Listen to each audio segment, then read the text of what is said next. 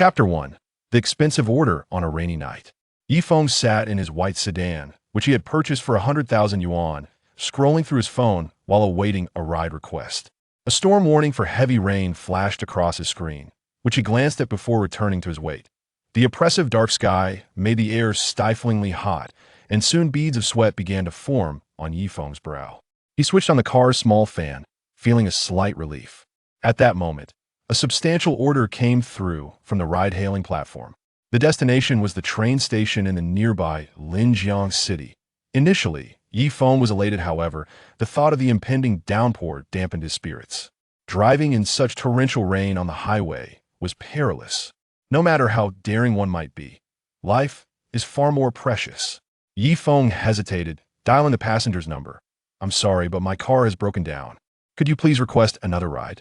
2,000 yuan for the empty return fee. Are you in or out?" A cool, crisp female voice responded over the line. Yi Feng's heart raced. Wow, what a big client. To receive 1,000 yuan for a 400-kilometer trip is already commendable.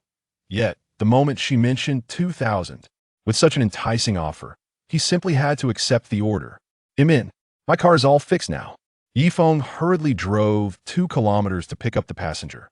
Approaching him was a woman dressed elegantly, with a stunning figure, who gracefully slipped into the back seat, filling the car with a delightful fragrance. "Get me to the Linjiang train station as quickly as possible," the woman in the back seat instructed in a firm tone. "Certainly. Please hold on tight."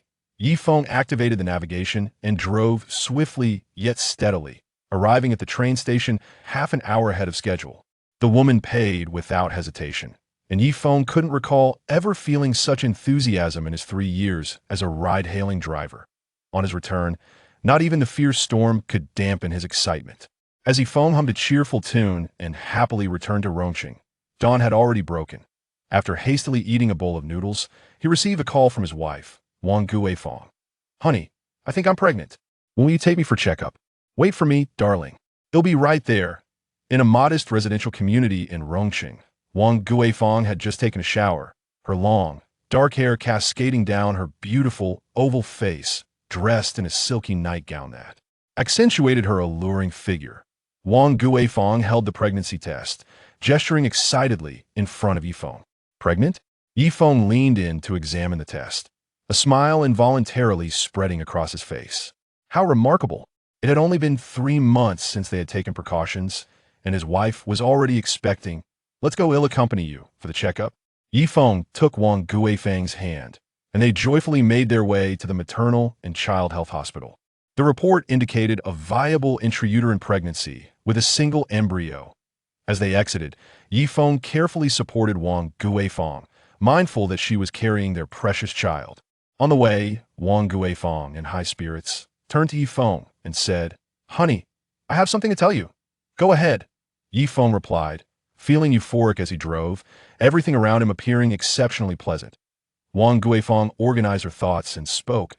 "My mother has arranged a match for my younger brother, but the suitor demands a dowry of 200,000 yuan for him to marry him. Why mother cannot gather such a sum in a hurry. You have savings of 200,000, don't you? Would you consider lending it to my mother in her time of need?" Yi Feng's expression darkened. "Let's discuss this later when we're back home." Wang Feng continued to plead. "He's my only brother, my mother's sole son. This is a pivotal moment in his life, a once-in-a-lifetime opportunity. I promise, I will find a way to repay you." Yi Feng remained silent, his face stern as he parked the car downstairs in their community. Sensing his discontent, Wang Feng refrained from further conversation and followed him upstairs. "Why, Yi Feng? What are your thoughts on this?" Wang Feng pressed. Yi Feng motioned for her to sit down first. "That 200,000 is meant for our future emergencies. It is unrealistic for you to expect me to hand it all over to your mother. I can lend her 20,000, but it must be documented with a promissory note and a repayment schedule." Wang Feng's expression fell immediately. "Just look at you. Your monthly salary barely reaches 5 or 6,000, sometimes only 3 or 4, that you toil for over 10 hours a day, coming home exhausted. Have I ever complained? When we married, you promised to transfer the property to me, but nothing has come of it. You assured me I wouldn't have to do housework or cook, yet here we are, with none of those promises fulfilled. Even if you can't keep your promises, you could at least spend more time with me. but you haven't done that either. Now, when I ask for just a little of your savings, why do you react so negatively? Yi Feng felt a wave of frustration wash over him. I work tirelessly for 15 hours a day just to earn 300 yuan. My wife does not understand my struggles. She doesn't handle household chores, doesn't do laundry, and doesn't go to work. Why mother bends over backward to take care of her cooking, providing for her, and ensuring she has everything she needs. The extent of her housework consists of boiling noodles for herself in the morning, eating in the afternoon, and washing her own dishes. I feel we have already given her everything within our capacity. Taking a deep breath, Yi Feng patiently attempted to explain to Wang Guifeng, "My dear, we truly cannot afford this. If I lend 200,000 to your mother, not only might she not repay it, but at my current rate, it will take us 3 to 5 years to save that amount again. Furthermore, you are expecting, and we must be cautious with every little expense. Every unexpected cost is a burden. The costs of childbirth, hospital stays, and preparing for the baby's needs, including clothes, blankets, toys, diapers, and a crib, all require funds. We simply cannot risk our little family's stability by giving everything to your mother. What about my brother? How am I supposed to explain this to my mother?" Wang Guifeng could hardly believe Yi Feng could be so stingy. She had humbly begged him, and yet he remained unyielding. Why Yi Feng grasped Wang Guifeng's hand and reassured her, "My love, your brother has the means to work. He can rent a car and drive. I've calculated it. After deducting the rental and food expenses, he could net around 150 yuan a day. That totals approximately 4,500 yuan a month, which would amount to 54,000 yuan a year. In 4 years, he would have saved 200,000. Your mother receives a monthly pension of 2,000 yuan, sufficient to cover the daily expenses of you and your brother. In less than 4 years, perhaps just a little over 3, your brother could amass 200,000 yuan in savings. With such an amount, aside from wealthy women who are unattainable, he could easily choose from girls of ordinary backgrounds, couldn't he?" Wang Guifeng reflected on the thought of her brother toiling away like Yi Feng. Shaking her head vehemently, she simply could not accept her brother enduring such hardship. With a spark of inspiration, she followed Yi Feng's lead, saying, "How dare you? Even considering my mother's pension? Do you think everyone is like you? My brother, in his current state, is not fit to drive a car. If he were to drive, he would be filing insurance claims every few days. Not only would he struggle to earn money, but he would also incur considerable losses. Yi Feng, it's acceptable for us to live frugally, but my brother's situation is a significant matter in his life. I implore you to lend him a hand, just this once. Will you?" Chapter 2. The Siege of the 200,000. Yi Feng resolutely shook his head, stating, 200,000 is non-negotiable. That amount is intended for our family's expenses and to build a reserve against risks. Wang Guifeng, seeking a compromise, suggested, "How about you take out 100,000 to help my brother establish a business?" Yet Yi Feng remained steadfast, replying, 20,000 is sufficient for him to set up a small food stall. Wang Guifeng was infuriated, exclaiming, "It seems you are blinded by money. If we proceed according to your reasoning, my brother's marriage will be jeopardized. Why can't you ever give me a shred of dignity? This is driving me mad." With that, she stood up to pack her things. "If you refuse to budge, what is the point of me carrying this child? You show no understanding towards me. I'll head to the hospital for an abortion right now." Wife. Yi Feng hurriedly grasped Wang Guifeng's hand, pleading, "Let's discuss this calmly." "Discuss what?" Wang Guifeng retorted, breaking free from his grasp and making for the door. Yi Feng, having exhausted his patience, blocked her path and demanded, "What do you intend to do? Do you wish to make this public knowledge? Since you are shameless, why should I care about my own dignity?" Wang Guifeng sulked, dropping to the floor in a fit of despair. Yi Feng took a deep breath. He had been awake for over 10 hours, feeling mentally drained, and was anxious about the well-being of the child he had longed for. "Please get up. We can discuss the finances later. I have not slept for nearly 24 hours. And I truly lack the energy for this argument. Allow me to rest and regain my clarity, and then we can deliberate." With that, Yi Feng proceeded to wash up, change his clothes, and lay down to sleep. Observing Yi Feng's indifference saddened Wang Guifeng. Tears welled in her eyes as she muttered resentfully, "All you do is sleep. Such a worthless person. You can't even part with 20,000. At that moment, a message popped up on her phone. "Honey, what are you up to?" Wang Guifeng responded, sulking. Engaging in conversation, a smile occasionally graced her lips. Just then, Yi Feng's mother entered the room, prompting Wang Guifeng to quickly reply. I'll talk later. My mother-in-law is here. Clearing the chat history, she greeted Yi Feng's mother with a smile. Mom, how much food did you buy? Let me help you. Yi Feng's mother hastily replied. I heard from Yi Feng that you are pregnant, so I went to the market for groceries. You must take care of yourself. You are precious. Go rest. I will handle this. Wang Guifeng had merely intended to be polite, so she took the opportunity to step back, saying, All right then, Mom, I'll take a break. Don't tire yourself out. Yi Feng's mother, a hard-working woman from the countryside, had spent her life toiling in the fields, strong and rarely ill. She was adept at household chores, always busy with various tasks. Before Wang Guifeng came into the family, Yi Feng's mother had been occupied with supermarket duties, but after Wang Guifeng's arrival, she returned home to care for her. Yi Feng's father tended to the shop alone. Late that night, around 11, Yi Feng's father returned home. Upon entering, he noticed the lights were off and assumed everyone was asleep. He quietly removed his outerwear and changed his shoes. Suddenly, Wang Guifeng unexpectedly called out, Dad, you're back. In the dim light, a sudden voice startled Ye's father, prompting him to switch on the living room lights. Why are you still awake? He inquired. I was waiting for Dad to return, Wang Guifeng replied, draped in a coat and seated on the sofa. Ye's mother emerged from the bedroom, yawning as she said, Yi Shan, didn't I inform you that our daughter-in-law is expecting? Why are you returning home so late? Yi Shan, somewhat stout and not particularly tall, habitually donned a Zhongshan suit, exuding an air of earnestness. You're unaware? Tomorrow marks the rare alignment of the 7 stars. Hence, many are purchasing lottery tickets today. I couldn't leave, Yi Shan responded nonchalantly.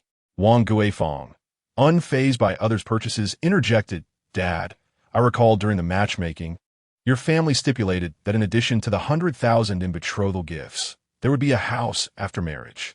Now that I am expecting, where's the promised house? When do you intend to fulfill that promise? Having just awakened, Yi Feng, still groggy, was momentarily bewildered by Wang Guifeng's mention of the house, almost believing he was dreaming.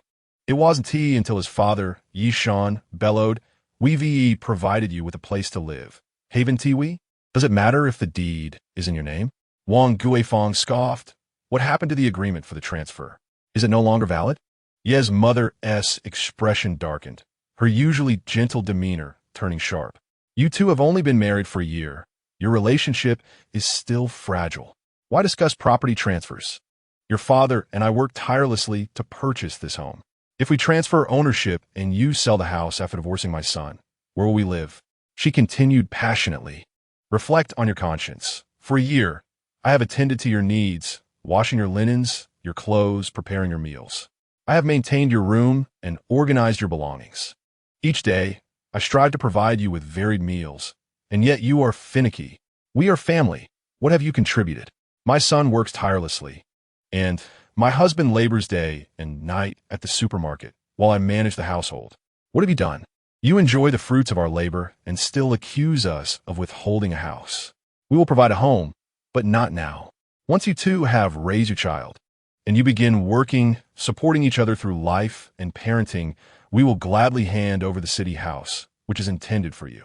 In due time, your father and I will return to our hometown and build a lovely house there. Wang Guifeng grew increasingly frustrated, pondering whether they intended to burden her entirely.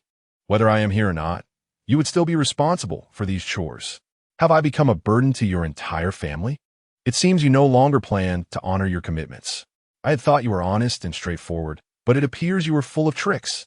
Unable to bear the escalating tension, Yi Feng flung open the door and shouted, Wang Guifeng, will you ever stop? How dare you speak to my parents this way? And what of it? You are siding with your parents to bully me. Family indeed. What a farce. In the end, you still regard me as an outsider. As Wang Guifeng spoke, she hastily packed her belongings. Since it has come to this, I shall not endure your temper any longer. I am returning to my maternal home. Yi Feng's temper flared in response. Quickly go back then. If you wish to leave, then leave. Yi Feng, I shall remember your words. Wang Guifeng's voice trembled with tears as she gathered her things and exited through the door. Chapter 3. The true face of the wife seeing the couple on the verge of separation, Ye's mother hurriedly interjected. Yi Feng, how can you speak to your wife like that? It's late at night, and you're providing fodder for the neighbor's gossip. Yi Feng, suppressing his anger, replied, Mother, I truly cannot endure this any longer. If she wants to chase after her family, then let her. I will not follow. Casting a glance at Yi Feng, Ye's mother hastily dressed and rushed after Wang Guifeng. Meanwhile, Yi Shan, who had been silent, earnestly advised, Do you realize how much we spent to marry this woman? How could Yi Feng be unaware? 3 years ago, they had finally saved enough for a home, purchasing this residence outright.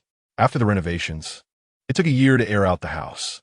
To ensure financial stability, Yi Feng borrowed 100,000 from relatives to buy a car, becoming a king of the racing circuit, working tirelessly for a year just to pay off the car expenses. That period was akin to a waking nightmare for him. Eyes open or shut, he was consumed by thoughts of racing. The aches in his back and hips were bearable, but after long nights of driving under streetlights, returning home, the brightness felt blinding. After a year in their new home, his father, Yi Shan, sought to find him a wife. He spent 10,000 on matchmaking fees, arranging a union with a relative from their village. They dated for a year, and the dowry alone cost the family 100,000, with wedding expenses and various other costs adding up to another 30,000. At that time, their family had just recovered from the financial strain of buying a home, and now, with the expenses of marriage, they had nearly depleted their savings. How could Yi Feng not understand their situation? The surrounding neighborhoods had been demolished, leaving only a few factories barely sustaining the supermarket. If those factories were to relocate, the supermarket would face abandonment. Their family was in desperate need of funds. If he wished to marry again, it would take 3 to 5 years to save enough for another dowry. Yi Feng felt deeply aggrieved. I know, and it is precisely because I know that I feel so constrained. Had it not been for marrying her, there would have been no rush to buy a house, nor would I have had to grit my teeth to borrow money for a car. But father, today's events cannot be blamed on me. Guifeng's brother is getting married, and she asked for money today. She has her eyes set on our house, not for our well-being, but to contribute to her brother's dowry. As mother said, she might very well sell the house to help her brother marry. In that case, all the hard work you two have put in throughout your lives would be for naught. Yi Shan moved to the window, lighting a cigarette. You have gone too far today. Wang Guifeng carries the blood of our Yi family. What kind of person sends a pregnant woman back to her maternal home in tears at such an hour? Quickly find your mother and bring her back. I will call Guifeng. Yi Feng dialed Wang Guifeng's number, but after a long wait, no one answered. Yi Feng dialed his mother once more, only to hear her mention that she had seen Wang Guifeng leaving in a black car, presumably a ride-hailing vehicle. Initially, he did not dwell on it. However, after more than half an hour had passed, he called his mother-in-law's house, only to be met with a barrage of scolding. What have you and your family done to my daughter? How can you throw her out while she is with child? Yi Feng felt a pang of guilt and smiled apologetically at his mother-in-law. Mother, I admit my fault. I was not thinking clearly today. Can you please tell me if Guifeng has returned home?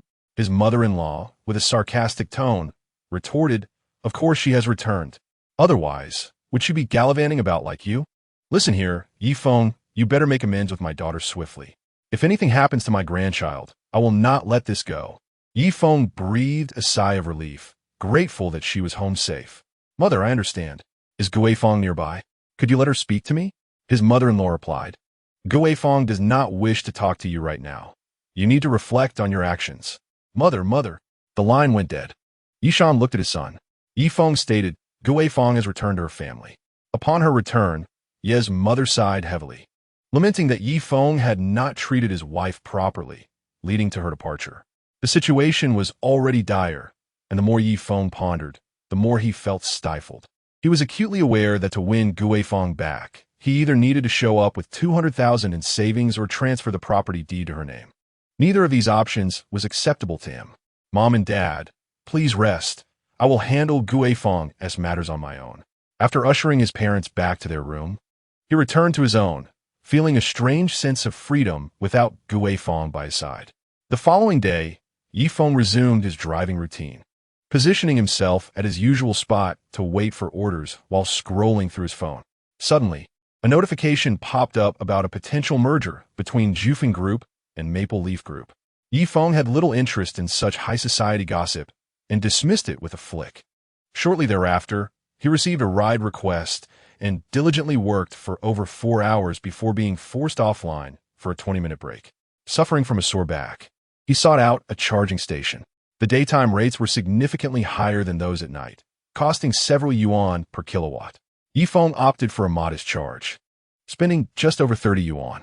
Just as he disconnected the charger and prepared to leave, 3 imposing figures emerged from the charging station, clad in matching high-top hiking boots and sports camouflage attire. They glanced at Yi Feng's license plate before approaching and knocking on his window. A sense of foreboding washed over Yi Feng. He felt an overwhelming urge to accelerate and flee, but one of the individuals stood directly in front of his vehicle. If he were to start the engine, he would inevitably collide with this person.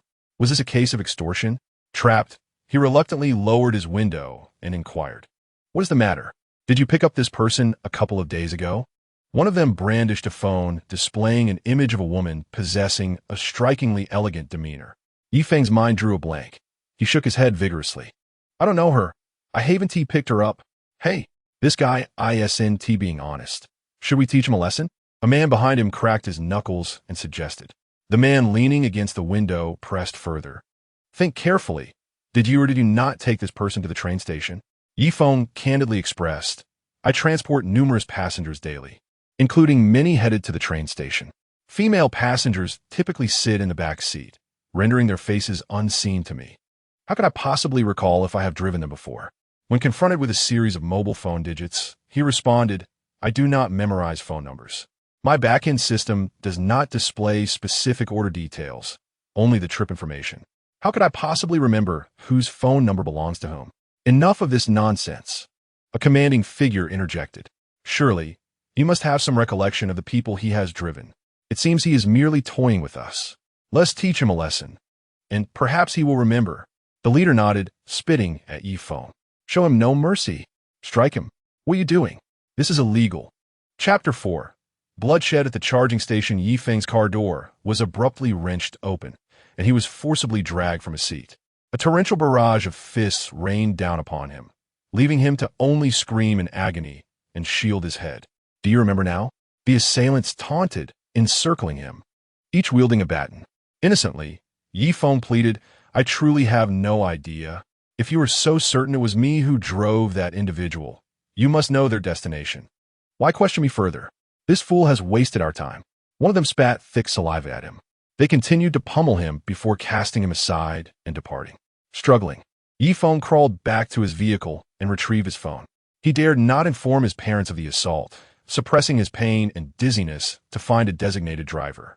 When the driver arrived, his heart sank at the sight of Yi Feng, battered and smeared with blood and dirt. "Brother, I had no idea you were in this condition. Should I call an ambulance? Would it be all right if you canceled this ride?" "Enough chatter. 500 yuan to the nearest trauma hospital." Ye Feng weakly insisted. The driver, aware of a hospital merely 2 kilometers away, recognized the lucrative opportunity. "All right, brother, I'll help you into the car. But let us be clear, if something happens to you en route, it's not my responsibility." After a strenuous journey, Yi Feng was swiftly placed on a stretcher and rushed for emergency treatment.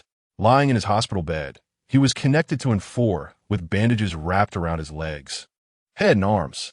With trembling hands, he dialed Wang Guifeng's number, realizing she was his only hope for assistance. "Beep, beep, beep. Sorry, the number you have dialed is not available. Please try again later." Yi Feng sent a message to Wang Guifeng. "Darling, I've been assaulted. I would prefer my parents remain unaware to spare them worry. Could you possibly come by?" Meanwhile, Wang Guifeng was in the restroom when she heard her phone ring and asked, "Mom, is that Yi Feng calling?" Seeing the notification about Yi Feng's hospitalization, Wang's mother thought, "This useless son-in-law is quite crafty, concocting such a lie to save 20,000 yuan. He aims to deceive my daughter. Absolutely not." Consequently, she deleted the message without hesitation. The phone rang urgently once more, and just as Wang Guifeng was about to answer, her mother intervened, saying, "Do not pick it up. If you are too accommodating, he will take advantage of you and bully you in the future. Leave him be for a couple of days. Let him understand that you are genuinely upset this time and not easily appeased." Wang Guifeng found her mother's reasoning sound. After all, who reconciles the day after a quarrel? Her mother descended the stairs and glanced below, not spotting Yifeng's figure. With a stern expression, she entered the house, exclaiming, "I knew it. Yifeng must be calling to sweet-talk you again. Do not answer." "Mother, is this really the best course of action?" Wang Guifeng pondered, feeling that Yifeng was acting unusually this time. He had never called her so many times before. Was there something urgent? Most importantly, she regretted returning to her parental home on the first day. Early this morning, she was awoken by her mother, who demanded that she wash clothes, prepare meals, and serve the entire family. "I am pregnant," she protested. Her mother retorted that she had done everything while pregnant and questioned why Wang Guifeng was being so delicate. After finally preparing the meal, she was met with complaints about its taste from her mother and younger brother. Wang Guifeng felt a deep sense of grievance, tears streaming down her face. When at her in-laws, she had never been roused so early nor burdened with so much work. Before her marriage, her mother had never treated her this way. Instead, she had continually urged her to assist her brother after marriage. What is wrong with that? Listen to your mother. It is undoubtedly right. Otherwise, your brother will never find a wife, and your mother will act as if you do not exist. Wang Guifeng felt utterly wronged. She increasingly blamed Yifeng. If he truly cared for her, he would have come to apologize and would never allow her to suffer at her mother's hands. Just then, the phone rang again. This time, it was Yifeng's mother. Wang Guifeng knew without a doubt that it was an attempt to persuade her to return. She resolved not to go back, curious to see how the Yi family would endure being spoken ill of by others. In the hospital, Yifeng's mother was frantic upon hearing that her son had been hospitalized due to an altercation. Fortunately, it was only superficial injuries, as the assailants had not intended to cause severe harm. Both parents had arrived and attempted to call Wang Guifeng, but she would not answer no matter how many times they tried. How could she not answer after such a significant incident? Yishan could not help but express his frustration toward his daughter-in-law. Yifeng, with a bitter smile, remarked, "Even if I were to be killed, she likely wouldn't care. Her concern lies solely with my 200,000 yuan in savings and the house promised to her by you, my parents." As he listened to his parents bicker, his mind became a whirlwind of chaos and irritation. Enough. Stop arguing. Today, if I give her 200,000 yuan to placate her, tomorrow her brother will seek assistance in finding a job and will come to us for money. Once she realizes she cannot extract funds from here, she will surely have her eyes on your house. Whether sooner or later, she will not rest until she has drained our family dry. I told you both that I did not want to marry, but you insisted on rushing for a grandchild. Look, the grandchild has arrived, and our family is on the verge of being exhausted. Yifeng's mother, now alarmed, asked, "What do we do now? We cannot possibly divorce." Yifeng's frustration grew. Divorce? I wish it were that simple. The law does not support divorce during pregnancy. Yishan spoke up. "I believe Guifeng is not an unfeeling person. Surely something must have delayed her from seeing the call. I will try to reach her again tomorrow." "There's nothing else to be done," replied Ye's mother. However, she was not easily dissuaded and persistently attempted to contact Wang Guifeng for 3 consecutive days, yet to no avail. An unexpected visitor arrived in the hospital room. A fashionably dressed woman, adorned in high-heeled boots and carrying a basket of fruit, entered. Her gentle and melodious voice inquired, "Is Yifeng in this room?" Yishan had gone to tend to the supermarket, leaving only Ye's mother, who was peeling an apple for Yifeng. Upon hearing the question, she responded with curiosity, "Yes. Yifeng resides here. And you are?" Yifeng lifted his gaze and was instantly captivated by the woman. She was clad in a tailored beige, loose-fitting shirt paired with a black pencil skirt, her legs enveloped in black stockings, accentuated by high-heeled boots. The entire ensemble exuded professionalism and warmth. With her fair complexion, striking features, and an alluring figure, she embodied a captivating presence. As she approached, Yifeng caught a faint whiff of her delicate fragrance. The woman's radiant face bore a friendly smile as she introduced herself. "Hello, Annie. My name is Lin Wanru. and I am here to visit Yi Feng. You see, a few days ago, Yi Feng was assaulted, and I bear some responsibility." Noticing Ye's mother's expression change, she quickly clarified, "Please do not misunderstand. Annie, I did not instruct anyone to harm Yi Feng. I had run away from home, and during my taxi ride, my father dispatched someone to track my whereabouts.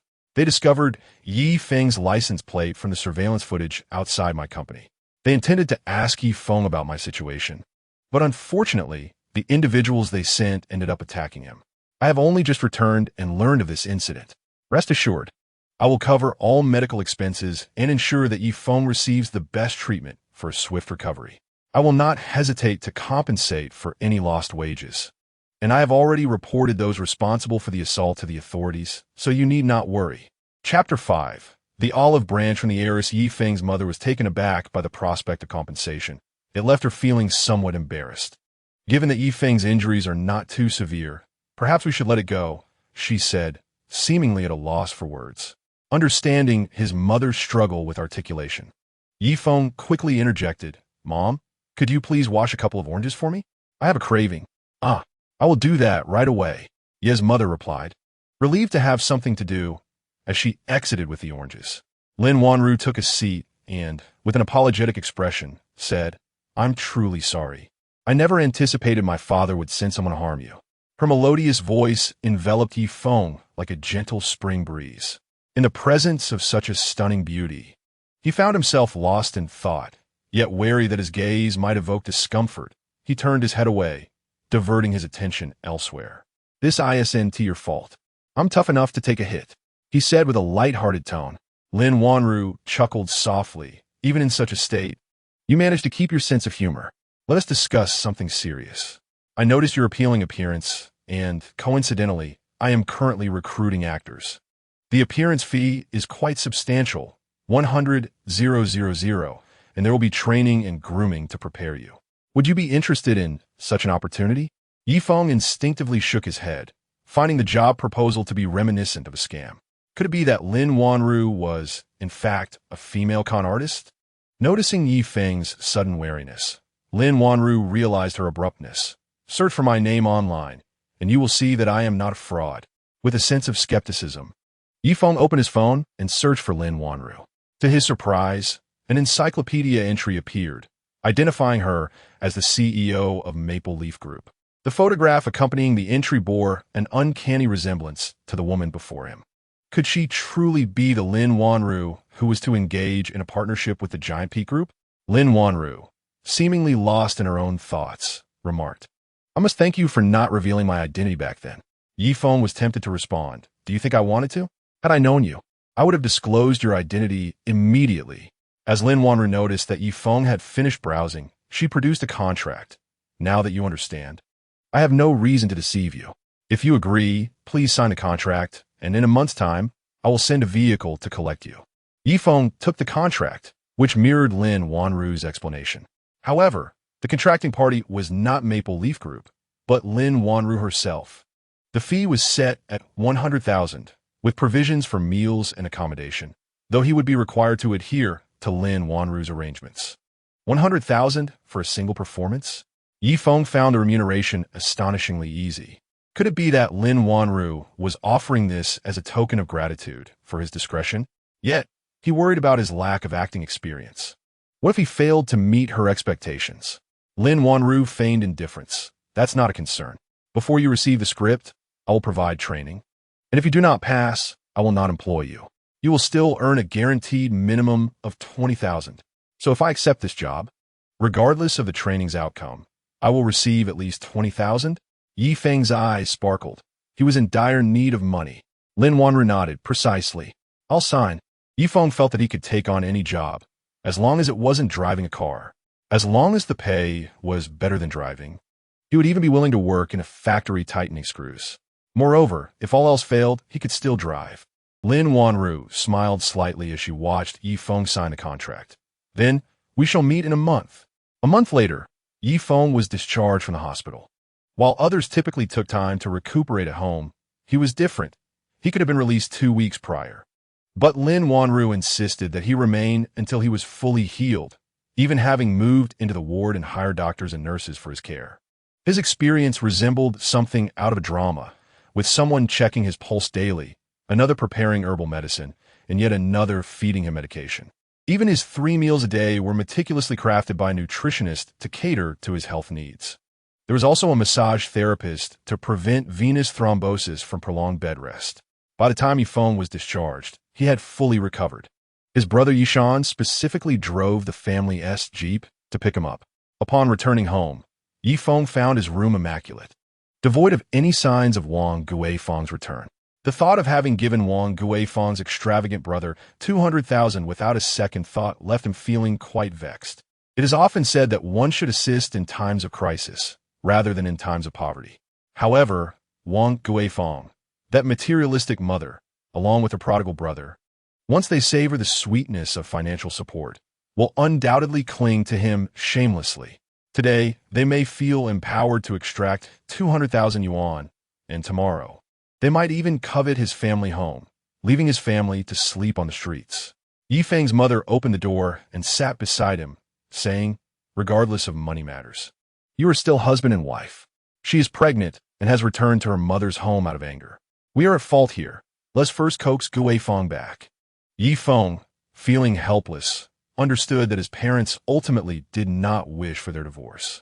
Thus, he decided to extend another opportunity to Wang Guifeng. "Very well. I shall go fetch her. If she can be reasonable, I will bring her back. If not, I will return alone." Meanwhile, Wang Guifeng, having not answered calls from her in-laws for several days after leaving their home, contemplated reaching out to Feng to inquire about the situation. A month had passed, and the Yi family showed no inclination to retrieve her, nor had they even made a single phone call. Anxiousness enveloped her. Could it be that Feng had resolutely turned his back on her, forsaking their child? Or had he discovered something? Her phone screen illuminated with Zhao Xiaofeng's profile picture, stirring a tempest of emotions within her. Zhao Xiaofeng, her high school classmate, had recently crossed her path during a visit to a luxurious spa at the invitation of a friend. There, she encountered Zhao, who, much like in their school days, expressed admiration and a desire to pursue her. She had initially declined, asserting her marriage to Feng. Nonetheless, Zhao Xiaofeng appeared undeterred, unabashedly showering her with the praise and tenderness that she lacked from Feng, filling the void in her heart with emotional validation.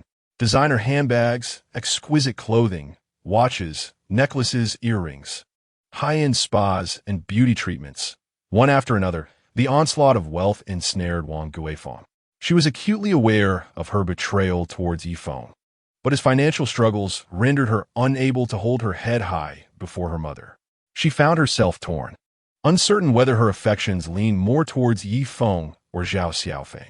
Whenever Feng was out all night with his flashy sports car, it was Zhao Xiaofeng who filled her emotional emptiness.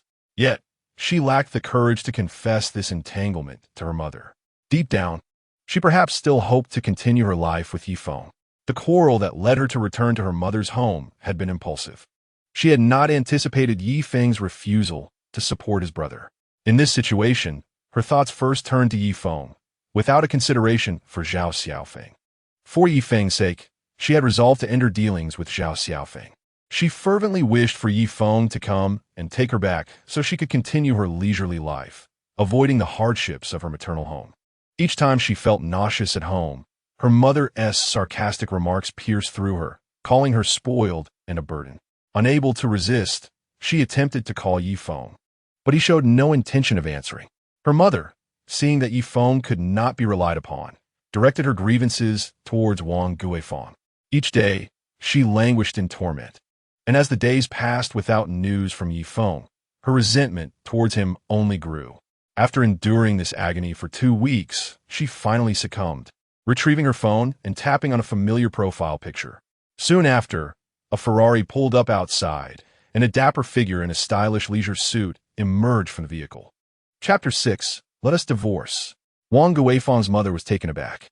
"Hello, Annie. I am Zhao Xiaofeng, a friend of Guifeng's, here to take her for a prenatal checkup." The other party casually presented Wang Guifeng's mother with luxurious ginseng and bird's nest supplements, showering her with monetary gifts that filled her heart with joy. "Guifeng, Why didn't you mention that you have such a friend? He is certainly a far better companion than that useless husband of yours. Zhao, our Gue Feng is pregnant and in delicate health. Please take good care of her. Rest assured, Auntie, I will look after Gue Feng well. At the hospital, after Wang Gue Feng had her blood drawn, she discreetly submitted another prepared sample while Zhao Xiaofeng was distracted. That day, upon returning home, Wang Guifeng was greeted by her mother's radiant smile as she warmly escorted Zhao Xiaofeng to the door. At that moment, Yifeng's car was parked beneath Wang Guifeng's apartment building, and a luxurious Ferrari worth 3 million was also present.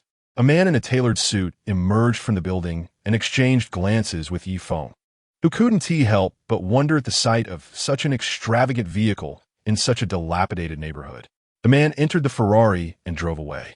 Yifeng dismissed the thought, carrying gifts as he knocked on the door of Wang Guifeng's family home.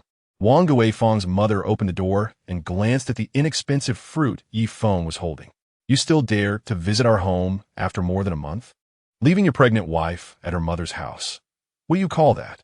Yifeng took a deep breath, ignoring his mother-in-law's disdainful gaze, and explained, Mom, I was injured and hospitalized a month ago. I've been receiving treatment, and today I just got discharged to pick up Guifeng. Reluctantly, Wang Guifeng's mother stepped aside and called out, Guifeng, Yifeng is here to take you. Yifeng made his way to Wang Guifeng's room, where she sat with her back to him. Dear, come back with me, Yifeng said earnestly. Wang Guifeng turned coldly and asked, What have you decided regarding the matter I mentioned earlier? To be honest, I don't have the 200,000 now, Yifeng replied deliberately. Wang Guifeng was taken aback and turned to him. What do you mean? Yifeng explained, I was severely injured, rushed to emergency care, and spent a month in the hospital. All my savings went towards medical expenses. Then, does that mean you're no longer willing to support my brother? Wang Guifeng demanded angrily. Yifeng felt increasingly disillusioned with her. Your husband is in the hospital, and you show no concern. Now that I've come to offer you an opportunity, you only mention money. He suppressed his anger, striving to keep his voice calm. My father intends for the child to be raised until they are older, at which point they will return to the countryside to retire. We can transfer ownership then. If you are unwilling, you may continue to stay at your mother's house. I can give you time to think it over. While I'm still here, make your decision. Do you want to come back with me? Do you truly have no money left? You wouldn't deceive me, would you? Wang Guifeng was skeptical, believing that with insurance coverage, it was impossible to incur such expenses. Yifeng pulled out his phone and displayed the hospital bill. Here is the hospital statement. As Wang Guifeng scanned the final total, it read 200,000. It was indeed 200,000. Dear, please come back with me. Although we have run out of money, I can still drive a car and earn some income. It won't be long before we save up again. Wang Mu could no longer tolerate it and forcefully pushed open the door. Yifeng, stop enchanting my daughter with your sweet words. To save that 200,000, you have ignored them for a month. What now? You've got my daughter pregnant, and now you wish to shirk responsibility? Yifeng tried to maintain his composure. Mom, that is not my intention. I genuinely want to build a life with Gue Feng. Even though I am broke, my feelings for her are sincere. Please believe me. Unexpectedly, his mother-in-law, with an air of superiority, retorted, With no money, how will you support Gue Feng and the child? Without finances, what good are your feelings? Let me be clear, if the house is not transferred within 3 days, you can forget about living together. Little did she know, her words struck a chord with Yifeng, but he did not wish to be the villain. In disbelief, he asked his mother-in-law, Mom, are you suggesting that I divorce Gue Feng? What other choice is there? Should I let my daughter suffer alongside a good-for-nothing like you? His mother-in-law coldly responded. Yifeng turned to Wang Guifeng. What do you think? Wang Guifeng hesitated. Wang Mu glared at her. Now you feel soft-hearted? When you were enjoying life outside, did you think to check on Yifeng? When you went for your checkups, did you consider reaching out to him? Don't tell me your feelings for Yifeng are so profound. Wang Guifeng, flustered, sensed the threat in her mother's words.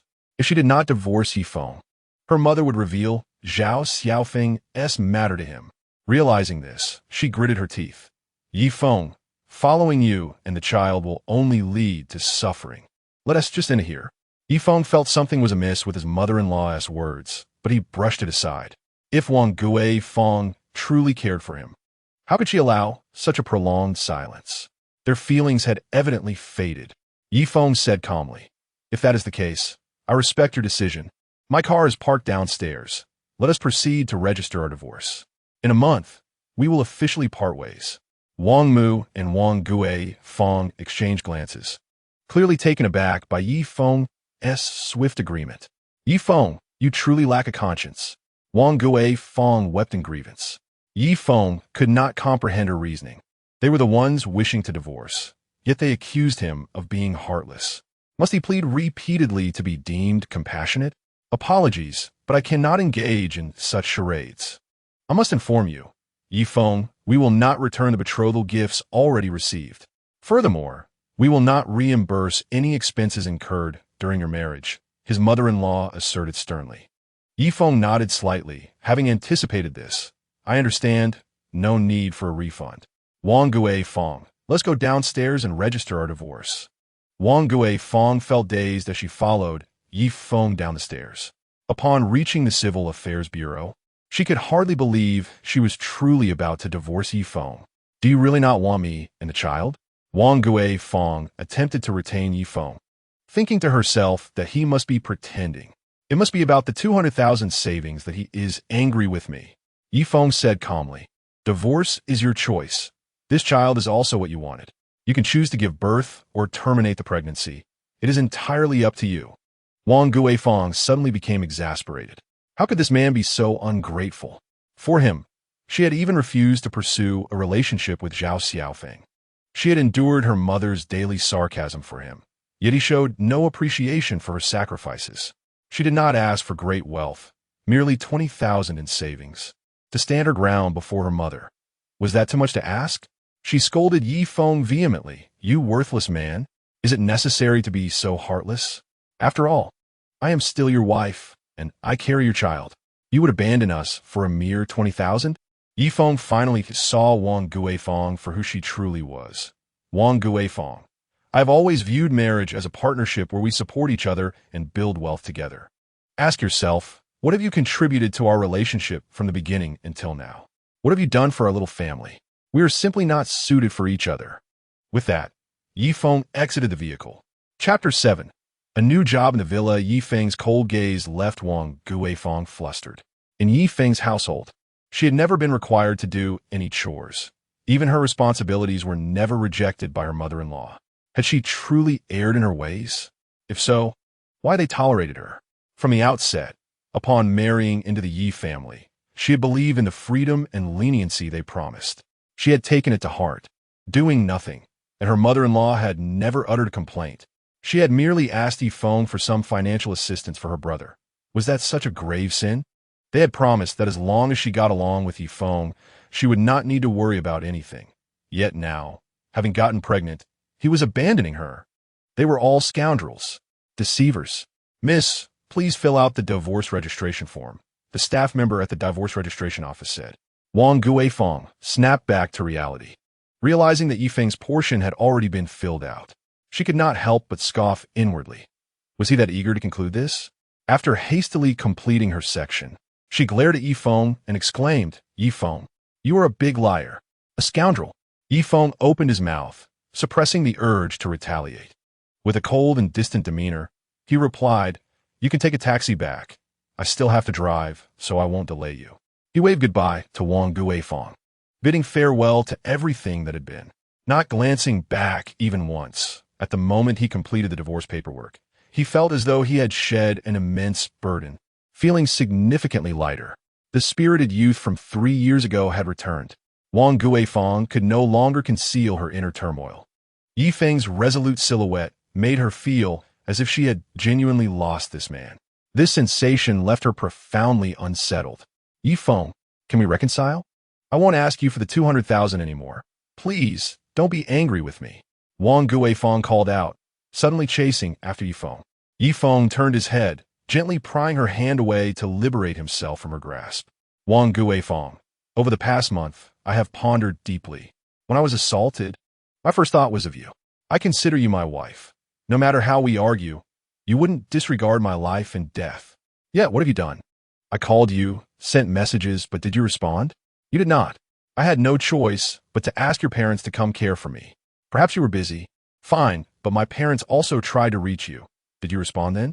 Yi Feng spoke deliberately. We have arrived at this juncture because of your actions. You cannot blame anyone else. Do not seek me out. For the next month, I shall not appear before you. With that, Yi Feng turned and swiftly entered his vehicle, leaving Wang Guifeng unable to follow. Finally exhaling a long-held breath, he drove to the Feng Group building and messaged Lin Wanru. Miss Lin, I am now outside your office. Before long, Lin Wanru emerged from the building with graceful strides, her slender waist and alluring figure igniting a fervor within Yi Feng. A wealthy and glamorous beauty. Merely gazing at Lin Wanru for a moment, Yi Feng's mind wandered into fantasies 1,000 times over. Lin Wanru naturally seated herself beside him, exuding a subtle fragrance as she gently spoke. Yi Feng, I have sent the address to your phone. We can discuss further upon arrival. Yi Feng reined in his errant thoughts, striving to dismiss those enchanting images. He activated the navigation and set the car in motion. Miss Lin, what brings you here in person? Yi Feng, uncertain of what topic to broach, initiated the conversation. Lin Wanru replied with mild indifference. The project I am handling requires my direct coordination with you. A sudden clarity dawned upon Yi Feng. Lin Wanru then recalled something and remarked, There's one more matter I must clarify. During the training period, you certainly cannot drive. I have heard that in your line of work, the monthly rental can be quite steep. Perhaps it would be best if you return the car. This concern had long been on Yi Feng's mind. Rest assured, Miss Lin, this car is mine. There are no rental fees involved. That is good to hear. The journey continued in silence until they arrived at their destination, where Yi Feng was astonished to find himself at a private villa, far beyond the comparison of ordinary townhouses. The courtyard was adorned with pavilions, rockeries, and flowers, exquisitely beautiful, complemented by grand, floor-to-ceiling windows. The entrance featured a fountain designed with meandering waters, and stepping inside felt akin to entering a resplendent banquet hall. A butler in his 40s, clad in a suit, stood at the door with several attendants, who arranged themselves in an orderly manner, bowing slightly and declaring, Welcome home, boss. Uncle Song. This is the actor I found, Yi Feng, Lin Wanru introduced. Turning to Yi Feng, she added, Yi Feng, this is the butler of this estate, Song Lin. From now on, your training and evaluations will be overseen by Uncle Song. Feel free to inquire if you have any questions. Song Lin extended a courteous hand to Yi Feng. Hello, Mr. Yi. Just like the president, you may call me Uncle Song. Yi Feng politely shook his hand. Hello. Uncle Song. Mr. Lin, Mr. Yi, please follow me. Song Lin guided the two into the elevator, ascending to the top floor, where a dedicated dining bar awaited them. After receiving a nod of approval from Lin Wanru, Song Lin addressed Yi Feng. In the coming month, Mr. Yi will undergo a variety of training sessions here, all aimed at transforming him into a suitable match for Mr. Lin's fiancé image in a short period of time. Yi Feng nearly spat out the tea he had just sipped. I am to play Mr. Lin's fiancé? Lin Wanru turned to Yi Feng with a look of surprise. What is the matter? Are you astonished? Yi Feng hurriedly waved his hands, dabbing at his mouth with a tissue, and after regaining his composure, he exclaimed, I apologize, Mr. Lin. I truly did not anticipate that I would be portraying your fiancé. Transitioning into a professional demeanor, Lin Wanru treated Yi Feng as she would any ordinary employee, calmly stating, Mr. Yi, if there are no objections, please take some time to familiarize yourself with the villa and your schedule. You have 1 month to learn, and after that, I hope to see a remarkable transformation. With that, Lin Wanru exchanged a brief greeting with Song Lin and departed the villa with graceful strides. As Yi Feng watched the beautiful figure of Lin Wanru leave, he felt a wave of frustration wash over him. Since entering the villa, he had become acutely aware of the disparity between their social standings. A woman of her caliber, the president of a publicly listed corporation, was simply beyond his reach. The thought of genuinely engaging with someone of her stature seemed utterly implausible. Thus, his astonishment and flustered reaction upon learning he was to assume the role of her fiancé were entirely understandable. Noticing the expression on Yi Feng's face, Song Lin, with a hint of sympathy, remarked, "Mr. Yi, do not dwell on it. If your performance does not meet Mr. Lin's expectations within this month, your connection with her will come to an end." Yifeng felt as though his innermost thoughts had been laid bare, yet he did not perceive his aspirations as misguided. Rather, he considered them quite reasonable. After all, the woman in question was a prominent figure, richly endowed with resources. She was offering him an opportunity for self-enhancement, a chance to elevate himself to her level, which felt far from being a mere one-sided pursuit. "Very well, Uncle Song, let us commence. I am brimming with confidence and determined to impress Mr. Lin," Yifeng declared with fervor. Song Lin maintained a composed demeanor. He had encountered many like Yifeng, and he knew that numerous individuals had never seen Lin Wanru again after being expelled from the villa. Yifeng was genuinely resolute. He first called his parents to inform them of two matters. He had finalized his divorce with Wang Guifeng, and he would not be returning home for the next month, as he had secured a job that included room and board, assuring them not to worry about him. Chapter 8. The Day of the Certificate. Wang Guifeng's breakdown. The Yi couple did not ponder deeply about their son's new job. They believed a change in environment and mindset could be beneficial. They advised Yifeng to foster good relationships with his boss and colleagues, and to avoid bringing any negative emotions from the divorce into his work. While his parents were somewhat chatty, Yifeng felt no impatience. He had entirely moved on from Wang Guifeng, and thus harbored no lingering negativity. During his stay in the villa, his schedule was meticulously filled, and apart from sleeping and dining, Yifeng was constantly immersed in learning. In just a month, his demeanor and aura had undergone a remarkable transformation. The butler looked on with satisfaction at Yifeng's progress over the past month in various assessments. Yifeng had achieved the highest accolades. Lin Wanru's figure finally reappeared in the villa, smiling as she addressed Yifeng. "Congratulations, you have passed my test. Now, a more formidable task awaits you. The engagement banquet begins tonight. You have an afternoon to familiarize yourself with the persona you are to embody and the background that accompanies it. I will pick you up promptly this evening." "Wait," Yifeng called out to Lin Wanru, who was about to leave. She paused, turning back with her usual elegance and charm. "What is it? Am I not allowed to leave the villa? I haven't returned home in a month." Yifeng spoke with a tone and demeanor that suggested equality rather than a subordinate addressing a superior, entirely devoid of any notion of subservience.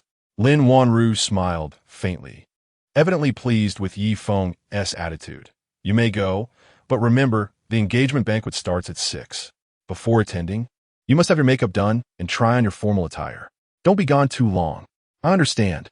Yifeng quickly changed back into casual attire and hurriedly exited the villa. The divorce registration office opened at 1 in the afternoon, and he had arranged to meet Wang Guifeng at 2 to finalize the divorce certificate. He wished to avoid any unrealistic fantasies for the other party and aimed to expedite the process of acquiring the divorce certificate. Yifeng didn't even drive his own car. He took a taxi straight there. "Let us not waste time. I have work to do. Let us get this certificate." Yifeng was the first to submit his documents. Wang Guifeng bit her lip, casting a resentful glance at Yifeng. His indifference was a painful stimulus for her. In a final attempt to engage him, her eyes reflected a complex mix of emotions. "Yifeng, once I submit these documents, we will be irrevocably finished. Have you truly thought this through?" Yifeng replied coolly, "I have no lingering attachments to you. The time and money I've invested in you, I will consider as a lesson learned." Upon hearing his words, Wang Guifeng retracted her outstretched hand, glaring at him with fury. "Yifeng, you n'intéressed in head impressions," seized the documents from her grasp and handed them to the staff. "Hello, are we able to process the divorce certificate now?" After verifying the documents, the staff stamped the divorce certificate and handed it along with both parties' identification to them. Yifeng took the certificate and prepared to leave. "Yifeng, stop right there," Wang Guifeng called out without courtesy. Yifeng frowned. "Do you have something else to discuss? Although we are divorced, we must address the division of assets." Wang Guifeng approached him with an air of superiority, scrutinizing Yifeng, who seemed to exude an aura of poverty, and arrogantly stated, "The 200,000 you have in savings is considered marital property, and our marital home must also be divided. I checked, and the market value of our home is 2 million. I want to haggle. I want 110,000 plus 100,000 in alimony. 210,000, and we'll be square? Feng clenches fists. What common property could there possibly be between us? The law stipulates that personal savings accumulated before marriage remain individual assets after marriage. The notion of marital property you speak of is non-existent. Furthermore, our marital home is registered in my parents' name. It was purchased with their lifetime savings before our marriage, and you contributed nothing, merely moving in with your belongings. Now you wish to partake in it? Dream on. Wang Guifeng, rendered speechless, produced a lawyer's letter. Regardless, I have already filed a lawsuit against you. So await the court summons. At that moment, a Ferrari parked outside the Civil Affairs Bureau, capturing the attention of many. In this day and age, even the wealthy tend to travel in business vehicles. It is rare to see someone flaunting a sports car. The sight of such luxury immediately prompted numerous onlookers to raise their phones in excitement. Feng, Wang Guifeng, blushing, nestled against the man. The man's piercing gaze turned towards Feng. Wang Guifeng proudly led him in front of Feng, despising Feng's indifference and aloofness. Shame to make him realize that he was but a failure. Feng, allow me to introduce my boyfriend, Zhao Feng. He is nothing like you, a penniless wretch. He is a true heir of a prestigious family, vastly superior to you. Feng recalled Wang Guifeng's hesitance when obtaining the divorce certificate and mistakenly thought she was reluctant to part ways. He retorted sarcastically, "Congratulations on finding a sugar daddy." "Who are you calling a sugar daddy?" Zhao Feng, usually admired, had never been subjected to such indignity. Feng fixed his gaze on the man, enunciating each word. "I'm talking about you. No matter how impressive you think you are merely stepping into my shoes." Suddenly, Zhao Feng laughed, leaving Feng perplexed. "Feng, you truly are naive." While accompanying Guifeng for her prenatal checkup, I confirmed that she's carrying my biological child. Thus, you are the one stepping into my shoes. Ha. Feng's complexion shifted from pale to green, then back to pale again, ultimately scoffing. "So what? I have cut my losses in time, but do you truly know Wang Guifeng? Are you aware of how many men she has entertained behind your back?" With that, he disregarded Zhao Feng's changing expressions and departed. Feng hailed a taxi, not wishing to see the pair any longer. He had believed there was some semblance of genuine marital affection left between him and Wang Guifeng, but her actions filled him with disdain. It turned out that while he had trusted her, she had been seducing other men, becoming pregnant with another child, and planning to make him the unsuspecting fool while coveting his family savings. How foolish he had been to believe that such a woman would share a life with him. He picked up the documents provided by Lin Wanru, familiarizing himself with the identity he was to portray that evening. He would assume the role of the young master of the Yi family from Yanjing, having met Lin Wanru at a banquet 2 years prior. Meanwhile, Wang Guifeng anxiously explained, "Feng, what Feng said was merely to provoke you. I truly have no other man aside from him. In the hospital, didn't you also conduct a paternity test? The child I carry is indeed yours. Feng is always out early and back late. When will we have a time for intimacy?" Silence. Who to believe? I will investigate myself. Get in the car. Zhao Feng, fuming with anger, dragged Wang Guifeng into a Ferrari. The driver pressed the accelerator, and the sleek vehicle vanished into the square in front of the Civil Affairs Bureau. Feng returned home, silently entering his room and lighting a cigarette. Chapter 9. The arrival of butler Zhong. Hearing the door open, Ye's mother called out, "Son, is that you?" "Yes, it's me," Feng replied as he exited his room. Noticing his mother busy in the kitchen, his heart softened and the words of reproach faded away. "While you and Guifeng were living together, where did she go during the day?" Feng pondered, struggling to recall when exactly Wang Guifeng had begun her affair with another man, one who was affluent, no less. Ye's mother chuckled awkwardly. Actually, Guifeng often visited her family during the day and only returned home at night for dinner and sleep. I didn't want to pry into her visits. "So, you are unaware of her whereabouts during the day?" The more Feng thought about it, the more vexed he became. "My son, have you encountered some trouble? Did you not manage to finalize your divorce with Guifeng?" Ye's mother, sensing something amiss, asked with concern. Feng shook his head. "It's done." Suddenly, he recalled the Ferrari he had seen parked outside Wang Guifeng's residence. The realization hit him. It was indeed the same car he had spotted earlier today at the Civil Affairs Bureau. Yi Feng seethed. How could Wang Guifeng not believe me when I said I was hospitalized? It turns out she was already involved with Zhao Xiaofeng, carrying his child and treating me like a fool, draining our savings and assets. What? Wang Guifeng has been seeing another man all along? Ye's mother exclaimed, incredulous. You must be careful with such accusations. While Guifeng may be a bit vain, I cannot believe she would resort to infidelity. Yi Feng, overwhelmed with frustration, continued. Today, she flaunted her new boyfriend before me. I distinctly saw him emerge from that very Ferrari parked outside her building. Moreover, he even crossed paths with me. Ye's mother, infuriated, slammed the table. Wang Guifeng has gone too far. She has consumed our hospitality, yet she dares to betray you. We treated her like family, and she repays us with such treachery. It's utterly shameless. Wang Guifeng's actions had shattered Ye's mother's worldview. Had she not witnessed it herself, she would have found it hard to believe such a scoundrel existed.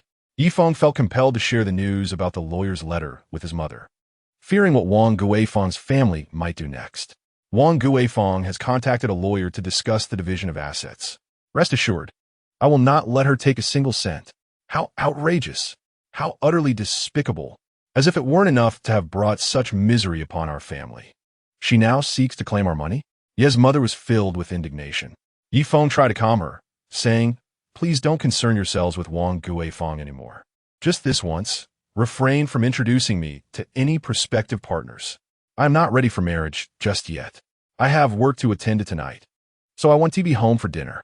Ye's mother grasped Yi Feng's arm, inquiring, what kind of work are you involved in that keeps you so secretive, preventing you from returning home often? Yi Feng smiled gently. It is a role introduced to me by Miss Lin. For the past month, I have been training with the crew. Tonight marks the commencement of filming, and I have scenes to perform, so I cannot return for dinner. Upon hearing it was Miss Lin who made the introduction, Ye's mother instantly displayed a look of relief. The corners of her mouth lifted. Ah, Miss Lin is quite a commendable person, providing both compensation and job opportunities. Truly remarkable. She then cautioned, my son, while working with the crew, ensure to maintain good relations with your colleagues. Do not act impulsively and create discord. You must perform well and not disappoint Miss Lin. Understood, understood. Yi Feng, seeing his mother's emotions stabilize, let out a long sigh. It's getting late. I must be on my way. He changed his shoes, preparing to leave. Mother has recently dried some sweet potatoes. Take some to share with your colleagues. Ye's mother hurriedly grabbed a bag of dried sweet potatoes from the balcony and handed it to Yi Feng. No need, mother. You child, just take it. She insisted. These sweet potatoes were grown by your grandmother back home. You cannot find them elsewhere. With a bag of dried sweet potatoes in hand, Yi Feng arrived downstairs in the community. Just as he was about to hail a taxi, he noticed a Maserati parked nearby. We actually have a luxury car in our neighborhood. Yi Feng couldn't help but steal a few glances. From the car emerged a gentleman nearing his 50s, impeccably groomed with slick-back hair and sunglasses, striding towards Yi Feng with an air of authority. Yi Feng's heart skipped a beat. Had he done something wrong? He had merely gazed a bit longer. He glanced around, finding no one else. Indeed, the gentleman was approaching him. The elder reached Yi Feng, removed his sunglasses, and slightly bowed. Good day. Might you be Mr. Yi Feng? Not sensing any malice, Yi Feng relaxed his guard. What business do you have with me? I am the butler of the Yi family from Yanjing. My surname is Zhao. I've been sent by the family head to locate his long-lost child. The butler replied courteously. Yi Feng pondered for a moment. His parents were farmers. How could they possibly be associated with the Yanjing Ye family? Surely, there was some mistake. You must be mistaken. I am Yi Feng, but I am merely a driver. I doubt I have any connection to the Yanjing Ye family. I have matters to attend to, so I shall not trouble you. Butler Zhong quickly blocked Yi Feng's path, asking, Is your father named Yishan? Yi Feng halted in his tracks. Huh? You even know my father's name? It had to be a coincidence. Just a mere coincidence. You must have the wrong person. Yi Feng waved his hands dismissively. There must be no mistake. If your father is indeed Yishan and your mother is Zhang Haiyan, then I am correct. Butler Zhong said with a smile. Only then did Yi Feng realize. You mentioned you are the butler of whom? I am the butler of the Yi family from Yanjing. sent by the family head. You claim to be the butler of the Yanjing Ye family. Yi Feng interrupted, finally grasping the situation. What a remarkable coincidence. He had just received a role portraying the young master of the Yanjing Ye family, and now a butler had come seeking him. The Yanjing Ye family is a renowned lineage, well known even among the residents of this small county. It stands as one of the prestigious families in the capital of the Dragon Kingdom, a 1,000-year-old martial arts dynasty with assets amounting to trillions. He could never fathom a connection to such an illustrious family. Could it be that he was merely an actor arranged by Mr. Lin? That must be the case. Yi Feng lightly coughed twice. Hello, Butler Zhao, I am Yi Feng. You are indeed the butler of the Yanjing Ye family. It is a pleasure to meet you. Butler Zhao was unaware of Yi Feng's thoughts. As long as Yi Feng was willing to cooperate, he had much to convey. It is true, young master. Your father sent you to the countryside out of necessity. Now that your father's health is declining, he hopes you can return soon to inherit the family business. Chapter 10. A deposit of 1 billion. Yi Feng quickly embraced his role. May I call you Uncle Zhao? Butler Zhao replied with a sense of satisfaction. Of course. I have served your father for 20 years. It was I who brought you to the side of Yi Shan back then. Yi Feng responded in agreement. I understand that my father must have had his reasons for sending me away. Uncle Zhao, I have a dinner to attend, and I'm a bit pressed for time. Let's converse on the way. Butler Zhao said, I have a car. I will drive you, young master. Yi Feng glanced at the luxurious vehicle, a car he could only dream of, and suppressed the impulse to agree, saying, Butler Zhao, that wouldn't be appropriate. You know my parents have raised me with great love over the years. I do not wish for them to know you came to find me. I fear it would sadden them. Butler Zhao secretly admired Yi Feng's filial piety and agreed discreetly. Very well. I respect your sentiments towards Yi Shan and his wife. Yi Feng hailed a taxi, and, as they settled into the cab, he inquired, Uncle Zhao, could you recount how I ended up here and what transpired with my parents? Butler Zhao sighed and began to narrate the events of the past. Back then, your grandfather was determined to groom your father as the successor of the group. Your second uncle was also quite remarkable. However, your grandfather devoted all his attention to your father, according to your grandfather's wishes. If your second uncle could assist your father well, he too would flourish. Unfortunately, your second uncle harbored discontent and, like many noble families in history, plotted a coup. While your mother was pregnant with you, she faced an assassination attempt. Your father uncovered clues linking it to your second uncle and resolved to confront him decisively. To safeguard the family's legacy without distraction, your father decided to send you to the countryside, entrusting me to find a reliable family among the other branches of the Yi family to adopt you. I spent months gathering information on the various branches across the nation and ultimately identified a respectable family in Falu town near Rongqing. Why did you choose my parents? Yi Feng felt as though this narrative was meticulously crafted for him. Mr. Lin's intelligence network was extraordinarily powerful, even reaching his hometown. Butler Zhao continued, At that time, your grandmother was ill, and the medical expenses alone amounted to 100,000 yuan, a staggering sum in those days of limited productivity. Your father has 4 sisters, yet others are only willing to offer a mere 10,000 yuan, showing little desire to care for the elderly. In contrast, your father selflessly bore the majority of the medical expenses without a hint of complaint, while your mother diligently cared for your grandmother throughout her hospitalization.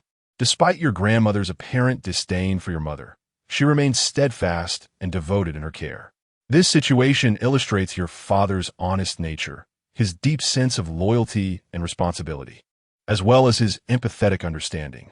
Your mother embodies similar qualities, hardworking and wholeheartedly supportive of your father. I believe that being raised in such a family will ensure you are not molded into a person who only seeks to take advantage without any willingness to contribute. Thus, I was sent to Yi family village shortly after my birth. Yi Feng found this revelation astonishing. It felt almost surreal.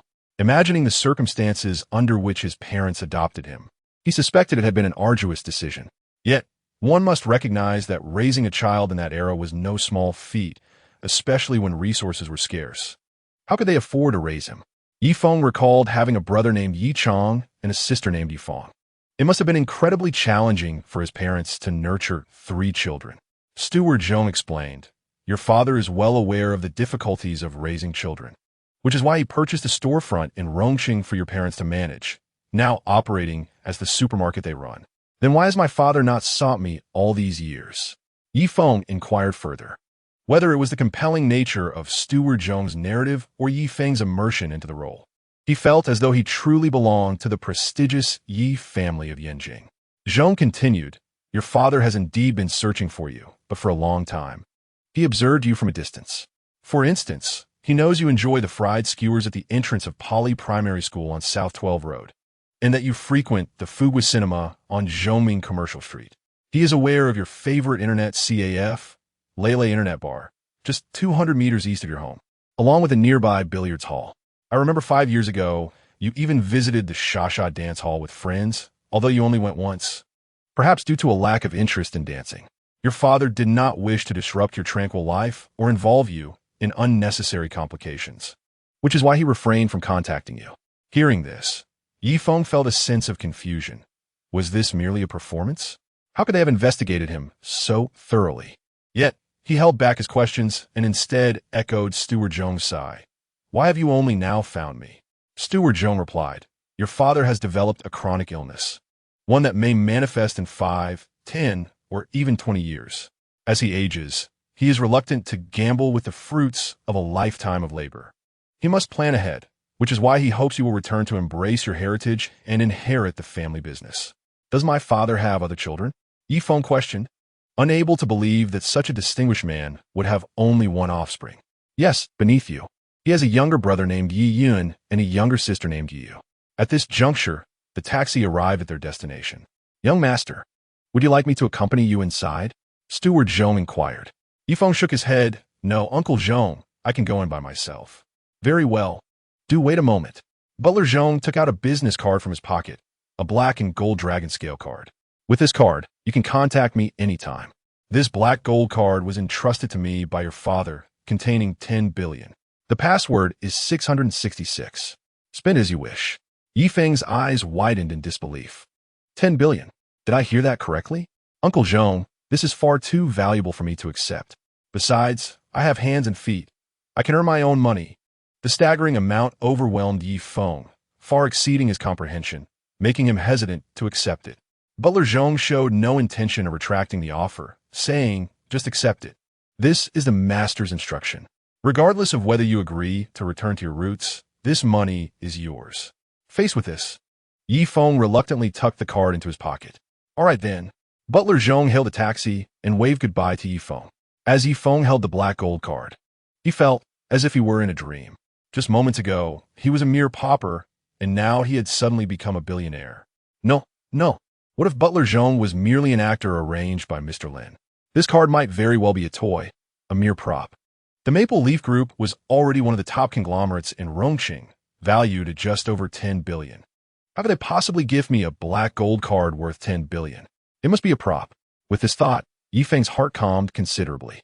Thankfully, he remained rational and did not believe the card to be genuine. Otherwise, discovering its falsity and being unable to withdraw the money would be a laughingstock. Yi Feng contemplated the card, and a fleeting thought crossed his mind. What if, just what if, this card was real? Holding onto a minuscule hope, he linked the card to his payment app. Ding. 10 billion has been credited to your account. Chapter 11. The authenticity of the invitation. Yi Feng. You're quite punctual. Lin Wanru entered, greeting him as the time approached. Hurry up and get ready. Yi Feng turned and stepped closer to Lin Wanru. Wanru, could you accompany me?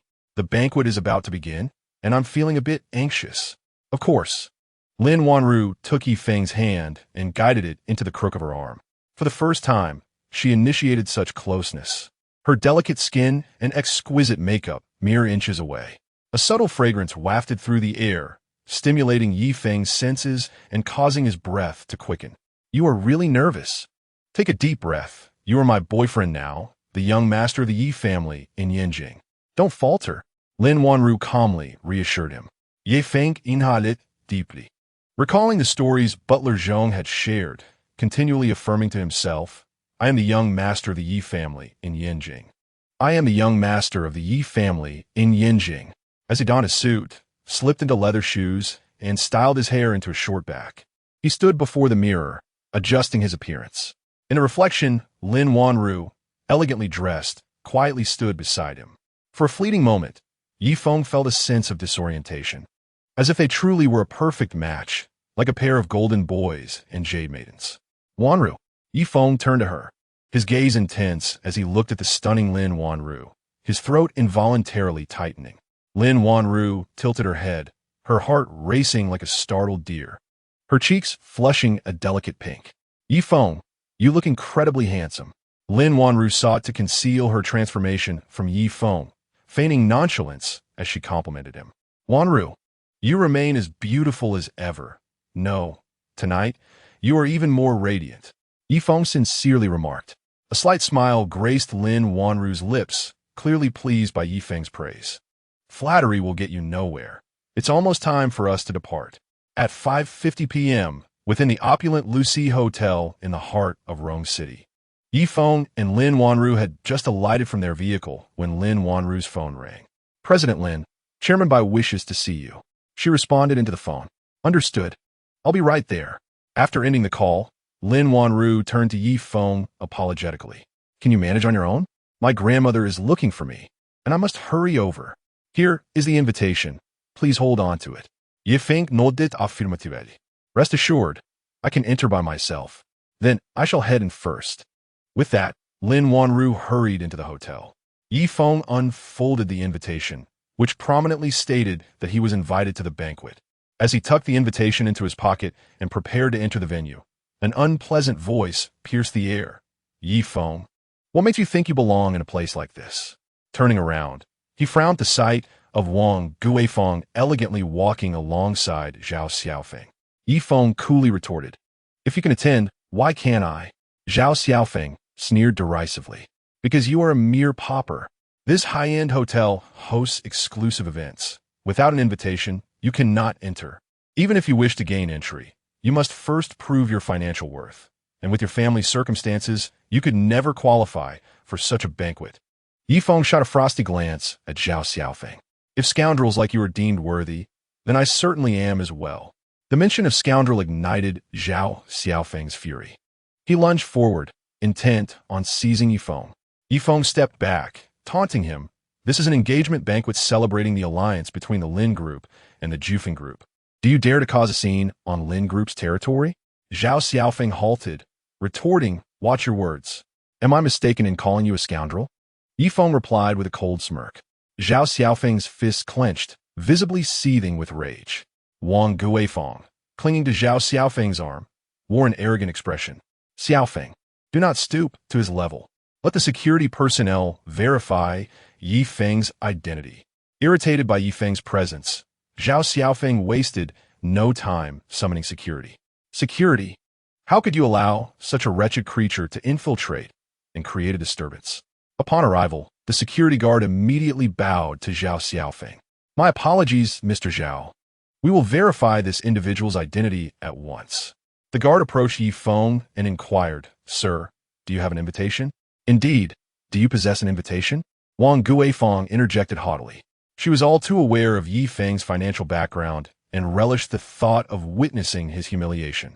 A pauper, stunned, thinking he could sneak into a high-end venue without an invitation. How utterly foolish. Security, why haven't you thrown this person out yet? As guests were arriving, the cacophony soon drew attention. The security guard addressed Yi Feng. Sir, please present your invitation. Yi Feng reached into his pocket and produced a beautifully wrapped envelope. Yet he did not hand it to the guard.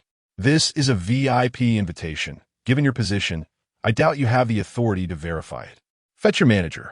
Wang Guifeng, overhearing this, laughed heartily. Yi Feng, are you still pretending? A VIP invitation?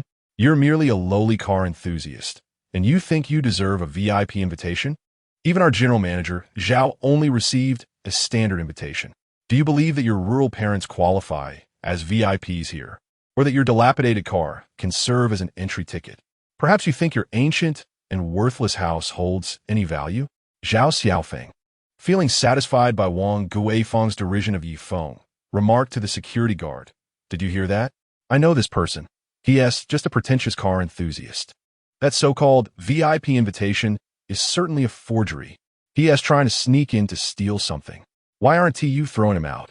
Sir, is what this lady said true? If so, then you indeed lack the qualifications to enter the venue. Please leave. The security guard evidently placed more trust in Zhao Xiaofeng's words. Yifeng raised the invitation in his hand.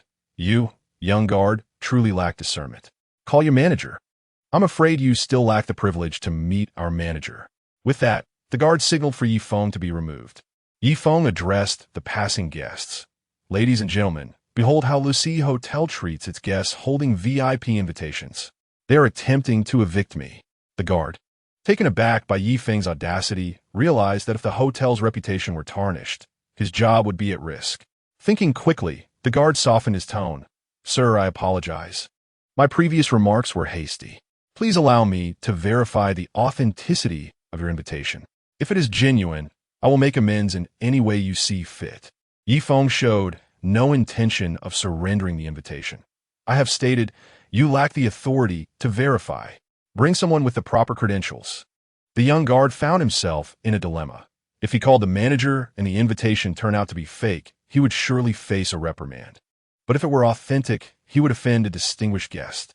At that moment, a languorous voice echoed from the entrance. Who dares to cause a disturbance at the Lucy Hotel? Chapter 12. The slap of reality arrives swiftly upon seeing the newcomer. The young guard immediately brightened, greeting him with utmost respect. Young Master Feng. It is as follows. We have a destitute individual claiming to possess a VIP invitation and insisting on having a competent person verify its authenticity. I was just about to have him removed. How could a pauper possibly obtain an invitation from our esteemed Lucy Hotel? It must be a forgery. That is evident. Quickly dispose of this worthless individual, young Master Feng arrogantly declared. With newfound confidence, the young guard spoke with greater assertiveness. Did you hear that, you destitute fool? Be gone. Don't force my hand to have you thrown out. Yifeng looked at the person referred to as young Master Feng with amusement. Who are you? And what authority do you possess to expel me? I possess a distinguished invitation to the Lucy Hotel, and you cannot simply expel me.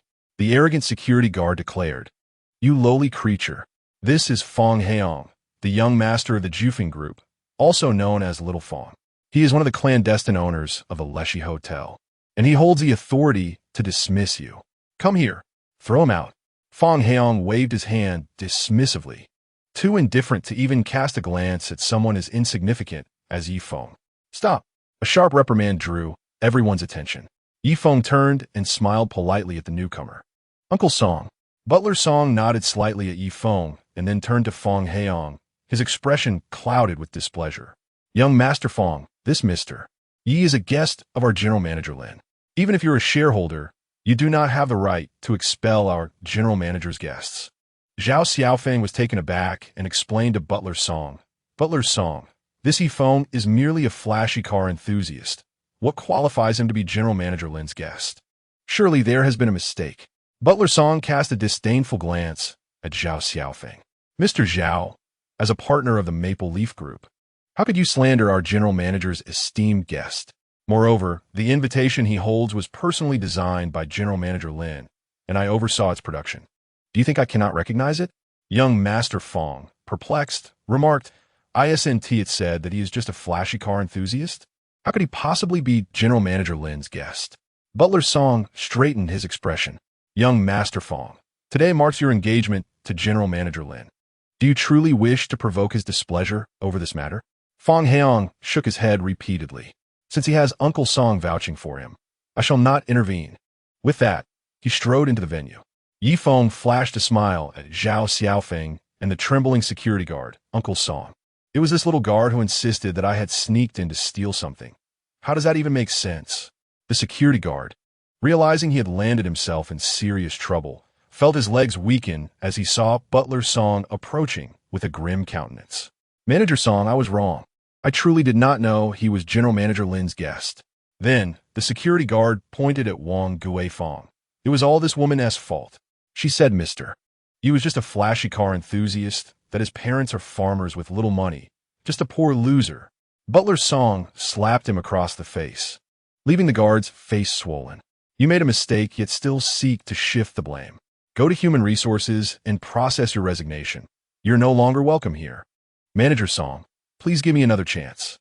The security guard pleaded, fully aware that this incident was far more serious than merely losing his job. He had offended someone he should not have, and he would likely be blacklisted across the industry, making it impossible for him to find an easy job with a salary again. As if to confirm his fears, Butler Song declared, "Someone like you deserves only to work on construction sites." With that, Butler Song effectively announced the end of the security guard's career. Besides manual labor on construction sites, he would find no other such favorable opportunities, no matter which company he tried to join. As soon as they discovered that he had offended Butler Song from the Maple Leaf Group, no one would dare employ him. After dismissing the security guard, Butler Song turned to Zhao Feng.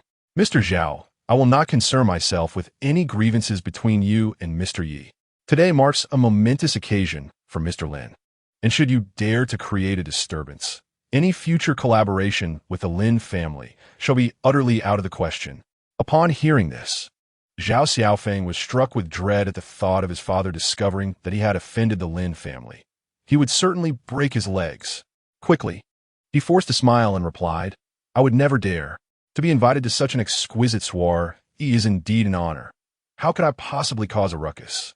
Song Lin regarded Zhao Feng in silence. Realizing his mistake, Zhao Feng turned to Yi Feng and offered a hasty apology. "Mr. Yi, I was quite remiss just now. I had no idea you were truly a guest of Mr. Lin. My sincerest apologies."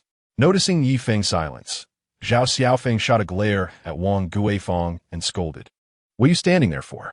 Hurry and offer your apologies to Mr. Yi." Reluctantly, Wang Guifeng approached Yi Feng, bowing low as she said, "Mr. Yi, I am truly sorry." Yi Feng did not even glance at Wang Guifeng. Once she chose to align herself with Zhao Feng, their fate was sealed.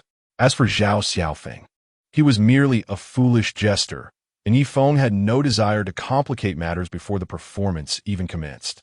Considering Zhao Feng's apology, he decided to let the matter slide. Next time, however, I shall not be so forgiving. With that, Yi Feng walked past Zhao Feng and addressed Song Lin, "Uncle Song, did Mr. Lin send you to find me?" Song Lin nodded. "The banquet is about to begin. Please come with me." Zhao Feng watched their departing figures, bitterly spitting out a curse. Because of Yi Feng, he had suffered a tremendous loss of face. He was determined to reclaim his dignity. As Yi Feng entered the venue of the Lucy Hotel, it was his first experience at such a high-profile gathering. It resembled a scene from a television drama, with everyone clad in suits and elegant gowns, gentlemen exuding charm, ladies radiating grace, while groups of people clustered together, toasting with their high-stemmed glasses, engaged in lively conversation. Rows of various delicacies and beverages lined the edges of the venue.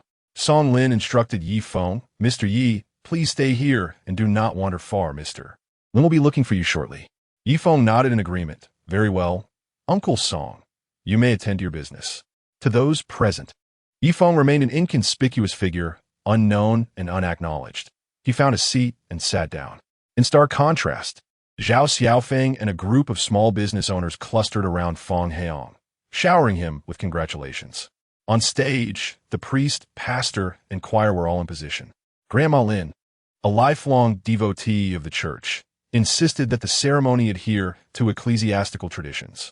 As the host welcomed the guests, the engagement ceremony commenced. The bride and groom were invited to enter, followed by the bridesmaids and groomsmen.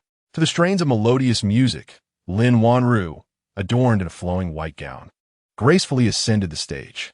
The moment she stepped onto the stage, her eyes began to scan the audience, and upon spotting Yi Feng, a shy smile blossomed on her face. Feng, witnessing Lin Wanru's bashful grin, felt his heart melt in an instant. Chapter 13. He is just a show-off with a flashy car. The bride's parents were invited to take the stage. Mr. and Mrs. Lin ascended sequentially to deliver their speeches. However, Lin Wanru hardly paid attention to her parents' words. Her gaze remained fixated on Yi Feng. Feng's gaze remained fixed on Lin Wanru, observing that she was not looking at him, but rather through him, directing her attention to the area below the stage. He turned slightly and spotted Yi Feng in the corner, sipping wine, his smile as radiant as spring sunlight, exceedingly conspicuous. This brat. Feng Heong clenched his fists. Now, I declare the engagement ceremony officially commenced. Let us pray and bless this couple. Suddenly, Lin Wanru interjected, wait. The room fell silent, all eyes converging on her. Lin Wanru's grandmother, Bai Fengxia, pursed her lips and glared at her. Lin Wanru's father, Lin Honyuan, whispered harshly, "What are you doing? Do you want to embarrass the entire family? Stop causing a scene and complete the ceremony." Ignoring Lin Hongyuan's admonition, Lin Wanru approached the microphone and bowed deeply to the guests. "I apologize, Grandma, Dad, esteemed guests. I have disappointed you. I cannot accept the engagement with Mr. Feng. Therefore, this ceremony cannot proceed." Lin Hongyuan's expression darkened immediately. He had just publicly expressed his blessings for this union. And now Lin Wanru declared her refusal to accept the engagement. Wasn't this a slap in the face?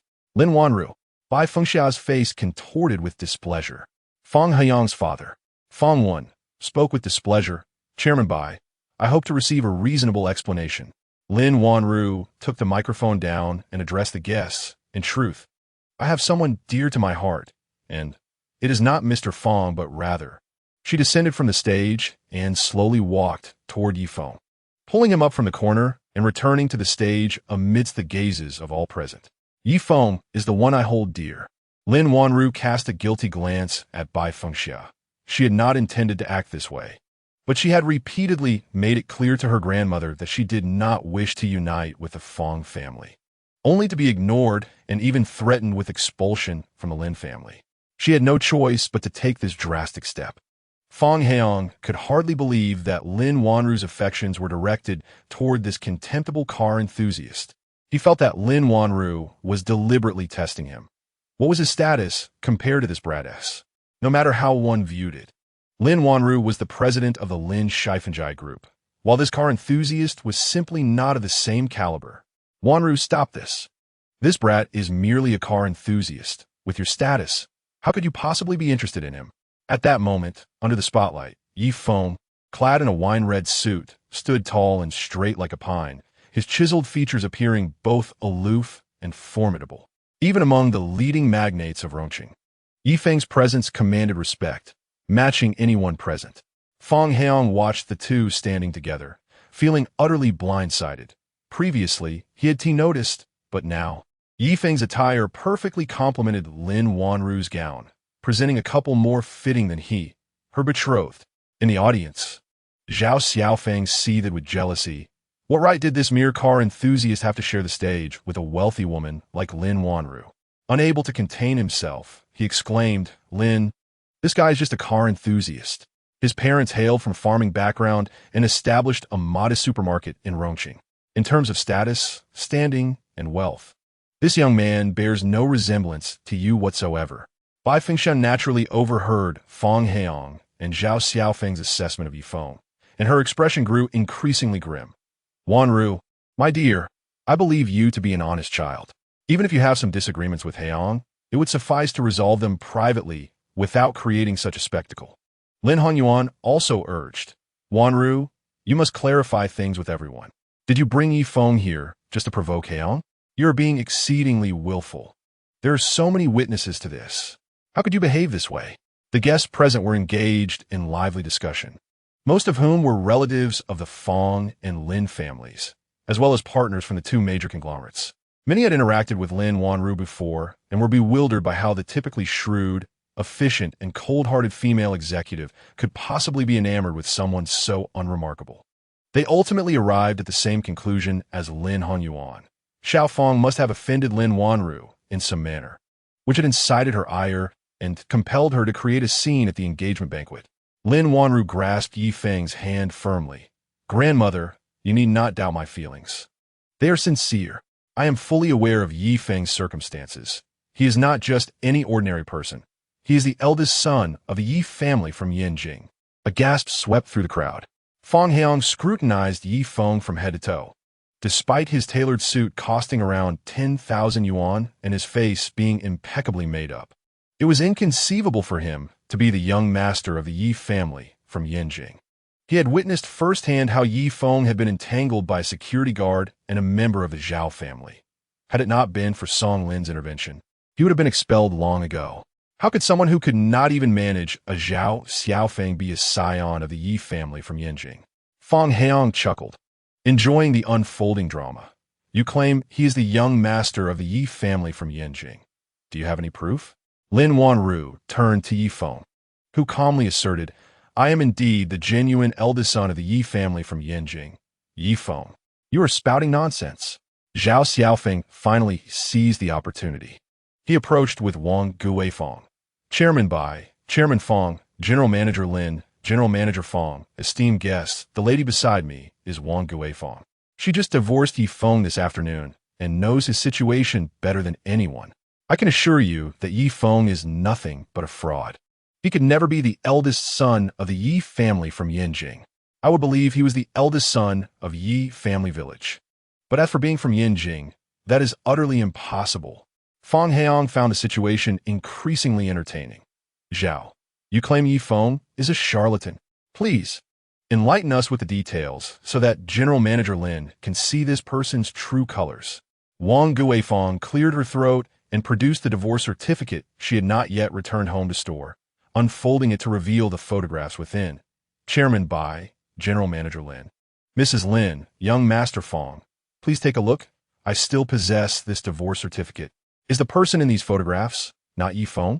Feng Heong took the divorce certificate, compared it, and indeed confirmed it was him before passing it to Bai Fengxia, the head of the Lin family. Bai Fengxia perused the divorce certificate and handed it to Lin Hongyuan. Subsequently, she reproached Lin Wanru, you truly infuriate your grandmother. Even if you harbor discontent towards the young Master Feng, it is utterly absurd to enlist a divorcee to masquerade as the heir of the Yanjing Yi family. Chapter 14. I am truly the eldest son of the Yi family. Feng Heong interjected. Wanru, I understand your dissatisfaction with my past, but I assure you that I have severed all ties with those women. Once we are wed, I will cherish you and dedicate my thoughts solely to you. There is no need for you to provoke me by bringing such a person here. Lin Wanru was taken aback by Wang Guifeng's unexpected presence at the venue, her anger boiling over. Had she known that Yi Feng's ex-wife was also attending, she would never have involved Yi Feng in this charade. No matter how meticulously crafted her narrative was, it remained merely a fabrication. All her careful preparations had now unraveled. Yi Feng, perceptive to Lin Wanru's distress, gently squeezed her delicate hand, his gaze conveying reassurance. I admit, I am indeed a car enthusiast, and I just divorced Miss Wang this afternoon. However, that does not negate my identity as the young master of the Yanjing Yi family. Feng Heong scoffed derisively. Are you jesting? If you're not in your right mind, do not embarrass yourself here. You, a mere car enthusiast, truly believe you are of any worth? In my opinion, you are merely attempting to get close to Wanru for her wealth. With that, he forcefully pulled Lin Wanru closer to him. Lin Wanru, open your eyes. He is nothing but a fraud. Do not be deceived by him. I am not deceiving Wanru. Yi Feng asserted firmly. I am the legitimate heir of the Yanjing Yi family, without a doubt. Wang Guifeng grew increasingly intolerant of Yi Feng's brazen demeanor, having exposed him. Yet he continued to insist on being believed. Unable to contain herself, she stepped forward. Yi Feng, cease your pretentious act. Do I not know you well enough? When my brother sought to borrow 200,000 as a wedding gift from you, you adamantly refused, attempting to dismiss him with a mere 20,000. If you truly were the young master of the Yanjing Yi family, how could you possibly lack 200,000? Lin Hongyuan concurred, indeed. 200,000 is merely a loan. If you're truly the young master of the Yanjing Yi family, how could you be unable to produce such a sum? Chairman Bai mocked. The Yi family's assets are in the trillions. Would the young master truly be concerned about a paltry sum of 200,000? With a dismissive wave, he commanded, someone throw this man named Yi out. Lin Wanru quickly intervened. Stop. Regardless of whether Yi Feng is the heir of the Yanjing Yi family, he is the one I care for. Who dares to cast him out? Bai Fengxia expressed her discontent towards Lin Wanru, saying, Wanru, why are you so obstinate? He is nothing but a fraud. Your grandmother would never lead you astray. Before agreeing to this engagement, I thoroughly investigated Feng Heong. His feelings for you are undeniably sincere. Lin Wanru was acutely aware of by Fengxia's so-called investigation, which merely entailed scrutinizing Feng Heyang's assets and the feasibility of an investment in the Lin family. She had even heard that if she married into the Feng family, they would collaborate with the Lin family in the real estate sector, purchasing land in the second ring commercial district to develop new properties. It can be said that her union with Feng Heyang is fundamentally a marriage of convenience. She has been striving in every possible way to escape such a fate, despite her considerable strength and the fact that the Maple Leaf Group, which she has meticulously built, serves as the second major pillar of the Lin Group. Why does her grandmother still insist on this union with the Feng family? Grandmother, Feng Heyang also exerts himself, for he understands that securing Lin Wanru would elevate the wealth of the Feng family to another echelon. Thus he hastens. Wanru, do not create a scene. Yi Feng is merely a swindler. Fortunately, President Zhao has exposed him. Please do not remain obstinately deluded. Lin Honyuan, seeing his daughter hesitate waved his hand. Song Lin, hurry and call the police. Have them arrest this fraud who dares to disrupt my daughter's engagement ceremony. He ought to weigh his own worth. Lin Wanru is aware of the tremendous effort Yi Feng invested in preparing for today's performance. She cannot allow him to fall into the clutches of the law. She quickly intervenes. Dad, no. You have two choices. Either continue with the engagement ceremony, or I will call the police to have this scoundrel arrested. Lin Honyuan spoke coldly. I. Yi Feng suddenly interrupted Lin Wanru. Wanru, do not agree. I am truly the young master of the Yi family from Yanjing. Lin Wanru shook her head. Did Yi Feng still not comprehend the situation? His true identity has been laid bare. How could he continue to feign? Do not speak. All that has transpired today is my doing. I will not go back on my promise to you. Thank you for attending my engagement banquet. With vacant eyes, Lin Wanru resignedly approached Feng Heyang. Young Master Feng, let us proceed with the engagement. Yi Feng grasped Lin Wanru's arm, declaring, Wanru, I possess evidence that I am indeed the eldest son of the Yi family from Yanjing. With that, he revealed the black gold card bestowed upon him by butler Zhao. This is the black gold dragon scale card, the premier card of the Dragon Country Commerce. Very few are privileged to hold such a card.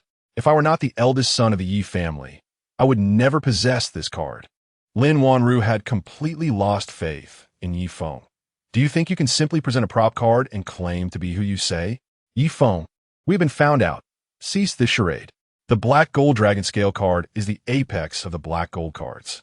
And families like Lin Wanru's possess only black card privileges within the Dragon Country Commerce. The black gold card and the black gold dragon scale card are beyond their experience. Such an unappreciative fool. Lin Hongyuan's tolerance for Yi Feng had reached its limits. Song Lin, why are you still dawdling? Quickly, turn this fraud over to the police. I will not leave. None of you here possess the authority to expel me. Yi Feng produced a business card and dialed butler Zhong's number. Uncle Zhong. This is Yi Feng. I have encountered a situation at the Lisi Hotel. The staff here suspect I am a fraud. Please send someone to handle this. Oh dear. Keep pretending. Wanru has already acknowledged it. You are merely acting. Do you think you can escape this performance? Feng Heyang mocked. Just then, Song Lin received a phone call and hurriedly approached to report. Chairman Feng, young master Yi Tingyuan has arrived. Feng Heyang taunted Yi Feng. Do you know who Yi Tingyuan is? Yi Feng appeared bewildered.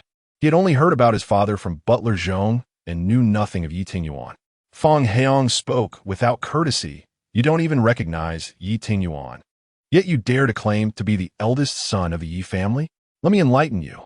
Yi Tingyuan is the legitimate heir of the Yi family and the authoritative figure in Sichuan province, as well as the president of the Sichuan Chamber of Commerce. If you truly are a descendant of the Yi family, he would certainly know you. Yi Feng pondered within himself. Could this Yi Tingyuan be the person Uncle Zhong referred to? If that were the case, I shall know the truth upon our meeting. Unsure of his course, Yi Feng could only continue to wait. Song Lin elegantly ushered Yi Tingyuan into the venue. Yi Tingyuan was a middle-aged man, sporting a neatly trimmed beard and possessing deep-set, broad eyebrows, with a tall and robust physique that suggested mixed heritage. It was surprising that even the Yi family had wed foreigners. The matriarch of the Lin family, Bai Fengxia, and the patriarch of the Feng family, Feng Jinghong, both rose to greet him. The younger generation, needless to say, all bowed in respect to the newcomer. Chapter 15. Slapping Yi Tingyuan's face with the might of martial arts, Yi Tingyuan, with an apologetic expression, said, "I apologize, Chairman Bai. I was delayed on the road and have arrived late." Bai Fengxiao waved her hands repeatedly. "Not at all. You were just in time. The engagement banquet has yet to commence." Yi Tingyuan appeared puzzled. "But it's nearly 7 o'clock. I thought the ceremony would be concluding by now." Bai Fengxiao cast an exasperated glance at Yi Feng and sighed. "It's all because of Yi Feng, who insists he is the legitimate eldest son of the Yi family from Yanjing, causing a ruckus at the engagement banquet. Young Master Yi, you too hail from the Yanjing Ye family. Have you heard of this individual?" Yi Tingyuan scrutinized Yi Feng with curiosity, recalling every member of the Yi family. Yet he could not place Yi Feng. Moreover, he sensed no aura of awakened martial talent from Yi Feng, which darkened his expression considerably. "Have you lost your mind? Daring to impersonate the eldest son of my Yi family?" Bai Fengxiao felt a sense of relief. She had suspected all along that this young man was a complete fraud. Yi Feng snorted disdainfully, looking haughtily at Yi Tingyuan. "What status do you hold that permits you to speak to me in such a manner? You, a mere side branch of the Yi family, dare to question me? I've heard you are the president of the Sichuan Chamber of Commerce. It seems you've no desire to keep your position." Yi Tingyuan was taken aback, since he had assumed control of the Yi family's affairs in Sichuan. No one had ever spoken to him in such a way, especially not someone so insignificant. Lin Wanru felt an overwhelming sense of anxiety. She could not fathom why Yi Feng continued to maintain this faade. The other party was indeed from the Yanjing Ye family. Did he truly wish to provoke them? Was he courting death? While the individuals present had previously been unperturbed, this particular one was someone the Lin family could not afford to offend. Even if they intended to kill Yi Feng, Lin Wanru would be powerless to intervene. "Yi Feng, have you lost your mind? This man is undeniably from the Yanjing Ye family. What on earth are you doing? This collaboration is cancelled. Hurry and apologize to young Master Yi." Lin Wanru, who had previously held a favorable view of Yi Feng, truly did not wish to witness his demise. Lin Wanru's demeanor made it clear to those present from the Feng and Lin families that Yi Feng was merely a disruptor brought by her to the engagement party. "Grandmother, why didn't you tell me young master you would be here today?" Lin Wanru whispered to Bai Fengxiao. Bai Fengxiao did not believe she had erred in any way. All of this was merely Lin Wanru's self-inflicted plight. If she had not been so intent on escaping the marriage, and if she had not presented herself as utterly uncommunicative, she would have been aware that young Master Yi would be attending the wedding banquet. Lin Wanru turned to Song Lin, who shook his head in response, indicating that he had received no word about young Master Ye's attendance. Lin Wanru speculated that her grandmother had deliberately concealed this information, inviting young Master Yi to bolster the Lin family's reputation. Under the witness of the Yi family, as long as the engagement banquet proceeded smoothly, no one would dare risk offending the Yi family by calling off the engagement. Yi Tingyuan, enraged yet sardonic, suppressed his fury and addressed Yi Feng. "You are the first to dare speak to me in such a manner. I care not for your identity. Today, you shall remember who reigns supreme in Chuan province." With that, Yi Tingyuan gestured, and 7 or 8 burly men in black emerged from behind him. "Break his legs. I shall ensure he spends the rest of his life confined to a wheelchair." On the stage, everyone else had departed. Chairs were brought in, and a throng of bodyguards encircled Yi Tingyuan, while Yi Feng was firmly pinned to the ground. "Yi Tingyuan, you will regret this." "Ye Feng, Varnit. Regret? You are not in a position to make me regret anything. Strike him." Yi Tingyuan commanded decisively. Below the stage, apart from Lin Wanru, some were there to witness the spectacle, others to savor the misfortune, and many were simply fearful of the Yi family's power. Lin Wanru wished to step forward to plead for Yi Feng, but was firmly restrained by Lin Honyuan. "This matter is beyond your control. If you wish to avoid the annihilation of the entire Lin family, refrain from interfering." Lin Wanru lowered her long lashes, her eyes gently closing as she clasped her hands together, praying helplessly and despairingly. Yi Feng's heart raced with anxiety as he shut his eyes. repeatedly calling out in his mind, "Uncle Zhong, hurry, Uncle Zhong." The bodyguard raised his rubber baton high, and, just as it was about to descend, it suddenly flew away as if struck by an unseen force. The cries of the bodyguard echoed above Yi Feng. Opening his eyes, Yi Feng sat up abruptly. The two bodyguards who had been restraining him lay motionless on the ground. Before Yi Tingyuan stood a figure. It was none other than Uncle Zhong. "Yi Tingyuan, have you lost your senses? You dare to strike young Master Yi." Uncle Zhong's voice roared like a microphone turned to its maximum volume, causing discomfort to those within earshot. Yi Tingyuan's cheeks swelled in terror as he collapsed to the ground, dazedly exclaiming, "Uncle Zhong, you are unworthy to call me Uncle Zhong." He retorted coldly, continuing his assault. With each of Yi Tingyuan's pained cries and the cracking of bones, his arms hung limply like those of a marionette severed from its strings. Uncle Zhong harbored deep resentment for Yi Tingyuan. Yi Feng was a boy he had watched grow up and the future hope of the family. How dare Yi Tingyuan lay a hand on his young master? In light of your father's 30 years of diligent service to the family head, I shall merely dislocate your arms today. Yi Feng had anticipated Uncle Zhong's arrival to rescue him, but never imagined the manner in which he would be saved. It was utterly astounding. His mind was momentarily numb. It was not until Yi Tingyuan was forced to kneel before him that he regained his senses. Uncle Zhong spoke gently to Yi Feng. "Young master, you may deal with him as you see fit. Can I teach him to bark like a dog?" Yi Feng asked tentatively. Butler Zhong smiled and replied, "Of course." He then turned to Yi Tingyuan. "Did you not hear the young master's command? Hurry up." Yi Tingyuan, enduring the excruciating pain in his arms, contorted his face and emitted a few sounds resembling a mosquito. Butler Zhong coldly remarked, "Do you wish for me to dismember your legs as well? Whom you think you are fooling with those sounds?" Yi Tingyuan then barked loudly. Butler Zhong inquired, "Young master, are you satisfied now?"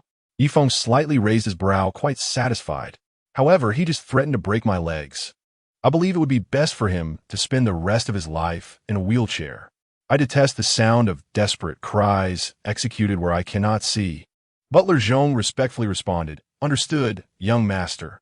Yi Feng rose and surveyed the crowd below, who were utterly astounded by the sudden turn of events.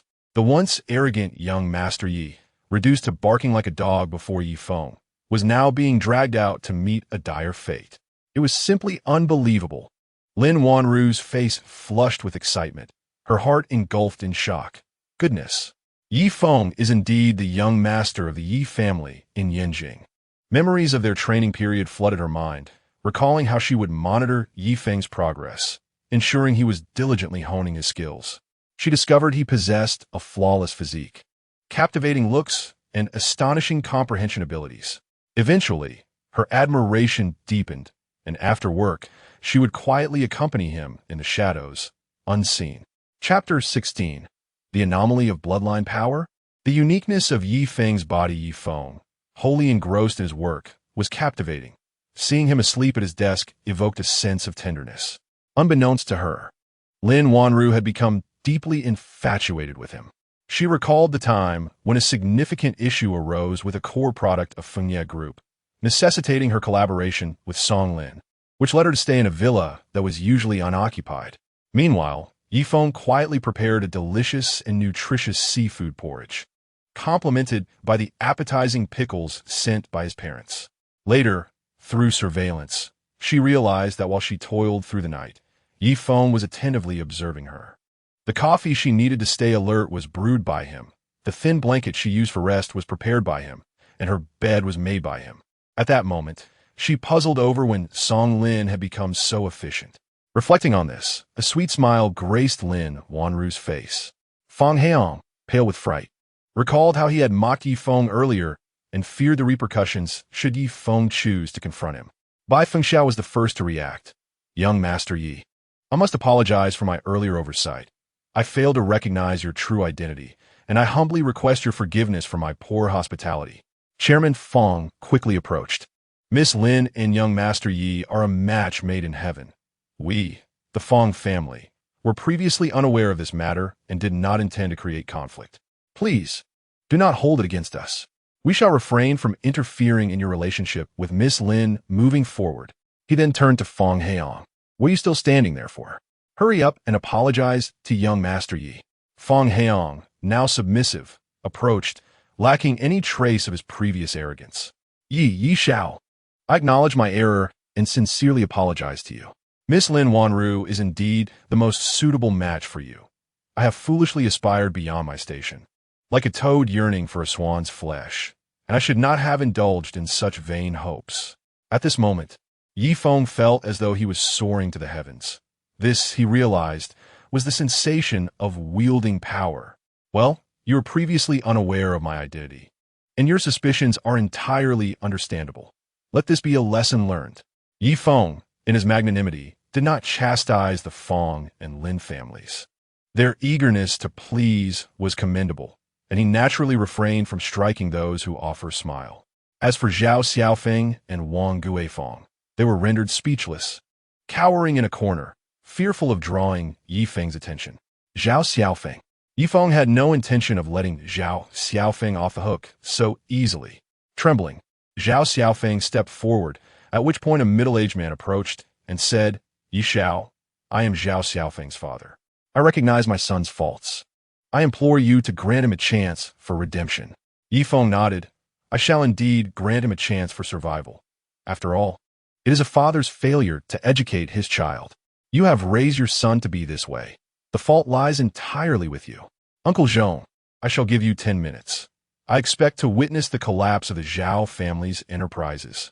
Zhao's father was filled with rage towards his son, as the fruits of his labor were on the verge of destruction by a mere word from Yi Feng. No, please. I beg you. Without the bathhouses, we will have nothing.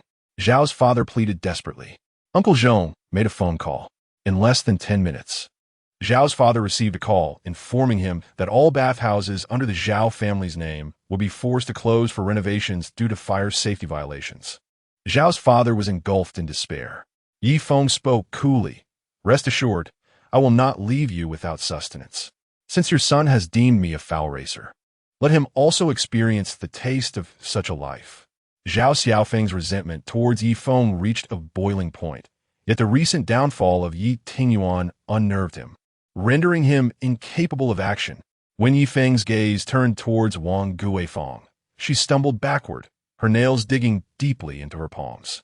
A wave of dizziness washed over her, causing her to collapse. In that fleeting moment, she caught sight of Yi Feng whispering to Uncle Zhao, My identity must remain concealed. Regret washed over Wang Guifeng. She truly lamented her earlier mistrust of Yi Feng. As darkness enveloped her, a cold smile crept upon her lips. Yi Feng suddenly felt an overwhelming pity for this woman and sighed. Had I known this would be the outcome, why must it be thus? He waved his hand, signaling for everyone to disperse. Wanru, please wait a moment. I have further matters to discuss with Uncle Zhao. Yi Feng remarked. Lin Wanru, having regained her composure from the shock, regarded Yi Feng with a gaze that was now laden with complexity. She nodded gently and exited with the Lin family members. Soon, only Yi Feng and Uncle Zhao remained in the venue. Uncle Zhao, how did you arrive so swiftly? Yi Feng inquired, perplexed by the coincidence that Uncle Zhao had reached him in mere minutes after his call. Uncle Zhao had already prepared his response. It was due to Yi Tingyuan. His father contacted me, urging me to facilitate an introduction to you, so that Yi Tingyuan might assist you. I also wish to assess Yi Tingyuan's capabilities to see if he is of service to you, young master.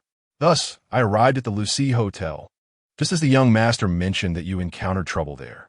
I hurried over, only to discover that this scoundrel dared to lay hands on you.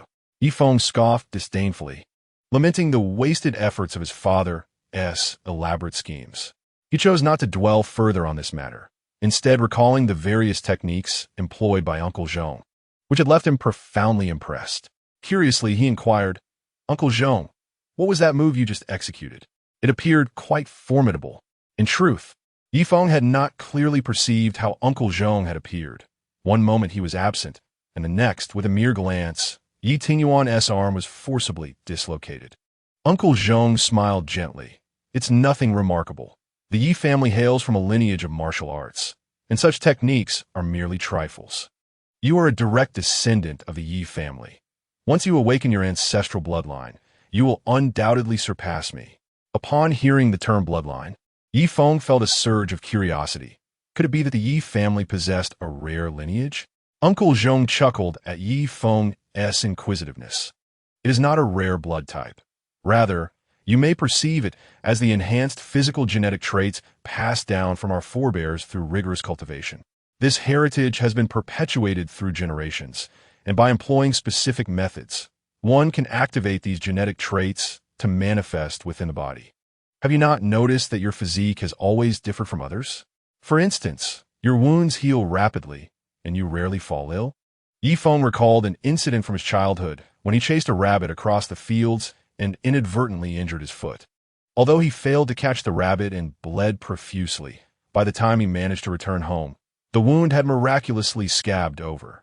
On another occasion, he sustained a deep gash on his left leg, one that seemed to require stitches. However, the medical facilities in town were inadequate, necessitating travel to the county hospital. By the time they arrived, the wound had healed on its own, leaving only dried blood, leading the doctors to believe that Yi Feng and his family were seeking unnecessary attention. After entering the workforce, Yi Feng contracted tuberculosis, a condition that typically required a year and a half of medication for recovery. Yet, astonishingly, he was completely free of lung shadows within a month. Had it not been for the two contrasting medical reports, no one would have believed he had ever suffered from tuberculosis. While others smoked and faced the detrimental consequences of years of indulgence, his lungs remained as pristine as those of a healthy individual. Such instances were innumerable, and he began to genuinely believe that he was distinct from others. Chapter 17. The martial legacy of the Yi family upon sharing his experiences with Uncle Zhong. The latter's face gleamed with joy. "I had no idea that your bloodline was so formidable even before awakening. You should know that your brother's recovery abilities were not nearly as strong before his awakening." Subsequently, Uncle Zhong produced a document resembling a decree and handed it to Yi Feng. "This is the ancestral manuscript of the Yi family, a record of our techniques. Once you return and perform a blood oath of recognition, you can begin practicing the first layer of our techniques. This will awaken the ancient bloodline within you," causing the manuscript to change colors: red, orange, yellow, green, blue, indigo, violet, 7 in total. The manuscript will present corresponding cultivation content based on your innate talents. The higher your aptitude, the more content you can unlock, and the richer the legacy you will inherit. Yi Feng was elated. He felt as though he had opened the door to a new world. He cast a peculiar glance at Uncle Zhong, inquiring, "Uncle Zhong, what manner of family is the Yi clan? How is it that such a compendium of martial arts exists?" When the Yi family was mentioned, Uncle Zhong's eyes brimmed with pride and admiration. The Yi family has ascended to become one of the foremost clans in the Dragon Kingdom, a feat inextricably linked to their martial heritage. Their lineage is steeped in antiquity.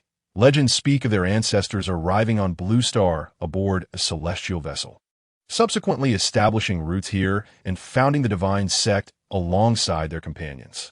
Another clan concurrently established the shaman sect. The shaman sect's master was divinely ordained, while the divine sect's leader sought to defy destiny, leading to the ancient conflict known as the War of Shamans and Deities. Ultimately, the divine sect emerged victorious, instituting a system of ancestral temples and advancing various crafts, agriculture, and metallurgy, significantly enhancing productivity. However, following the demise of the last emperor, the shaman sect gained the upper hand, and the divine sect withdrew, adopting the name Yi, symbolizing flourishing branches and leaves. Through the awakening methods of the Yi family's bloodline, they concealed themselves from the shaman sect's relentless pursuit, assimilating into diverse trades among the populace and spawning countless branches. Yet, as time progressed, the purity of their bloodline diluted. The last notable talent from the Yi family emerged during the prosperous dynasty 15 centuries ago, a healer who awakened an orange talent, enabling the family to thrive once more.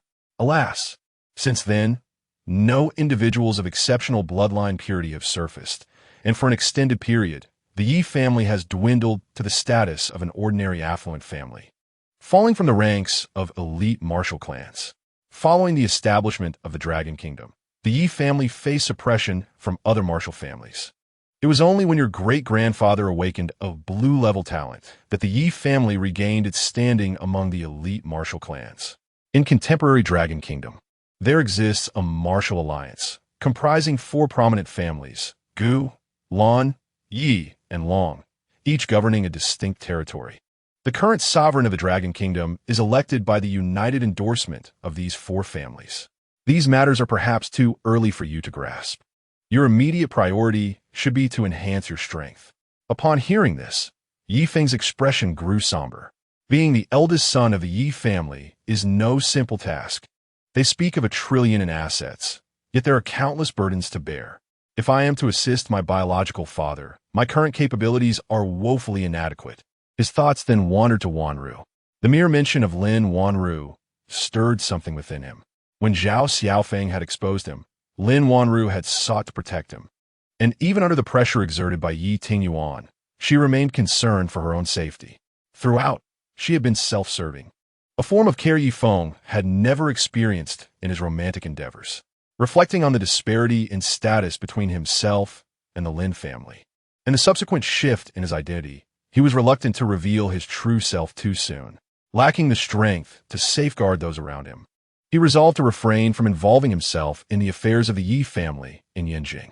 Thus, he raised his head and spoke earnestly to Uncle Zhao. Uncle Zhao, I believe it prudent to delay my return to claim my heritage. Given that the Yi family is a lineage of martial arts, it stands to reason that my yet unmet brother and sister have been training since childhood. I have only just acquired the martial arts manual, and if I were to return to inherit the family estate now, I would merely be an easy target for bullying. Furthermore, as I mentioned previously, my adoptive parents are still unaware of this matter. I must communicate with them. My identity's exposure today was unavoidable. I hope Uncle Zhong can cooperate with me and continue the act. Subsequently, Yi Feng recounted to Uncle Zhong the matter of obtaining a role from Lin Wanru in the past, expressing his desire for Uncle Zhong to make this affair a reality. Uncle Zhong acknowledged Yi Feng's decision, for the identity of the young master of the Yi family looms large over the families in Rongqing. There are other families in Longhua that are no less formidable than the Yi family. Revealing Yi Feng's identity prematurely would only provide others with an opportunity to exploit. A scion of the Yi family, adrift and lacking martial prowess, would certainly be a vulnerability, at least until Yi Feng possesses his own strength. He must not disclose his identity. After deliberating together, Yi Feng escorted Uncle Zhong to the door. Yi Feng then approached Lin Wanru's room and knocked on the door. Wanru, it's me, Yi Feng. The door opened, revealing Lin Wanru, who appeared remarkably composed. The Lin family had just concluded a meeting, and her grandmother no longer opposed her association with Yi Feng. Rather, she encouraged her to firmly capture Yi Feng's heart.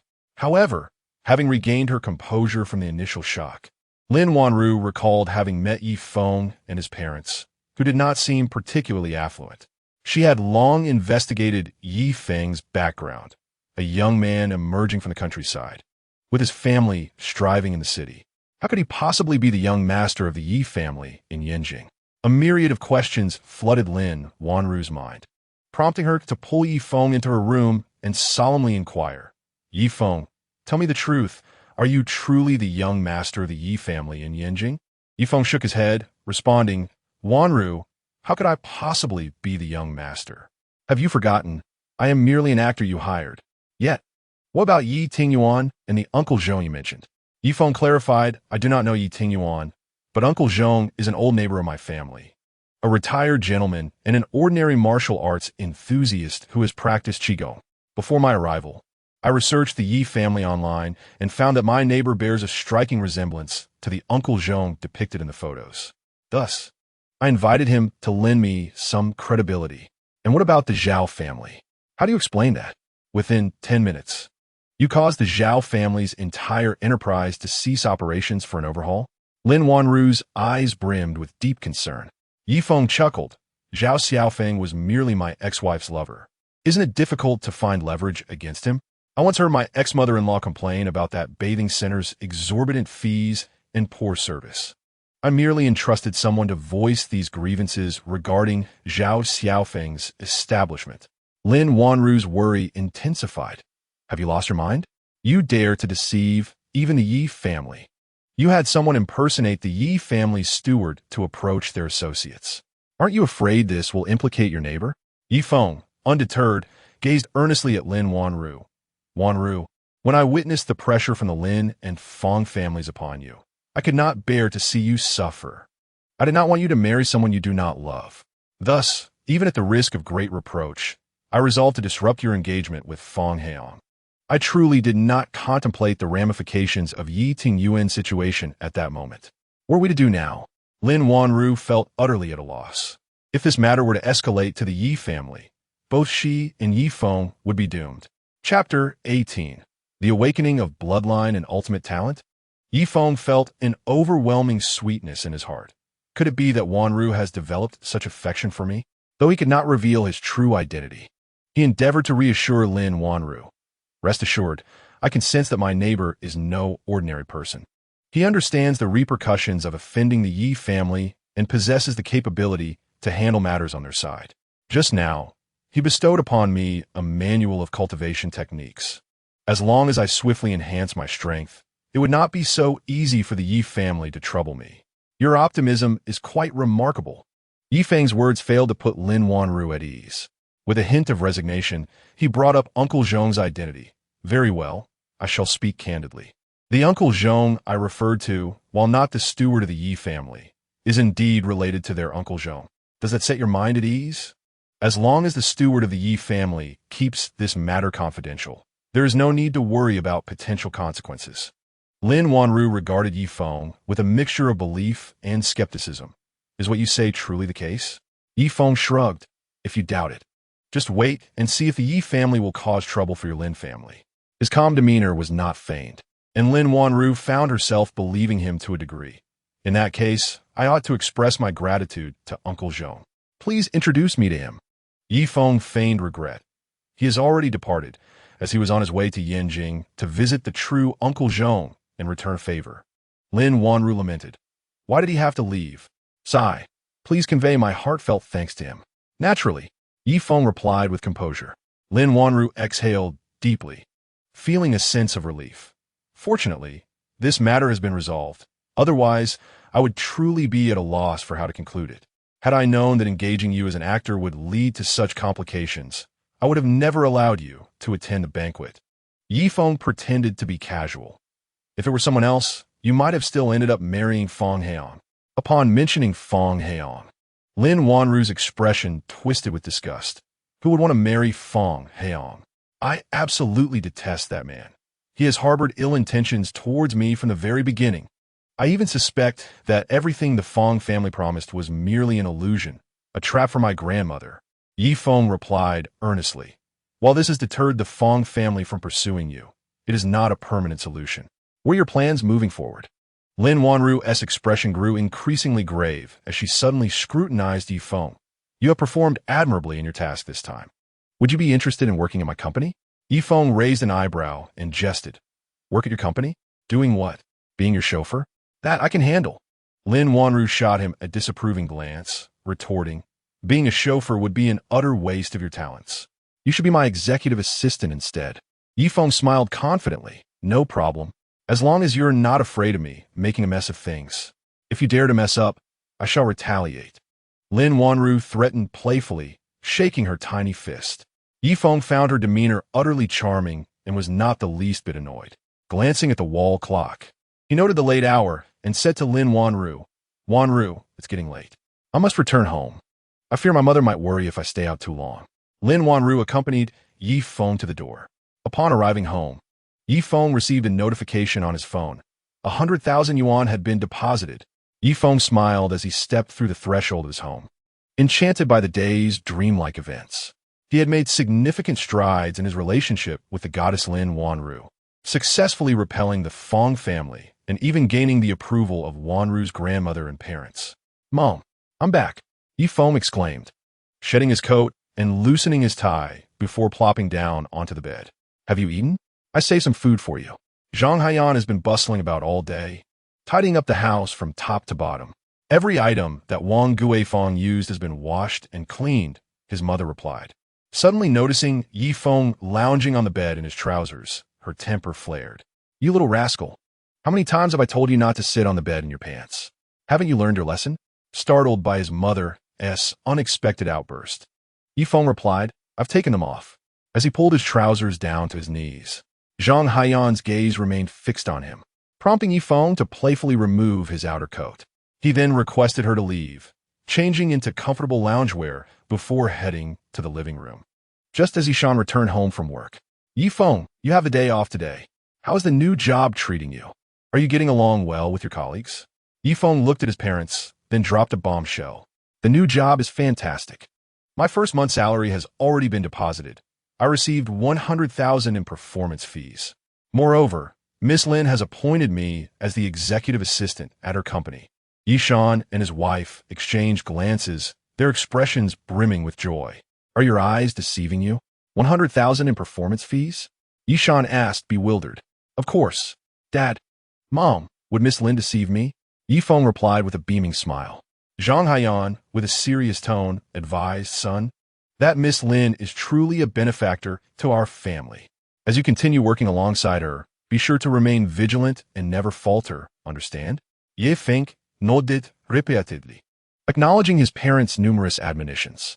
After finally coaxing them to their room for the night, he eagerly retrieved the manual of techniques, pricked his finger, and let a drop of blood fall onto it.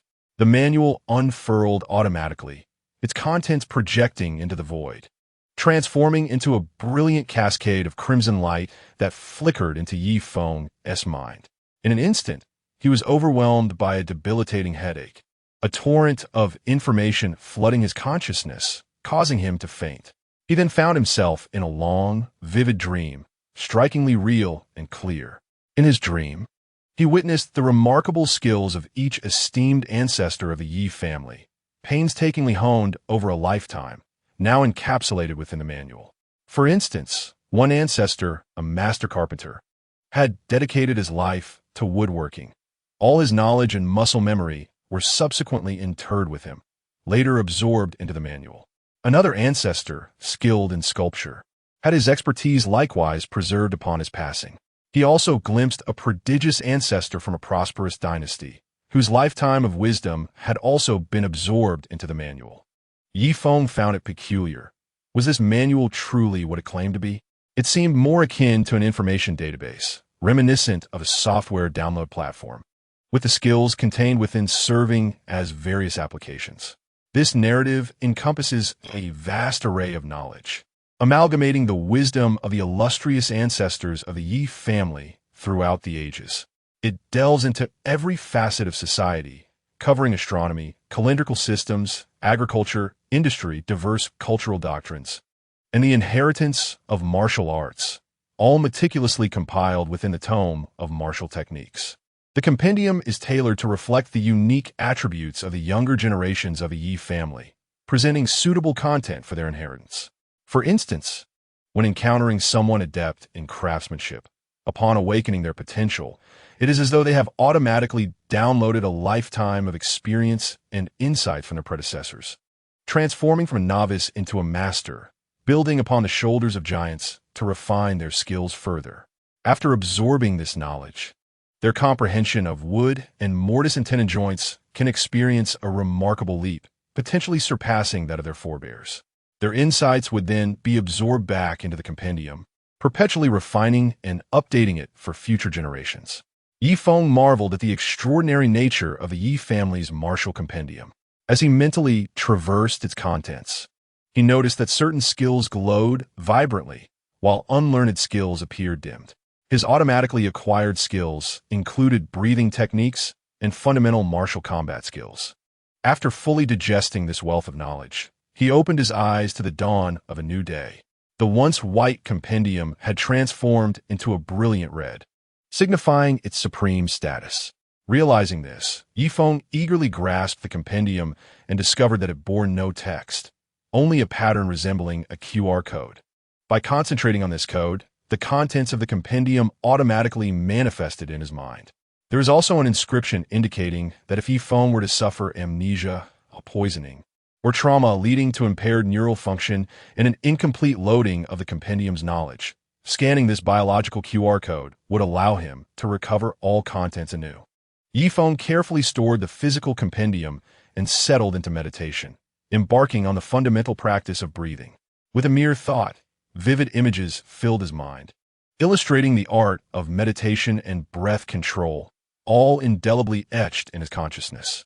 The once obscure classical texts now became entirely comprehensible to him. Chapter 19. Breathing Exercises. The initial manifestation of power. Feng sat cross-legged, adhering to the instructions of the compendium as he engaged in breath control, channeling his spirit. The compendium stated that the essence of cultivation lies in breathing. A rapid breathing rate shortens life, while a slower rate extends it. Thus, the focus of practice is to refine one's breathing. Feng followed the prescribed methods: breathing, contracting, relaxing, exercising the pelvic floor muscles, and sensing the fluctuations of his breath. As he practiced breathing techniques, his mind gradually quieted, the textual content of the internal martial arts principles swirling in his thoughts until, slowly, he entered a state of self-forgetfulness. Emerging from this profound state, the day had brightened considerably. Feng washed away the remnants of the night and, upon exiting, beheld a breakfast spread on the table: a bowl of thin porridge, several steaming dumplings, and a plate of pickled vegetables. A smile graced his lips as he savored the meal, finding it far more delightful than any gourmet fare in the villa, for it was made with maternal love. At that moment, Feng received a court summons, demanding his presence for a formal hearing in a month. A wry smile played at the corners of his mouth as he anticipated what tricks Wang Guifeng might unveil next. After finishing his meal, Feng arrived at the Weilong supermarket owned by Yishan. Yishan was busy tallying items at the cash register, while Zhang Haiyan was diligently cleaning the premises. Ever since Feng awoke, he not only felt invigorated, but also noticed a newfound lightness in his step and heightened sensitivity in his senses. He had tested his vision and found that he could clearly discern a bus number plate from 100 meters away, a significant improvement from the mere 10 meters he could manage before.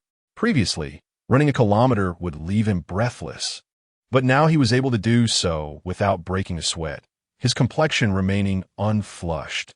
Upon seeing Feng enter, Yishan smiled and remarked, "You're up quite early." Feng replied, "Dad, you should rest. I can manage the store. I'll just take a quick nap then," Yishan said as he retreated to the second floor. Suddenly, Feng's expression darkened. A group of 7 or 8 individuals, swaggering with an air of arrogance and brandishing cheap cigarettes, made their entrance. One of them, a bald man adorned with a large gold chain and clad in a black skull-emblazoned shirt, approached Feng with a disdainful demeanor. "So, you're the owner here? I'm overseeing the store today, so speak up if you have any issues." Feng sensed hostility in their approach. Zhang Haiyan set down her mop and inquired, "What would you like to buy? I can fetch it for you." The bald man hurled a pack of cigarettes onto the counter, exclaiming, "I bought these here yesterday. You sold me counterfeit cigarettes. I've been ridiculed for not being able to tell the real from the fake." Zhang Haiyan examined the pack, shaking her head repeatedly. "This cigarette cannot possibly be from our store. We are authorized by the tobacco company, and every pack can be traced. Yours doesn't even have a trace code. It's certainly not from us. How dare you question me?" The bald man bellowed, raising his arm to strike Zhang Haiyan. Instinctively, she closed her eyes, but instead of a blow, she heard a cry of pain. "Ouch. Let go." Feng had appeared in front of Zhang Haiyan, gripping the man's arm tightly. "Apologize to my mother." The man pleaded, "Sister, I was wrong. Please, let your son release me." His arm twisted painfully, his face contorted in agony. "Boss." The 7 henchmen behind him glared menacingly. Zhang Haiyan tugged at Feng's sleeve, whispering, "Son, we're running a business here. It's better to avoid conflict. Let us resolve any misunderstandings amicably." Feng released his grip and said calmly, "Now, tell me who sent you to cause trouble. We live in a society governed by law, and violence is not tolerated. If you dare to wreak havoc in my store," he pointed at the surveillance camera overhead, "I will call the police immediately. Your thuggish behavior will be recorded for all to see." The bald man, rubbing his injured wrist, snarled, Don't think you can fool me with a fake camera. If you don't pay up today, I'll smash your shop. And how much do you want? Zhang Haiyan asked. 10,000. The bald man replied coldly. Yesan descended in a fit of rage. Clearly hearing the voices below, this pack of cigarettes was not sold by our store. Why should we compensate? Zhang Haiyan, aware of the imposing figures before her and their numbers, feared for the safety of her husband and son. She urged gently, darling, just give it to them. It's better to avoid further trouble. Our son is here. Yet, Feng intervened, asserting, Mom, we should not be liable for this 10,000. You foolish child, do you not grasp the importance of discretion? Why engage in a futile argument with them? What if you get hurt again? How do you expect your father and I to live? Tears of anxiety welled in Zhang Haiyan's eyes. Feng sensed that these individuals were not mere thugs. There was an underlying complexity to the situation. Dad, you and Mom should head upstairs. I will handle this. Feng shot a glance at his father. Yes, on. Unwilling to risk his son's safety, stepped forward. Son, take your mother upstairs. I will negotiate with them. Dad, trust me, I can manage this. Just get Mom upstairs. You three are not going anywhere. You sold me counterfeit cigarettes, and now you want to renege on your debts. Watch how I deal with you. With that, the bald man barked an order, and 7 or 8 of his associates rushed into the store, wreaking havoc, smashing items without restraint. Yeshan's heart bled at the sight. What are you doing? Who gave you the right to destroy our property?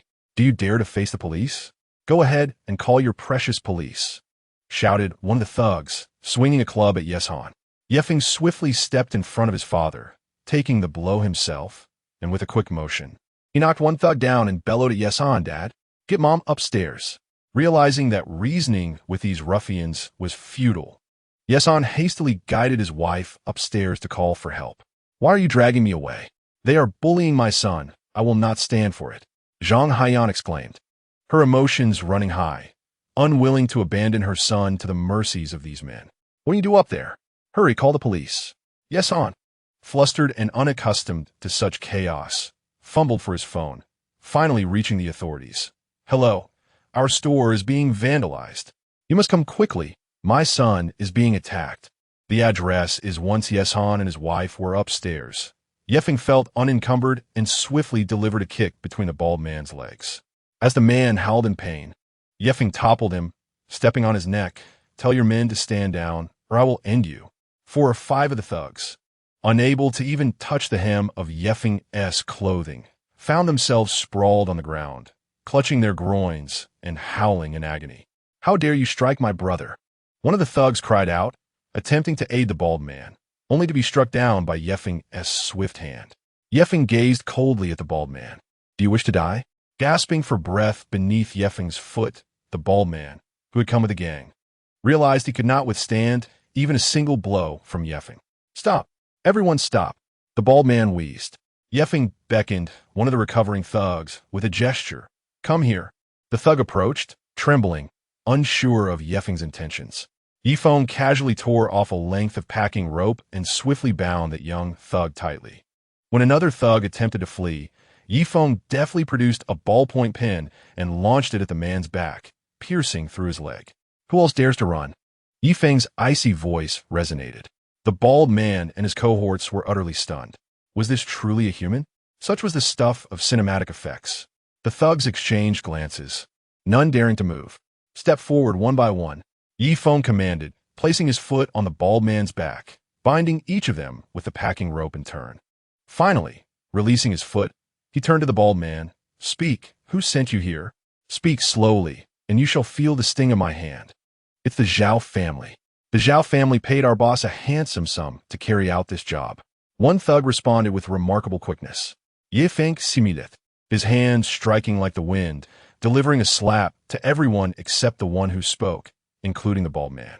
His strike, delivered with merely 30% of his strength, left several with swollen cheeks. What did the Zhao family tell you? Feng produced his phone and began recording. The bald man, now gripped by fear, quickly replied, I know, the Zhao family told me that the Yi family was driving them out of business, and they wanted the Yi family to experience the taste of bankruptcy as well. We were to extort you first, then find an opportunity to burn down the supermarket. Upstairs, Yishan and his wife listened in terror. These ruthless villains were not only extorting them, but also intended to set their supermarket ablaze. How much did the Zhao family pay you? Yi Feng inquired again. The bald man replied, 20,000 yuan. Yi Feng scoffed, what a pity. For this mere 20,000, you shall pay a far greater price. As Yi Feng concluded his interrogation, the sound of police sirens pierced through the air. The bald man suddenly fell to his knees, pleading with Yi Feng, I cannot go to the police station. I cannot go to jail. I have a wife and children to support. Though I received 20,000, 10,000 of it is for my son's tuition. Please spare me. Yi Feng regarded the bald man, who was now sobbing and begging before him, without a trace of emotion. You brought this upon yourself. With that, Yi Feng coldly observed as the police escorted the thugs away.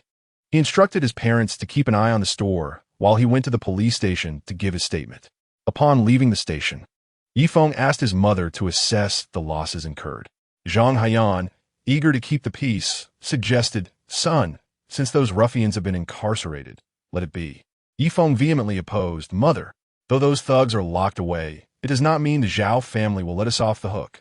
If we do not pursue this matter thoroughly, they will only see us as easy prey. We must decisively subdue them to conduct our business properly. Yishan, his expression grave, looked at Yi Feng. Yi Feng, what trouble have you stirred up out there? Yi Feng gazed at his concerned parents and sighed. Yesterday, during my performance, I saw Wang Guifeng and her companion. Wang Guifeng is involved with Zhao Xiaofeng, the son of the Zhao family. I do not know what they discussed, but Zhao Xiaofeng must have taken action against our supermarket out of anger for Wang Guifeng. Upon mentioning Wang Guifeng, Yi Feng and the Yishan couple instantly grasped the situation. Zhang Haiyan was particularly incensed. This Wang Guifeng, when she was our daughter-in-law, we treated her so well. Yet she has the audacity to betray us in such a manner. It is utterly outrageous. Ye think, coincident. I suspect Wang Guifeng intends to exploit these ruffians to vandalize the supermarket, coercing you both into relinquishing your property. Should you refuse, she may resort to even more severe actions. Therefore, do not show any signs of weakness. Contact me immediately if anything occurs. Yishan, now fully convinced by Yi Feng's words, nodded resolutely. Rest assured, I am not so feeble as to be unable to act. I will not allow Wang Guifeng to prevail. Seeing that his parents had accepted his counsel, Yi Feng proceeded to assess the damage and gather evidence, determined to deny Wang Guifeng any opportunity for extortion. Through this encounter, he realized that his reflexes had already surpassed the ordinary, and this was merely the first stage of his training. He could only imagine the extent of his strength upon reaching the second or third levels. Yi Feng forwarded the footage of his inquiry with the bald man to the police, who deemed it a premeditated and organized act of provocation. Fortunately, the victims had not suffered any physical harm. When the police arrived, Zhao Xiaofeng was flirting with Wang Guifeng. Leaning against Zhao Xiaofeng's broad chest, Wang Guifeng blushed. Xiaofeng, I've delivered the court summons to Yi Feng. How confident are you about this lawsuit? Rest assured, as long as you follow my plan, we will be tenfold assured of victory. Wang Guifeng flashed a captivating smile, lightly kissing Zhao Xiaofeng on the cheek. You are indeed clever, my husband. Of course, I assure you, the Yi family will dutifully surrender their property. Zhao Xiaofeng declared confidently. Wang Guifeng's expression turned to one of curiosity. Have you orchestrated something else? Zhao Xiaofeng replied menacingly.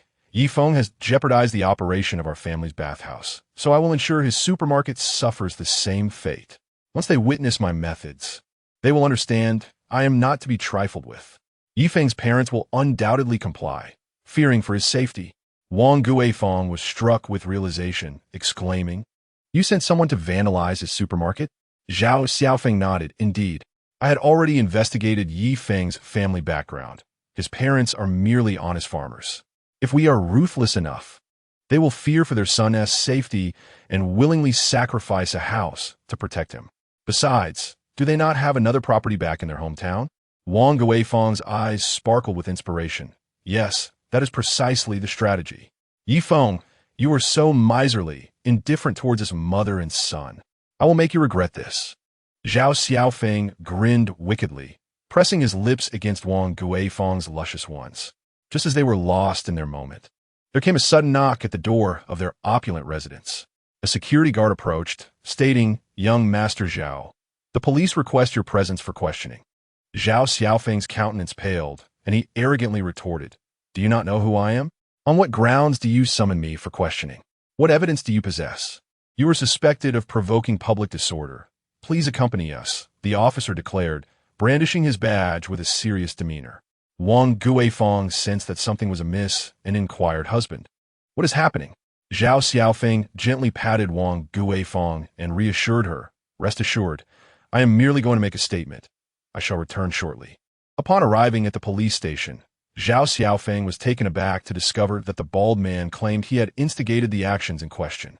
Zhao Xiaofeng vehemently denied the accusation, asserting that he would never be so foolish as to engage in such activities through electronic transfers. All transactions were conducted in cash, and there was no surveillance footage to substantiate any contact he may have had with those individuals. Chapter 21. Employment. An annual salary of 1 million. He had not anticipated that the bald man would not only botch the operation, but also implicate him in the process. Aside from verbal testimony, there was no other evidence to indicate Zhao Xiaofeng's involvement. Due to insufficient evidence, Zhao Xiaofeng was released. 2 days later, Feng completed his pre-employment medical examination, which proceeded smoothly. Dressed in a white short-sleeved shirt, a gray suit jacket, black trousers, and athletic shoes, with his slick-back hair gleaming, he presented himself as a spirited young man. He arrived at the first floor of the Maple Leaf Group building, holding his onboarding documents, and, like many other office workers, stepped into the elevator. However, Feng soon realized that his presence had drawn some attention. Women curiously assessed him from head to toe, while men regarded him with cautious glances. Ignoring their scrutiny, he followed the floor indicators directly to the Human Resources Department. The first impressions of the Maple Leaf Group were its vastness and professionalism. It boasted 7 floors and a diverse range of operations, including gaming, advertising, literary websites, and film incubation. The Human Resources Department, where he was headed, was located on the top floor alongside the president's office and the finance department. "Hello, I am Feng here to complete my onboarding procedures."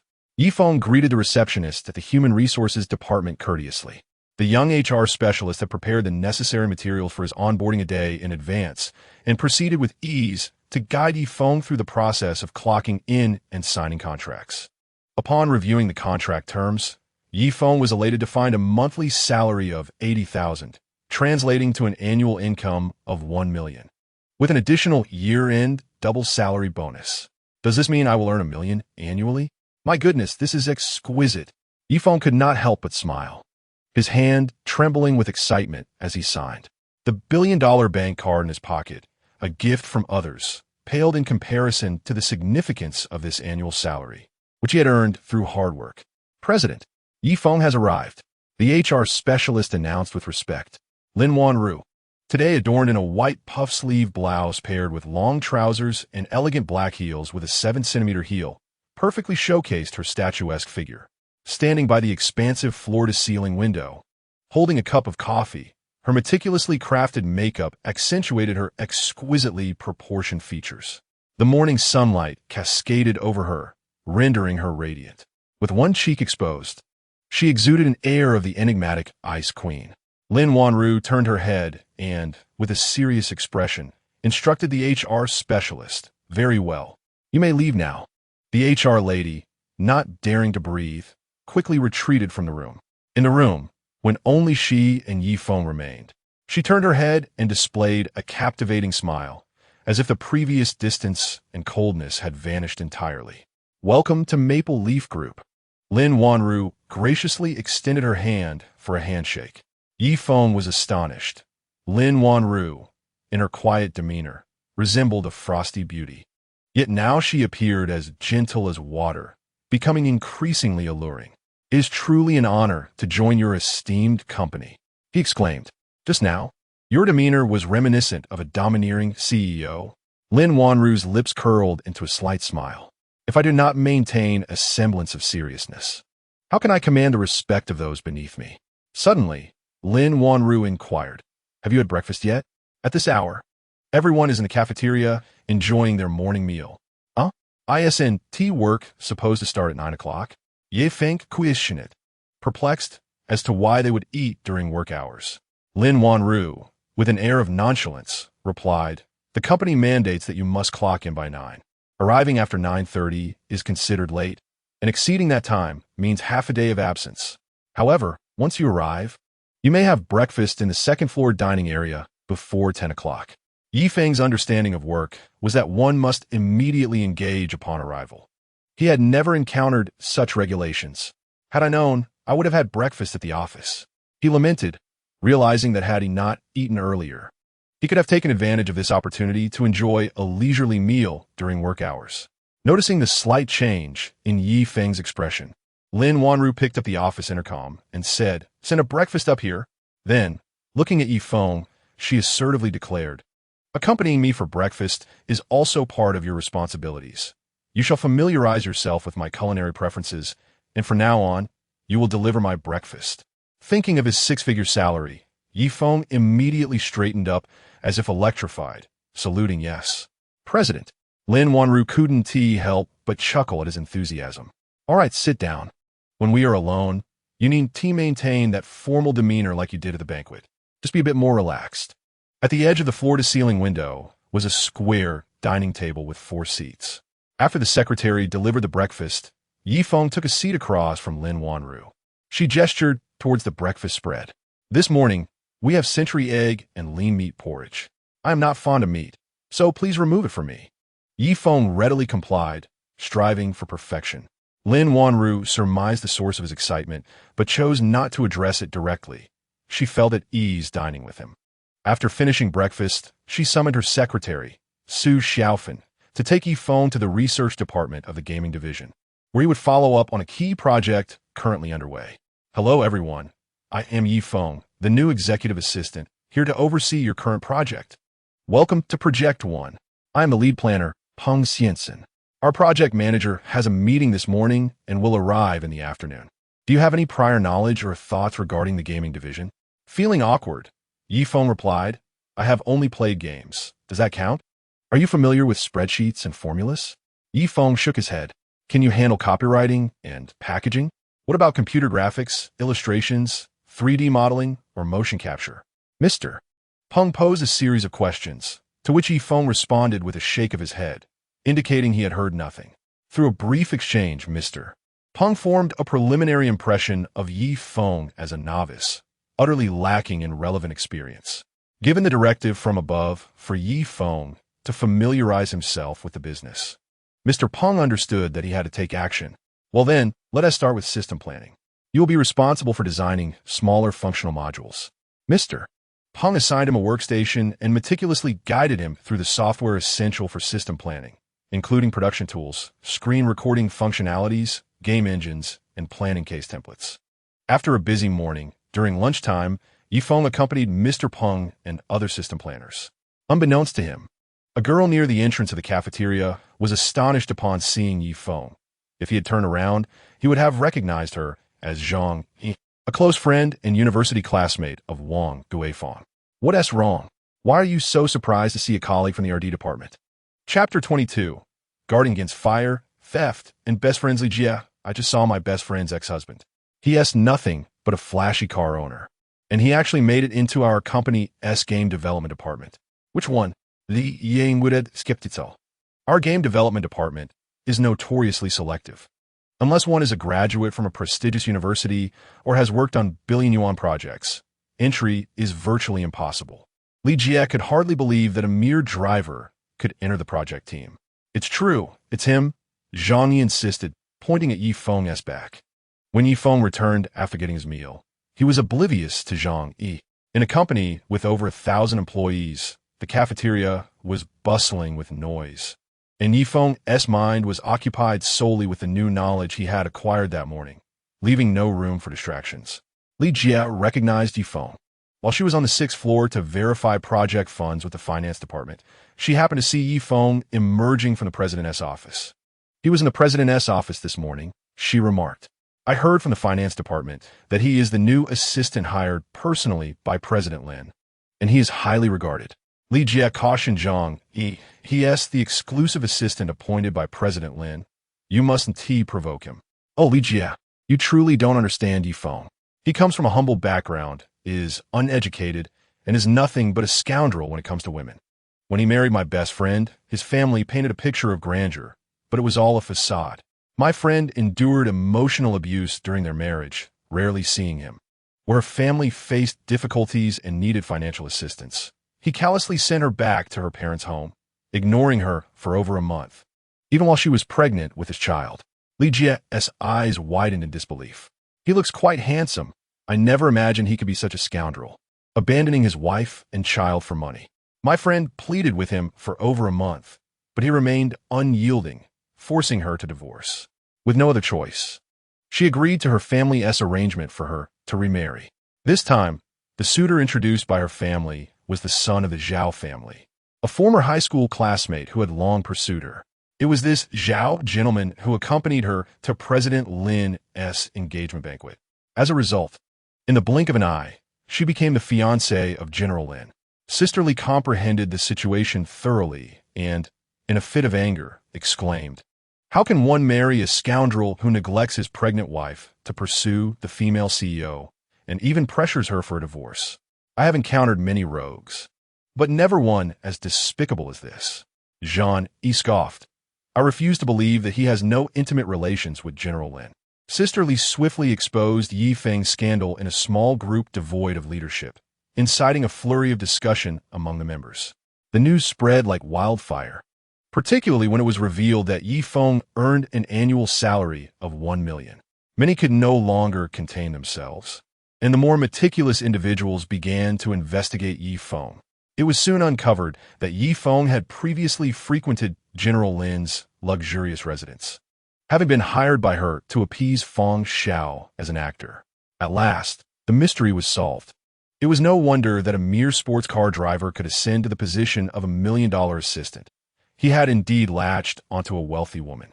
In the elevator, a woman emerged, her demeanor stern, with a round face and a slightly plump figure, her hair styled high in a ponytail with strands cascading down the sides, adding a touch of approachability. Dressed in an elegant long skirt and high-heeled boots that concealed her physique's shortcomings, she exuded the charm of an intellectual woman.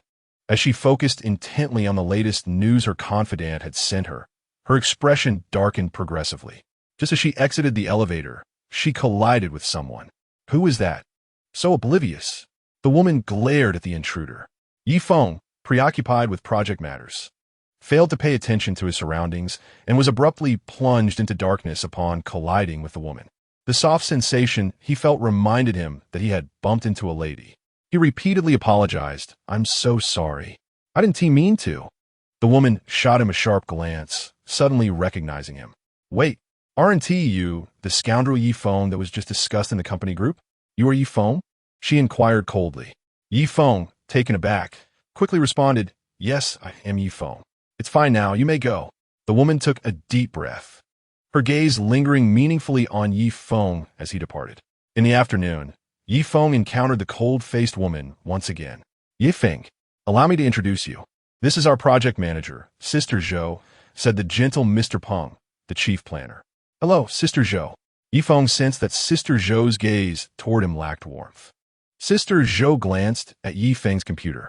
"You've been here for half a day. What have you accomplished?" Yi Feng replied, "Primarily familiarizing myself with the tools and drafting the planning document. Brother Peng assigned me a small function design to practice." "And how is that progressing?" Sister Zhao inquired blandly, her expression betraying no emotion. Yi Feng humbly responded, "I'm still getting the hang of it. I'm halfway through, and I estimate I can finish it this afternoon." Sister Zhao rolled her eyes and sighed, expressing her dissatisfaction. "Yi Feng, Brother Peng entrusted you with such a trivial task, and you need an entire day to complete it? It's merely a design. Everything is already outlined. You're only tasked with designing a button to submit to the program, and you tell me it will take you a day to finish?" Mr. Peng discerned Sister Zhou's dissatisfaction and sought to mediate, stating, "Sister Zhou, I believe a newcomer performing at this level is commendable, especially considering it's their first attempt. A gradual pace is only to be expected."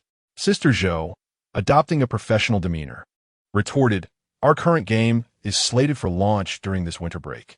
The timeline is tight and the tasks are substantial. Everyone is working overtime. And if we proceed at Yi Feng's pace, the project will inevitably face delays. This loss, can you bear it or can I?" Acknowledging his shortcomings, Yi Feng expressed his regret, saying, "I apologize, Sister Zhao. I will complete it immediately. I will submit it to Brother Peng in 1 hour. Make it half an hour." Sister Zhao replied, beckoning to Old Peng, "Old Peng, please book a meeting room. We need to review the project progress." Old Peng complied, "All right." Yi Feng took a seat, feeling overwhelmed by the immense pressure Sister Zhao exuded. Beside him, the systems planner, Shao Chun, sympathetically remarked, "Sister Zhao is a formidable figure. This is merely the beginning. When I first joined, she scolded me to tears. Is it truly that frightening? Ye Feng, fine astonishment. You'd better watch out." Shao Chun furtively glanced in Sister Zhao's direction, only to catch her gaze sweeping toward them, prompting him to hastily focus on his computer screen and enter work mode. Yi Feng soon formulated a mature plan and swiftly submitted it to Old Peng. Old Peng responded in the chat, "I see no issues. You learn quite rapidly. Once Sister Zhao has reviewed it, you may submit it." "Great." Yi Feng typed those words and hit send. Chapter 23. The dreaded revisions. Sister Zhao's office chat application flickered, and upon opening it, she discovered the document Yi Feng had submitted. She marked numerous annotations on his work and returned it to him. Yi Feng opened it to find a plethora of highlighted concerns, issues such as incorrect sizes, unsuitable images, and textual explanations that could lead to programmer misinterpretations. In essence, the message was clear: rewrite. Overwhelmed, Yi Feng sought guidance from Mr. Peng, saying, "Brother Peng, Sister Zhao has sent this back to me. Could you advise on the necessary revisions?"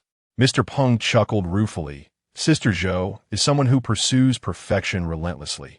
No matter how good your initial design is, she will never be satisfied. Familiarize yourself with the overall process, and then draft 3 more versions in this style for her review." Ye Feng nodded, accepting the course of action. In no time, Yi Feng submitted another version to Sister Zhao, adhering to the half-hour mark. Finally, he received her response. It was still unsatisfactory, and she demanded a complete overhaul. At that moment, Mr. Peng declared, "Everyone, pause your current tasks. We are convening a meeting." The meeting lasted over an hour, consuming half the afternoon. Yi Feng hastened to produce 6 additional versions, yet they were still returned by Sister Zhao. As the workday neared its end, Yi Feng remained ensnared in the planning document. Sister Zhao announced, "This evening, everyone will work overtime to expedite our progress." Colleagues who had hoped for a regular departure wore expressions of dismay, none daring to refuse. Yi Feng approached Brother Peng and inquired, "Brother Peng, may I reserve a meeting room?" In the evening, the conference room was not frequented by many, prompting Mr. Peng to question, "What is the purpose of your reservation for the conference room?" Yi Feng replied calmly, "I have drafted over 10 versions, yet none have met approval. I wish to gather insights from our project team to determine which version is most suitable. The majority should prevail." "Very well, please submit your application online," Mr. Peng instructed. Yi Feng promptly submitted the request. The procedure for reserving the conference room did not necessitate the project manager's consent each time. For key company projects, a dedicated conference room was typically allocated for convenient discussions. When someone wished to use it, they could simply apply to the HR department, which generally assumed the project manager's approval. Consequently, Yi Feng swiftly secured the room. Rising from his seat, Yi Feng addressed Sister Zhao. "I am at a loss for how to proceed, so I have arranged for the conference room to hear my colleagues' opinions. Is that acceptable?" Sister Zhao's expression darkened, her gaze piercing as she replied calmly, "Very well. Let us all proceed to the conference room and discern the challenges Yi Feng is facing." Inside the conference room, Yi Feng presented his earlier drafts and the latest 5 or 6 versions of the project proposal. "These are the numerous drafts I have previously written, alongside the ones I composed this afternoon. Please review them and share your thoughts on which version resonates best or any new ideas you might have for improvement." Sister Zhao remained silent, leaving others uncertain of how to proceed. Mr. Peng encouraged, "Since we are brainstorming together, feel free to speak freely." Shao Chen glanced at Mr. Peng and remarked, I believe the latest version shows significant improvement over the previous ones. It aligns quite well with the aesthetic of our game. With this prompt, others began to share their thoughts, and as many favored the latest version, Feng turned to Sister Zhao. What is your perspective, Sister Zhao? Let us proceed with the latest version, she stated coolly, her expression revealing no trace of emotion. Excellent. Thank you for your guidance, Sister Zhao, and I appreciate everyone's feedback. Feng responded graciously. As they exited the conference room, it coincided with the end of the workday. No one dared to leave, and they remained seated, quietly consuming their boxed meals. Wandering casually, Feng approached the art team and spotted a sweet-looking girl dressed in a Lolita outfit. One hand eating while the other scribbled on her computer. He could even hear her soft sobs.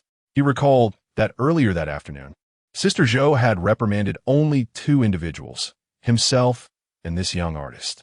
As the surrounding colleagues finished their meals and stepped out for a break, the young artist, seizing the moment of solitude, allowed her tears to flow freely. Do not cry, Feng offered tissue. You have your own troubles to contend with. Why concern yourself with me? The young artist replied, accepting the tissue with a hint of resentment. Curiously, Feng inquired, how do you know I have my own issues? As she composed herself, the young artist responded, you have incurred Sister Zhou's wrath. She is notoriously fastidious. You have soiled her favorite shoes. Today, she had intended to go on a date with her partner. Were it not for you, Sister Zhao would not be in such a foul mood. If we did not work overtime until 11 o'clock, we would not be leaving the office today. Feng widened his eyes in disbelief. What nonsense is this? Overtime until 11? Are they exploiting us ordinary workers? The young designer scoffed. You? An ordinary worker? Aren't you the assistant to a wealthy woman? Who claimed that I was dependent on a wealthy woman? Feng was utterly bewildered. He had just joined the company. So how could there be rumors about him relying on a rich woman? The young designer produced her phone, waving it in front of Feng. The entire company is abuzz with news that you abandoned your pregnant wife to be with a woman of means. Feng was astonished. Is gossip really this rampant? He had only been here for a day, and Sister Zhao was already spreading rumors? Could Sister Zhao have such power? To take revenge on me, she concocted such an outrageous tale? The young designer examined Feng curiously. Is that not the truth?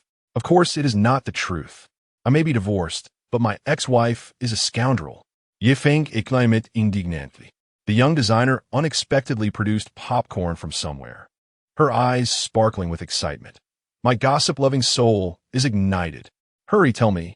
Although Feng had no idea who started the rumor, he certainly did not want his colleagues to view him with disdain. Thus, he laid bare the misdeeds of Wang Guifeng. The young designer was utterly unprepared for such a shocking revelation. Wow, she truly is a scoundrel. Good riddance. What a splendid divorce. The young designer clapped in delight.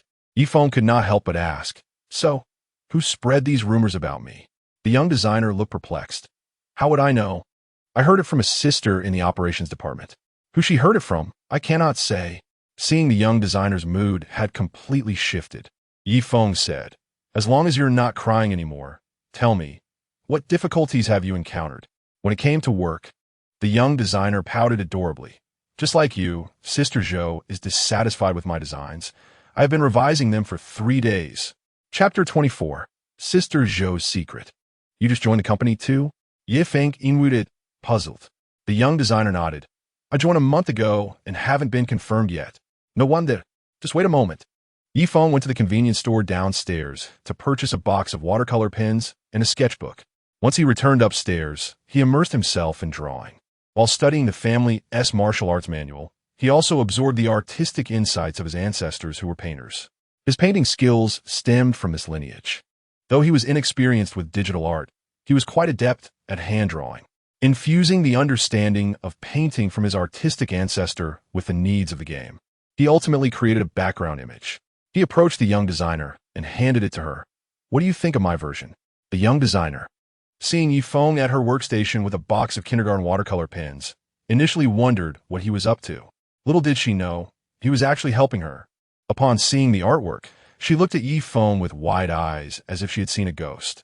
You managed to create this in such a short time? Feng nodded. Yes, what is wrong? The young designer stared at Yi Feng in amazement for a while before joyfully exclaiming, "Thank you, Yi Feng." The young woman possessed a delightful appearance, her voice equally sweet. Yi Feng remarked to the graphic designer, "Don't even mention that it was my work." The designer chuckled charmingly. "I wouldn't be foolish enough to inform Sister Zhao that it was you."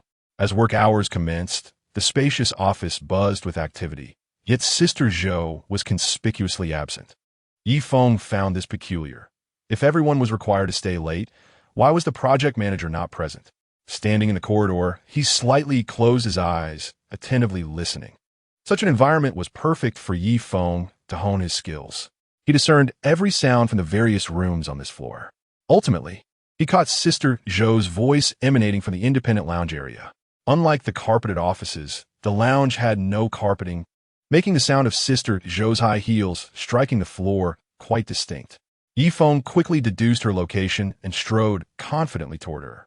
After taking a couple of steps, he softened his footsteps. Sister Zhou's playful laughter grew nearer, accompanied by a man's seductive voice. "Vice President Lin, don't do that. Be careful not to be seen. Aside from your RD department, who else is working late at this hour? No one will see us. The lounge has no surveillance." "Darling, I've been waiting for quite some time." "No. What if Lin Wanru comes looking for me when she notices I'm absent?" Sister Zhao continued to resist the urge for intimacy in such a setting, feeling embarrassed and fearful that her carefully cultivated image would be shattered. Lin Wanru is currently engrossed in her script. Since she intends to make a significant impact, I shall let her experience the consequences of her lofty ambitions. Following this, a playful exchange ensued. Yi Feng stealthily approached the couple from behind, gathering his breath and lightly leaping atop a partition, activating his phone's recording mode to silently capture their actions. He then returned to the office, observing his colleagues immersed in their tasks, while a nearby copywriter made frequent trips to the restroom. Out of the corner of his eye, Yi Feng noted the amusing dynamics of the office during overtime. Some pretended to work diligently while actually watching videos. Others took advantage of Sister Zhou's absence to indulge in computer games, and some appeared to type, but were instead chatting. The only individual genuinely committed to his work was Mr. Feng. Mr. Feng is truly commendable. He understands that no one desires to work late and that efficiency plummets during such hours, yet he remains tactful about it. Yi Feng sent a message to Mr. Feng. "Mr. Feng, let everyone clock out. I can see that they are all quite fatigued." However, Mr. Feng hesitated regarding Sister Zhao, knowing he could not permit anyone to leave without her express permission. Yi Feng reassured him, "I will handle the situation with Sister Zhao. Let everyone go home. That's your responsibility. I advise you not to offend Sister Zhao. She has ways of making you regret it." Mr. Feng cautioned, seeing someone boldly confront Sister Zhao. "I have already offended her. A multitude of lice makes no itch." Though physically present in the office, Yi Feng remained acutely aware of the conversation between Sister Zhao and Vice President Lin, both of whom appear to be of a different ilk, particularly Vice President Lin. It is evident that although Lin Wanru holds the position of president at Maple Leaf Group, she is not the sole authority in all matters. In fact, much of the power within the group lies beyond her grasp. Yi Feng contemplated that since he had arrived, he must ensure that Wanru retains control over the company. When Sister Zhao returned, the office was devoid of personnel. Yi Feng concealed himself in the shadows, waiting until Sister Zhao had moved away before retrieving his phone from behind the screen. He silently observed as Sister Zhao contacted Mr. Feng. "Old Feng, where are you? Wasn't it said that we would be working overtime today?" Mr. Feng replied, "Sister Zhao, Yi Feng has dismissed everyone. He is the chief assistant, and I believe this must be the president's intent." Frustrated, Sister Zhao hung up, gritting her teeth as she muttered Yi Feng's name. Vice President Lin leisurely walked in, remarking, "Sister Zhao, it seems your project team has encountered a thorny character. Just a newcomer, hardly worth my concern," she retorted, her eyes flickering with the flames of indignation. Clearly irked by Yi Feng's actions, Vice President Lin added meaningfully, "This Yi Feng is the young master of the Yi family from Yanjing. Be cautious, as he may wield his family influence against you." Sister Zhao scoffed. "What nonsense! A young master from the Yanjing Ye family? If he were truly of such stature, Would he deign to come here and work for Lin Wanru? If he were indeed the young master, he could easily acquire Maple Leaf Company with a mere flick of his finger, gifting it to Lin Wanru. Then, she would dominate the company. Who would dare question her authority? Why would he toil as a chief assistant and follow the project closely? Moreover, if he were truly a Yi family heir, with the time he spends on projects, he could simply marry Lin Wanru and elevate her to head of the Lin family. Are you suggesting he does not resemble a young master of the Yanjing Ye family? Vice President Lin inquired, his brow furrowing slightly. Sister Zhao nodded confidently. Having worked alongside him for an entire afternoon, I can discern that he is merely a novice in the workplace, quite inexperienced in office affairs. Vice President Lin, trusting Sister Zhou's judgment, found it hard to believe that Yi Feng was genuinely a young master of the Yanjing Ye family. Today, rumors about him circulated fervently throughout the company, yet he appeared seemingly powerless against them. Yi Feng entered the president's office and immediately noticed Lin Wanru's fatigued demeanor, her entire being exuding weariness. Approaching her from behind, he gently massaged her lower back. Lin Wanru yawned, but did not reject Yi Feng as proximity, relishing the comfort of his touch. "So, how was your first day at work?" she inquired. Chapter 25. Young people do not speak of money so casually. Yi Feng smiled slightly, feeling the softness of her waist beneath his fingers, suppressing any improper thoughts, and replied earnestly, "It was tolerable. There is a rather stringent female tyrant for a supervisor named Sister Zhao. While her expertise remains unproven, she certainly has a knack for misguided direction. She commands her subordinates to work overtime while she herself sneaks off to dally with Vice President Lin. Ah, it seems your day as chief assistant was not in vain. You have garnered quite the experience. I thought a mere functional design would drive you to madness under Sister Zhou's reign." Lin Wanru teased. Yi Feng took Lin Wanru's hand, stating, "If you appoint me as chief assistant with a salary of $1 million, I cannot simply do nothing. I must not falter on my first day." Lin Wanru was quite pleased with Yi Feng's performance. Exhaustion caused her to close her eyes as she languidly leaned against the sofa. "So tell me, what do you plan to do next?" "Next, it's either me or Sister Zhao who will survive." Yi Feng replied with a cheerful smile. "Allow me to remind you, my grandmother is going on a business trip to Yanjing soon. She may try to investigate your identity. You'd better have a word with Uncle Zhao." Lin Wanru rubbed her temples, her long, slender legs clad in black stockings resting on the sofa, arms crossed over her chest. As she reclined against the armrest and closed her eyes again, Yi Feng was not particularly surprised by this. It was only a matter of time before this matter blew up. "By the way, what is your relationship with Vice President Lin?" Upon mentioning Vice President Lin, Lin Wanru's expression soured. "He is my third uncle. He has always been very close to my elder uncle, who manages another construction group of the Lin family, which has been struggling. Meanwhile, my Feng group has been performing quite well, serving as the pillar industry of the Lin family. My grandmother is concerned about me managing Feng alone, so she appointed my third uncle as the vice president." Yi Feng stroked his chin and remarked, "It seems that being a president is not an easy task for you." Lin Wanru smiled wryly, a hint of sadness in her eyes. "If I successfully marry into the Feng family, I will have to relinquish this presidential position. Everything I have worked hard for will ultimately belong to my uncle and their faction." Yi Feng's mood also darkened upon realizing the struggles Wanru faced within the Lin family, a thought he had never contemplated before. He unconsciously clenched his fists. Lin Wanru's heart was conflicted, a flicker of struggle crossing her gaze. Suddenly, she spoke, "Yi Feng, let me be honest with you. This job will not be easy and may come with risks, and my ability to assist you is quite limited. If you wish to withdraw." Before she could finish her sentence, Yi Feng silenced her with a kiss. Lin Wanru stiffened for a moment, but did not reject his embrace. In fact, Yi Feng's lips were fragrant, providing her with a sense of calm. As their lips parted, Yi Feng gazed at her alluring red lips, his breath slightly quickened. "Since we began pretending to be engaged, I have never considered backing out. Trust me, I can protect you. I believe in you." Lin Wanru was deeply moved. Yi Feng's presence felt remarkably enchanting. Initially, he appeared to be an utterly ordinary man in her eyes, a mere fleeting thought. However, During their time at the villa, his memory, observational skills, comprehension, and physical prowess pleasantly surprised her. On the evening of the banquet, when she had resigned herself to her fate, Feng unexpectedly reached out to a relative of Uncle Zhao, helping to stabilize the situation. Feng was like a book that one could not resist reading further. Seemingly unremarkable at first glance, yet astonishing upon closer inspection. Parting reluctantly, Lin Wanru nestled in Feng's embrace, tilting her head to reveal her flushed, enchanting face. Her ruby lips parted, exhaling softly. Feng, please don't call me president anymore. I prefer it when you call me Wanru.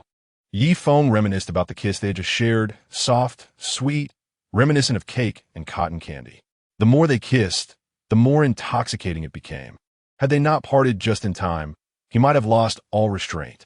His heart, which had just begun to settle, surged once more at Lin Wanru's words. Feng scarcely recalled how he exited the president's office. Throughout the journey home, his mind was filled with Lin Wanru's gentle demeanor.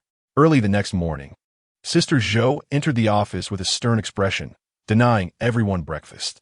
At 9:30 sharp, she summoned all project team members into the conference room.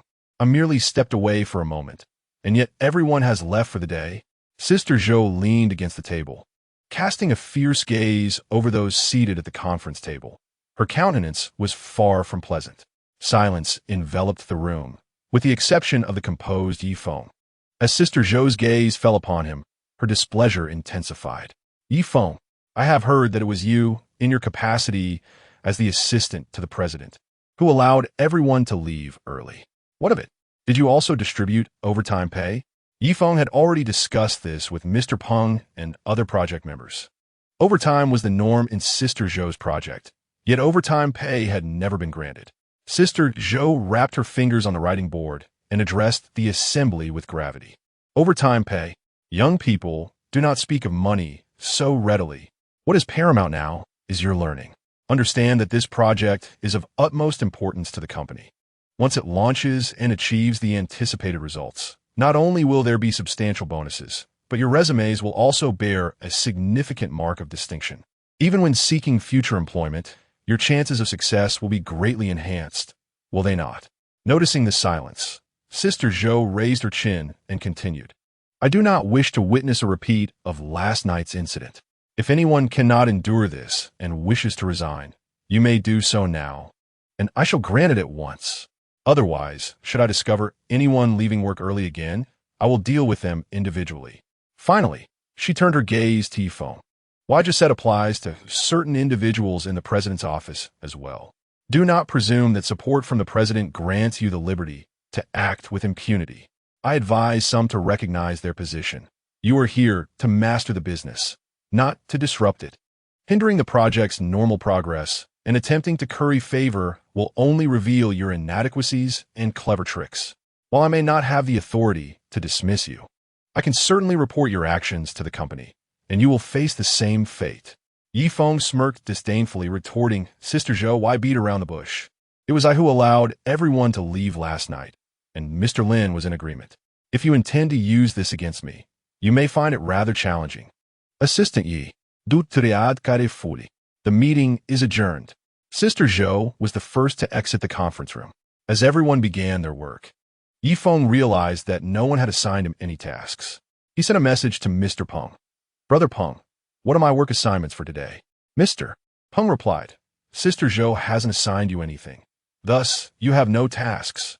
I warned you not to offend her. Good luck. Feng typed a few words, understood. Chapter 26. Resolutely opposing overtime with no pressing work assignments at hand, Feng decided to indulge in some computer games. Sister Zhou, while coordinating with the programming team, happened to catch sight of Feng's activities, and a slight smile graced her lips. As the end of the workday approached, Sister Zhou called for everyone to submit their daily reports, insisting on truthful entries, warning that any discrepancies would result in performance penalties. Feng complied with Sister Zhou's request, detailing the games he had played, all of which were produced by the company, thus leaving no room for critique. Meanwhile, the copywriter Su Lei returned to his seat, visibly dejected. Feng distinctly overheard that he had just been reprimanded by Sister Zhou in the corridor. Her booming voice, even through the door, had been audible to others in the office. With so little material, you've produced 7 or 8 drafts, yet still failed. The company employs you to create value, not to merely exist. Rewrite it. If you can't grasp the concept, you might as well forget about leaving work. What a useless individual. I've seen incompetence, but never to this extent. Can't you learn from how others write? Why is it that every time you attempt this, it's always inadequate? Do you not engage in self-reflection? Is it a lack of ability or simply a failure to think critically? Feng Let me take a look. Su Lei regarded him with skepticism. Can you really handle it? You've been reprimanded so many times. If my work succeeds, won't you avoid the scolding? Feng whispered back. Having been chastised to the point of questioning his existence, Su Lei, devoid of inspiration, gritted his teeth and handed over his work to Feng. Upon glancing at the topic, Feng quickly formulated a plan. The advantage of his ancestral lineage was that with a diverse range of professions among his forebears, he possessed an abundance of skills. What was challenging for Su Lei came easily to Feng. He effortlessly crafted the copy and produced 3 distinct versions. Nervously, Su Lei submitted Feng's version, and at last, he witnessed Sister Zhao smile. Excellent. You finally grasped it. Continue along this path. Yes. Thank you, Sister Zhao. Thank you. Su Lei couldn't help but give Feng a thumbs up. Nearby, Xiao Chun observed this scene with astonishment and nudged Feng. Brother Feng, take a look at mine as well. I've revised my functions 3 times too. At this rate, I might also face reprimand. Feng replied, send it to me, and I'll take a look. Feng opened the document Xiao Chun sent, and, after a brief perusal, quickly identified the issues. Although his ancestors had not been involved in the realm of game design, as someone endowed with the red talent of the skill record, Feng had unlocked all its contents. Recently, he had absorbed an array of information on humanities, engineering, and ancient sciences, and with the wisdom gleaned from his family's millennial-old heritage, he was more than capable of drafting a unique proposal. However, Feng had no intention of rewriting Xiao Chen's work entirely. Instead, he made annotations in the document, meticulously outlining the problems and suggesting revisions. Then returned it to Xiao Chun. Xiao Chen's eyes lit up, and he swiftly produced a new version of the proposal. Upon receiving Sister Zhou's feedback, he felt as though his world had brightened. With the examples set by Xiao Chun and Su Lei, the project team members, who had long suffered under Sister Zhou's scrutiny, seemed to find hope and flocked to Feng for assistance. Feng generously offered his guidance, resulting in a remarkable acceleration of the entire project team's progress. Whether it was the design team or the planning department, Feng navigated both realms with remarkable ease. Everyone tacitly refrained from mentioning his name. Although Sister Zhao occasionally cast her gaze upon Feng, she was inevitably distracted at times, unable to maintain her focus entirely on him. Meanwhile, Feng possessed an acute awareness, allowing him to monitor Sister Zhou's activities at any moment. Unbeknownst to him, Feng had become well acquainted with the entire project workflow, significantly enhancing efficiency in the process. Sister Zhao remained resolute in her insistence on overtime, as the programming team faced a series of persistent issues, necessitating all planners to stay late for testing.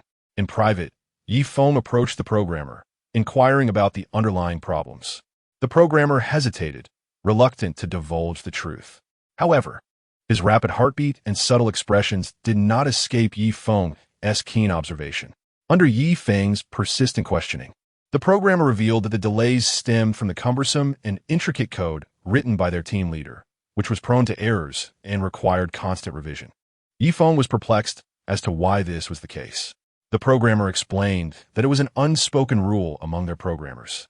Sister Zhao preferred to see everyone working overtime.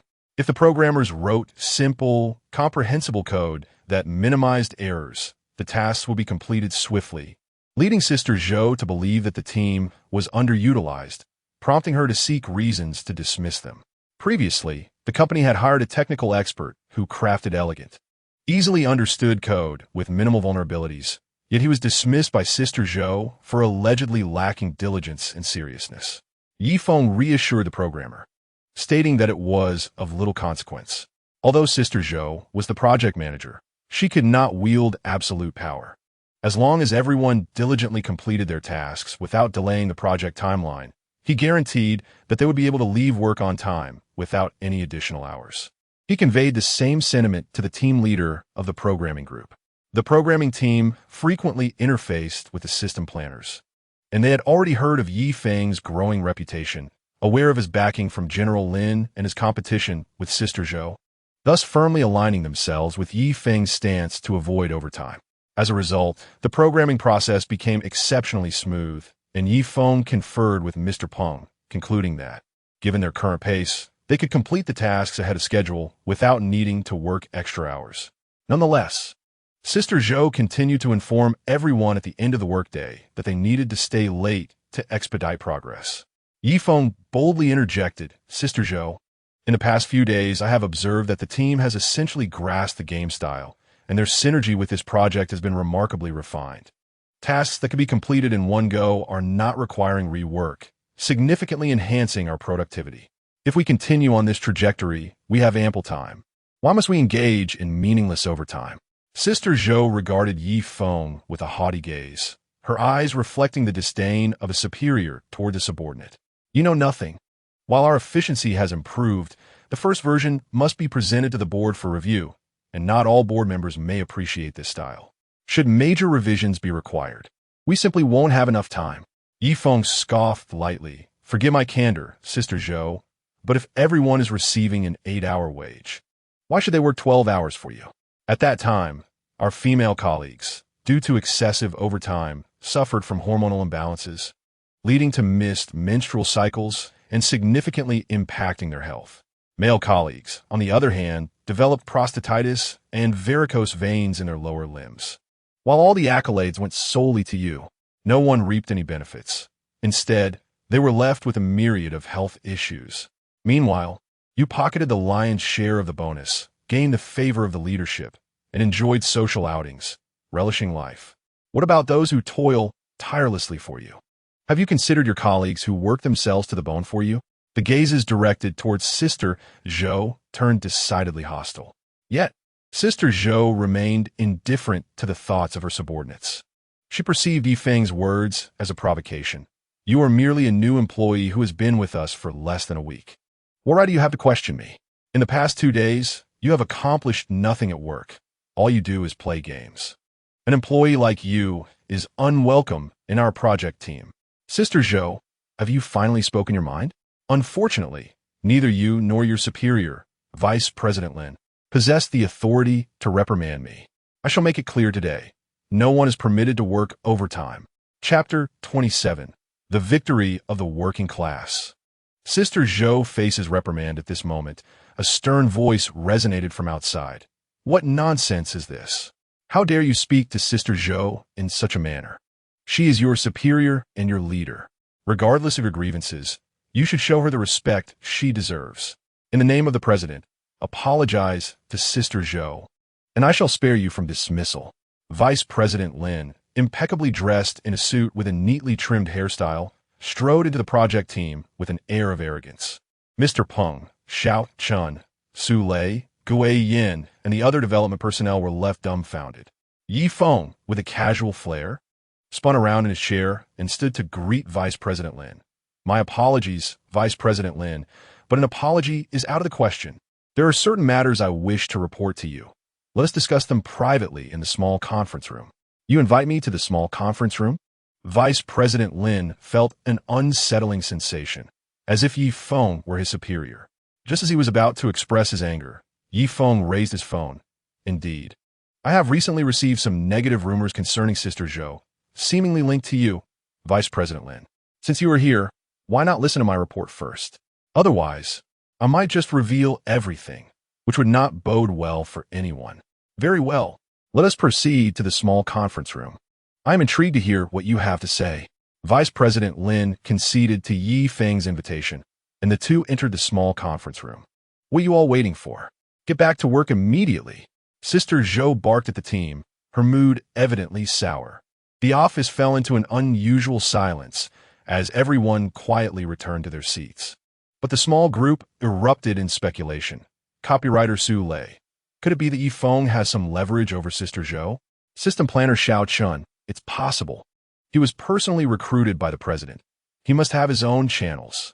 Designer Feng. But Sister Zhao seems to be a project manager brought in directly by Vice President Lin.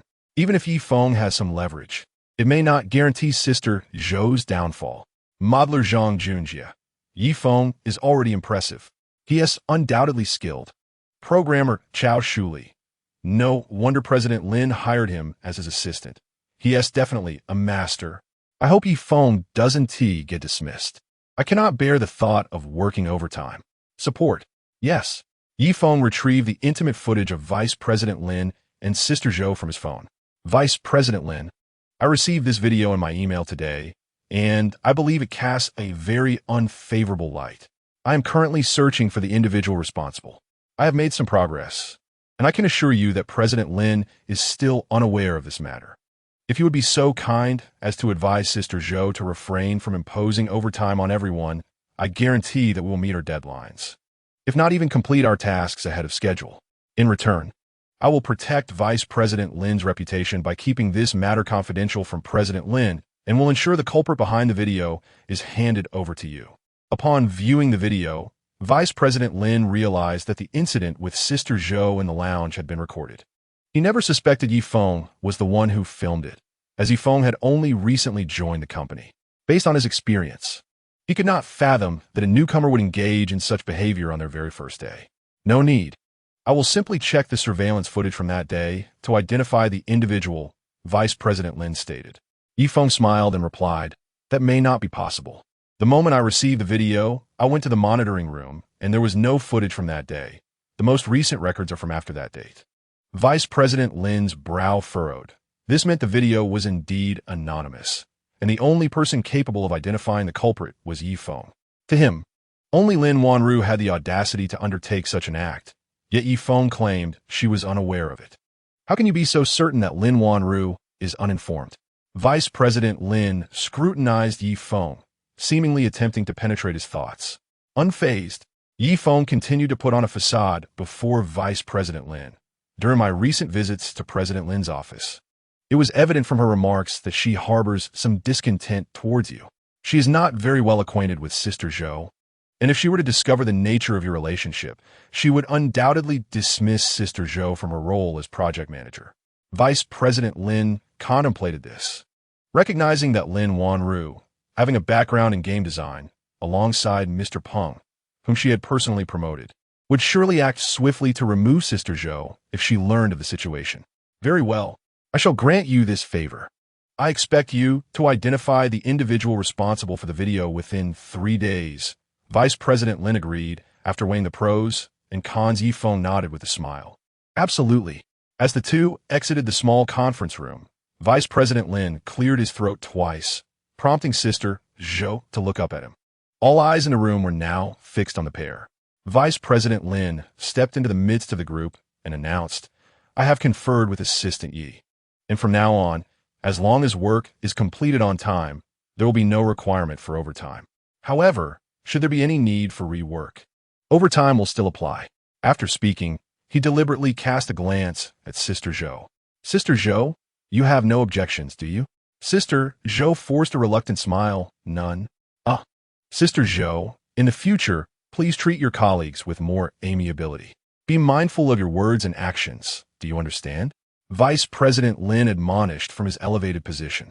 Though Sister Zhao was unaware of the specifics of their conversation, it was clear that Yi Feng had persuaded Vice President Lin, leaving her with no recourse but to concede.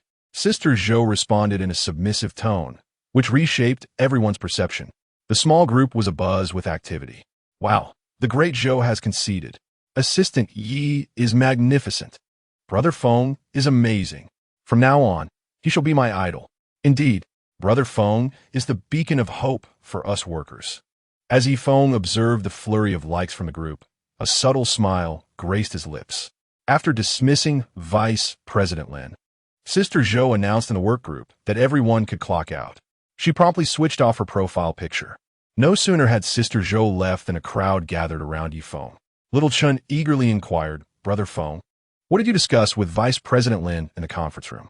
Why does he heed your words?" Su Lei's eyes gleamed with admiration as he added, Brother Feng, please share just a hint with us. We are truly curious. Yi Feng feigned an air of mystery, replying, that cannot be divulged. At that moment, Ruo Ying interjected. Sister Zhao leaving so early must mean something is amiss. Aren't you all curious?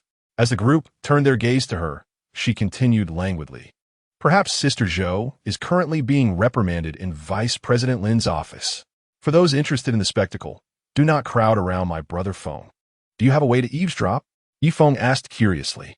Ruo Ying brandished a key, saying, This is the key to the surveillance room. I casually asked the surveillance staff for it while I was in the restroom. Impressive, Ruo Ying.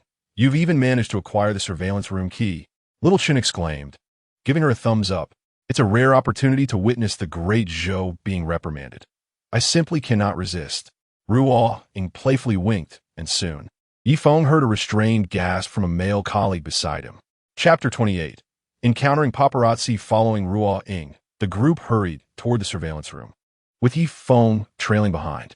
He snapped his fingers at Mr. Peng, saying, Brother Peng, let us go take a look. It's a rare sight to see the great Zhao being reprimanded.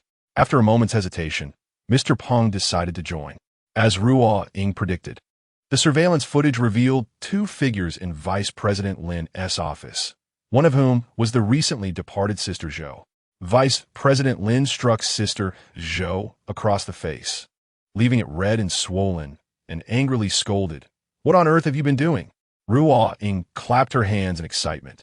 Her cheeks flushed. Well done. I've always wanted to do that. Although the others remained silent, they were all fixated on the screen, a subtle satisfaction playing on their faces. Lin, why are you hitting someone? Sister Zhao protested, covering her cheek, tears welling in her eyes. Why do you question my actions? Our relationship has been exposed. You incompetent fool. You didn't even realize you were being watched. Vice President Lin, infuriated, raised his hand again, contemplating another slap, but ultimately lowered it. Recognizing that she was the project manager he had personally recruited and could not be too harsh. Watched. Who dares to watch me? Sister Zhao remained oblivious to the situation's gravity, unable to comprehend why Vice President Lin was so furious. What happened in the break room has been recorded and specifically forwarded to Yi Feng. Vice President Lin said irritably. Shocked, Sister Zhao responded. I told you it was inadvisable to act in the break room. You never listen. If it weren't for your overly domineering style, we wouldn't have attracted attention. The pressing concern is to consider who has been observing us. Vice President Lin would not place all his trust solely in Yi Feng. One must be capable of self-reliance to avoid being beholden to others. In the surveillance room, everyone gazed at Yi Feng with astonishment. What transpired between Vice President Lin and Sister Zhao in the lounge? This question lingered in the minds of all present. Yi Feng coughed twice and urged, Do not look at me. Focus on the screen. On the screen, Sister Zhao, with a glint in her eye, suggested, Could it be old Peng? Vice President Lin inquired. Perplexed, What evidence do you have? Sister Zhao recollected, Lin, you may not be aware that old Peng was a loyal aide to Lin Wanru. Having spent 7 to 8 years in her company, he is exceedingly faithful to her. Vice President Lin, feeling uneasy, remarked, Didn't you say that old Peng is quite accommodating and has always complied with your requests? If it truly is old Peng acting on Lin Wanru's instructions, he might have secretly prepared substantial incriminating evidence. Find out who left the office on the night Yi Feng joined the company while everyone else was working overtime. Vice President Lin was confident that Sister Zhao would uncover the truth. Sister Zhao agreed, presenting herself as quite humble before Vice President Lin. In the surveillance room, Ruo Ying's gaze was fixed on Mr. Peng. Mr. Peng, with a wry smile, protested, Don't look at me. I was in the office all night. How could I possibly know who secretly recorded the video and forwarded it to Yi Feng? Ruo Ying, with a playful glint in her eye, turned to Yi Feng and casually placed her hand on his shoulder, exuding a fragrance reminiscent of ripe peaches. If it's not Brother Peng, then who could it be? Yi Feng, unfazed by Ruo Ying's flirtation, replied coolly, Haven't you already guessed? With that, he quickly exited the surveillance room, leaving the bewildered onlookers surrounding Ruo Ying. She delicately raised her elegant fingers, seemingly savoring the warmth that lingered from Yi Feng's presence. In response to the inquiries from the crowd, Ruo Ying merely smiled playfully. Are you all devoid of intellect? Discover it for yourselves. With that, she tossed her bag over her shoulder and skipped away, humming a tune. Yi Feng made his way to Lin Wanru's office. As she was not working late that day, the two held hands and departed together under the scrutinizing eyes of many. Zhang Yi, sipping her milk tea and returning to the office, spotted the couple emerging from the building. She quickly concealed herself, capturing a photo of their embrace and sending it to Wang Guifeng with the message, Guifeng, I truly feel for you. How can someone transition so seamlessly? Just recently divorced, and now he is already with a wealthy woman. Wang Guifeng, replied Zhang Yi. Please keep an eye on Yifeng for me at the company. Inform me of any unusual developments. Zhang Yi responded, perplexed. Guifeng, why do you still cling to him? Wang Guifeng clarified, I'm not clinging to him. I have my reasons. First, I am set to sue him at the end of the month. Second, I must find a way to prove that his connection to the Yi family in Yanjing is minimal. Without the Lin family support, Yi Feng will be nothing. I want him to realize that losing me is his greatest loss. Zhang Yi couldn't help but express her admiration, responding, as expected of my best friend. You truly possess ambition. We must not allow men to underestimate us, especially someone like Yi Feng. Wang Guifeng inquired, what do you think? Would you like to assist me? Yi Feng has caused half of the Zhao family's enterprises to come to a standstill, and Zhao Xiaofeng nearly ended up in jail last time. If I were to lose Zhao Xiaofeng again, I would truly have nothing left. Zhang Yi sighed and replied, all right, I will keep an eye out for you. But I cannot guarantee that if Yi Feng discovers it one day, I will still be able to help you. Wang Guifeng sent a flying kiss emoji accompanied by the text. Thank you. Are you free? I'll treat you to a lavish dinner tonight. Zhang Yi smiled slightly. I'm free. It's not easy to enjoy your exquisite meal. At that moment, Lin Wanru had already entered her exclusive luxury car, while Yi Feng drove home alone in his modest vehicle worth over 100,000. The following morning, during the morning meeting, they needed to verify the progress of the day's projects. Sister Zhao casually initiated a planning meeting. Xiao Chun, why don't you present your plan to everyone? Let us see if there is anything that needs adjustment. Xiao Chun, sitting at the front, looked at the projection and stated, the primary aim of my approach is to enhance the user's sense of honor and their engagement. As Xiao Chun presented, Yi Feng nodded in agreement. His explanation was vividly engaging, and his ideas were quite commendable. Sister Zhao looked at Xiao Chun with satisfaction. Xiao Chun's planning content is complex. If anyone has questions, feel free to ask him for better understanding of this proposal. The copywriters, programmers, designers, and operations managers all voiced their opinions, creating a relatively harmonious atmosphere. Until Yi Feng interjected, I believe we should add something akin to a monument, accessible only to those with the highest battle power in the server. During their tenure, this individual and their partner could jointly initiate certain server-wide activities. Xiaochen glanced at Yi Feng and nodded. That is a brilliant idea, allowing players to actively initiate server-wide events. Intriguing. I'll make a note of it. Chapter 29. The fusion of martial arts and electronic technology. Sister Zhou's expression immediately shifted, her tone stern. Although Yi Feng's idea is good, it lacks maturity. Does anyone else have any thoughts? Everyone fell silent. Xiao Chen openly endorsed Yi Feng's idea, evidently touching a nerve with Sister Zhou, and no one wished to provoke her at that moment. Seeing that no one else spoke, Sister Zhou addressed Xiao Chen. Your proposal still has significant issues. The suggestions made earlier were quite good. Xiao Chen, please revise it and submit a new version to me by noon. Her tone was unmistakably harsh. As noon approached, Xiao Chen finally completed the revision. Shortly thereafter, the entire Project Team 1 was met with Sister Zhou's scathing remarks. What is this revision? Take it back and rewrite it. Throughout the afternoon, Xiao Chen was reprimanded 8 times. Regardless of whether Yi Feng assisted or not, the outcome remained unchanged. Su Lei sympathized. If you hadn't agreed with Yi Feng, perhaps you wouldn't have faced such scorn. As the end of the workday neared, Xiao Chen lamented, tears nearly in his eyes. Oh dear. Yi Feng, you've brought me to ruin. I'm going to be driven mad by all this scolding. Yi Feng patted Xiao Chen on the shoulder and reassured him. Do not worry. I will certainly help you regain your standing. In the span of 2 days, Vice President Lin and Sister Zhao were unable to ascertain who had sent the video to Yi Feng. Sister Zhao speculated that Yi Feng might have recorded it himself, yet there was no evidence to support this theory.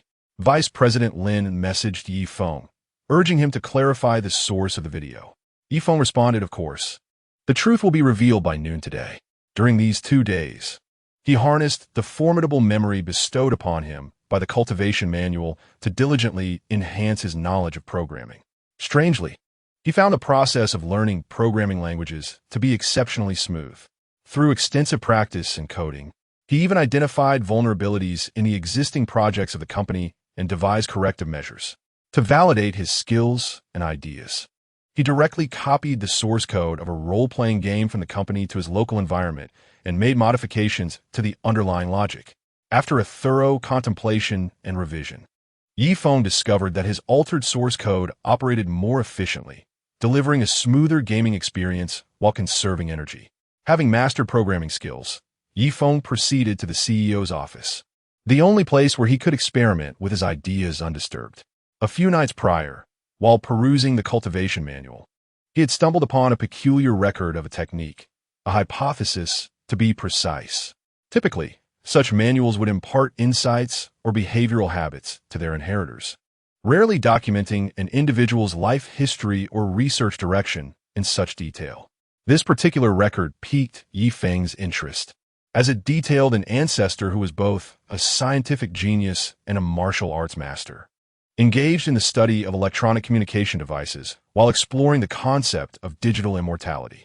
He sought to enable ordinary people to achieve everlasting life through this knowledge. Despite his lifelong endeavors, he never succeeded, yet he was on the brink of discovery when his life force waned, leaving him unable to realize his vision. Given the extraordinary talent required for his research, only Yi Feng among the Yi family had uncovered this particular record in the manual. In other words, Yi Feng alone could inherit this technique. His attention was drawn to this entry primarily because it was the sole unrefined technique within the manual.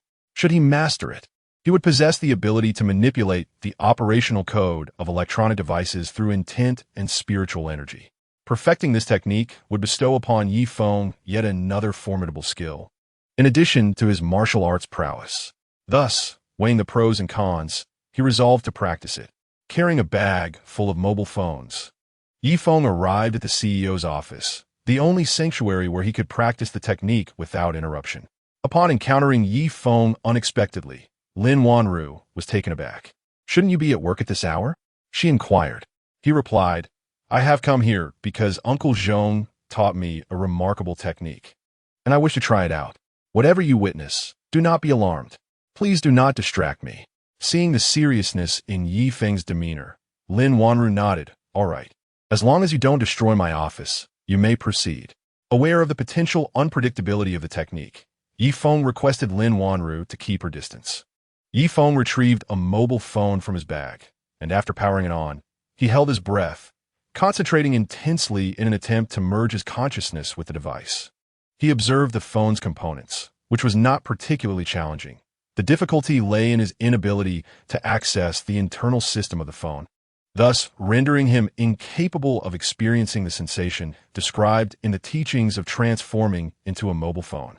Yi Feng continued to adjust the intensity of his consciousness, but unexpectedly, the phone before him emitted a crackling sound and exploded. The sudden noise startled Lin Wanru, who exclaimed, "Yi Feng, what happened to you?" Simultaneously, Yi Feng experienced an unprecedented sharp pain and burning sensation in his head. He quickly drank a glass of ice water, pouring it over his head, which alleviated the burning sensation. His eyes sparkled with newfound clarity as he reassured, "Wanru, I'm fine. I will continue." The burning sensation he felt was directly linked to the phone's destruction.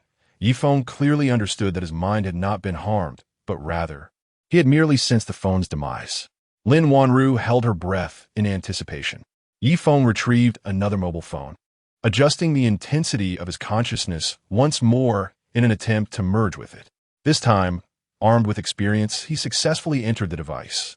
Lines of underlying code materialized before his eyes, appearing editable. He located the monitoring directory within the phone's software and, using his thoughts, deleted this functionality while preserving the relevant code, merely rendering it inactive. This ensured the software operated normally while deceiving the monitoring program of the software developers, effectively erasing any modification logs. In essence, after removing this feature, no information would be relayed back, and the developers would remain oblivious to any anomalies on his end. Feng then attempted to log into a game, manipulating the in-game time to successfully claim 2 7-day gift packages. Concerned that this action might be detected by the programming team, he reverted the changes and deleted the generated modification logs. As he exited the phone, Feng felt an alarming depletion of 60% of his inner strength, leaving him utterly exhausted. The magnitude of this result startled him. The sudden loss of power instilled a sense of unease within him. It appeared that complex program alterations significantly drained one's consciousness and inner strength, and he resolved never to attempt such a feat again. Feng assured Lin Wanru of his well-being, and she instructed the administrative department to procure a spare suit for him to change into. "What on earth are you doing?" Lin Wanru inquired, perplexed. Chapter 30. Sister Zhao faces a major incident. It was unclear where Uncle Zhong had acquired a set of martial arts scriptures dedicated to training the mind, specifically aimed at enhancing mental strength. I wanted to see if it was effective. Lin Wanru recalled the peculiar sensation of Feng controlling the phone solely with his mind. Isn't training the mind akin to meditation? Who burns phones while exercising mental fortitude? Am I really deceiving you? I thought I would need to sacrifice several phones. I never expected to ruin just one. Feng felt quite pleased with his performance. Lin Wanru handed him a hairdryer, urging, "Hurry up and dry your hair." Feng took the hairdryer, feeling a warmth in his heart at Lin Wanru's concern. In the past, Wang Guifeng never showed such care for whether he felt cold. With agility, Feng dried his hair, and yawn escaped him as he said, "Wanru, I wish to take a nap. Please wake me at noon." Lin Wanru noticed that ever since he finished his training, he appeared quite weary. Softening, she replied, "Go ahead and sleep. I'll stay in the office with you this morning." A smile crept onto Feng's lips as he blurted, "How wonderful it is to have a wife." He then quickly shut his eyes. Lin Wanru's cheeks flushed, and she playfully chided, "Who is your wife?" Yet, all she received in response was Feng's steady breathing. Still enchanted by his words, she felt a surge of happiness, and, while Feng slept soundly, she couldn't resist resting her head against his chest. The comforting scent emanating from him made her instinctively lower her defenses and close her eyes. 2 hours later, Feng awoke, feeling warmth enveloping him. Upon looking down, he found Lin Wanru had nestled against him, using him as a makeshift table. A gentle smile spread across his face as he carefully took a pillow to replace himself and draped a light blanket over her. He had already devised a plan to play a trick on Deputy General Manager Lin. Arriving early at the cafeteria, he concealed himself in a corner and mentally altered the control code for the cafeteria's large screen, connecting it to his phone. Whatever he desired the screen to display, it would do so effortlessly. Since the computer operated on a local network, it required minimal mental effort and no deceit, making it considerably easier. Later, during the bustling lunchtime rush at the cafeteria, he intentionally chose not to accompany Lin Wanru, but instead mingled with the crowd, pretending to queue for food. The sound of a camera shutter clicked in his ears. Feng smiled knowingly, gathering his energy and moving with a mysterious grace, seamlessly blending into the throng without drawing attention. Zhang, he looked around curiously. How strange. Where has Feng gone? "Ms. Zhang, you've been acting like a detective these past few days. Haven't you taken enough pictures of me?" Feng appeared behind her, holding a tray of food. Zhang, he jumped in surprise. "You? How did you know it was me?" From a moment Zhang, he had first taken a covert picture of him. Feng had noticed her actions and recognized her. For the following 2 days, she had been lurking in the shadows, capturing his image. Having overheard her conversation with Wang Guifeng about men, he realized that both women shared similar mindsets. Zhang, he was even more extreme, treating men as mere instruments to serve her whims, as if they owed her their servitude by nature. Feng found her perspective repugnant in a marriage. Both parties contribute to the family. It was fair to say that his current relationship with Wang Guifeng had been heavily influenced by Zhang Yi's subtle indoctrination. Reflecting on this, he felt an even stronger aversion toward Zhang Yi. Seizing her phone, he quickly scrolled through her photos, remarking, "You've taken quite a few. What do you intend to do with them?" Zhang Yi desired to reclaim her mobile phone, but Yifeng casually tapped a few buttons, channeling a bit of internal energy to inhibit Zhang Yi's brain signals. In an instant, she felt her body rendered immobile. Yifeng calmly browsed through the contents of Zhang Yi's phone, questioning her motives. "Are you conspiring against me with Wang Guifeng?" He then took out his own phone and sent a video to Zhang Yi. Once everything was in order, Yifeng returned her phone and lifted the control he had imposed upon her. Zhang Yi, witnessing Yifeng manipulate her device without clarity on his actions, seized her phone as soon as her movement was restored. "Yifeng, don't think that deleting the contents of my phone will suffice. I'd already backed everything up. Prepare for a lawsuit. A scoundrel like you will inevitably face retribution. I stand in the light, unafraid of your scrutiny, but alas, you cannot escape." Confused, Zhang Yi was interrupted when the cafeteria's large screen, previously showcasing food promotions, suddenly switched its content. The new theme featured a video of Vice President Lin and Sister Zhao in an intimate moment in the break room. The title boldly proclaimed, "All project team members are coerced into overtime by the project manager," while the project manager engages in an affair with the vice president. Lin Wanru, standing in a corner and observing the screen, picked up her walkie-talkie. "Director Dai, I want this video displayed on all company computers. Ensure it is discreet." "Understood, Lin." Aside from the cafeteria screen, the same video broadcasted across every computer in the company. Sister Zhao was exceedingly brazen. In such an open area as the break room, she had the audacity to become intimate with the vice president. Members of the RD department, who had previously worked under Sister Zhao, now reveled in her misfortune, secretly mocking her. The film and television department, intrigued by the video, recognized the project manager of Project 1 in the footage and began to gossip about Sister Zhao. "Is this the legendary tyrant, Sister Zhao?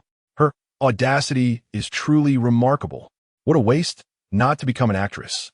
It was no wonder she had ascended to the position of project manager at 30, while old Peng had remained a lead planner for 7 or 8 years. This exemplified the difference between taking shortcuts and not.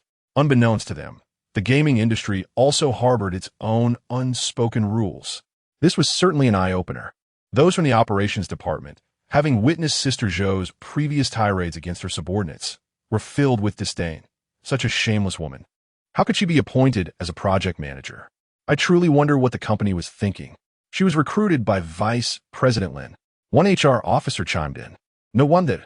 Many in the literature department expressed incredulity. This is something even novels dare not depict. It's too explosive. Sister Zhao, coincidentally in the cafeteria at that moment, felt the piercing gazes of those around her and turned pale. Without even finishing her meal, she dashed upstairs.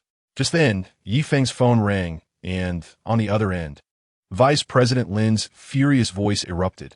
"Yifeng, did you orchestrate this? All the computers in the company are playing that video." Yifeng smiled slightly. "Vice President Lin, do not be angry. I have already identified the instigator. Bring them to my office immediately." "I fear that is not feasible, Vice President Lin. This matter has become known throughout the company, and President Lin is inquiring about the situation. I must first report to President Lin. Perhaps, Vice President Lin, you might consider visiting the President's office to hear it for yourself." Chapter 31. The unassailable technology of martial arts begins to emerge. "All right, I shall await your return." Vice President Lin was overwhelmed with frustration, determined to locate this individual, vowing never to forgive them. Yifeng leisurely finished his meal and addressed Zhang Yi, saying, "Zhang, accompany me for a moment."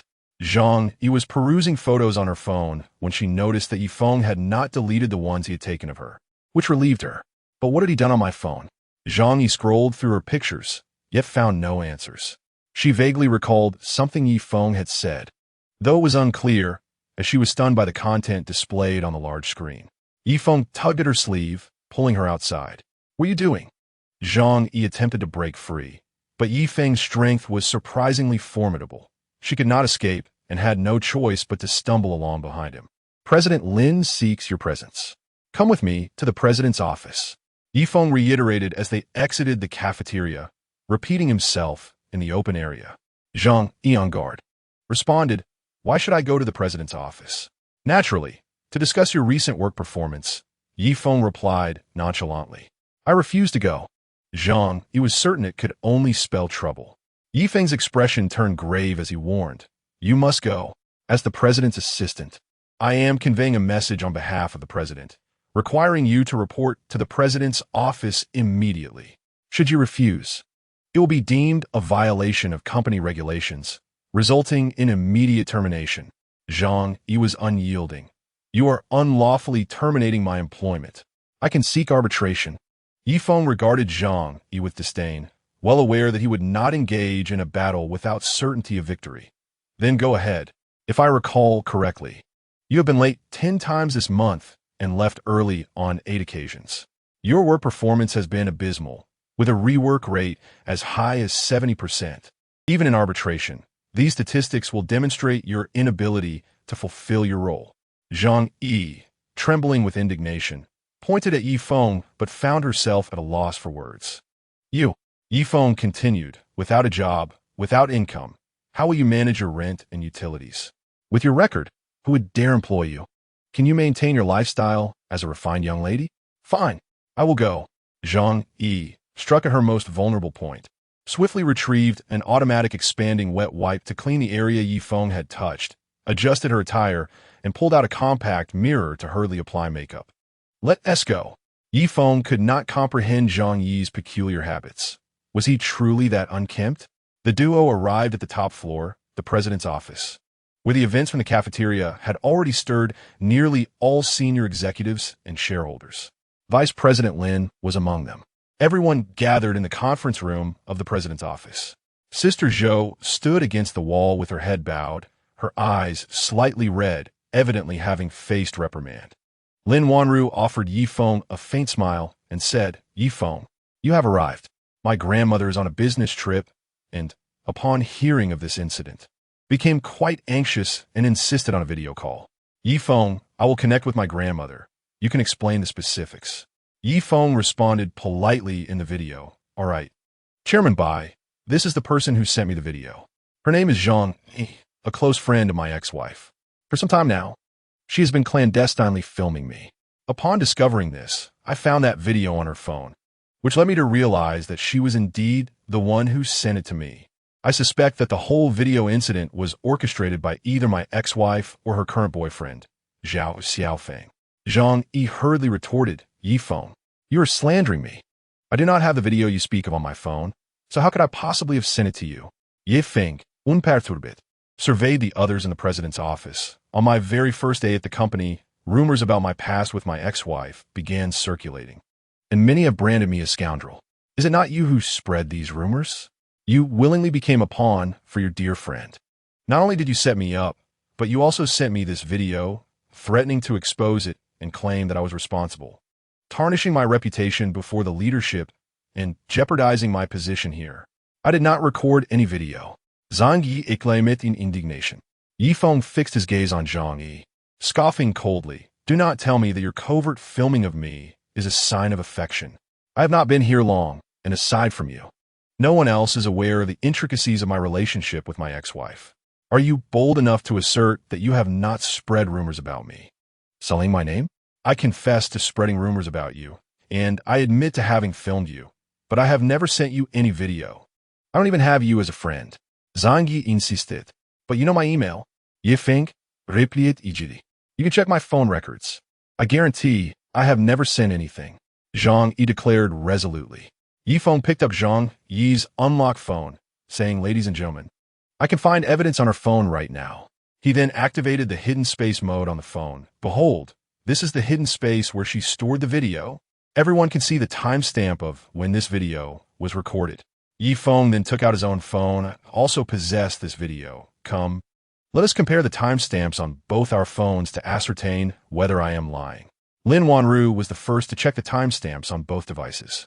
One was from the night of the incident, while the other was a day later. It was evident that Yifeng was not lying. Vice President Lin hurriedly approached to examine the phones. the timestamps displayed clearly. She immediately glared menacingly at Zhang Yi. Zhang Yi. So it turns out you were the one who filmed me that night. Zhang Yi frantically glanced at her own phone, bewildered by the sudden appearance of this video. It must have been when Yi Feng took her phone. In a flustered defense, Zhang Yi exclaimed, Yi Feng, you are framing me.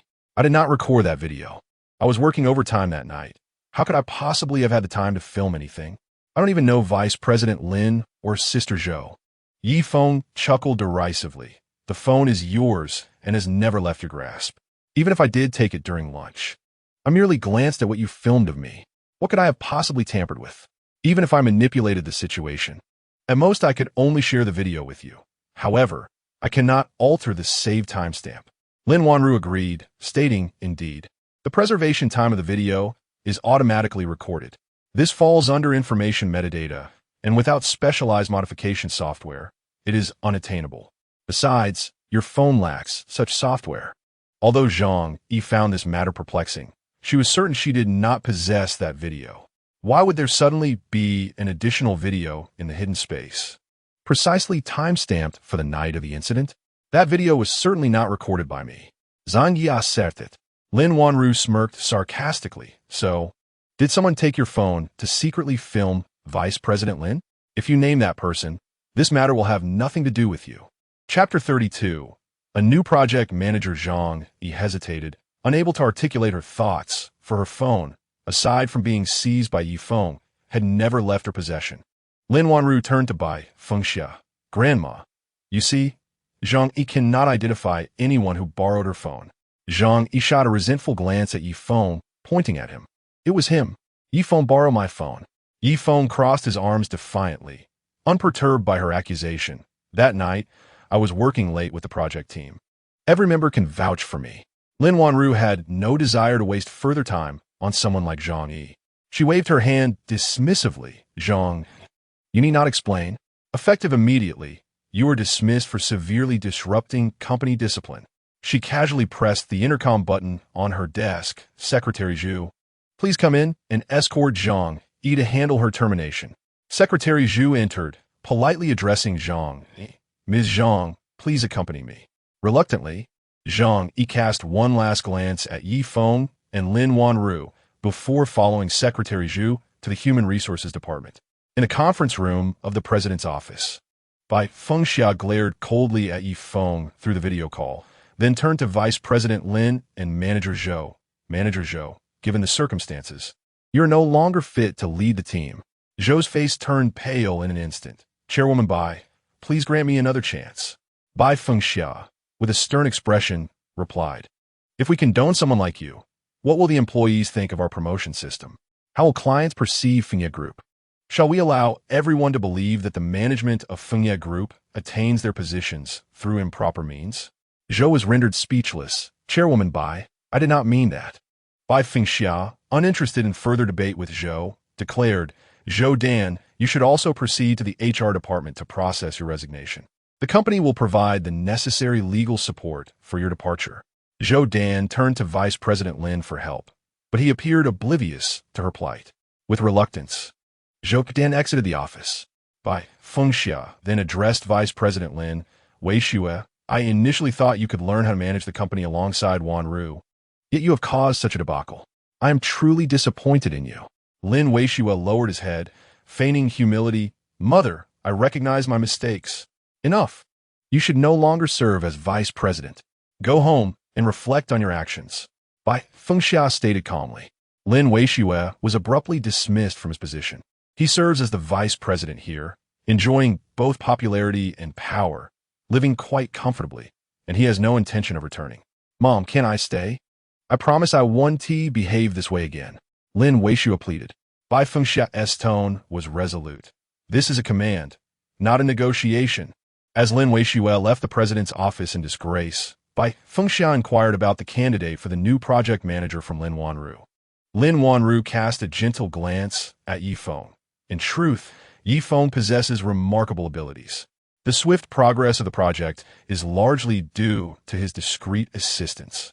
I believe Yi Feng is the most suitable candidate for the project manager position. Bai Fengxiao was taken aback by Lin Wanru's praise for Yifeng. She had anticipated that with Zhao Dan's departure, the chief planner, Mr. Peng, should take over as project manager.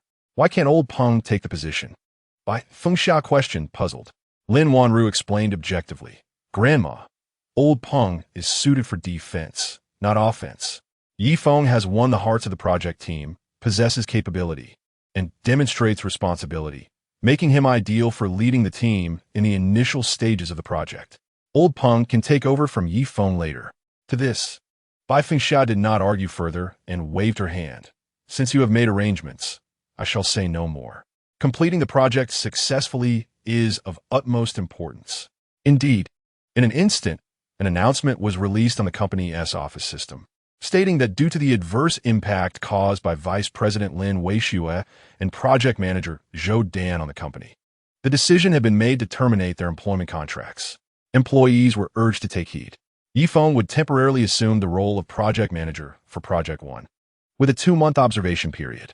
When Yifeng reappeared in the office that afternoon, the entire Project 1 team looked at him with excitement, except for Mr. Peng, whose gaze was complex. Yifeng cleared his throat and publicly announced, the company has issued a new appointment. From now on, I will replace Sister Zhao as the project manager. Old Peng, I hope you can assist me wholeheartedly. Mr. Peng lowered his eyes and managed to smile. Manager Yi is capable and has gained the favor of General Lin. I am sure you will lead the project well. Yifeng detected the bitterness in Mr. Peng's words, but chose not to elaborate. He clapped his hands and addressed the other team members, reiterating the no overtime policy and the compensation for necessary overtime. In his view, if the project generated profits, it was the result of the collective effort of all members, and thus they should share the benefits. Only tangible bonuses could serve as a reliable incentive. Fueled by financial motivation, everyone's enthusiasm soared. However, Mr. Peng remained troubled. Privately, he approached Yifeng. Manager Yi, I believe this reward system is quite flawed. The finance department may not agree to allocate so much profit for employee incentives. Not to mention, the shareholders may also disapprove. Old Peng's willingness to privately advise Yifeng made Yifeng regard him as trustworthy. Despite knowing that he had usurped the managerial position that rightfully belonged to Old Peng, he still chose to offer guidance, revealing his good-natured character. He harbored no secrets and candidly shared his thoughts with Mr. Peng. Rest assured, the interests of the shareholders have not diminished. It is merely that the profit-sharing ratio for everyone has been elevated. Upon hearing this, Mr. Peng chose not to elaborate further. Since you are clear on the matter, I shall refrain from saying anything more. Suddenly, Yifeng called out to Mr. Peng. Mr. Peng, regarding this appointment, it is a decision made by the company. Please do not take it to heart. Your contributions have not gone unnoticed by General Lin. Mr. Peng comprehended Yifeng's intent, and his eyes revealed little disappointment. Rather, he admired Yifeng. I have long come to terms with this matter. You need not feel guilty. This position is rightfully yours. You have successfully managed Sister Zhao and significantly enhanced the project's efficiency, accomplishments that I could never achieve. Otherwise, this position would not have been bestowed upon you. Although you are younger than I, there is much about you that I can learn. Upon hearing this, Yifeng exhaled in relief and gave Mr. Peng a thumbs up. Thank you for your understanding. In the evening, after work, Lin Wanru invited Yifeng to dinner to celebrate his new appointment. Congratulations. In less than half a month, you've been promoted to project manager. Lin Wanru raised a glass of wine towards Yifeng. Yifeng lifted his own goblet to clink with Lin Wanru's. Thank you. Tonight, Lin Wanru exuded charm, her exquisitely beautiful face framed by cascading waves of long hair. The white diamond-studded pearl earrings subtly glimmered, and each time Yifeng glanced at the earrings, he was inevitably drawn to her long, graceful neck. Chapter 33. A spark ignited dressed in a casual ensemble. She wore a sleeveless blouse that revealed her fair arms. The design of the belt accentuated her slender waist. The soft, straight-legged trousers draped elegantly, emphasizing her long, straight legs. While the overall beige ensemble enhanced her approachable aura, she was the embodiment of a captivating businesswoman. In this moment, this formidable figure in the marketplace showcased her unique feminine allure to Yifeng. despite appearing composed, felt a tempest of excitement within. No matter how he looked at her, Yifeng found Lin Wanru endlessly delightful, a sight he could never tire of. "What do you feel like eating?" Lin Wanru, feeling the heat rise in her cheeks under his gaze, quickly broke the silence. "I'm open to anything. Just choose according to your taste." Yifeng's thoughts drifted far from the menu, as he was wholly captivated by Lin Wanru's grace. "All right." Lin Wanru decisively placed her order. At that moment, the waiter brought over the tea. Lin Wanru's long nails tapped against the wide glass cup.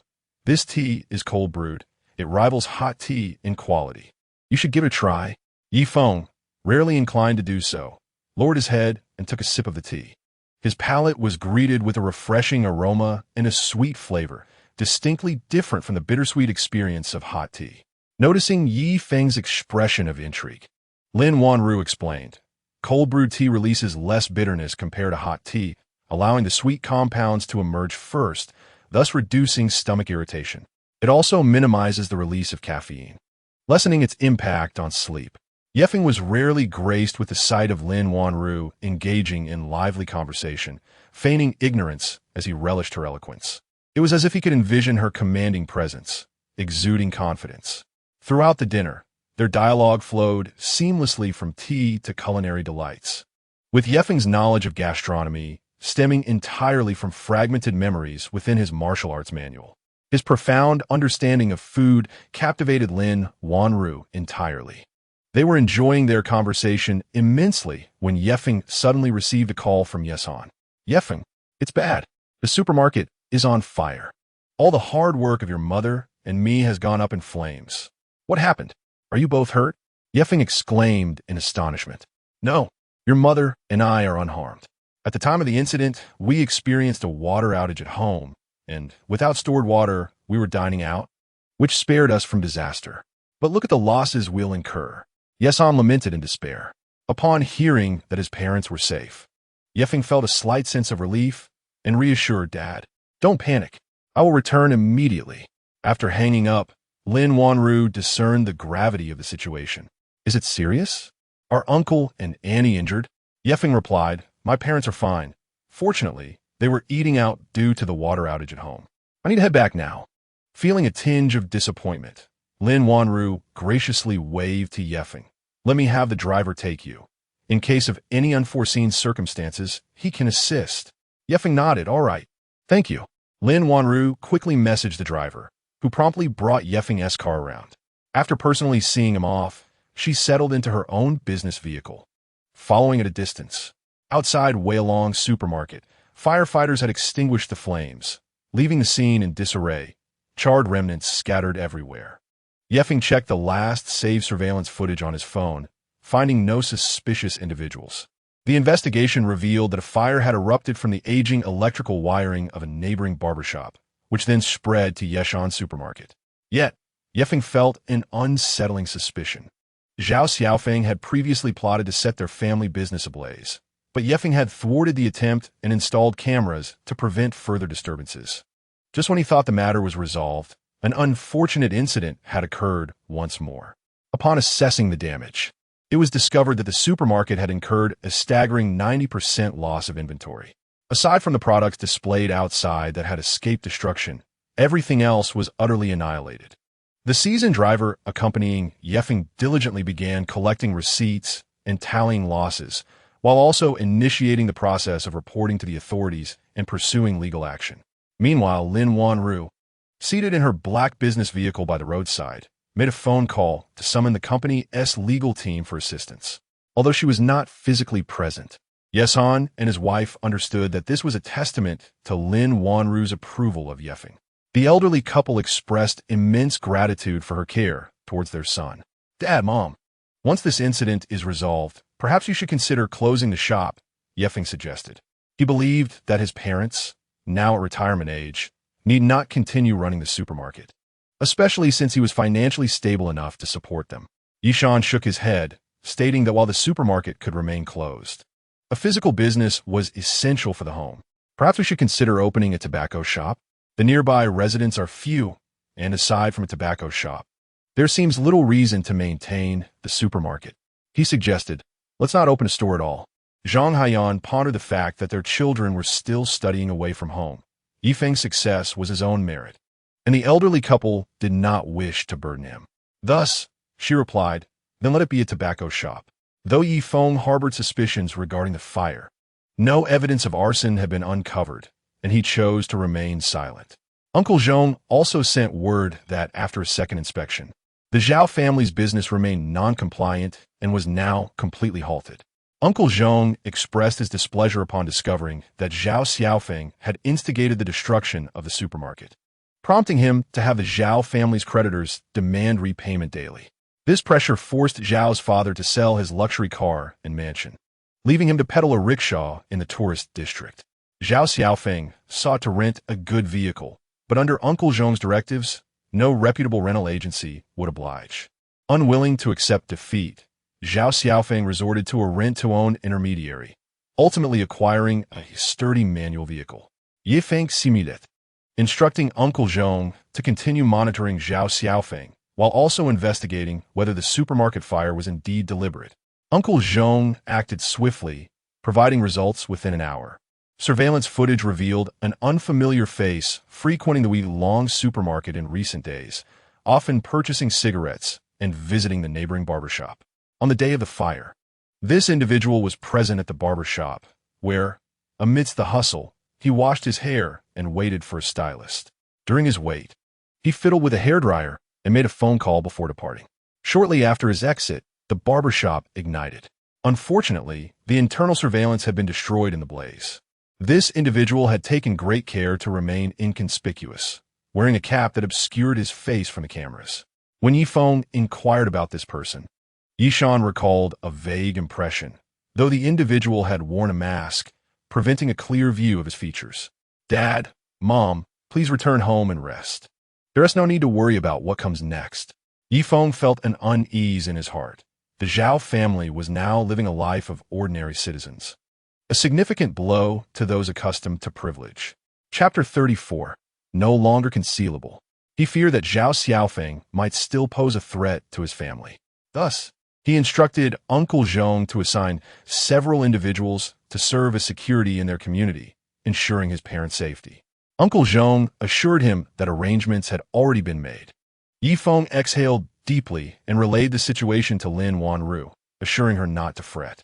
In the ensuing days, both the police investigation and subsequent compensations were handled by the legal team of Feng Group, requiring no effort from Yifeng.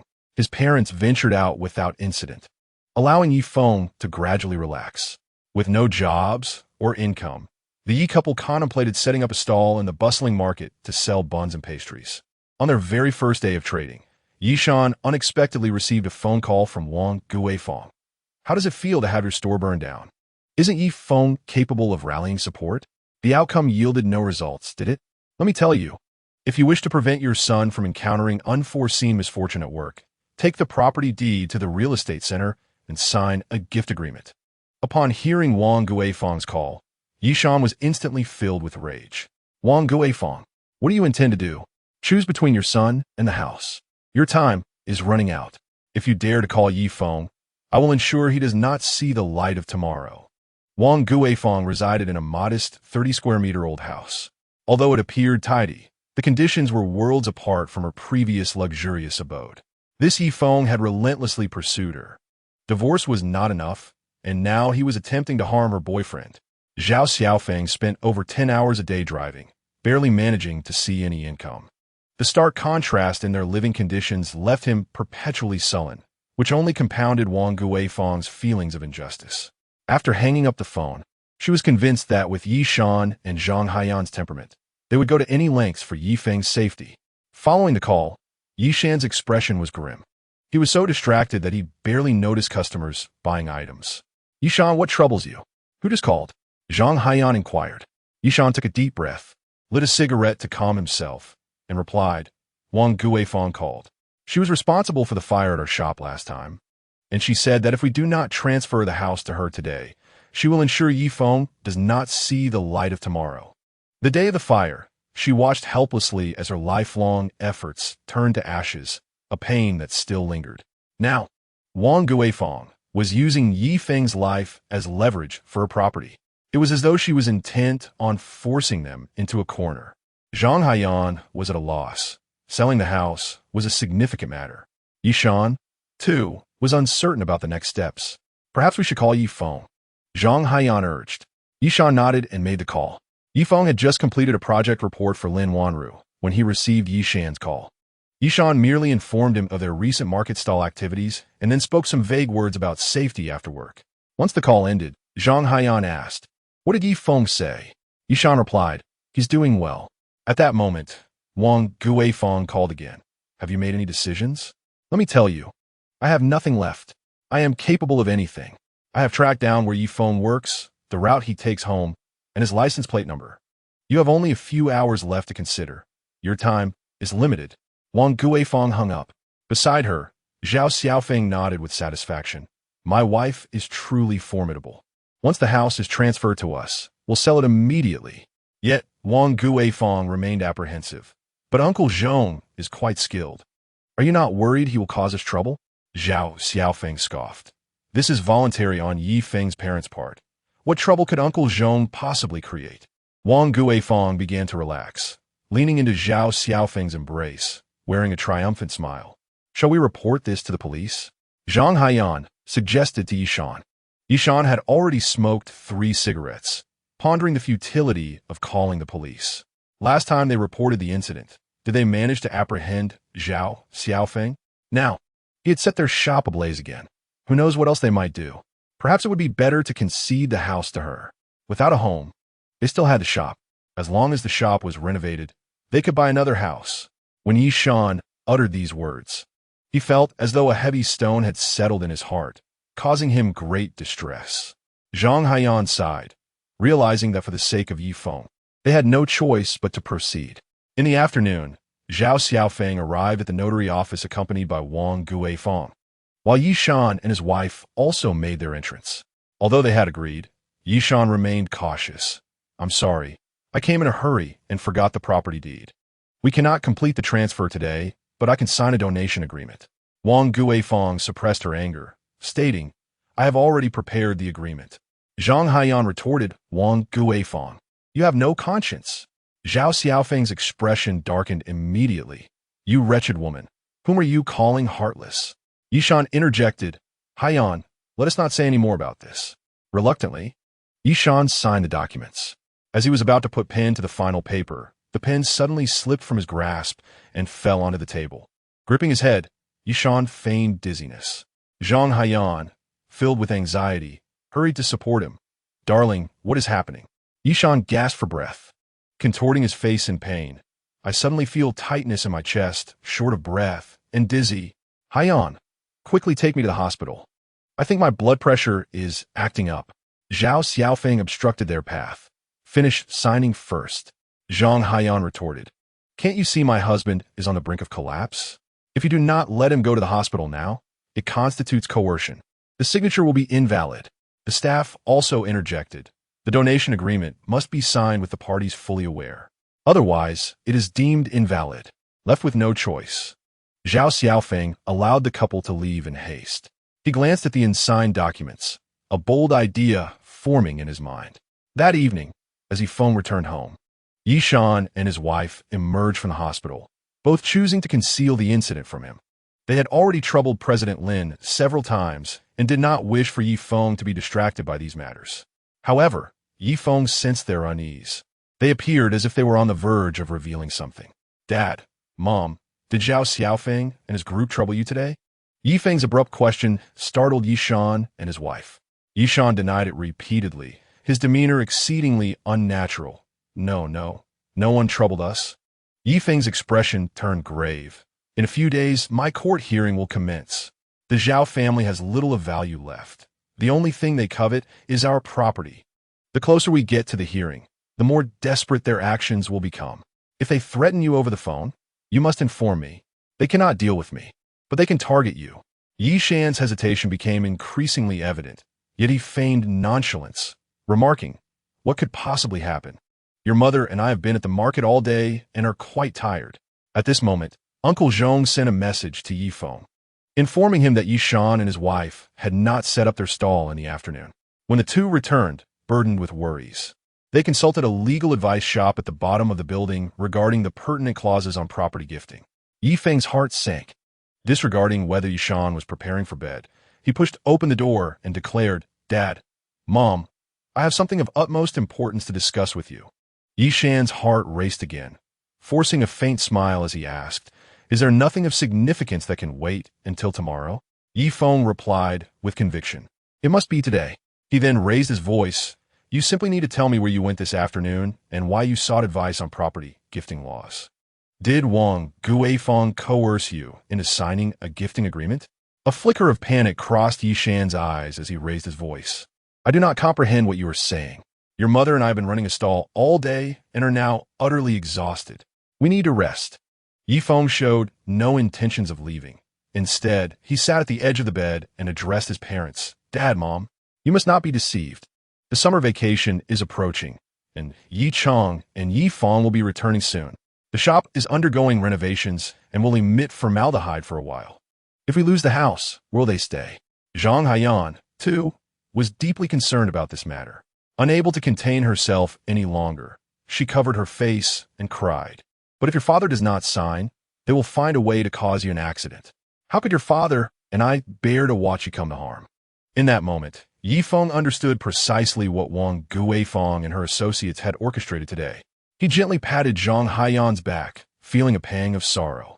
Although they were not his biological parents, their affection for him was no less than that of his true parents. "You have been deceived. Zhao Xiaofeng is at his wit's end. They are conning you. Zhao Xiaofeng's father is currently pedaling a tricycle at a scenic area, and Zhao Xiaofeng is involved in a rent-to-own scheme, laboriously driving every day. If they dare to rest, the Zhao family would be besieged daily by creditors. How could they have the energy to deal with me?" Yishan suddenly felt as though he had been played for a fool. But I signed many documents." "How many documents did you sign?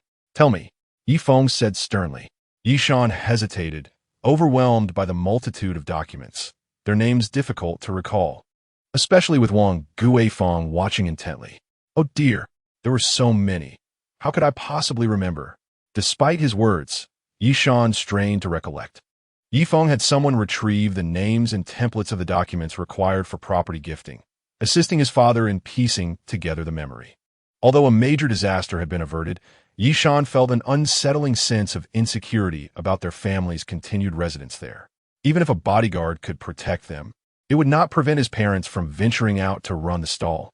He needed to contemplate the prospect of purchasing a new home. While he thought this, Yifeng refrained from mentioning it. The shop had just caught fire, and they had narrowly avoided transferring ownership of the property.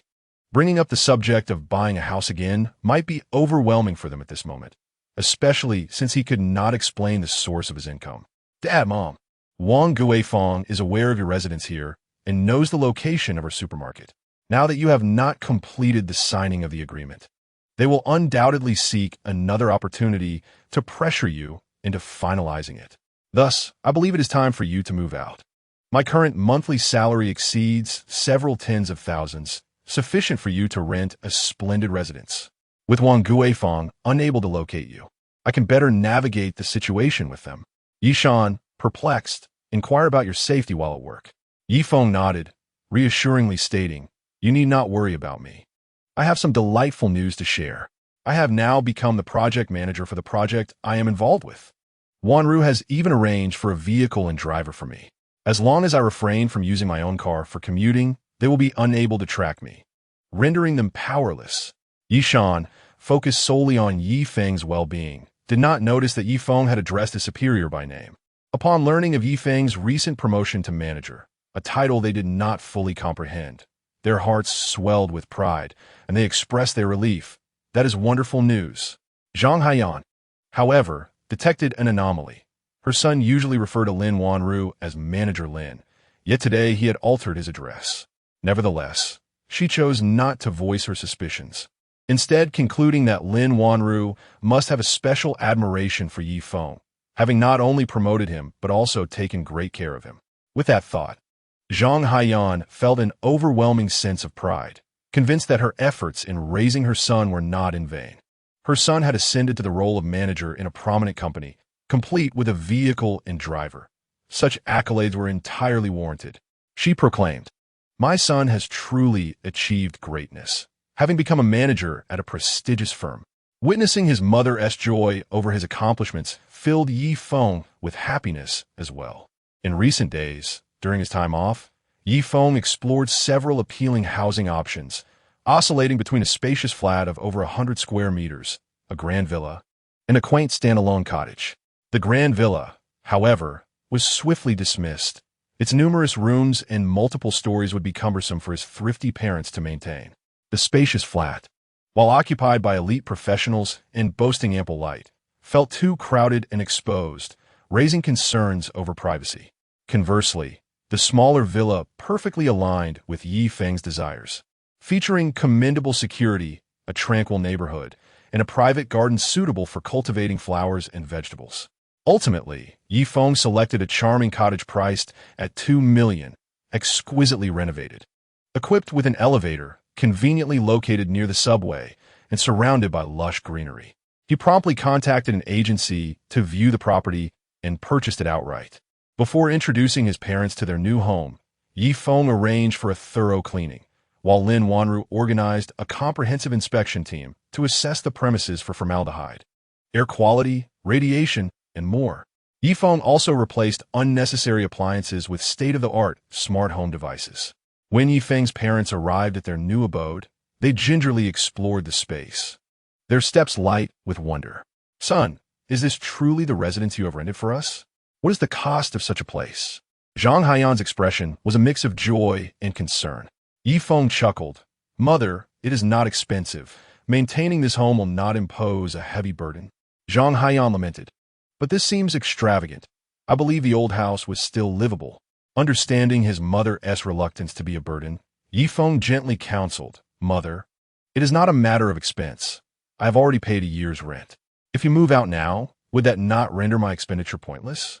Compared to saving money, Zhang Haiyan finds it far more intolerable to waste it. All right then, I'll stay here for a year. But after that, you must not renew the lease." Upon hearing Zhang Haiyan's acceptance, Yi Feng thought to himself, "In a year, I shall reveal that I have purchased this house outright. No more living in that shabby little place." Yi Feng introduced his parents to the operation of a smart home system, which allowed for complete voice control, making life exceedingly convenient. Tasks such as washing dishes and mopping the floor no longer required Zhang Haiyan's involvement. Chapter 36. The outburst of Bai Fengxia. What troubled Yi Feng the most was Zhang Haiyan's insistence on hand-washing clothes. Despite having a luxurious, high-end washing machine at her disposal, she maintained that hand-washing was the only way to achieve true cleanliness. Only when faced with particularly heavy items, such as thick carpets, would she concede to using the machine. Yi Feng, discontent with his parents' stubbornness, decided to conduct a comparison. He washed a moderately soiled garment by hand and placed a more soiled one in the machine. Later, he employed testing tools to detect harmful residues. The results indicated that the machine-washed item was remarkably cleaner than that washed by hand. Confronted with this undeniable evidence, Zhang Haiyan felt disheartened. "It must be that I didn't add enough detergent. I should have used more vinegar, salt, and baking soda." Ye Feng Sikit, Mom. Even if you added an entire bottle of vinegar and a bag of salt, it could never match the washing machine's precise control over temperature, humidity, and bacterial residue. Admitting that machines can outperform human effort is not shameful. It reflects the advancements of our time. Reluctantly, Zhang Haiyan was persuaded by Yi Feng.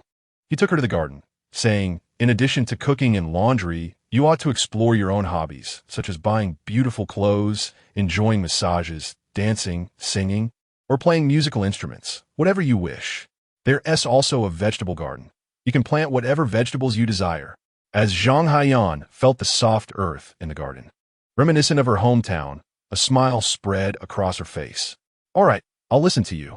That night, Yi Feng lay on his comfortable bed, eagerly video calling Wanru. "Wanru, we have moved into our new home. Sound great.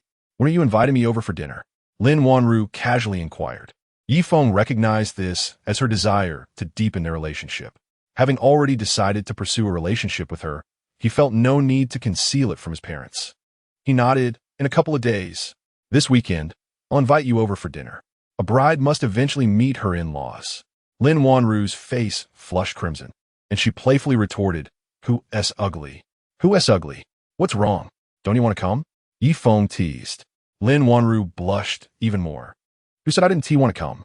All right then, this weekend, come to my house for dinner," Feng said with a smile. Suddenly, Lin Wanru's work phone rang. She had no intention of hiding anything from Feng, so she answered the call in his presence. "Hello, Grandma. It's quite late. Shouldn't you be resting?" On the other end, Fengxia's face was stern, her mood sour. "Can I rest? You made me lose face in Yanjing. The Lin Group's collaboration with the Yi family has gone awry. Grandmother, what on earth has transpired?" A foreboding sensation surged within Lin Wanru. Could it be that grandmother's business trip to Yanjing was solely to negotiate with the Yi family? Fengxia scoffed. "I attended the real estate conference hosted by the Yi family in Kyoto with their business card in hand. Securing a piece of land in partnership with the Yi family would be immensely advantageous for our Lin Group's foray into Kyoto. I mentioned your relationship with the young master Yi Feng to garner some favor from the Yi family. Instead, the esteemed young master Yi Yun of Yanjing ridiculed me mercilessly. I have never felt so humiliated in my life. Wanru, you are truly audacious. To impersonate someone from the Yi family in Yanjing." Lin Wanru's complexion shifted dramatically. "Grandmother, please allow me to explain. I shall not listen to your explanations. If the Lin family suffers any significant repercussions due to your reckless actions, you shall be deemed a sinner within the Lin household." With that, Fengxia terminated the call. It was over. Feng. The expression of Lin Wanru in the video became fraught with anxiety. Feng had overheard Fengxia's furious tirade on the phone and spoke gravely. "Wanru, do not fret. I will resolve this. How can I not worry? Is your uncle Zhao truly reliable?" Lin Wanru was beset with guilt. If the Lin family were to face bankruptcy, her parents would never hold their heads high again. Feng reassured her, "Wanru, I will call Uncle Zhao immediately to inquire about the situation. Do not panic. I will call you back shortly." After hanging up, Feng urgently dialed Uncle Zhao. "Uncle Zhao, I previously mentioned that Fengxia had gone to Kyoto recently, right?" She just called Lin Wanru, stating that she attended the real estate conference and encountered Yi Yun, the current public face of the Yi family. "Now, Fengxia is suspicious of my identity. Can we find a way to smooth this over?" Uncle Zhao, taken aback, quickly comprehended the gravity of the situation. "I apologize. Young master, it was my oversight. I will investigate the matter at once." Minutes later, Uncle Zhao called Feng back to report. It turned out that the real estate conference was merely a small industry gathering that had not sent out any invitations, and thus, Yin was not present, nor was Fengxia invited. It was unclear how Fengxia had learned of this event and attended under Feng's name, but without an invitation, she was barred from entry.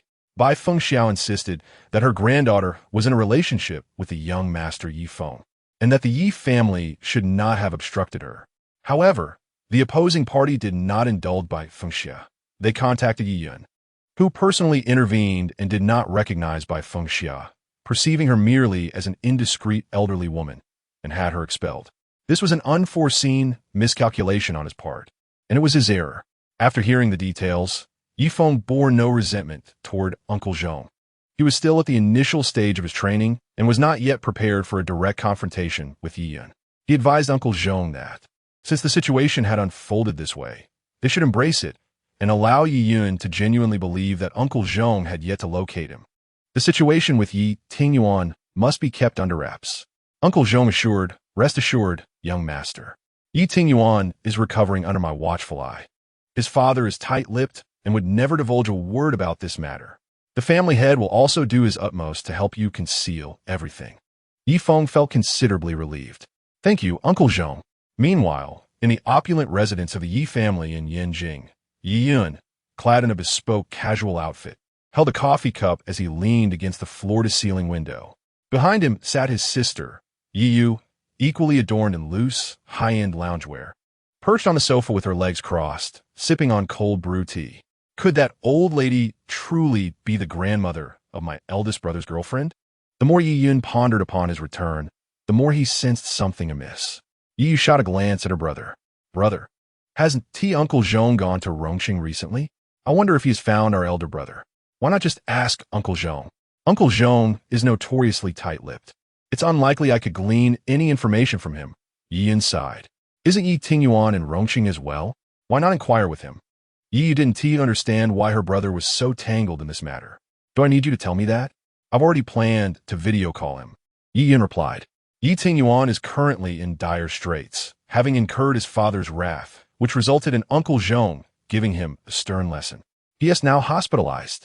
When I asked him if he knew Yi Feng, he claimed ignorance. Yi took a sip of her tea, pondering for a moment before suggesting, "You might as well give Uncle Zhong a call to ask about the situation." Yi dialed the number. "Uncle Zhong, do you know Yi Feng?" Uncle Zhong shook his head. "I do not know Yi Feng, young master. Are you investigating this individual?" Yi was taken aback for a moment, then continued in line with Uncle Zhong's words. "Yes, that's my intention. Please look into the Yi Feng in Rongqing for me." Someone attempted to infiltrate the real estate conference under the guise of being the young master of the Yanjing Ye family, and I had to intervene. I fear there may be repercussions, so please investigate. Uncle Zhong chuckled. "Young master, I fear you may have mistaken the person. Your elder brother's real name is Yi Chun. How could he be called Yi Feng?" "What? My elder brother is named Yi Chun? Have you found him?" Yi inquired tentatively. Uncle Zhong's eyes darted, and he concocted a half-truth, saying it's quite difficult. "When I arrived, I was delayed by matters concerning Yi Tingyuan. By the time I located the shop purchased by the family head, it had already turned to ashes, and the owner has not reopened. I have no idea where they have relocated. What happened to Tingyuan? Why is he hospitalized?" Yi pressed further. Uncle Zhong sighed. "Tingyuan has caused quite a mess with the business association in Sichuan province, which has tarnished the Yi family's reputation. Your father was furious and instructed me to break his legs to help him regain his senses."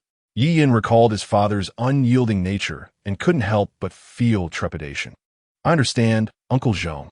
I hope you find my elder brother soon." Yi felt completely at ease. The explanation provided by butler Zhong coincided perfectly with that of Yi Tingyuan. Furthermore, his elder brother was named Yi Chun, not Yi Feng.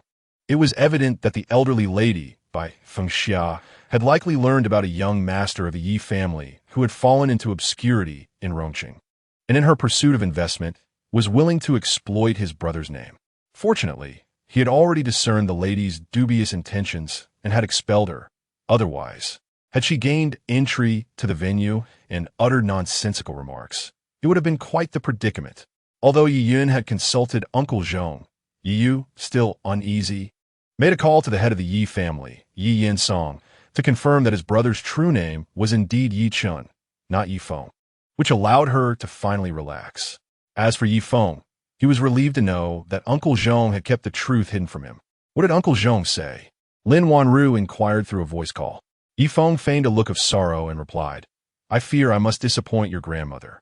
Uncle Zhong stated that there was no invitation for her to the meeting that day. It was a high-end industry summit hosted by the head of the Yi family. "If your grandmother were to show up under my name and cause a ruckus, even with Uncle Zhong present, her behavior would be utterly inappropriate. The Yi family would never acknowledge what your grandmother claims regarding the so-called granddaughter of the Yi family. For doing so would only bring embarrassment before potential collaborators."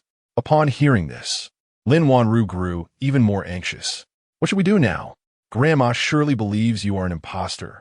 She will undoubtedly attempt to rekindle my match with Feng Heong." Yi Feng calmly retorted, "Wanru, do you doubt my capabilities? Even without the identity of the Yi family, I can still earn your grandmother's respect." Lin Wanru sighed. "It's not that I don't trust you. However, no matter how hard you strive, you cannot rival the wealth of a prominent family. Then enlighten me. What is the total worth of the Feng family's assets?" Yi Feng inquired with a smile. Lin Wanru contemplated for a moment and replied, "Let me put it this way. The Feng family's profit over 3 years is around 200 million. What can you do to match the Feng family?"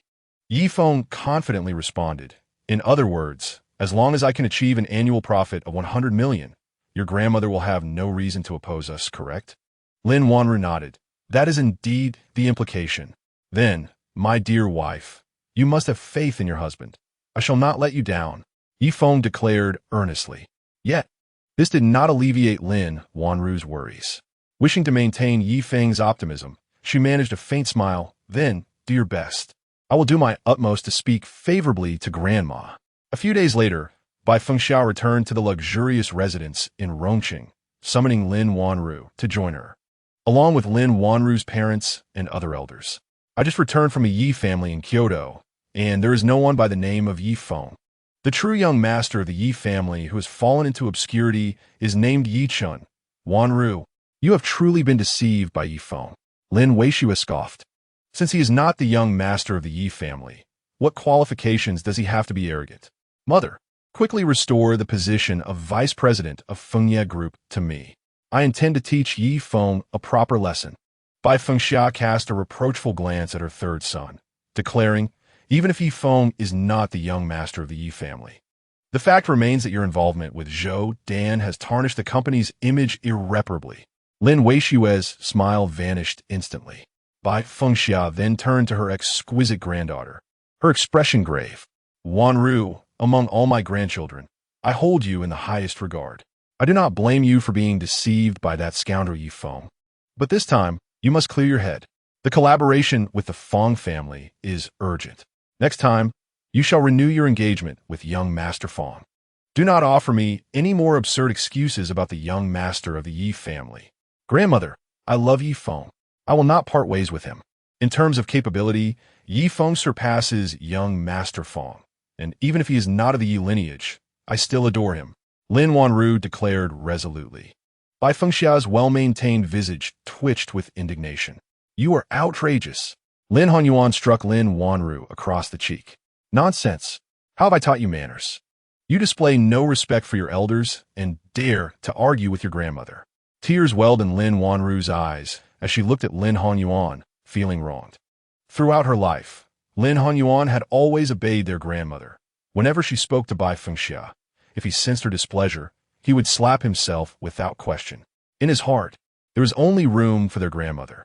Lin Wanru's brother, Lin Xianjiang, mocked, Sister Wanru, what kind of enchantment has that Yi Feng cast upon you, rendering you so utterly devoted?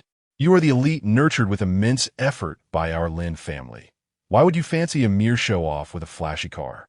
By being with him, do you wish to bring shame to the Lin family in Kyoto, only to be ridiculed further upon returning to Rongqing? Lin Hanyuan believed that Lin Wanru's youth had spoiled her, leading her to forget what was appropriate and what was not. Chapter 38. Saving Wanru with digital techniques. Lin Wanru's mother, when Xuening, grasped her hand with concern.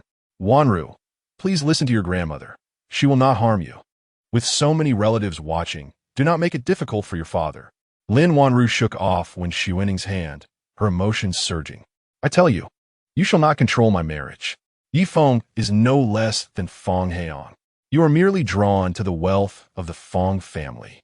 Even without Feng Heian, I can still double our family's profits. Bai Fengxia's gaze turned frigid, devoid of any grandmotherly affection as she regarded Lin Wanru. This is what you claim. We are already halfway through the year. By the year's end, if the profits of Feng Group do not reach 100 million, you will obediently become young Master Feng's bride. Lin Wanru wiped her tears, feeling disheartened by her family. All right, I will comply.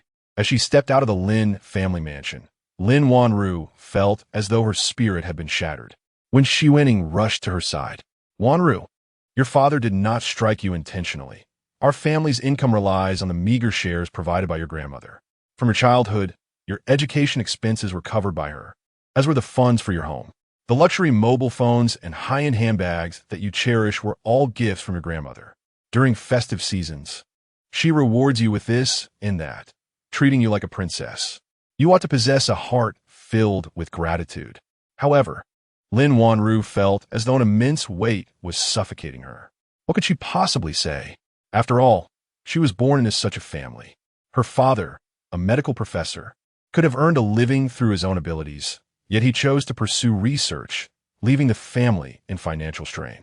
They could only rely on their grandmother. Was this the life she desired? Those possessions were things she had requested from her parents. Not a single item had she asked her grandmother for. It is only natural for parents to spend money on their children. Yet, all of it was attributed to her grandmother, transforming into a psychological shackle that bound her. Had she known it was her grandmother's money, she would have never asked for anything. The reason she sought to earn a living was to escape the Lin family sooner. With a bitter smile, she thought, so now is the time to exchange her status as a princess for benefits, is it? Wen Xuanning interjected. But you have enjoyed this life for so many years. Is it not permissible to contribute to the family? Whenever we face difficulties, your grandmother resolved them without a second thought. Now, it is merely a matter of marrying into the Feng family. They are well off and suitable for you. Why must you be so obstinate? Lin Wanru's gaze gradually turned icy. Mother, there is no need to say more. I have made my decision. By the end of the year, I will ensure that Feng Group's profits double. Wen Xuanning looked at her daughter with a perplexed expression. She could not comprehend how, despite her grandmother's strictness being for her own good, Lin Wanru could harbor such resentment. Having been cared for by her grandmother since childhood, how did she develop such a fierce temperament? Lin Wanru waved farewell to Wen Xuanning and walked for an indeterminate duration before finding a place to sit down. She dialed Yi Feng's number. The events of the day had profoundly rattled her nerves.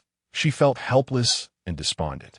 With a choked voice, she said, Yi Feng, could you come and keep me company for a while? I want a drink. Where are you? Yi Feng sensed the distress in Lin Wanru's voice and hurriedly inquired. Lin Wanru glanced at a signpost. I don't know where this is. I will send you my location. Please come find me. I will be there shortly. Yi Feng instructed Mr. Peng to delegate some tasks and then hurriedly left the company. He asked driver Zhao to take the company car and navigate to Lin Wanru's location.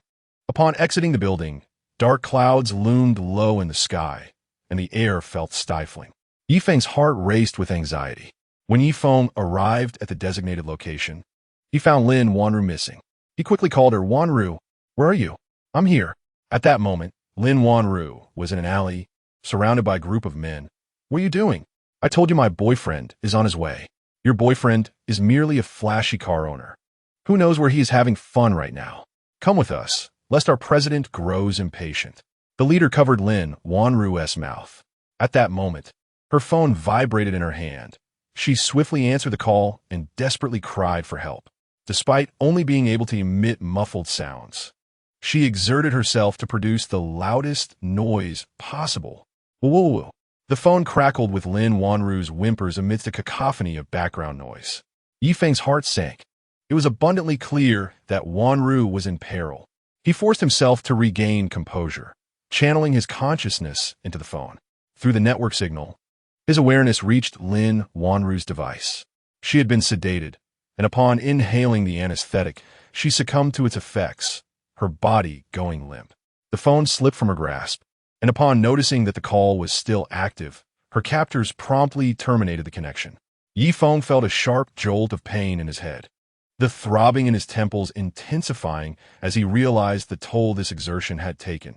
He had expended half of his energy, yet, rather than feeling despondent, he was invigorated. He had confirmed Wanru's location, and his consciousness had successfully decoded the unique identifier of her phone. Zhao, follow my lead. Yi Feng reinvoked his mental prowess, the map of information coalescing in his mind. He connected to the network, utilizing it to trace Lin Wanru's phone location while simultaneously guiding the driver.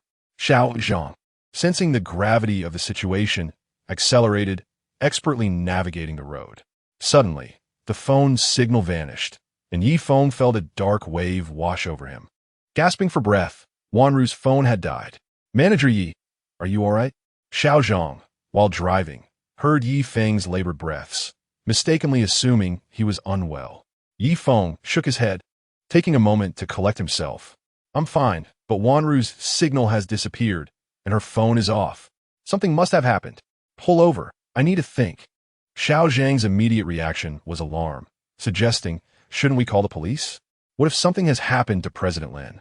Yi Feng waved his hand dismissively. No, we cannot alert the authorities. What if they decide to harm her? Reporting it will only serve to alert them. We must wait for them to make their demands. With that, Yi Feng closed his eyes, concentrating on his cultivation techniques to restore his mental clarity. Meanwhile, Lin Wanru was brought to the top floor of the Luku Hotel, lying on a circular bed adorned with heart-shaped rose petals. A pink veil hung from above, creating a romantic and cozy atmosphere. She was roused from her stupor, yet felt utterly powerless, her eyes widening in terror as she beheld the man before her. Feng Heong. All of Lin Wanru's focus narrowed on a Feng Heong, never imagining that this scion of a wealthy family would perpetrate such an act. Wanru, I have awaited this day for a long time. Chapter 39. The hero rescues the beauty with martial skills to punish the villain. His handsome face twisted with malevolence, eyes gleaming with a predatory light. Now that your grandmother has discovered that Yi Feng is not the true heir of the Yi family, he no longer poses a threat to me. Sooner or later, we shall be together. To teach you, my disobedient little sprite, a lesson, I must resort to this method. I have calculated that today is your ovulation day. By uniting today, you will surely bear a plump, healthy son for the Feng family. Lin Wanru struggled in terror, only to realize her body was utterly powerless. She had undoubtedly been drugged by those men. Feng Heong remained utterly unperturbed.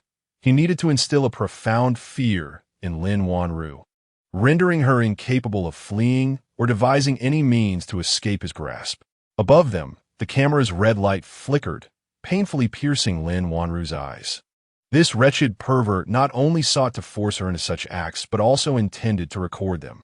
Meanwhile, Yi Feng arrived at the traffic police station, leveraging the power of the Skynet surveillance system to identify the vehicle involved. In the monitoring room, he meticulously examined the location before the signal vanished, scrutinizing all vehicles that had traversed the route from Lin Wanru's destination to the point where her phone signal was lost. Ultimately, he pinpointed a van. As Yi Feng's vehicle halted beneath the Luku Hotel, he inhaled deeply. His heightened senses now included an acute sense of smell. Even if a floor had been cleaned after being stained with soy sauce, trampled upon, and subsequently sullied with milk tea and dog urine, he could still discern the timeline of these events. At this moment, the faint fragrance lingering around Lin Wanru had yet to dissipate entirely. She must be within this hotel. Xiao Zhang also sniffed the air, bewildered. Assistant Yi, I don't detect any scent. You cannot perceive it. Stay downstairs. Yi Feng replied tersely, stepping into the hotel. When approached at the front desk, he merely stated he was looking for someone before proceeding to the elevator. The hotel accommodations were on the 13th floor, and as Yi Feng ascended, he sensed an intensified aroma on the 15th floor. He treaded lightly, and, at a glance, he spotted two individuals standing by the door of room 1510. Inside, Feng Heong had already loosened the straps of Lin Wanru's dress, her fair skin tantalizingly revealed. Feng Heong, you bastard, you pervert! Let me go! Lin Wanru cried out helplessly. Feng Heong's Adam's apple bobbed as he produced a syringe, injecting a transparent liquid into Lin Wanru's delicate arm. Go ahead and curse. I relish this helplessness of yours. Soon, when the drug takes effect, the camera will capture you begging for my favor. Feng Heong declared triumphantly, discarding the empty syringe. In mere moments, Lin Wanru's complexion flushed abnormally, her body itching intolerably. Each time Feng Heong touched her, an overwhelming sensation of comfort enveloped her.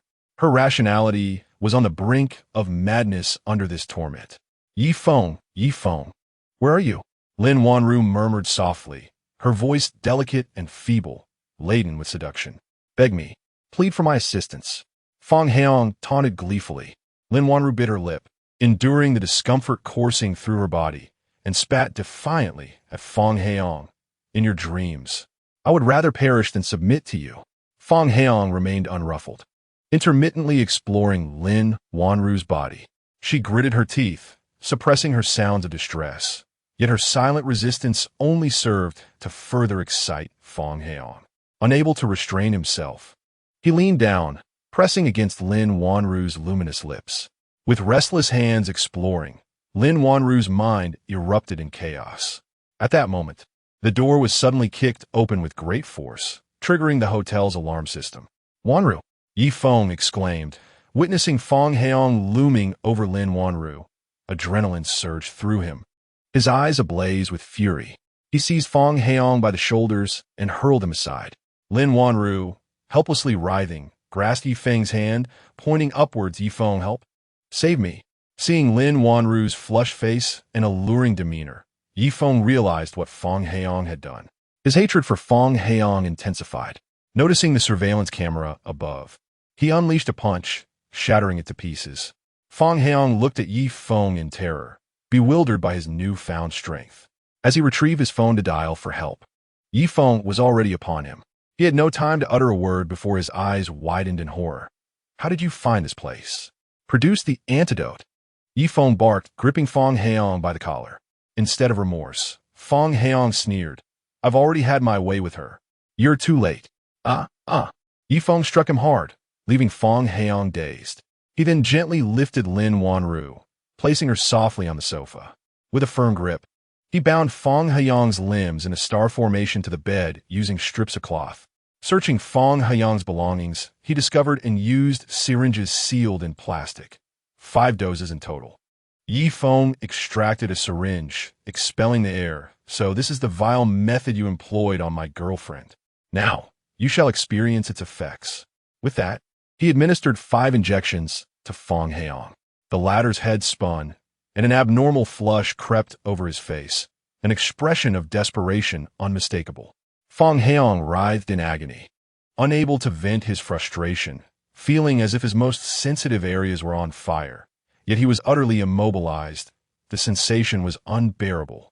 Let me go, boss. Feng Heiyang's bodyguard brandished a rubber baton, threateningly crossing it over his chest. Yi Feng dismissed the threat entirely, producing his stainless steel scissors, which he effortlessly bent with a simple twist. If you wish to rescue your boss, feel free to try. The bodyguard gulped, recognizing the extraordinary force Yi Feng possessed. Seeing the bodyguard hesitate, Feng Heiyang bellowed, "Why are you still standing there? If anything happens to me, you will regret it." With a determined expression, the bodyguard glanced around. All together now, we must save young Master Feng. In a cramped space, 3 or 4 bodyguards lunged at Yi Feng. With a surge of internal energy, the scissors in Yi Feng's hand shattered into fragments, which he flung effortlessly, striking his adversaries from various angles. In an instant, the bodyguards froze, collapsing to the ground, each suffering at least one deep injury penetrating the bone. Chapter 40. Internal Mastery over Poison. Ouch. Ouch.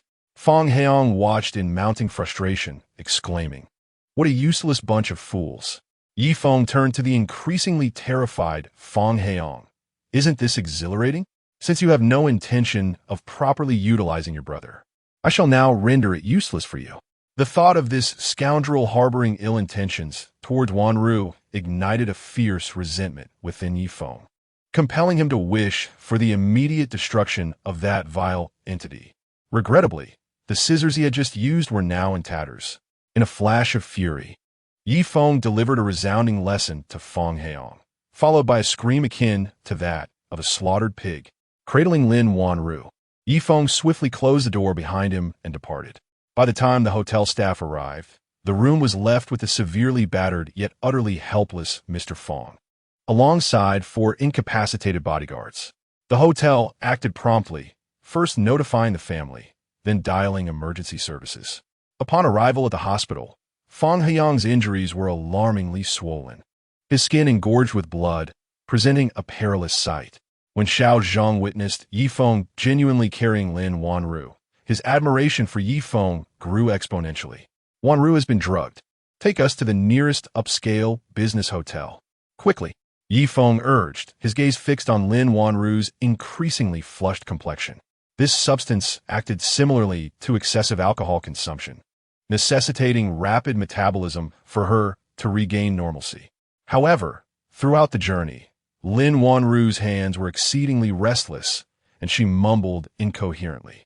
Yi Feng, in a moment of resourcefulness, grabbed a magazine from the car to fan her, seeking to cool her down. At long last, they arrived at the hotel, and Yi Feng hastily completed the check-in process, entering the room without realizing that this establishment was owned by the Lin family. Lin Weishua's loss in the gaming sector had already disappointed by Feng Xia. Yet now, the arrangement for overseeing the hotels under the Lin Group was a favor from the eldest son, Lin Weiye. When Lin Weishua's subordinate reported that Yi Feng was at the hotel with Lin Wanru, He recognized an opportunity and immediately informed by Feng, who in turn notified Lin Honyuan of the urgent need to rescue Lin Wanru. Inside the room, Yi Feng employed the most rudimentary method to assist Lin Wanru, forcing water into her while utilizing his internal energy for massage to accelerate her metabolism. The medicinal liquid was expelled through her sweat glands, and as the drug's potency dissipated, the room became suffused with a peculiar fragrance. After a grueling hour, Lin Wanru's flushed face finally returned to normal, and she fell into a deep slumber. Just as Yi Feng wiped the sweat from his brow and prepared to take a shower and rest, a sudden, forceful knocking resounded at the door, accompanied by Lin Hongyuan's furious voice. "Yi Feng, you scoundrel, what have you done to my daughter? Open the door." Yi Feng was taken aback. How had the Lin family found him? With Lin Wanru still asleep, her clothing torn and scant, if the Lin family were to enter, explaining the situation would be utterly impossible. Rubbing his temples, Yi Feng opened his phone to discover a message from Xiao Zhang. "Brother Feng, Mr. Lin's parents have arrived. Hurry and prepare." The message had been sent just 5 minutes prior. Yi Feng replied, "Inform old Peng that I have urgent matters to attend to. The timing is uncertain, and the project will proceed as normal. Do not concern yourselves with me." He quickly changed his attire and opened the door. "Uncle Lin, anyone greetings?" Lin Honyuan cast a dark glare at Yi Feng, striding into the room with purpose. "Do not try to be familiar with me. I have yet to consent to your relationship with my daughter. Uncle, Annie, Wanru is still inside sleeping. Please have a seat." Yi Feng replied politely. Wan Shiwening entered the inner room and found Lin Wanru in a deep slumber. Upon lifting the quilt, she noticed that Lin Wanru was dressed in scanty attire. Gently nudging her twice, Lin Wanru remained unresponsive. Wan Shiwening, growing anxious, exerted more force in an attempt to awaken her daughter. Yi Feng intervened, saying, "Aunt Wanru needs her rest now. Waking her could adversely affect her health." Wan Shiwening, suspecting that Yi Feng had employed some underhanded means to gain Lin Wanru's affection, felt her expression darken instantly. Fixing her gaze on Yi Feng, she demanded, "Yi Feng, what exactly have you done to my daughter?" Yi Feng replied calmly, "Aunt, let us discuss this in the living room, so as not to disturb Wanru's rest." They retreated to the living room, where Wan Shiwening anticipated Lin Honyuan's inquiries. Without waiting for him to speak, she declared, "Honyuan, our daughter is not merely asleep. She is in a stupor." Wei Shue's words ring true. That scoundrel Yi Feng has drugged her to possess her. Yi Feng felt a jolt of surprise. Lin Wei Shue? Wasn't he the name of Lin's deputy general manager? How could he possibly know about Wanru's predicament? Lin Honyuan's expression darkened further. If the elder matriarch were to discover that Lin Wanru had engaged in a substantial relationship with Yi Feng, she would surely unleash her fury upon him. Without hesitation, he retrieved his phone to record Yi Feng, stating, "Let me tell you, before the police arrive, it would be wise for you to behave." Yi Feng observed Lin Hongyuan's actions with amusement, showing no intent to obstruct him. "Uncle Lin," he said, "what are you attempting to accomplish? Your daughter has indeed been drugged. But it was not by me. It was Feng Heong who administered the poison. I risked my life to rescue Wanru from his clutches. In the process, I expended considerable energy to purge the toxins from her system." However, Lin Honyuan dismissed Yi Feng's explanation entirely. Have you read too many martial arts novels? Purging toxins and expending energy? You deceitful fraud, still weaving lies and attempting to shift the blame onto young Master Feng." Seeing that Lin Honyuan would not be swayed, Yi Feng, uninterested in further discourse, stated, "In 1 hour, Wanru will awaken, and then you shall know the truth." He casually took a seat, unfazed by Lin Hongyuan's ongoing recording. Exhausted, Yi Feng closed his eyes and dozed off momentarily. Lin Honyuan had anticipated a confrontation with Yi Feng, yet he found that Yi Feng showed no desire to evade the situation. Instead, he fell asleep. This only fueled Lin Hongyuan's ire. Stubborn as ever. When the police arrive, let us see how proud you remain. When Shiwening stood vigil by Lin Wanru's bedside, her heart heavy with concern for her daughter. It was not until the police arrived that Yi Feng stirred from his slumber. Lin Honyuan, eager to act, exclaimed, "Officers, it is him, Yi Feng." He initially approached my daughter under the guise of being the young master of the Yi family from Beijing, and when his ruse was uncovered, he drugged her in an attempt to force himself upon her. My daughter remains in a stupor. The police, equipped with a recording device, sought to understand the situation. Sir, please describe the events in detail. Lin Wanru recounted, I received a call from my grandmother, informing me that my daughter had been brought to the hotel by Feng.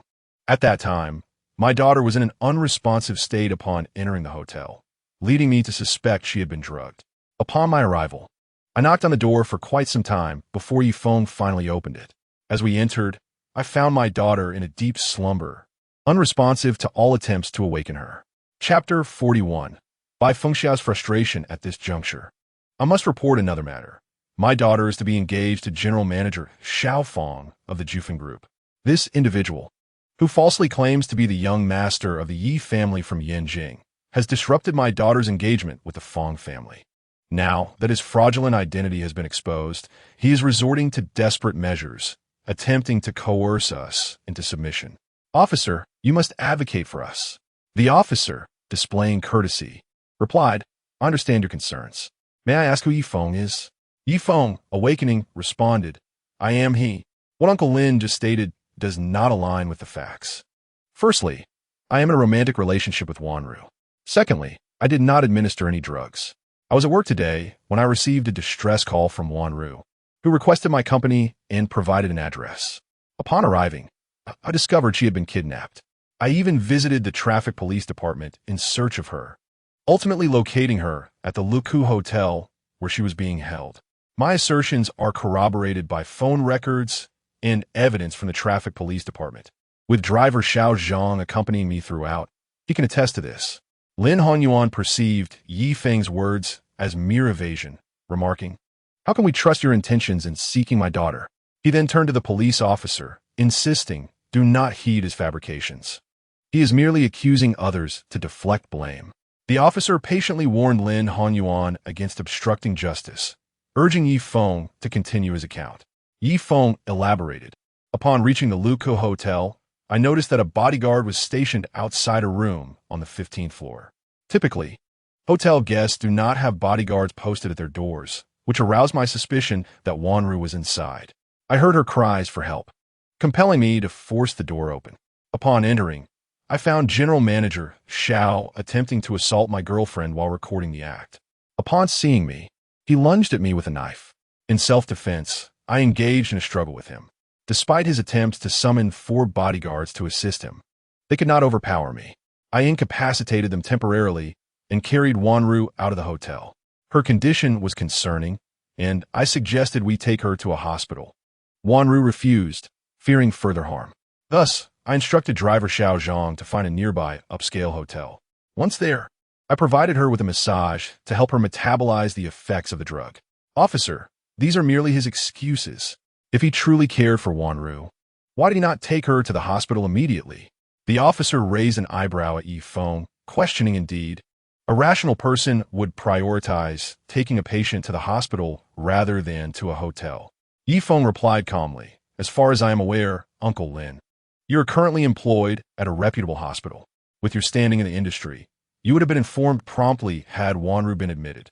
She did not wish for you to be aware of her plight. At that moment, Lin Wanru let out a soft moan, prompting Wen Xuening to hastily inquire, Wanru, how are you feeling?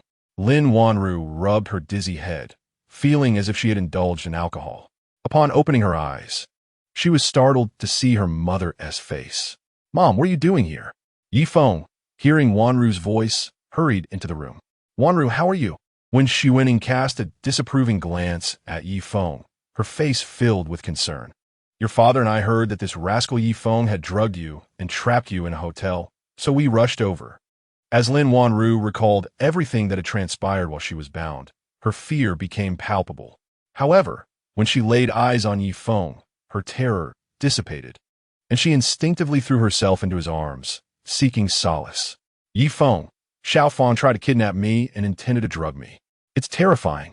Yi Feng naturally embraced Lin Wanru, gently patting her back and feeling her petite frame in his arms. All the hardships he endured in training felt worthwhile at that moment. It's all right, it's all over now. Feng Heong can no longer harm you. Lin Hongyuan abruptly pulled Yi Feng away from his daughter, his anger palpable. Ye Feng, do you still intend to give my daughter a potion of forgetfulness? Lin Wanru looked at her father, displeased. Dad, what are you saying? Yi Feng is my boyfriend. If it weren't for him today, I would have been at Zhao Feng's mercy. If you had agreed to the marriage with the Feng family sooner, none of this would have happened. Why must you choose such a useless person? Yi Feng replied nonchalantly, your father not only suspects me of administering a potion, but more importantly, he has also reported me wasting police resources. Lin Wanru gazed at her father incredulously. Dad, how could you do this? Yi Feng saved me, and you reported him instead? You should be reporting Feng Heong. Lin Hongyuan shook his head. Young Master Feng is from a prestigious family. How could he possibly do such a thing to you? There must be some misunderstanding. He then turned to the police with a smile. Officers, I mistakenly accused Yi Feng. Can I retract my statement? Lin Wanru shot her father an admonishing look before apologetically getting off the bed. Officer, I wish to withdraw the case against Yi Feng, but I need to report Feng Heong for attempted kidnapping. He even recorded it. By the way, Yi Feng, what about the recording? Lin Wanru had been unconscious and was unaware that the recording had been destroyed. Yi Feng replied awkwardly, I destroyed that recording immediately, but if the chip is still intact, I can recover it. Lin Wanru solemnly addressed the body camera. I ask that you bring Feng Heong to justice. Lin Hongyuan furrowed his brow tightly. Bai Fengxia had repeatedly emphasized the importance of the marriage alliance with the Feng family for the Lin group, and he felt deeply that he could not hinder the Lin family's progress, nor could he allow his daughter to jeopardize the family's reputation. Frustrated, he questioned, Wanru, why are you reporting your fiancé? Lin Wanru offered no regard for Lin Hongyuan's feelings. Since he had resolutely sided with her grandmother against her, she could only retaliate. Dad, I have never had a fiancé. That was something you imposed on me. The one I love is Yi Feng. The police officer nodded in agreement. Very well. Miss Lin, we will investigate the situation you have reported, and we will contact you as soon as there are any new developments. Please leave your contact information. The police left Yi Feng's contact details before departing. Lin Hongyuan was utterly at a loss. Yi Feng had actually assaulted Zhao Feng, and this matter must be communicated to grandmother. If it jeopardizes the collaboration between the Lin and Feng families, it would be troublesome. Just as Lin Hongyuan intended to call Bai Fengxia, her call came in. Bai Fengxia's furious voice echoed through the phone. Fourth, you have a wonderful daughter. How could she let Yi Feng assault Zhao Feng? Let me tell you, if the relationship with the Feng family cannot be mended, your family will receive not a single cent in dividends this year. Lin Wanru took the phone and responded bluntly. Grandmother, do you not care that your granddaughter nearly fell victim to a kidnapping? Bai Fengxia retorted coldly. Zhao Feng was supposed to be your fiancé. If it weren't for your incessant meddling, he wouldn't have resorted to such actions against you. This is all your fault. You must admit your mistake. Lin Wanru, filled with despair, cried out, I refuse to accept that. You are the ones blinded by greed. Fully aware that Zhao Feng is a notorious playboy who delights in toying with women, and yet you still insist I marry him. Now he has genuinely harmed me, and you dare to blame me. What have I done wrong? My greatest error was being too accommodating to you, always thinking of you as my elder, deserving of respect. Grandmother, I believe I have shown you enough respect. The company I manage has become a cornerstone of the Lin Group. If you wish to prevent any upheaval for the group, it is best that you do not shield Zhao Feng. Chapter 42. A show of strength to deter the Lin family. Lin Hongyuan stared in disbelief at the uncharacteristically defiant Lin Wanru. Thinking she had lost her mind for daring to confront grandmother, he raised his hand to strike, yet his palm never fell. Yi Feng firmly grasped Lin Hongyuan's arm. Even though he was to be his future father-in-law, he would not permit him to raise a hand against his future wife. He coldly addressed Lin Hongyuan. Uncle Lin, I believe Wanru is right. The Feng family originated from the building materials industry and possesses broader connections in this field than the Lin family. Chairman Bai's desire to foster a union and collaboration between the two families is understandable, but it cannot come at the expense of Wanru's happiness. Lin Wanru felt a rush of emotion, her heart filled with the warmth of being protected and understood.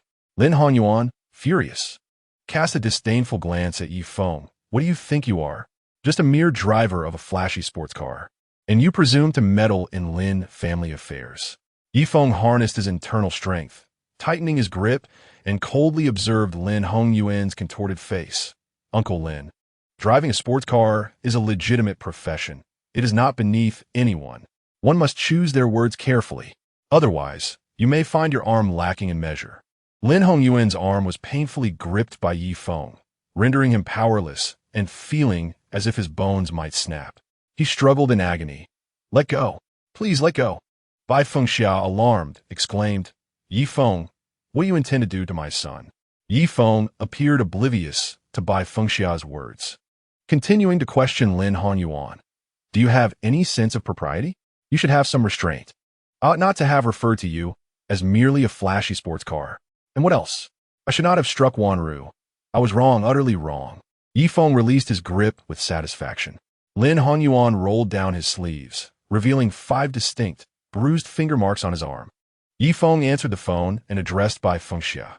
Chairman Bai, regardless of your intentions, it would be wise for you to remain clear-headed and cease any thoughts of using Lin Wanru to forge a union with the Feng family. With that, Yi Feng hung up decisively. Lin Hongyuan, seething with fury, contemplated cursing Yi Feng but was deterred by the latter's formidable strength. This fellow was truly strange. During the engagement banquet, he had been easily subdued. Wan Xuening, sensing the stalemate between the two, anxiously spoke to Lin Hongyuan. Hongyuan, you ought to temper that fiery temper of yours. Ultimately, we are at fault here. It is a fact that Yi Feng saved our daughter. Lin Hongyuan felt no gratitude whatsoever. In his eyes, Yi Feng was deliberately approaching Wanru with the intent to exploit their family's wealth. Why should he feel thankful to Yi Feng? Yi Feng's act of salvation might very well be a prelude to seeking more from his daughter. The mere presence of 2 young individuals alone in a room was inherently inappropriate. He snorted dismissively and turned his head away. Wan Xuening, exasperated, turned to Yi Feng. Yi Feng, please do not hold a grudge against your Uncle Lin. He has always had a penchant for stubbornness. In time, he will come to his senses. Today, we misunderstood you. Our intentions were born from a place of love for our daughter, and we hope you can understand. Yi Feng exhaled deeply, alleviating his frustration, and gazed at Wan Xuening with a calm demeanor. Aunt Wan, I hope the matter of forced marriage does not occur again. We are at a critical juncture in the project, and we cannot afford any further disruptions. Although Chairman Bai is quite agitated, for Wanru's sake, I hope you can mediate. At least before the project launches, we should not allow matters concerning young Master Feng to affect Wanru. I believe that once Chairman Bai witnesses Wanru's outstanding achievements, her mood will improve, and she will forgive Wanru. Yi Feng's sincere words resonated with Wan Xuening. Often, she found herself compelled to align with Lin Hongyuan's views to navigate life within the Lin household. I will take care of that. I can see Wanru's complexion isn't quite well. I would appreciate it if you could look after her. Your Uncle Lin and I will be leaving now. Wan Xuening waved goodbye. At that moment, Lin Hongyuan received an urgent notification from the hospital, stating that a patient was in critical condition, and only Lin could perform the necessary surgery. After briefly scanning the patient's details on his phone, his pupils dilated in shock. The message read, patient name, Feng Heong male, exhibiting swelling with burn marks in a specific area, unconsciousness suspected due to drug overdose, immediate surgery required. I'm on my way. Lin Hongyuan cast a lingering glance at Yi Feng, a sense of urgency tightening within him, as he quickly ushered Wan Xuening away. In the room, only Yi Feng and Lin Wanru remained. Wanru nestled closely against Yi Feng, greedily inhaling his unique scent. Yi Feng, thank goodness for you. Lin Wanru clung tightly to Yi Feng, as if fearing he would vanish at any moment. Yi Feng embraced Lin Wanru and sat down. Concern etched on his face. I've always been here. Why were you alone on the road? Yi Feng was acutely aware that Lin Wanru was always accompanied by someone when she entered or exited the company, be it Secretary Su, Secretary Zhu, or even the driver. In the absence of secretaries, bodyguards would be present at all times, as she was the president of Feng Group, and under normal circumstances, security would never be lax. Lin Wanru took a moment to compose herself, leaning against Feng as she spoke. Today, I visited my grandmother's residence, and she pressured me to abandon you and marry Feng Heong. My father and mother stand firmly with her, acting as her advocates. I feel suffocated and deeply saddened. I once believed that my grandmother was merely assisting with our family's major expenses, for which I was grateful, hoping one day to repay her kindness. However, I was shocked to discover that even the birthday gifts from my father were financed by her. My parents only insist that I show filial piety towards her. The moment I defy her even slightly, I am deemed unfilial. I do not wish to bear the stigma of disobedience. I have been tirelessly working and earning money, striving to repay every penny, for I refuse to live under my grandmother's disdain. As Lin Wanru spoke with increasing fervor, tears streamed down her cheeks, glistening like jewels, evoking profound sympathy. Overcome with emotion, she sobbed, Feng, do you know? When the company was just starting out, the funds did not come from my grandmother. They were earned through my own hard work.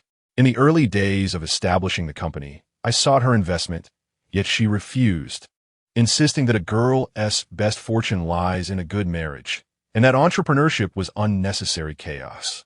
Determined to forge my own path, I persisted, but she prevented my parents from providing me with financial support. Eventually, the company began to thrive, and I shared the profits with my grandmother. Only then did she acknowledge my efforts, offering advice and analysis about expansion, with my parents cheering her on. Ensnared by their familial affection, I unwittingly allowed her eldest son's child to join my company, followed by her second son's child. I thought that having them manage unfamiliar territories would be beneficial. However, when Lin Weishua's child sought to join the company in the gaming sector, I refused. Subsequently, my grandmother intervened, ensuring Lin Weishua's entry, resulting in the appointment of Lin as the vice president. At that time, any inquiry I made regarding other business matters was met with refusal, and I realized that if I did not retain control over the gaming sector, the entire Feng group would be undermined by them. Yet, under the meddling of Vice President Lin, my gaming projects suffered significant losses, and I was unjustly blamed. Just as I began to gather evidence against Vice President Lin, my grandmother introduced me to Feng Heong, and I understood her intentions. Chapter 43. Unveiling a series of crimes. Quantum technique perfectly restore damaged ships. Lin Wanru wiped her tears, but they flowed uncontrollably, as if a dam had broken. What familial affection, what concern for my well-being, is merely superficial. The true aim is to watch my company prosper and to find ways to usurp it, compelling me to adhere to their script and obediently marry. As Feng gently patted Lin Wanru to provide her solace, he pondered aloud.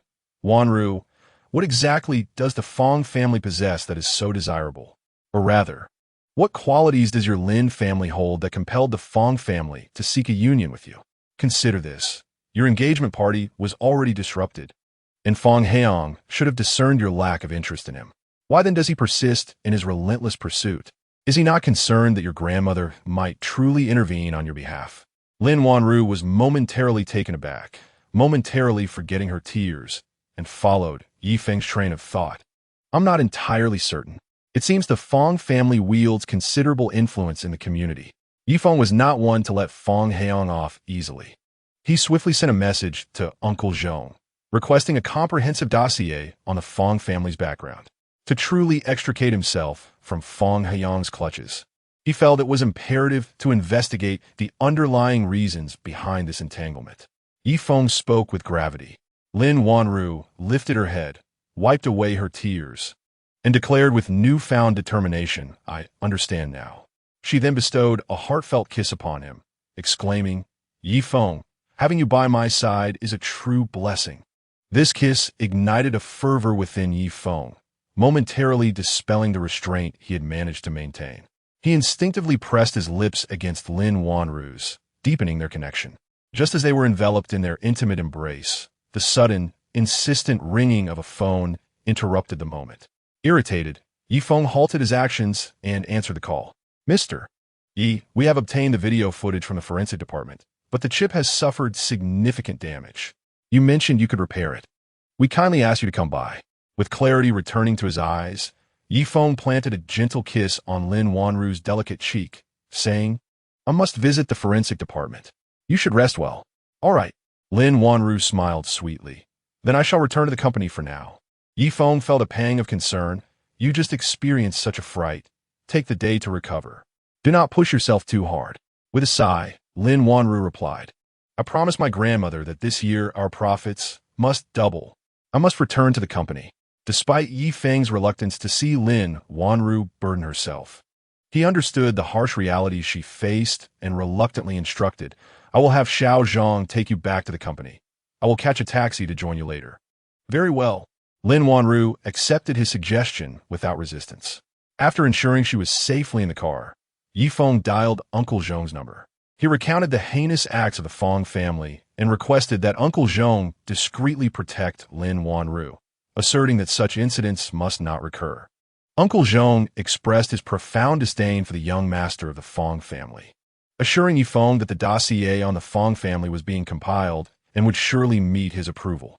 Once the call with Uncle Zhong concluded, Yi Feng arrived at the Public Security's Forensic Department. "Yi Feng, here are the fragments of the chip we found at the scene. Please assess how we might repair it," the lead officer stated, handing the remnants to him. After a brief examination, Yi Feng gathered his thoughts and addressed the officer. "To repair this chip, I require complete solitude. Could you arrange for everyone to vacate the vicinity?" The officer frowned but then nodded. "Very well, follow me." To avoid disturbing other officers at work, the officer escorted Yi Feng to a small room equipped with a computer and a miniature machine, ensuring he had access to all necessary repair tools. Once the officer departed, Yi Feng chose not to utilize the tools at hand. Instead, he meticulously pieced together the fragments of the chip, activated his internal techniques, and immersed his consciousness within. Countless intricate circuits materialized in Yi Feng's mind, his eyes shimmering with a barely perceptible blue electric glimmer. To piece them together, he needed to employ the ethereal refinement technique developed by the ancestors of digital immortality, which involved purging the chaotic substances within the ethereal essence, leaving only the purest and most primordial matter. Yi Feng understood this process as the ability to capture and refine the quantum particles present in the air. Akin to stem cells that serve as primordial cells, when placed in an organ, they generate organ cells, and when placed in skin, they create skin cells. This quantum, akin to the extracted stem cells, would, under the influence of the digital immortality technique, automatically coalesce upon a metallic surface, entangling and merging with the quantum composing the chip, thereby achieving the intended assembly. His consciousness functioned like a magnifying glass, allowing him to infinitely scale the internal structure of a chip the size of a fingernail in his mind, as he desired. This also elucidated Yi Feng's choice to utilize techniques rather than machinery. To conceal his actions, Yi Feng strategically shielded the camera with his body, feigning a pretense of tinkering while, in reality, he was employing his technique to gradually repair the chip. Once the chip was restored, Yi Feng's consciousness penetrated its interior, extracting the stored information, revealing a series of video clips depicting the various transgressions of Xiao Feng towards different women. Yi Feng watched in clenched anger, and upon reaching the end, he found himself depicted in the scene where he shattered the chip upon entering, which he promptly deleted to ensure minimal deviation from his previous account. Thus, he retracted his consciousness. This time, Yi Feng was better prepared compared to his previous encounters. The expenditure of his energy was notably diminished. In the monitoring room, the officers could hardly discern how Yi Feng had accomplished this feat.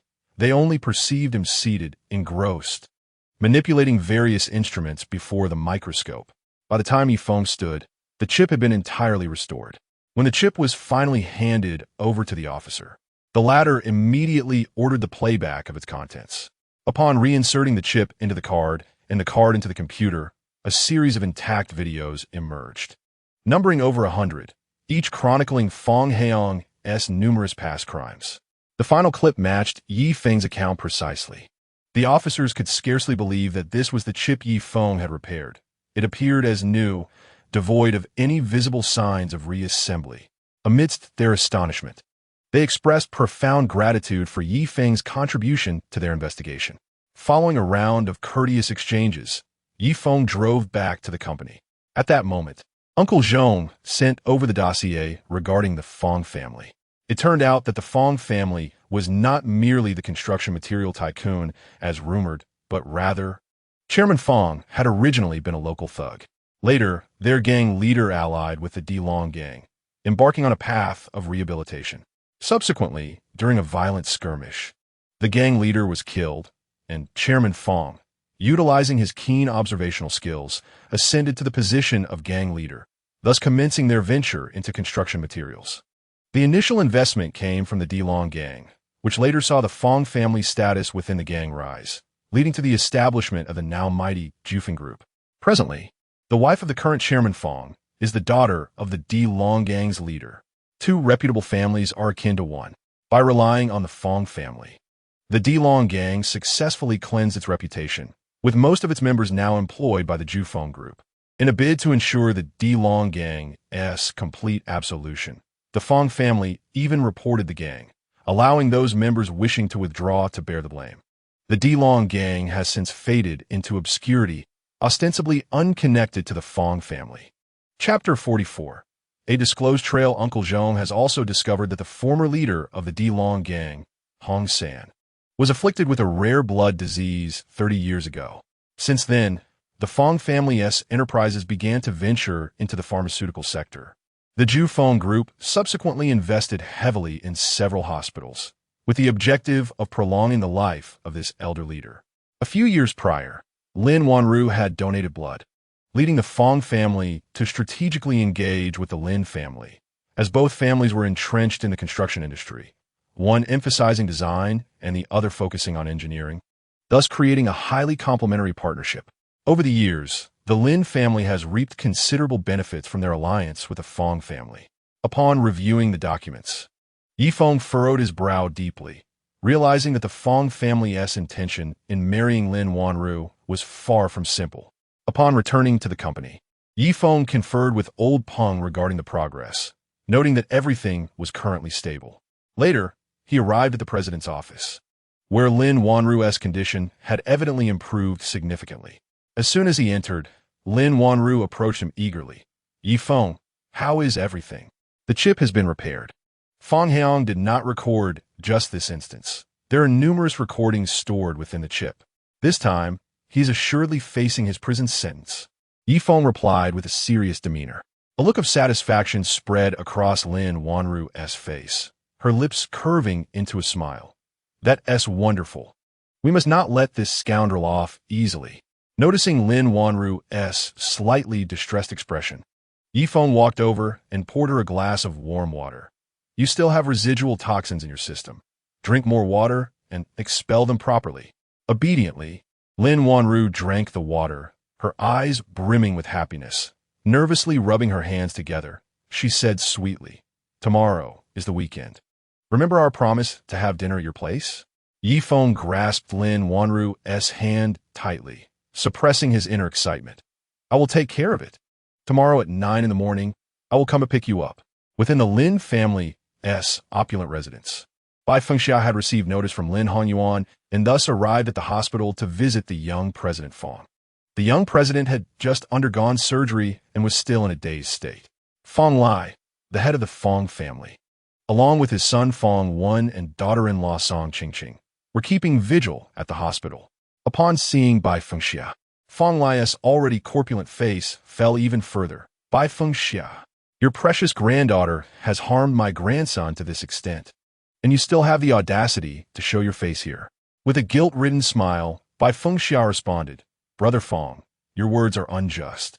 Your grandson resorted to despicable means to abduct my granddaughter. I came to visit out of concern for the friendship between our families. How can you blame my granddaughter for your grandson's predicament?" Feng Wen discreetly tugged at Feng Lai's sleeve, signaling him to maintain his composure. "Chairman Feng, my father is understandably upset over his grandson's condition, so please do not take it to heart. We share responsibility for what has transpired with Heong. After all, it is our Feng family that owes you an apology. I express my son Heong's sincere regret on our behalf." Bai Fengxia, mindful of the collaboration with the Feng family, graciously remarked, Ah, youth is prone to err. I comprehend this.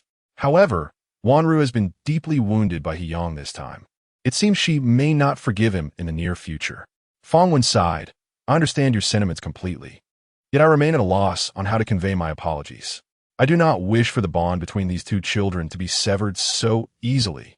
My father and I have discussed a proposal. Should we facilitate a marriage between our families? The Feng family is willing to allocate an additional 10% of our profits annually to the Lin family. Feng Xia's eyes brightened. The Feng family was indeed magnanimous. Not only did they readily acknowledge their mistake, but they were also willing to cede a significant portion of their profits, amounting to tens of millions annually. In her eyes, there was no more suitable family to ally within the Feng family. In the world of affluent circles, many would sever ties and deny their commitments. Yet the Feng family demonstrated integrity and trustworthiness. Though Feng Xia felt a stirring of interest, she refrained from immediate commitment, stating, I am not one to barter my granddaughter. This matter ultimately depends on Wanru's wishes. If Wanru genuinely has affections for that Yifeng as her grandmother, it would be inappropriate for me to impose my will on her marital choices, wouldn't it? Feng Wen smiled knowingly, having grasped Feng Xia's intentions. He produced a check, saying, Aunt Bai, this is a modest compensation from our family to Miss Lin Wanru. Please accept it on her behalf, as long as she is willing to forgive us. We can negotiate further. Feng Xia glanced at the check, which clearly indicated a sum of 50 million. An intoxicating thrill coursed through her.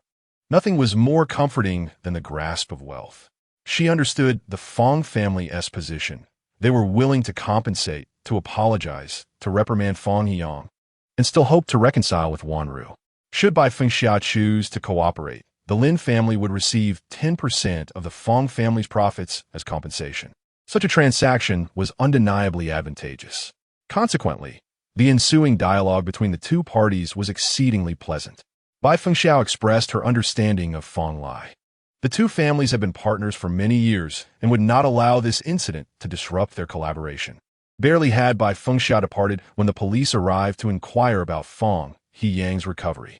As he had yet to regain consciousness, they offered no further remarks and left. Over the weekend, Yifeng had procured groceries a day in advance and busied himself in the kitchen early that morning, assisted by Yishan and Zhang Haiyan.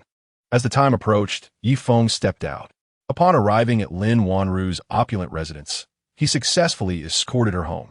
Unbeknownst to them, their meeting in the mansion had been captured by the ever-watchful Zhang Ye, who had not forgotten how Yifeng had wronged her and cost her her job.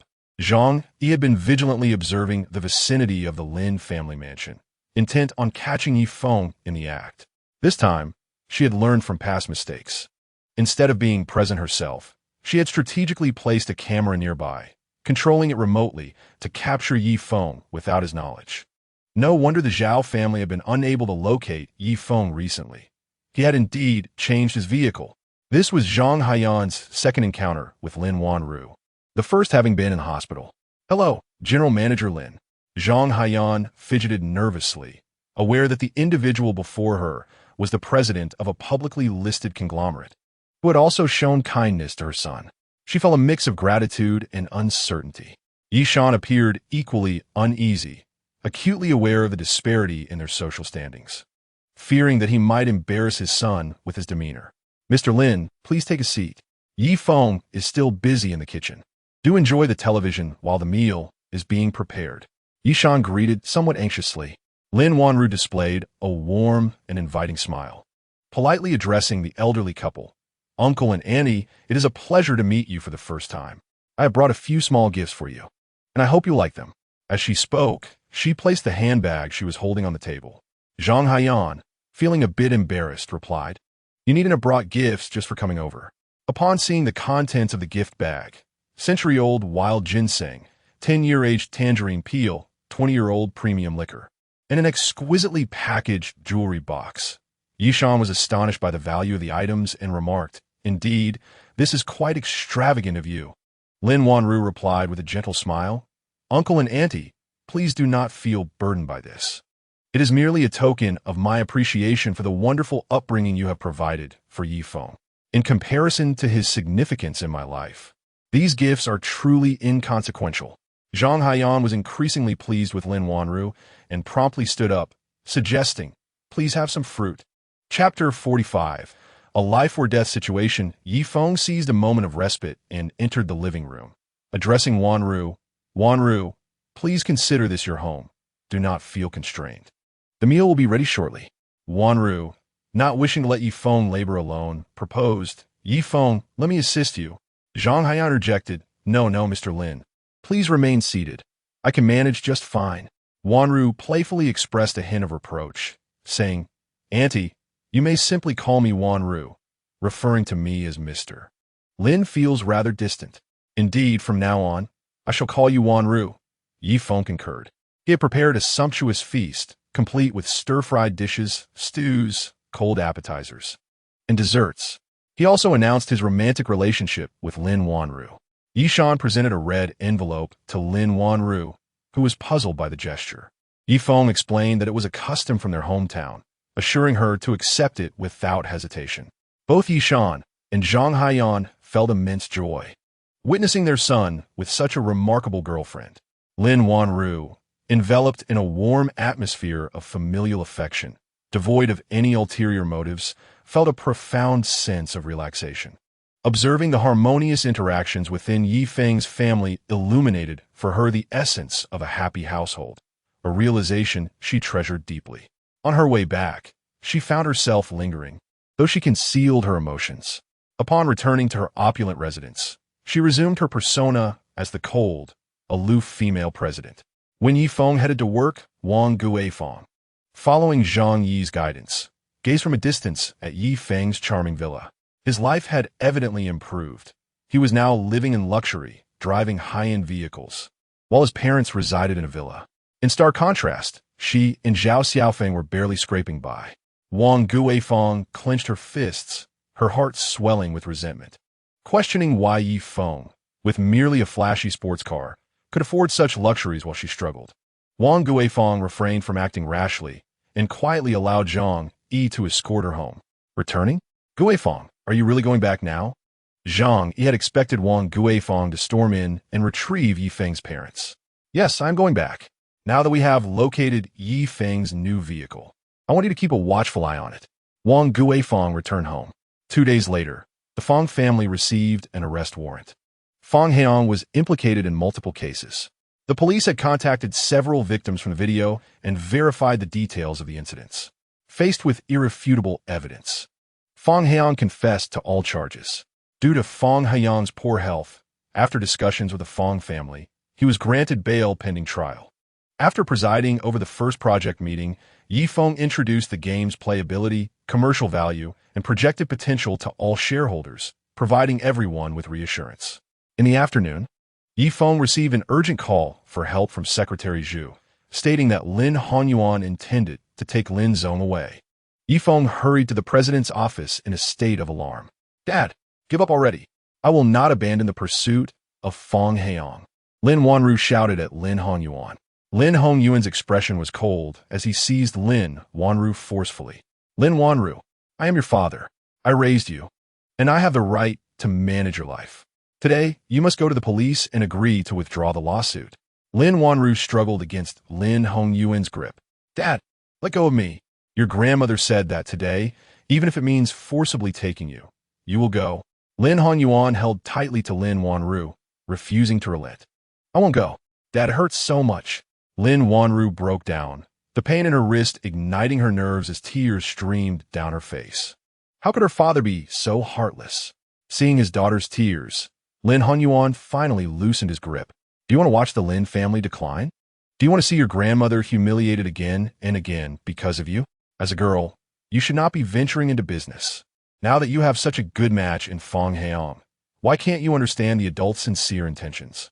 Think back to a few years ago when our Lin family was reported for substandard building materials, resulting in halted production and investors withdrawing. It was the Feng family that extended a helping hand to us, allowing us to weather the storm. We owe a debt of gratitude to the Feng family.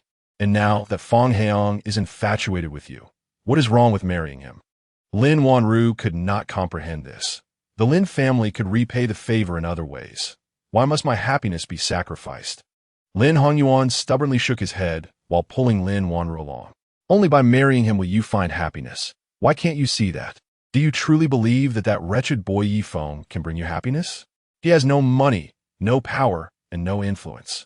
Marrying him would mean a life of hardship, forever bowing your head in shame. I will never allow you to be with Yi Feng.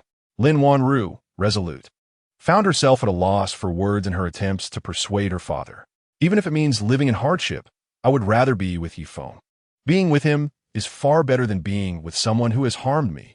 I will not withdraw the lawsuit. Lin Hongyuan's face contorted with anger, veins bulging on his forehead as he tightened his grip on Lin Wanru. Today, even if it means binding you, you will sign the withdrawal document. Dad, I want to go. I don't want to. Please don't force me. Lin Wanru crouched down, refusing to accompany Lin Hongyuan. However, how could her strength possibly compare to Lin Hongyuan's? She was dragged out of the president's office bit by bit.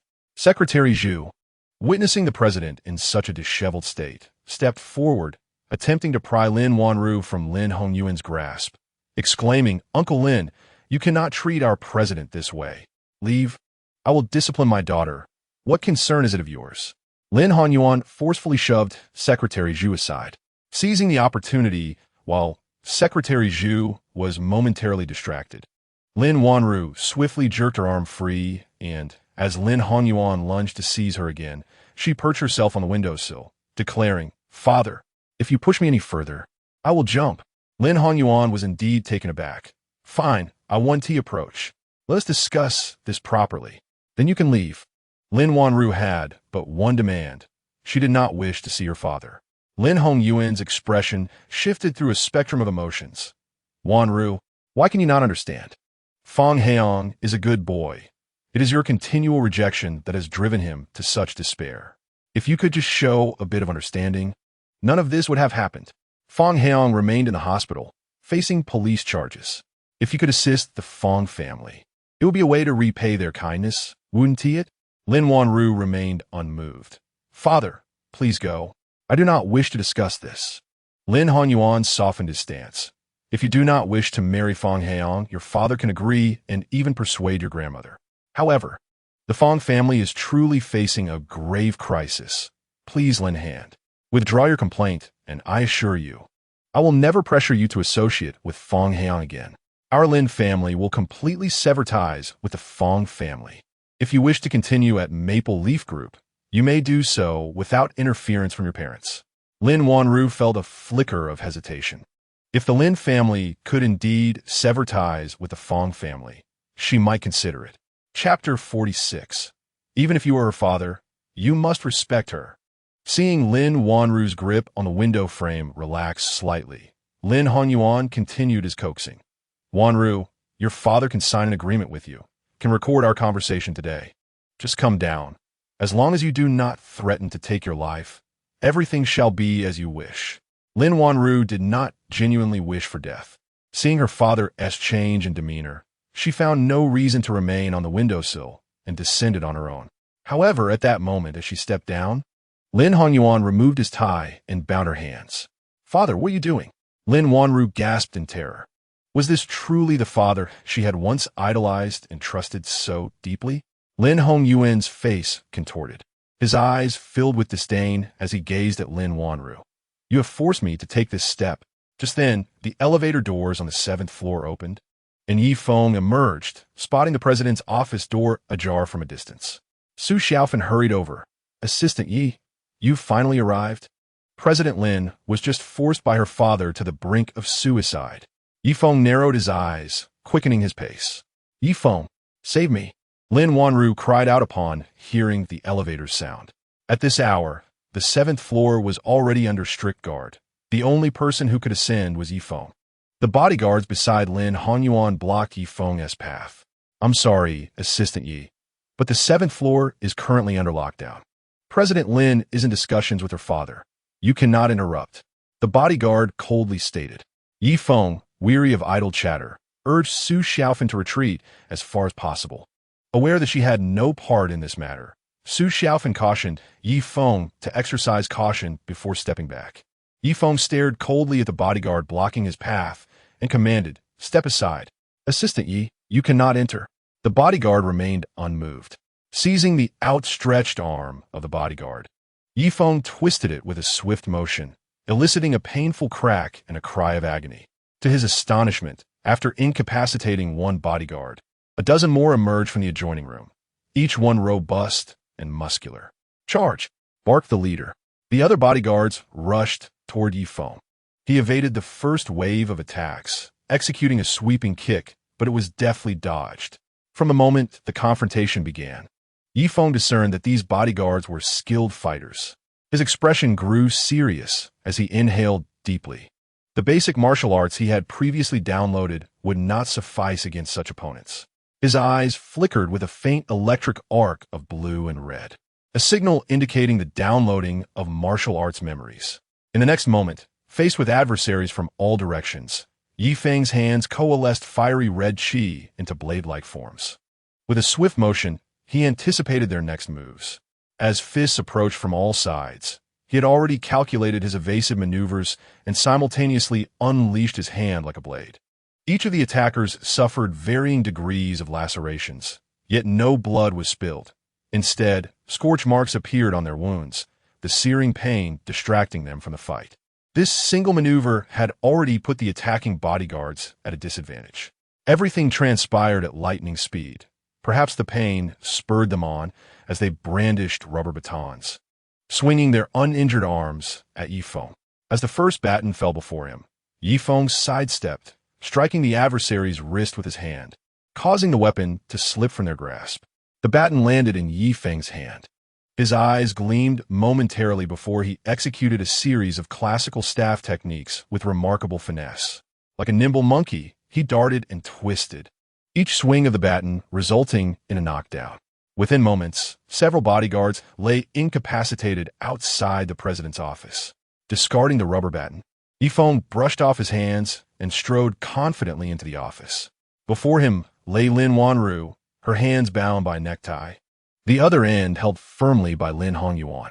Yi Feng's fury ignited. A swift motion severed the tie, and without pausing to assess Lin Wanru's condition, he seized Lin Hongyuan by the collar, lifting him off the ground. With a forceful throw, Lin Hongyuan hit the floor heavily, and Yi Feng pressed his foot on the man's chest as he coldly declared, "Lin Hongyuan, I recall warning you not to pressure Wanru again." Lin Hongyuan gasped for breath beneath the weight, yet his stubbornness prevailed. "Lin Wanru is my daughter. I shall discipline her as I see fit. It is not for an outsider like you to intervene." Yi Feng, pulling Lin Wanru close to him, glared at Lin Hongyuan, stating, "Wanru is my fiancée, even as her father. You have no right to bully her." With that, he applied greater pressure with his foot. Lin Wanru felt a pang of compassion. "Yi Feng, he is after all my father. Let it be." Yi Feng withdrew his foot, and Lin Hongyuan felt a weight lift from his chest as he scrambled to his feet. Gasping for breath, Yi Feng coldly stated, "Take your people and leave." "Yi Feng, how can you treat me this way? I will never agree to your marriage with Wanru." Lin Hongyuan glared at Yi Feng threateningly. Yi Feng was indifferent. "With a father like you, Wanru will never find happiness. Who needs your approval? Just get lost." Lin Hongyuan opened his mouth to say more, but Yi Feng's right hand was slowly gathering a fiery red glow. He observed it clearly, gritting his teeth. "Wanru, following this man will lead to your ruin. Think wisely." With that, Lin Hongyuan left Feng group, dragging the injured bodyguards outside, dejectedly. Lin Wanru collapsed, tears streaming down her face uncontrollably. Yi Feng said nothing, simply offered her a shoulder, allowing her to weep freely. After a considerable time, as she cried, Yi Feng gently patted her back, speaking with utmost tenderness. "As long as I am here, no one can bully you." Lin Wanru calmed down, dabbing her tears with a tissue. "Yi Feng, having you by my side is truly wonderful." However, Yi Feng felt no relief. Instead, his worry deepened. His expression turned grave. "Do you remember the time you donated blood at Yanjing Hospital a few years ago?" Lin Wanru nodded, recalling that it was shortly after her university graduation. "Yes, what of it? Do you know your blood type?" Yi Feng inquired again. It's type A, I believe. The doctor tested it for me when I donated blood, Lin Wanru replied, puzzled. Yi Feng shook his head. It's not that simple. If you were merely an ordinary person, the Feng family would not be so relentless. Lin Wanru, increasingly confused, asked, Yi Feng, what exactly have you uncovered? Yi Feng had no intention of hiding the truth from her. He recounted Uncle Zhong's findings. Uncle Zhong helped me investigate the Feng family and discovered that the father of Chairman Feng's wife suffers from a rare blood disease. Since then, the Feng family has invested in hospital ventures. NG Hospital is one of the hospitals built by the Feng family. I suspect that your blood is not just ordinary type A, but rather a rare type, which is the fundamental reason for the Feng family's persistent pursuit of you. Lin Wanru stared at Yi Feng, her eyes wide with astonishment. Are you saying that the Feng family is interested in my blood because it can cure Chairman Feng's father-in-law's blood disease? Which is why they're scheming to connect with the Lin family and facilitate my union with Feng Heang? Yi Feng nodded. Otherwise, with the Feng family's immense power, why would they choose to collaborate with anyone at all? They could easily support a more compliant enterprise. Why cling so desperately to the Lin family? If it were any other aristocratic family, they would have turned against you after your clear rejection at the engagement banquet, even going so far as to hire actors to disrupt it. Yet the Feng family not only forgives you repeatedly, but also insists on keeping you close despite your steadfast refusal. Even after Feng Heang, their eldest grandson, was beaten, the Feng family preferred to compensate rather than sever ties with the Lin family. Could it be that they have no ulterior motives? Are they truly benevolent? Chapter 47. Unforeseen dangers and unrelenting misfortunes. Yi Feng's words struck like a thunderbolt, instantly illuminating Lin Wanru's mind. What had once been incomprehensible now fell into place with startling clarity. Lin Wanru suddenly realized the lengths to which the Feng family might go if Chairman Feng's father-in-law's illness remained untreatable. They would stop at nothing to possess her. This time it was Feng Heang who had kidnapped her. What might happen next? A chill enveloped her, creeping from her head to her toes, and she shuddered at the thought of the fate that awaited her should the Feng family succeed. Yi Feng, you will protect me, won't you? Lin Wanru gazed into Yi Feng's eyes. Yi Feng nodded resolutely. For your safety, you must refrain from going out alone until we thoroughly dismantle the Feng family. It would be best if you avoided returning to the Lin residence as well. Let us not return to that mansion. Instead, stay at my home. As Lin Wanru contemplated the atmosphere of Yi Feng's household, she found herself tempted to agree. Yet, she hesitated, fearing that her presence might also endanger Yi Feng's parents. She shook her head. I do not wish to involve you. If the Feng family discovers that I am staying with you, it could put your parents at risk as well. Yi Feng gently patted Lin Wanru's hand, a faint smile gracing his lips. Have you forgotten? My parents have relocated to a villa, but our original apartment remains. Who would suspect that the esteemed president of Feng Group would reside in such a modest neighborhood? Lin Wanru's eyes brightened with realization. Indeed, the Feng family would never fathom that she would choose to live in an ordinary community. Very well, I shall stay in your former apartment. To maintain a low profile, Lin Wanru even acquired several unbranded outfits from a budget clothing store and had them dry cleaned. Each evening after work, she donned her inconspicuous attire. She even refrained from using luxury vehicles, opting for Song Lin to drive her in a car worth only $200,000 to $300,000. Uncle Zhong also intensified security measures in the community. While Lin Wanru's residence appeared unchanged, the security now implemented a new patrol system, increasing the frequency of their rounds, no longer merely monitoring the entrance. Bodyguards arranged by Uncle Zhong mingled with the security team, focusing their attention on the building where Lin Wanru resided. After a few days of tranquility, Zhang Haiyan, as usual, visited the market to buy groceries and seeds. However, as she exited the community and turned a corner onto a less populated street, a group of assailants suddenly emerged and abducted her. Simultaneously, Yi Feng's company vehicle was en route to work when a cement truck ahead began to tilt dangerously. The sudden deceleration of the vehicle forced Yi Feng to slow down as well. A loud crash resounded, and even though Yi Feng was buckled in, he was violently jolted. The car was propelled uncontrollably several meters before it came to a halt. Yifeng shook his head, astonished that the scene had flashed in his mind 3 seconds prior. Yet he had been unable to intervene or avert the disaster. "Xiao Zhang," he called, nudging his companion, but there was no response. He noticed blood trickling from Xiao Zhang's head. Yifeng exited the vehicle and opened the front door. Xiao Zhang still had a faint pulse, but it was alarmingly weak. Time was of the essence, and he swiftly activated the emergency techniques outlined in his training manual, urgently applying acupressure to stabilize Xiao Zhang's heart pulse. He promptly dialed 120 for an ambulance, followed by a call to the traffic police, and then reached out to Secretary Zhu to handle the situation, as Xiao Zhang's condition was critical. Fortunately, the incident occurred not far from the company. Secretary Zhu and the legal team arrived even before the ambulance. After Yifeng briefly recounted the events, the ambulance arrived, and he accompanied Xiao Zhang into the vehicle. At first glance, the accident appeared to be a simple rear-end collision. However, the significant tilt of the cement truck raised suspicions. How could the driver behind not have noticed? Any experienced driver would instinctively slow down. Yet, his vehicle had been struck violently so. The more Yifeng pondered, the more it seemed that the incident was orchestrated. He had changed vehicles and even altered his residence. How could Zhao Xiaofeng possibly find him? Meanwhile, Yishan received a call from Zhao Xiaofeng. "Yishan, your wife is in my custody. You have half an hour to come and finalize the transfer." Yishan was incredulous. His wife had merely gone grocery shopping. How could she possibly be with Zhao Xiaofeng, especially given their new address? Resorting to his previous tactic, he replied, "I'm afraid I'm feeling quite dizzy and won't be able to proceed." "Oh, really? Have a look at the message I sent you on my phone," Zhao Xiaofeng replied coldly. "Your son was in a car accident on his way to work. If you don't want your wife and son to meet a grim fate, you had better hurry over. Who knows what could happen next?" Yishan opened his phone to find images of the accident involving the company vehicle Yifeng was in, with a pool of blood beneath the driver's seat. The individual slumped over in the driver's position was none other than Xiao Zhang, the very driver who routinely shuttled Yifeng to and from work. Fear gripped Yishan. What had they done to his son and wife?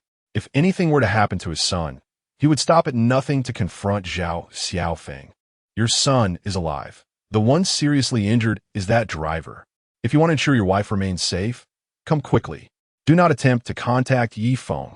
Otherwise, I will take drastic measures," Zhao Xiaofeng threatened. Yishan immediately acquiesced, frantically searching for the property deed. Typically, Zhang Haiyan would conceal it, and he was unaware of its location. In his haste, he struggled to find it. Under relentless pressure from Zhao Xiaofeng, Yishan finally unearthed the property deed and hurriedly took a taxi to the notary office. Upon arriving at the notary office, Yishan received a phone call from Yifeng. Without allowing his son to speak, he urgently inquired, "Son, are you all right?"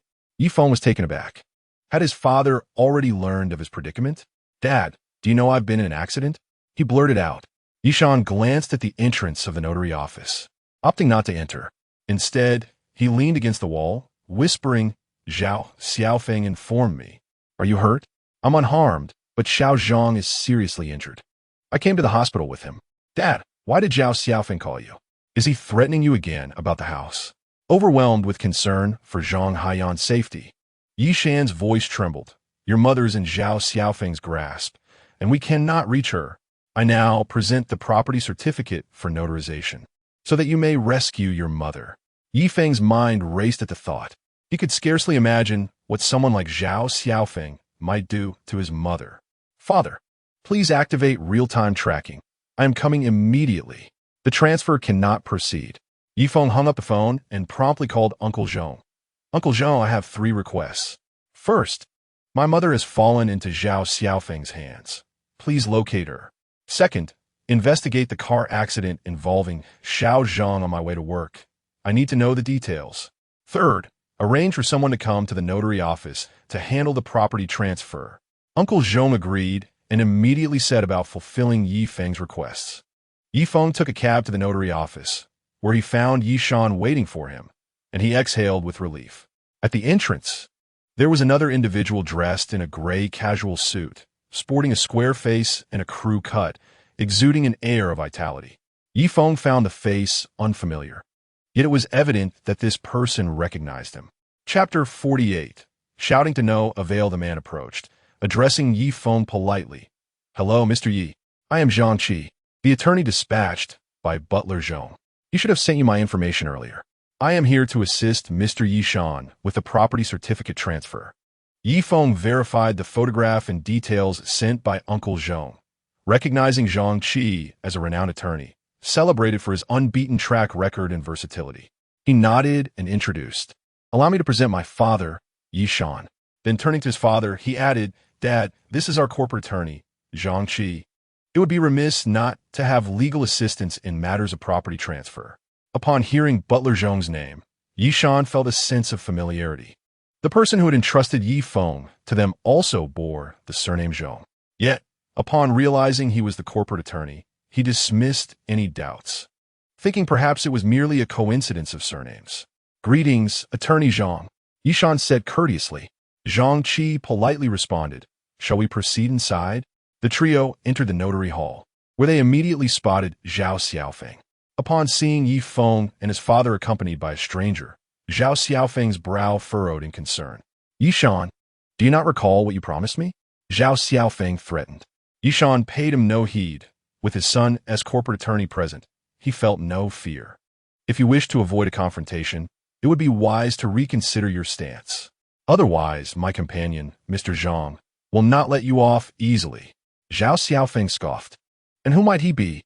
Zhang Qi smiled confidently, raising his phone to search for his name, then displaying his profile from an online encyclopedia for Zhao Xiaofeng to see. "I am attorney Zhang Qi. Here is my information. Should you find yourself in legal trouble, you may seek my services." Zhao Xiaofeng's disdain deepened. He regarded Zhang Qi as nothing more than a novice attorney, a mere rookie, still reliant on an encyclopedia. "I would never consider a petty lawyer like you." Yet, in the next moment, upon seeing the photograph and credentials on the encyclopedia page, his eyes widened in disbelief. Zhang Qi, the undefeated champion of the legal realm, resident attorney of the prestigious Yi Group in Kyoto. How could he possibly accompany Yi Feng? "Are you here to facilitate Mr. Ye's property transfer? May I inquire if this aligns with Mr. Ye's true intentions?" Zhang Qi inquired, turning his gaze toward Yi Shan. Yi Shan shook his head repeatedly, exclaiming, "Of course, this is not my true intention. He has threatened me with violence time and again, forcing me to comply. My wife is still in his grasp. Given this situation, the transfer cannot proceed. Mr. Zhao, where have you hidden Mrs. Yi? This constitutes a serious crime. If you confess voluntarily, you may receive a lenient sentence," Zhang Qi remarked coolly. Zhao Xiaofeng's expression fluctuated ominously. Yi Feng appeared unscathed and had summoned Zhang Qi, indicating that today would not bode well for him. "It is impossible for me to confess. If the transfer does not occur today, I shall immediately tear up the agreement," Zhao Xiaofeng declared as he reached for his phone. However, Yi Feng swiftly snatched it away, aimed the device at Zhao Xiaofeng's face, and unlocked it in an instant, uncovering numerous photographs and chat records between Zhao Xiaofeng and Wang Guifang. All these clandestine images had been forwarded to Zhao Xiaofeng by Wang Guifang. Subsequently, Yi Feng set the phone's password to none and handed it to Zhang Qi, stating, "Lawyer Zhang, he has been stalking me for quite some time. These are images of me on my daily commute. My parents changed houses and addresses to evade him, and I even changed my car. Yet, he continues to pursue me relentlessly. What ought to be done?" Zhang Qi suggested, "I recommend we escort him directly to the police station." Zhao Xiaofeng retorted coldly, "Are you not afraid that your mother may never return?" Yi Feng's expression darkened instantly as he glared at Zhao Xiaofeng, his voice chillingly low.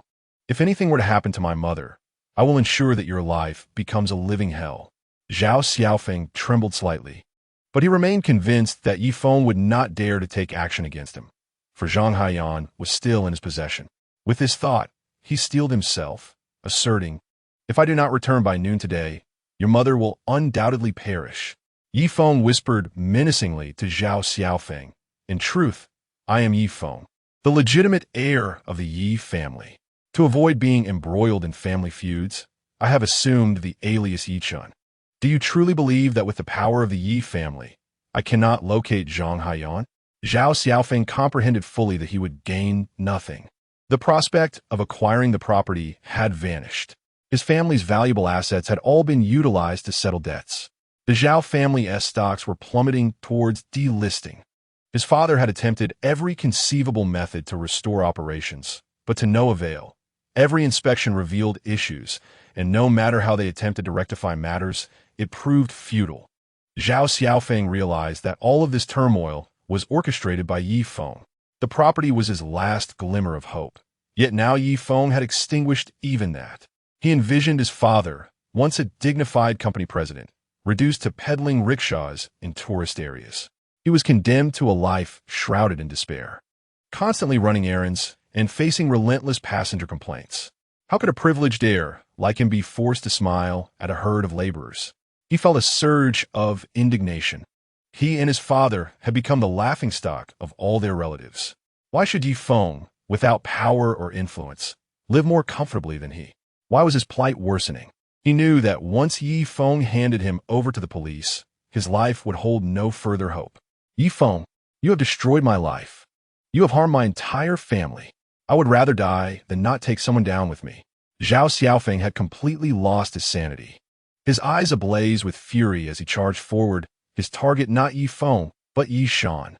Yi Feng swiftly shielded Yi Shan behind him, seizing Zhao Xiaofeng's fist as it swung toward him and twisting it backward, causing Zhao Xiaofeng to cry out in agony. With a gentle press of his fingers against Zhao Xiaofeng's throat, a stream of energy permeated his skin, infiltrating his vocal cords. Suddenly, Zhao Xiaofeng's voice shattered, leaving him incapable of producing any sound moments later. In a frantic attempt to strike Yi Feng, Zhao Xiaofeng struggled violently. But Yi Feng merely brushed his fingers lightly against Zhao Xiaofeng's abdomen. The internal energy seeped through the skin, halting at the arterial region of Zhao Xiaofeng's stomach, gradually coalescing into a slight blood stasis. Onlookers assumed that Zhao Xiaofeng's fervor had caused him to rupture his own throat. The police arrived shortly thereafter, escorting Zhao Xiaofeng away. Yi Feng instructed Yi Shan to return home and await further news while he inquired about Uncle Zhong's investigation. Uncle Zhong confirmed that Zhang Haiyan was indeed elusive. He had activated the Yi family's intelligence network, promising swift results. As moments ticked by, Yi Feng anxiously scoured the records of martial arts techniques, hoping to discover any methods capable of tracking. The concept of a tracking technique caught his attention, an ancient method that did not require spiritual awareness to penetrate electronic devices. With his heightened senses, should he practice this technique, his olfactory acuity would surpass even that of the renowned elephant, and his spiritual awareness would reach the second level, encompassing a radius of 100 meters. Chapter 49. The Disappearance of His Mother. Practicing the ancient martial arts tracking technique during this period, Yi Feng had been diligently laying the groundwork, practicing breathing techniques. Now he could complete the cycle of breath effortlessly without the need for deliberate meditation, allowing for automatic cultivation. After days of accumulation, his internal energy had grown increasingly robust, teetering on the brink of a breakthrough into the second level. This was precisely what Yi Feng was focusing on. Although the tracking technique was a modest discipline, it relied heavily on spiritual awareness and olfactory senses. As Yi Feng honed his spiritual awareness, his internal energy surged in tandem, making the tracking technique an excellent gateway for him. With a solid foundation and abundant internal energy, Yi Feng's calm exterior suddenly masked a tempest of internal power. Upon introspection, he noticed the expansion of his meridians and the circulation of his breath, while impurities oozed from his skin surface. Yi Feng's complexion appeared considerably more youthful and vibrant. When he exhaled a long breath of turbid air and opened his eyes, two beams of radiant light emanated from his gaze, only to vanish in an instant. This was the benefit of the second level of his martial arts technique. His senses had been significantly enhanced. His spiritual awareness expanded from a 5-meter radius to 100 meters, particularly bolstered by an increase in mental acuity, which allowed a beam of light to shoot forth from his eyes, extending a full foot. The texts indicated that this light was an external manifestation of mental strength. With continued practice, he would master the ability to control his mental energy, even employing it offensively. Feng then attempted to channel his spiritual awareness into his phone. Previously, entering mobile applications required meticulous caution, as a misstep could result in a catastrophic failure of the device. Now, however, he navigated this process with ease. The once narrow pathways appeared expansive in his perception. The energy expenditure had decreased from half to one-fifth, reflecting his newfound mastery. Feng employed a tracking technique and swiftly captured his mother's whereabouts. After a brief shower, he exchanged greetings with Shan before departing.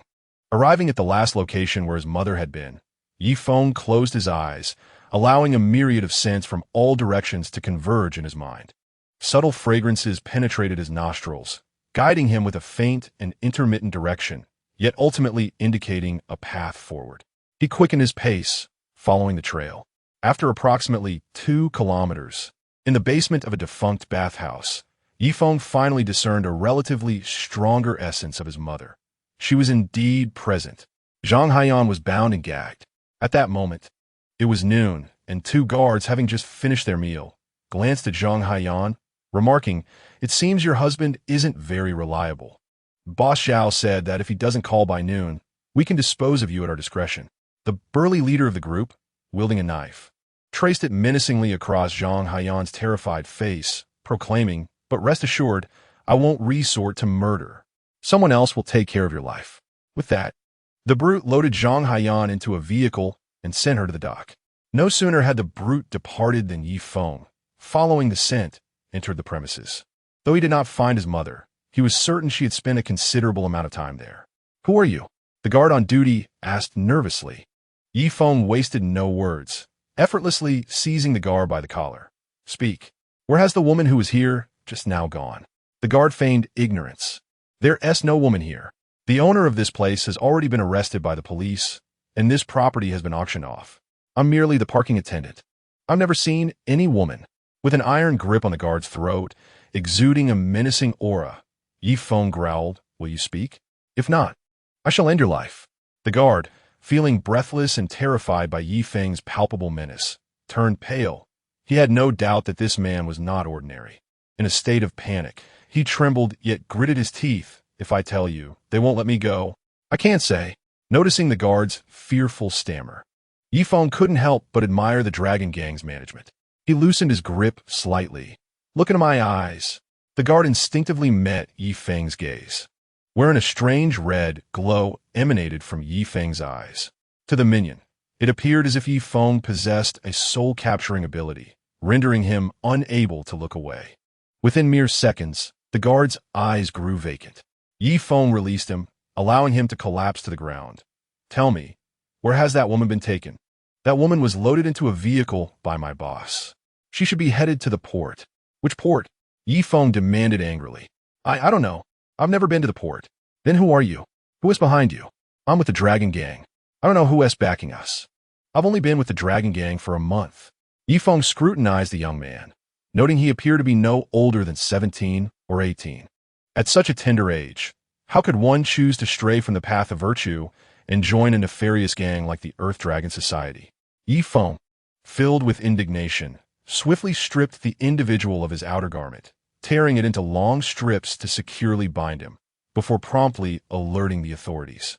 Without lingering, Feng recalled having received information about the Earth Dragon Society while Uncle Zhong was investigating the Feng family. The gang controlled 2 docks, both in close proximity. Once he determined the direction, he instructed the driver to head towards the docks. 20 minutes later, the river stretched out before him, vast and expansive. Along the banks, dozens of cargo vessels were moored, bustling with activity as goods were loaded and unloaded. At first glance, it was impossible to discern which ship Zhang Haiyan was aboard. Meanwhile, upon exiting the vehicle, Zhang Haiyan was immediately shoved into a shipping container, accompanied by several young women. On board, 2 individuals conversed in a flurry of incomprehensible foreign language, their chatter unintelligible to Zhang Haiyan. The ship showed no signs of setting sail, and her eyes brimmed with fear as uncertainty loomed about her fate. Suddenly, blinding light flooded the container, and Zhang Haiyan's complexion paled. 3 individuals clad in protective gear entered, bringing with them a makeshift bed, surgical lights, a gurney, a medical kit, and shelves lined with various containers filled with meat, resembling a laboratory. The pungent odor within the container mingled with the fishy scent from outside, creating a nauseating atmosphere. Realizing the grim nature of her surroundings, panic surged within Zhang Haiyan as the young women nearby stirred from their slumber, frantically struggling against their restraints. Their cries were muffled, silenced by gags, while the assailants hurled curses, words that Zhang Haiyan could not comprehend, yet the vitriol was unmistakable. The girl endured several lashes, her wounds oozing blood, yet her eyes widened in terror. 2 men approached, one restraining her while the other administered an injection, leading to her immediate stillness, as though she had succumbed to slumber. Outside, Feng refrained from aimlessly searching and instead scrutinized the behavior of the crew. Most were preoccupied with sorting the freshly caught seafood. Chapter 50. I will smash the Earth Dragon Society. Feng dismissed the ordinary cargo vessels with a mere glance. Channeling his inner strength into his gaze, his vision expanded, revealing distant details. At the periphery of the fleet, one ship caught his attention. Its waterline differed from the others, while most vessels were either laden or nearing capacity. This particular cargo ship appeared outwardly full yet rested at a shallow draft. This anomaly suggested that the ship contained either minimal cargo or concealed items of significance. Feng stealthily approached the vessel, and as he drew near, the crew members began to take notice. Though they continued their tasks, some cast cautious glances in his direction, while several sailors reached toward their lower backs. At that moment, a gust swept across the river, carrying with it a metallic scent of blood. Upon inhaling, Feng sensed something amiss, as an unusual odor mingled with the sanguine essence. His suspicions regarding the vessel intensified, prompting him to approach it. However, before he could take more than a couple of steps, a figure on the shore halted him. "Excuse me, sir, is there something you need?" With a look of regret, Feng replied, "I apologize, but my pet bird has just landed on that ship, and I must retrieve it. Please allow me to pass." "I'm sorry, but that vessel is about to set sail, and we cannot allow anyone on board. That bird is worth tens of millions," Feng asserted, deftly circumventing the obstruction and boarding the ship. The crew members aboard immediately sprang into action. One individual, speaking with a halting command of the language, addressed Feng, "Please disembark. I need to charter this vessel. Bring the captain to me." Feng presented his black gold dragon scale card. The crew, seasoned from their travels, recognized the card's significance, understanding that its bearer was no ordinary person. Faced with uncertainty about Feng's identity, they reluctantly escorted him to meet the captain. The captain's quarters were located on the lower deck, and as they descended, the distinctive scent of blood grew stronger, leading Feng to conclude that the source was not from seafood. The captain, a native of the southern province of Long Country, spoke fluently in his regional dialect. "Young man, I hear you wish to charter this vessel?" With a fluent response in the same dialect, Feng confirmed, "Indeed." The captain continued, "Do you know what kind of ship this is?" "I do not know, but I am interested in its displacement and spaciousness." "Name your price, and I shall purchase it. 1 billion, not a cent less." The captain declared boldly. "Very well, I can issue you a check for 200 million. You have 2 hours to clear the hold, and I want it spotless." Feng replied nonchalantly. The captain, taken aback by Feng's swift agreement, inquired about his background. "You are quite young, yet seem to possess considerable wealth. May I ask what your family does?" Feng concocted a plausible story. "My name is Gu Jingshun, and my family is in the mining business. Recently, I have been looking to invest in seafood, and my team is already assembled. We just need a vessel. I prefer a second-hand ship to avoid the uncertainties of a newly built one."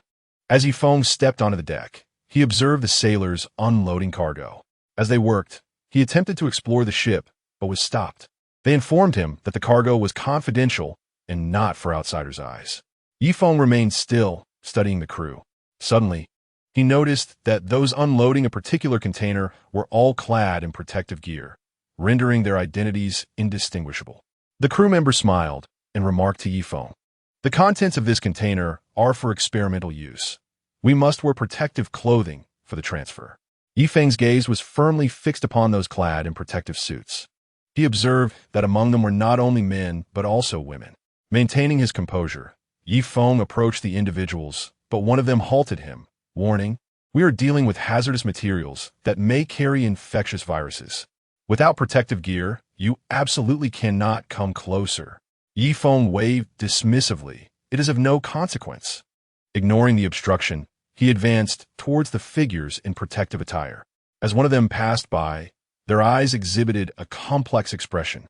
In an instant, Yi Feng recognized it to be the gaze of his mother, Zhang Haiyan. He grasped Zhang Haiyan's hand, preventing her from continuing her work. "You, come with me. Remove your protective suit." The individual's expression soured, but for the sake of a lucrative deal worth 10 billion, he suppressed his anger and said, "Mr. Gu, what are you doing? This person may be contaminated with something and attempted to brush against me. I must ascertain her identity." Without further ado, Yi Feng disregarded all objections and stripped away Zhang Haiyan's protective suit. The moment her face was revealed, Yi Feng subtly shook his head at her and inquired, "Is she your employee?" "Of course." The captain squinted. Yi Feng replied calmly, "I have purchased her. Soon my associates will come to escort her away. $30 million. Yi Feng nodded serenely, casually writing a check for the captain. How forthright. The captain, feeling the weight of the $30 million check in his hands, grew increasingly eager, unable to discern Yi Feng's true identity. Yet, he was certain that Yi Feng was no ordinary individual. One would not maintain such composure in the face of a transaction worth over 100 million without substantial backing. With that, Yi Feng dialed Uncle Zhong's number, "Butler. I am currently at the Rongqing dock. I have someone here. Please send a driver to pick her up." Shortly after, Uncle Zhong's driver arrived. Yi Feng personally escorted Zhang Haiyan to the vehicle, whispering to her, "Mom, the driver will take you home. I can handle things here. It will take at most 2 hours, and I will return home to discuss everything with you." He then turned to the driver, speaking in a tone only they could hear, "Ensure my mother returns home safely. This is the territory of the Earth Dragon Gang. Make sure Uncle Zhong is prepared for my arrival." The driver nodded earnestly. "Understood, young master. Please take care." Zhang Haiyan entered the car, which soon vanished from Yi Feng's sight. He then concealed his amiable demeanor. "Mr. Gu, is there anything else that displeases you?" The captain felt a surge of unease, particularly given Yi Feng's dreadfully grim expression. Yi Feng's anger flared as he glared at the captain, raising his hand to deliver a slap. "Do you know who that woman I just sent away was?" The captain shook his head in confusion, clutching his reddened face, and angrily retorted, "I don't care who she is. We were conducting business amicably. Why did you have to resort to violence? That woman is my mother. You brought my mother onto your ship. What do you think I intend to do?" Yi Feng's hands glowed with fervent intensity as he kicked the captain to the ground. "I don't know. I know nothing. This is the territory of the Earth Dragon Gang. If you dare to harm me, the gang will not spare you." The captain retreated, positioning his subordinates in front of him as a shield. The sailors possess strength, yet in terms of combat, they are no match for Yi Feng. "Well, the Earth Dragon Gang. It is precisely them that I aim to crush." With that declaration, Yi Feng delivered a kick that caused the captain to spit blood. Chapter 51. The Retribution for Unjust Acts. The captain. The numerous underlings recoiled at the sight of Yi Feng, akin to encountering a plague. Yi Feng extracted the check from the captain's pocket and infused it with his inner strength, reducing it to mere powder that scattered in the air. "Vengeance for the captain!" A voice shouted, igniting the fervor of the crowd. The captain was incapacitated. They had to feign a fierce battle to maintain their honor. 17 or 18 individuals surged forward, recklessly brandishing their makeshift weapons, some wielding kitchen knives, others with rolling pins, and more with cutting boards, while the majority brandished sailors' knives. Observing the chaotic assortment of weaponry, Yi Feng shook his head in exasperation. These novices truly overestimate their capabilities. The skirmish concluded swiftly. Each enemy fell with a single punch. None could withstand even one strike from Yi Feng. When his attention shifted to the workers clad in protective gear, one of them collapsed before him. A melodious female voice emanating from within, pleading, "Please don't harm me. I was also captured by them." One of my sisters was knocked unconscious while resisting, and she is bleeding now. Take me to her. Yifeng disregarded the fallen crew, and the woman quickly led the way. Deep within the container, on a makeshift platform, lay an unconscious woman, serene in her beauty. Her vitality seemed to blossom as crimson roses, evoking a poignant sense of fragility. Fury surged within Yifeng as he contemplated the grim fate that might have befallen his own mother. He could no longer restrain his strength. With a flick of his wrist, a visible scarlet flame erupted, severing the arm of a doctor attempting to intervene. Yifeng retrieved his phone and dialed the police. They arrived promptly, swiftly securing the vessel. That evening, Yifeng sat at the dining table, eating while watching the news. This afternoon, the police received tips from the public, leading to the dismantling of an illegal medical trafficking operation. Zhang Haiyan leaned against Yishan, trembling with fear. It was truly terrifying. You cannot imagine what I witnessed aboard that ship. Yifeng, too, felt a sense of dread. Had he arrived even slightly later, his mother's fate might have mirrored that of the unconscious woman. He looked at his mother with determination, declaring, "Mom, from now on, you must not venture out alone to buy groceries. I will arrange for someone to deliver them." "All right, fine." Zhang Haiyan, wishing to avoid such an ordeal again, replied, "I'll just tend to the garden in the backyard, and one tea go out." Yishan cast a worried glance at Yifeng. Yifeng, what is truly going on? Now, even stepping outside poses danger. How are we to continue living like this? Having received a report from Uncle Zhao, Yifeng was somewhat aware of the circumstances. He explained, "Dad, the reason Mom encountered such a situation today is closely tied to Zhao Xiaofeng. He hired the Earth Dragon Gang to orchestrate my car accident, and it was also Zhao Xiaofeng who caused Mom to inexplicably board that ship. Zhao Xiaofeng's family now stands on the brink of bankruptcy, and he attributes all his misfortunes to me. In his desperate quest to seize our home, he resorts to unscrupulous methods. However, fortune favors us, as a tumor has developed in his abdomen, and he is unlikely to live much longer." Upon hearing this, Zhang Haiyan expressed her deep concern. If the Zhao family loses their son, they may well come for our lives. What shall we do? If he keeps a close watch on us, who knows what he might do? Yifeng reassured her, "Mother, there is no need for concern. I have devised a plan. We must hire bodyguards." "Hire bodyguards? How much will that cost?" Zhang Haiyan exclaimed, feeling that such an expense was unwarranted. "As the project manager, I must navigate the tumultuous waters of the business world. If I do not ensure your safety, I will be unable to pursue my career ambitions. Then your father and I should move to the countryside. It is quieter there, and we can still cultivate the land." Yifeng sighed. The countryside lacks surveillance. If they truly wish to find us, they will uncover our whereabouts there, which would be even more perilous. I will find 2 capable bodyguards to protect you. With no alternative, Zhang Haiyan reluctantly acquiesced to Yifeng's arrangement. Yishan had no objections, merely hoping that this turmoil would soon come to an end. Meanwhile, news continued to circulate about the arrested doctors in white coats, all affiliated with NG Hospital, some of whom were attending physicians. The rumor mill churned with allegations that NG Hospital was linked to the underground organization known as the Earth Dragon Gang, prompting a renewed investigation into the Feng family. Countless netizens engaged in fervent discussions about the hospital. Can you believe NG Hospital is complicit in the illegal trafficking operations of the Earth Dragon Gang? How terrifying. Oh my goodness, I was planning to give birth at that hospital. What if they decide to remove something from me during surgery and sell it? How can such a hospital be allowed to exist? Thank goodness I avoided that hospital. It always seemed dubious to me. How could their fees be so low? I even donated blood there. Have they already set their sights on me? Such discussions proliferated online. In the Feng household, Feng Wen anxiously summoned his assistant. Hasn't the hospital been operating smoothly? Who reported this? Find out immediately. At that moment, Feng Wen's phone rang, and upon answering, he was met with the furious voice of his wife, Hong Shui. "What kind of trouble have you stirred up?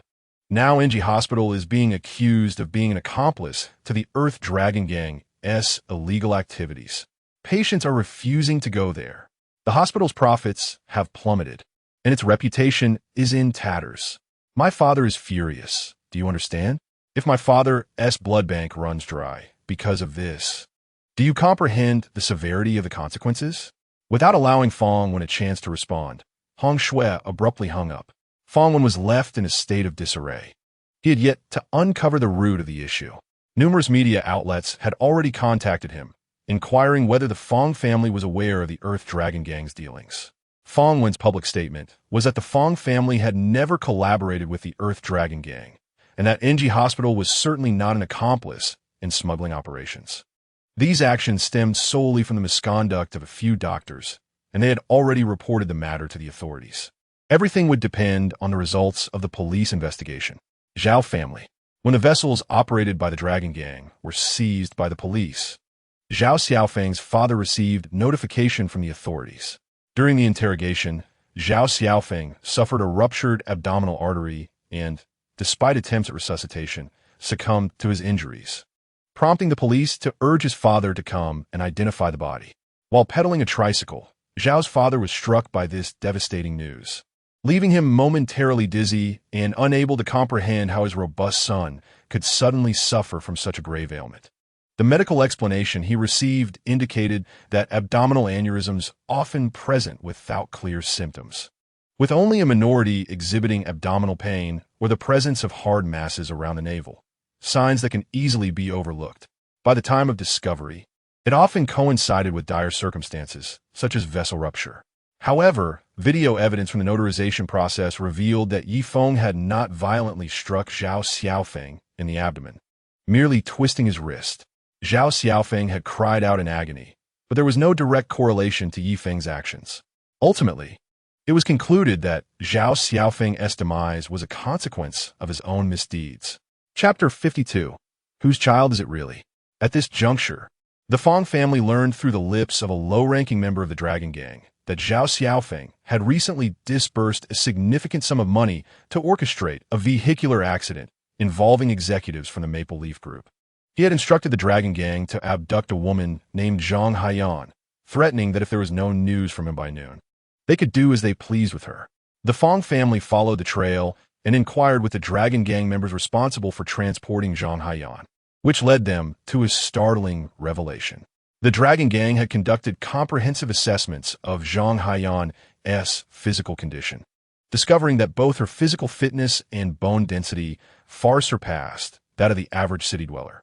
Such a healthy specimen was exceedingly rare on the black market, prompting those involved in smuggling to decide to take Zhang Haiyan and sell her for a handsome profit to boost their performance. Little did they know, as soon as they had transported her onto the ship, an unexpected guest arrived, claiming to have chartered the vessel and displaying extravagant spending, tossing around billions without a flinch. Based on Xing Hu's description of this individual, the Feng family highly suspected it to be none other than Yi Feng himself. With this, they believed they had unraveled the entire sequence of events.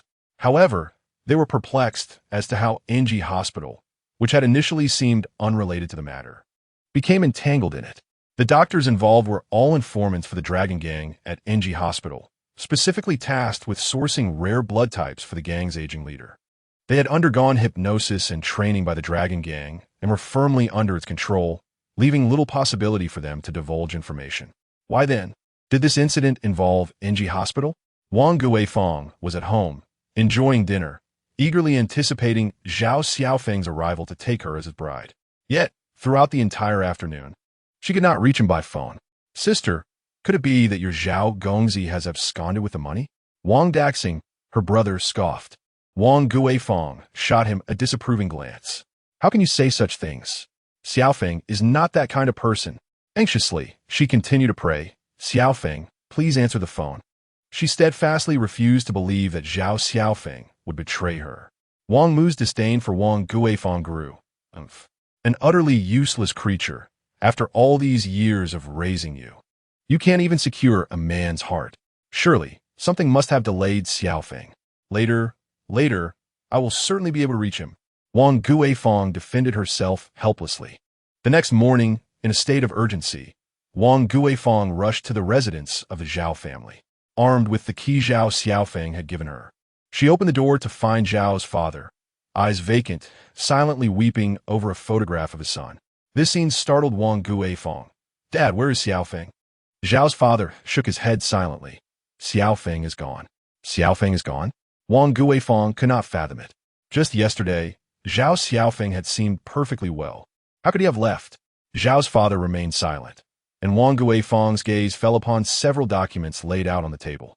Picking one up, she discovered it was a death certificate from the hospital, stating that Zhao Xiaofeng had suffered a ruptured abdominal artery and, despite attempts at resuscitation, had succumbed. Tears streamed silently down Wang Guifeng's cheeks. Xiaofeng, she cried out, unable to contain her grief. Rest assured, even if the Zhao family goes bankrupt, I will ensure the child is raised. At that moment, debt collectors arrived, demanding, Old Zhao, when will you repay the money you owe us? Can't you see my son has died? What did I say I wouldn't pay? Zhao's father retorted. It's just that the bathhouse hasn't reopened yet. Once it does, all will be well. Reopen? I've heard the rumors. You have offended the wrong people. You will never see the place open again. Pay up. If you refuse, we'll take valuable items from your home as payment. The collectors shouted incessantly, prompting Wang Guifeng to quietly gather her belongings, attempting to exit the room. Where do you think you're going? One of the collectors blocked her path. Wang Guifeng explained that debt belongs to the Zhao family, not me. Why can't I leave? I heard you are Zhao Xiaofeng's girlfriend? The collector asked coldly. Wang Guifeng shook her head, fearing the Zhao family's troubles would ensnare her. No, I am not Zhao Xiaofeng's girlfriend.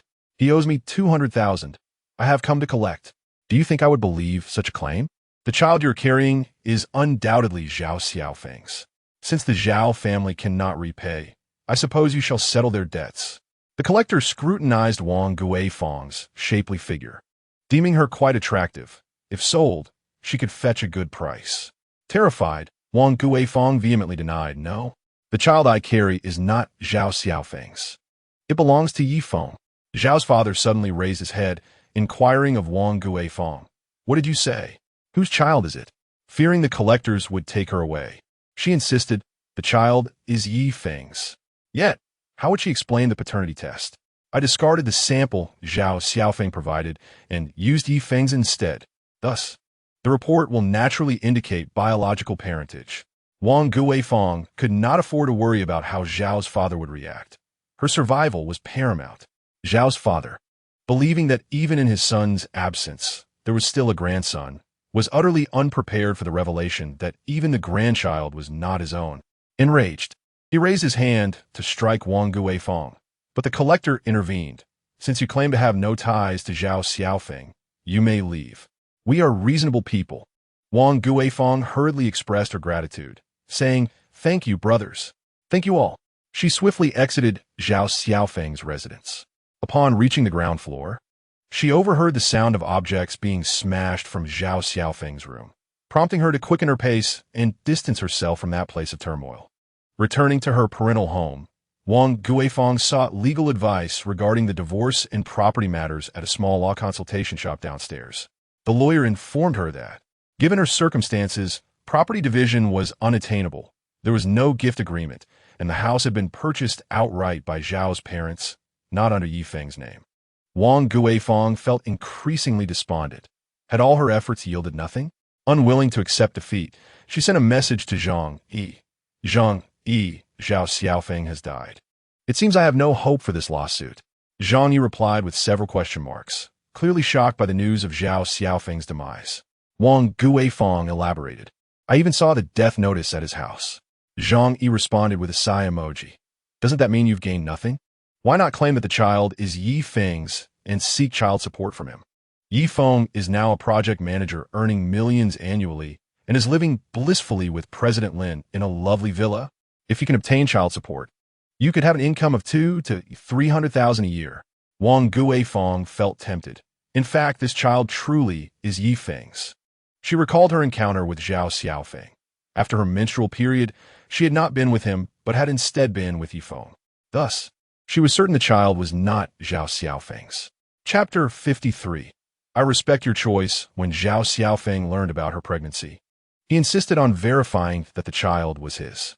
Wang Guifeng had no choice but to take him along for the prenatal checkups. Cunningly, she used Feng's sample, unbeknownst to Zhao Xiaofeng, who believed the child was indeed his and complied with her every request. She thought that by relying on the Zhao family, she could finally hold her head high. Who could have anticipated that the Zhao family would be under investigation for so long, rendering them unable to reopen their business? With creditors incessantly knocking at their door, given the circumstances, she had nothing left to conceal from Zhang Yi. Zhang Yi was utterly astonished to learn that Wang Guifeng's child was actually Yi Feng's. Then you should demand child support from Yi Feng. Zhang Yi couldn't help but send a voice message. Will Yi Feng provide me with child support? He wouldn't even lend me 200,000, wishing nothing but for my misfortune. Otherwise, he wouldn't be so relentless in pursuing Zhao Xiaofeng, nor would he have brought about the Zhao family's downfall. Wang Guifeng, listen to me. To maximize your benefits, you must approach it this way. Zhang Yi's guidance and analysis illuminated Wang Guifeng's perspective. At Feng Group, Yi Feng arrived early to escort Lin Wanru to work, and the two appeared together at the company. After sharing breakfast in the president's office, upon returning to his office, the inquisitive Yu gazed at Yi Feng with curiosity. Manager Yi, what is the status of your relationship with the president? Indeed, Manager Yi, when can we celebrate your wedding with the president? Xiao Chun eagerly chimed in, casting a flirtatious glance at Yi Feng. Yi Feng's face flushed as he cleared his throat and said, "It is currently working hours. Let's refrain from discussing personal matters. Everyone, return to your duties." Ruoing, with a playful pout, leaned closer to Yi Feng and sweetly suggested, "We'll talk after work." Before Yi Feng could respond, Ruoing waved her tiny fist, playfully threatening. "If you don't tell me, I'll report you to President Lin for frequently being absent from your desk during work hours." Oomph. Gazing at Ruoing's diverse and stylish Lolita attire, Yi Feng shook his head helplessly. "Let us discuss it after work." At that moment, an unexpected guest arrived at the president's office. Lin Wanru was deep in thought, contemplating how to guard against the threats posed by the Feng family, when suddenly, Secretary Zhu announced, "Wang Guifeng is here." "Wang Guifeng, I don't believe we have anything to discuss. Please be succinct. I am quite busy and have no time to waste on you." Lin Wanru felt no warmth towards Wang Guifeng, whom she regarded as a leech, and wished to dismiss her as quickly as possible. Wang Guifeng snorted dismissively, unperturbed by Lin Wanru's attitude, and casually plopped down on a nearby sofa. "Lin Wanru, you shameless homewrecker. Long before Yi Feng and I were divorced, you were already entangled with him, disregarding even his own child. You meet me without a shred of guilt." Lin Wanru was incensed by Wang Guifeng's baseless accusations, her chest heaving in anger, yet she retorted disdainfully, "How dare a woman, who became pregnant by another man while still married, accuse anyone of being a mistress? Isn't your child Zhao Xiaofeng's? What, now that the Zhao family has collapsed, you wish to pin the blame on Yi Feng? My child is indeed Yi Feng's. I have come today to make it perfectly clear that you should cease all contact with Yi Feng, or else I will expose the scandal of you seducing a married man and forcing Yi Feng to abandon his wife and child online. I intend for the entire internet to know what a disgraceful character you are, the president of Feng Group," Wang Guifeng declared with an air of arrogance and conviction. Lin Wanru fixed her gaze on Wang Guifeng, a smirk appearing on her lips. "Wang Guifeng, stop your charade. I see through your tricks. Do not presume that a fabricated tale will convince me." Wang Guifeng then produced a paternity test report. "I have already confirmed it.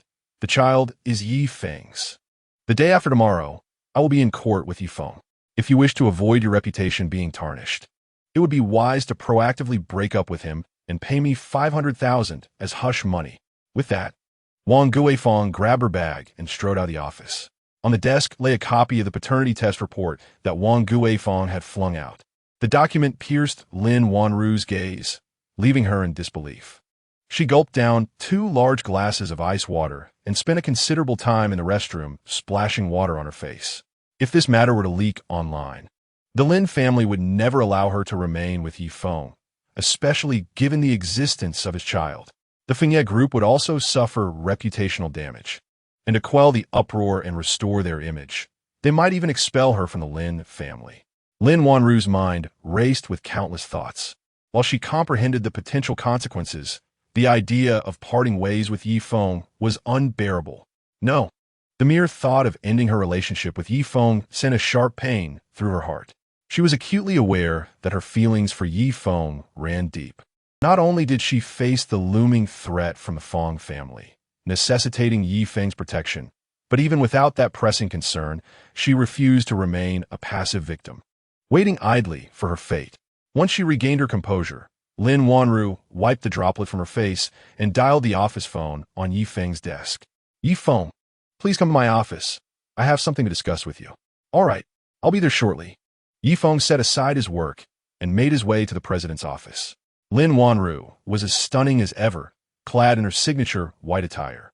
Today, she donned a white puff-sleeve blouse paired with a black pencil skirt, black stockings, and high heels, exuding an air of professionalism intertwined with allure. Please have a seat, she invited, her large, square earrings accentuating her graceful neck. Yi Feng was puzzled. Usually, Wanru was gentle and nurturing towards him, but today she emanated an icy demeanor. Wang Guifeng has arrived. Here is her paternity test. The child in her womb is, in fact, yours. Lin Wanru poured herself a glass of water and placed it before Yi Feng before striding confidently to the window, holding a cup of iced coffee. Yi Feng picked up the document from the desk, his brow furrowing in disbelief. How can this be? Is this test legitimate? I am not certain. If the test is authentic, what do you intend to do? Will you acknowledge this child? Lin Wanru merely wished to gauge Yi Feng's reaction. Yi Feng rubbed his temples, astonished that Wang Guifeng could orchestrate such a dramatic scheme over her brother's 200,000 yuan bride price. He realized the source of Lin Wanru's shift in attitude. He recalled the time spent with Wang Guifeng. It seemed she had just finished her menstrual cycle, and he had been preoccupied with work, battling a lingering cold due to the incessant rain, leaving him with little inclination for intimacy. During that period, Wang Guifeng had remained at home, not venturing out much. Could it be that the child was truly his? Was Zhao Xiaofeng merely a pawn in this game? Returning to the present, Yi Feng recognized the growing likelihood that the report was indeed accurate. He looked at Lin Wanru with calm sincerity. Wanru, I will insist that Wang Guifeng undergo another paternity test. If the results affirm that this child is mine, I will unequivocally take on the responsibility of raising him. After all, the child is innocent. I cannot bring harm to my own flesh and blood. However, I will not remarry Wang Guifeng. If you find it troubling that I might raise my ex-wife's child, I respect your choice. Chapter 54. The Master of Performance. Wang Guifeng Yi Feng had resolved that should the child be his, he would embrace his responsibilities, even if it meant parting ways with Lin Wanru. If Wanru could accept the child, he would be eternally grateful and cherish her. If she could not, he would not hold it against her. Lin Wanru gazed intently at Yi Feng, captivated by his charm, her heart unable to resist falling for him. Instead of responding to the question of accepting the child, she spoke of Wang Guifeng. Wang Guifeng is demanding 5 million as a hush fee, along with the price of breaking up with you. Otherwise, she will publicly disclose this matter online, painting me as the homewrecker who seduced a married man. You have become a scoundrel who abandons his wife and child. Yi Feng took a sip of the ice water before him. There is no need to worry about public opinion. Wang Guifeng had an affair with Zhao Xiaofeng during her marriage. Zhao Xiaofeng, in his relentless pursuit of seizing my family's property, has repeatedly harmed me, and I possess ample evidence to counter her claims. If she dares to attack, I will retaliate. Yi Feng gazed at Lin Wanru. However, during this period, the pressure you will face will be unprecedented.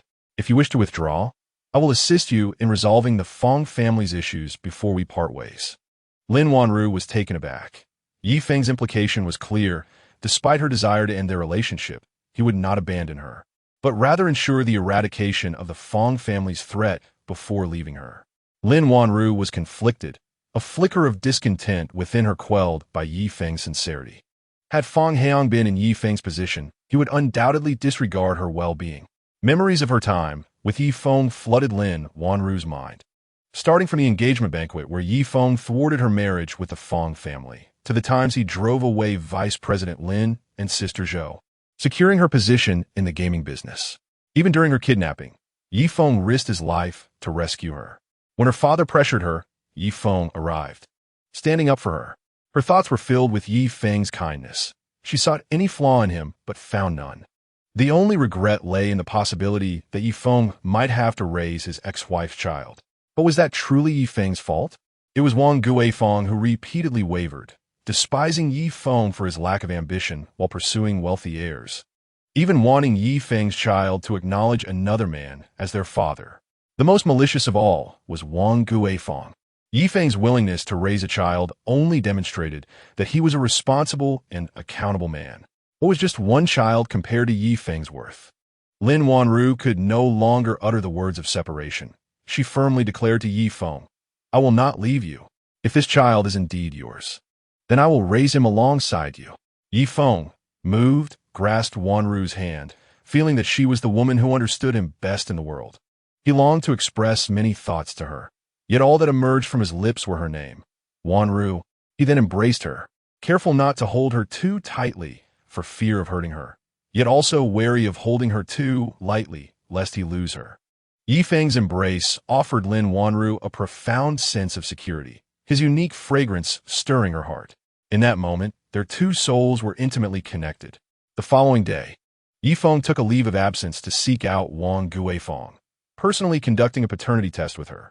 This time, he scrutinized her every move, while Wang Guifeng appeared smugly compliant. "Yi Feng, you need not doubt, this child is yours. If you weren't so miserly as to lack even 200,000, I would not have had to borrow money from Zhao Xiaofeng." After the blood test, Wang Guifeng pressed the cotton swab down, speaking nonchalantly. "Had I not sought Zhao Xiaofeng's assistance, my mother would not have forced me into a divorce. Everything I did post-divorce was coerced by Zhao Xiaofeng. None of it was my intention. Though I may have been a bit greedy, I truly wish to continue our life together. All of this arose from your stinginess. You claim to possess such remarkable abilities, having ascended to the position of project manager at Maple Leaf Group. What is it to lend me 200,000? Do not resent me for coveting your property. I merely sought to intimidate you into lending the sum to my brother. As for the subsequent arrangement to have your father sign the donation agreement at the notary's office, that was entirely Zhao Xiaofeng's idea. As a pregnant woman, my sole desire is to nurture my child in peace, giving birth without worry. Many of Zhao Xiaofeng's actions were unbeknownst to me until later. Yi Feng Sukofut. Having long ended things with Wang Guifeng, I have no desire to engage in further discourse with you. The words I wished to convey were already expressed when we obtained our divorce certificate." Wang Guifeng remained undeterred, gripping Yi Feng's arm, pleading earnestly, "Yi Feng, I recognize my mistakes. I should not have harbored ulterior motives. I ought to have allowed my brother to remain single for life. I should not have sought Zhao Xiaofeng. And now that he is deceased, I find myself cast out by the Zhao family. Carrying this child, I am utterly helpless. My mother and brother berate me daily, reminding me of my uselessness. I cannot even afford folic acid, let alone prenatal checkups. Yi Feng, I understand that Lin Wanru possesses a family, a background, and beauty. Yet I'm still carrying your child. Please do not abandon us, mother and child." The personnel at the paternity testing center cast glances at Yi Feng and Wang Guifeng, while Zhang Yi concealed herself in the shadows, recording the entire scene on her mobile device. Yi Feng felt profoundly awkward as Wang Guifeng clung to him, her emotional display marked by tears and snot. He endeavored to maintain a calm demeanor, lowering his voice. "Wang Guifeng, must you persist in this manner?" As the crowd around them grew, Wang Guifeng became increasingly agitated. "What do you mean by that? I am merely arguing with you. You drove a pregnant woman back to her mother's home, neglecting me for an entire month, only to return and announce a divorce. During the 1-month cooling-off period, you were nowhere to be found. Immediately after obtaining the divorce certificate, you were seen with Lin Wanru, parading your relationship. Who would believe that you did not cheat during our marriage? Do you dare claim that on the day Lin Wanru announced her engagement to Feng Heiyang, you did not emerge to publicly declare your feelings for her? You proclaimed yourself the young master of the Yi family before a crowd, even assaulting Yi Tingyuan to defend your Wanru. That was merely a day after our divorce. You acted in such a manner for her sake. Can you truly say you were not acquainted with Lin Wanru before? Do you have any integrity left?" At that moment, the results of the paternity test were revealed, clearly stating that the child in Wang Guifeng's womb was indeed Yi Feng's. Wang Guifeng thrust the freshly printed report into Yi Feng's face. Look at this. Look at what this report states. You, Yi Feng, are the biological father of this child. How could you doubt your wife and your own child? Reflect on yourself. Do you still consider yourself a person? Tears streamed down Wang Guifeng's face. What is it that you desire? Yi Feng inquired in a hushed tone. After all, allowing Wang Guifeng to continue her outburst could potentially lead to unfavorable rumors for the upcoming court hearing. Chapter 55. The Divorce Lawsuit. Court session commences. Wang Guifeng believed she had the upper hand over Yi Feng and presented her demands. Two options. First, to remarry me. Second, to provide me with 1 million in annual alimony. Upon hearing this, Yi Feng coldly shook his head and gently withdrew his hand. Wang Guifeng, let us await the court's judgment tomorrow regarding our grievances. Wang Guifeng, incensed, pointed an accusatory finger at Yi Feng and exclaimed, You misjudged me in the past, and now that the truth has been revealed, you show no remorse. You still wish to abandon both me and our child. How heartless you are! The cleaning lady, unable to bear the scene, defended Wang Guifeng, saying, Young man, it is no easy task for a woman to be pregnant.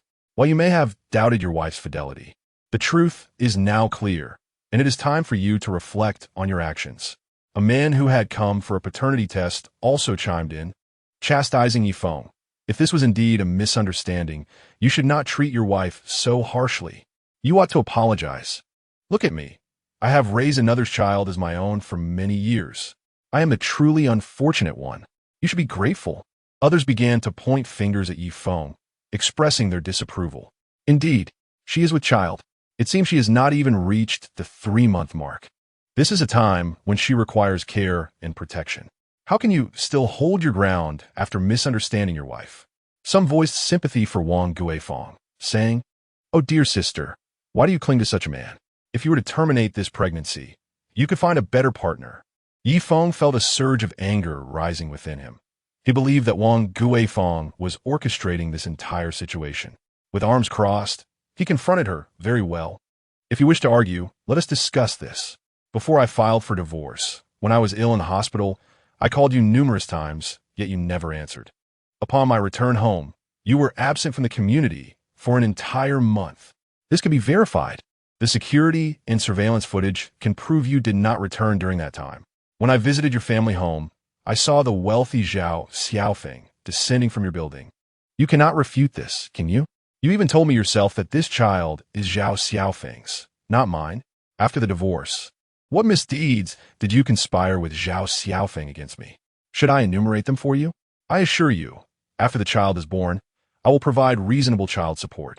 As for reconciliation, 1 million, do not even dream of it. Wang Guifeng was rendered speechless. The cleaning lady who had previously defended her now looked on in shock. How could you, young lady, behave in such a manner? You have wasted my goodwill. The man with the paternity report glanced at Yi Feng with sympathy. Compared to my own plight, you are indeed the most unfortunate. Others began to shift their attention, declaring, Truly, a pitiable person often has despicable traits. This child is unfortunate to have such a mother. My heart aches for the child. Under the relentless barrage, Wang Guifeng felt dizzy and unstable, nearly collapsing. Yi Feng, quick to act, caught her and rushed her to the hospital. Fortunately, she sustained no serious harm, but was advised to avoid emotional turmoil. Wang Guifeng, as long as you remain compliant, I assure you and the child a stable life free from want. As for anything else, do not even consider it. Yi Feng settled Wang Guifeng's medical expenses and departed without a backward glance. After he left, Zhang Yi, who had been following discreetly, appeared at the hospital door. Are you all right? Did you really bring yourself to the hospital? In Wang Guifeng's eyes shimmered a glimmer of stubbornness. Zhang Yi, have you prepared the materials? She inquired. Zhang Yi patted her phone confidently. Rest assured, I shall handle it. You must take good care of yourself. Safeguarding the child is paramount for maximizing your benefits. Do you understand? Wang Guifeng weakly nodded, resolute in her determination to not allow Yi Feng to cast her aside so easily. The following day, the court hearing commenced punctually. To generate momentum for Wang Guifeng, Zhang Yi released the news of the paternity test between Yi Feng and Wang Guifeng on social media, even purchasing traffic to solidify the narrative that Yi Feng was a heartless scoundrel who abandoned his wife. Thanks to Zhang Yi's efforts, a considerable audience tuned in for the live broadcast of the trial. The plaintiff, Wang Guifeng, began her presentation in court. She recited an extensive statement detailing the events, portraying Yi Feng as a complete cad while articulating her demands. As she reached the conclusion, feigning agitation, she exclaimed, "The way Yi Feng operates his car can be telling. He only receives a handful of rides over 10-hour shifts, indicating he spends so much time unaccounted for. Yet, on the very day of our divorce, he publicly announced his relationship with Lin Wanru. How could that be so swift? The photographs I provided serve as evidence that during the cooling-off period of our divorce, Yi Feng resided in Lin Wanru's luxurious mansion. If there were no prior romantic entanglement, why would he choose to live in Lin Wanru's home instead of returning to his own?" As Wang Guifeng concluded her remarks, the live chat erupted with fervor, with many rallying in her defense. This man is utterly miserly. When his wife's family faced hardship, he accused her of infidelity and sought a divorce instead of offering assistance. What a contemptible character. The most outrageous part is that he couldn't wait to move into the wealthy mistress's abode even before the divorce was finalized. Isn't Lin Wanru the president of Maple Leaf Group? The selection process for executives at Maple Leaf Group is indeed peculiar. Zhang Yi continued to steer the narrative, directing public discourse towards Maple Leaf Group. Numerous video clips surfaced online, denouncing Lin Wanru as the third party who disrupted Wang Guifeng's family, and highlighting Yi Feng's willingness to conspire with Lin Wanru to oust the deputy general manager and project executives at Maple Leaf Group, all in a bid to ascend to the position of project manager after joining the firm. Both Maple Leaf Group and Zhao Group were renowned enterprises in Rongqing, known to every citizen. Moreover, Lin Wanru's charming image endeared her to the public, prompting many to adopt product from Maple Leaf Group purely because of her. The sensational news surrounding Lin Wanru garnered significant attention, leading to an increasing number of viewers eager to witness the trial live. Was a Maple Leaf Group supposed to collaborate with Zhao Group? I recall seeing news about that recently. Yi Feng had already severed their partnership. The Feng family was at a loss regarding Yi Feng. Upon seeing Zhang Yi's revelations, they immediately capitalized on the moment, releasing videos accusing Yi Feng of interfering with Feng's engagement banquet with Lin Wanru and of ruthlessly sabotaging Feng Heong, who currently lay in a hospital bed.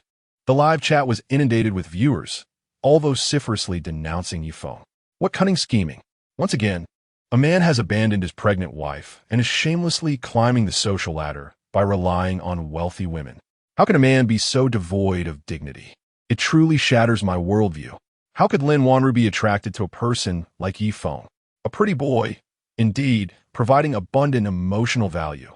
It has always been said that women leverage their beauty to ascend, yet Yi Feng proves to be a master in this regard. But he isn't even that handsome. In an instant, the stock price of Feng Group plummeted, and by Feng Xia stormed into Lin Wanru's presidential office, taking a seat in the president's chair. She glared at Lin Wanru, who stood beside her, and angrily struck the table. "Wanru, have you seen the public opinion online? Do you realize that Feng Group is on the brink of a trading halt?" The computer screen displayed a live courtroom broadcast. "Grandma, please don't worry about this matter. Public opinion will soon turn around." Last night, Yi Feng and Lin Wanru had conferred, discussing the potential moves of Wang Guifeng for an entire night, foreseeing today as circumstances. Yi Feng could no longer serve as the project manager, immediately issue a statement to dismiss Yi Feng and hold him accountable for the damage to the company's reputation. Bai Fengxia commanded. Lin Wanru shook her head. "Grandma, I cannot proceed in that manner. Yi Feng did not ascend to the position of project manager solely because of our relationship. It is due to his own capabilities." "What did you say?" Bai Fengxia's voice rose an octave, utterly astonished that Lin Wanru remained so obstinate regarding the company's affairs. Lin Wanru replied resolutely, "I believe Yi Feng can resolve this issue. Public opinion will soon subside, and the company's stock price will rise again. Grandma, please grant Yi Feng a little time. Bai Fengxia coldly regarded Lin Wanru. Very well. I will give you 3 days. If within these 3 days, Yifeng's situation does not stabilize, then both you and Yifeng shall no longer work at Feng Group, at a rehabilitation center in Rongqing. Yi Tingyuan attentively followed the online broadcast, wishing he could intervene. Yifeng had brought him nothing but disgrace in Rongqing. His legs had yet to heal. However, upon seeing Yi Tingyuan engrossed in a live stream, Butler Zhong issued a subtle warning. If the previous engagement banquet debacle has not taught you a lesson, I would not hesitate to return you to your father. Yi Tingyuan immediately forced a smile. I have learned my lesson long ago.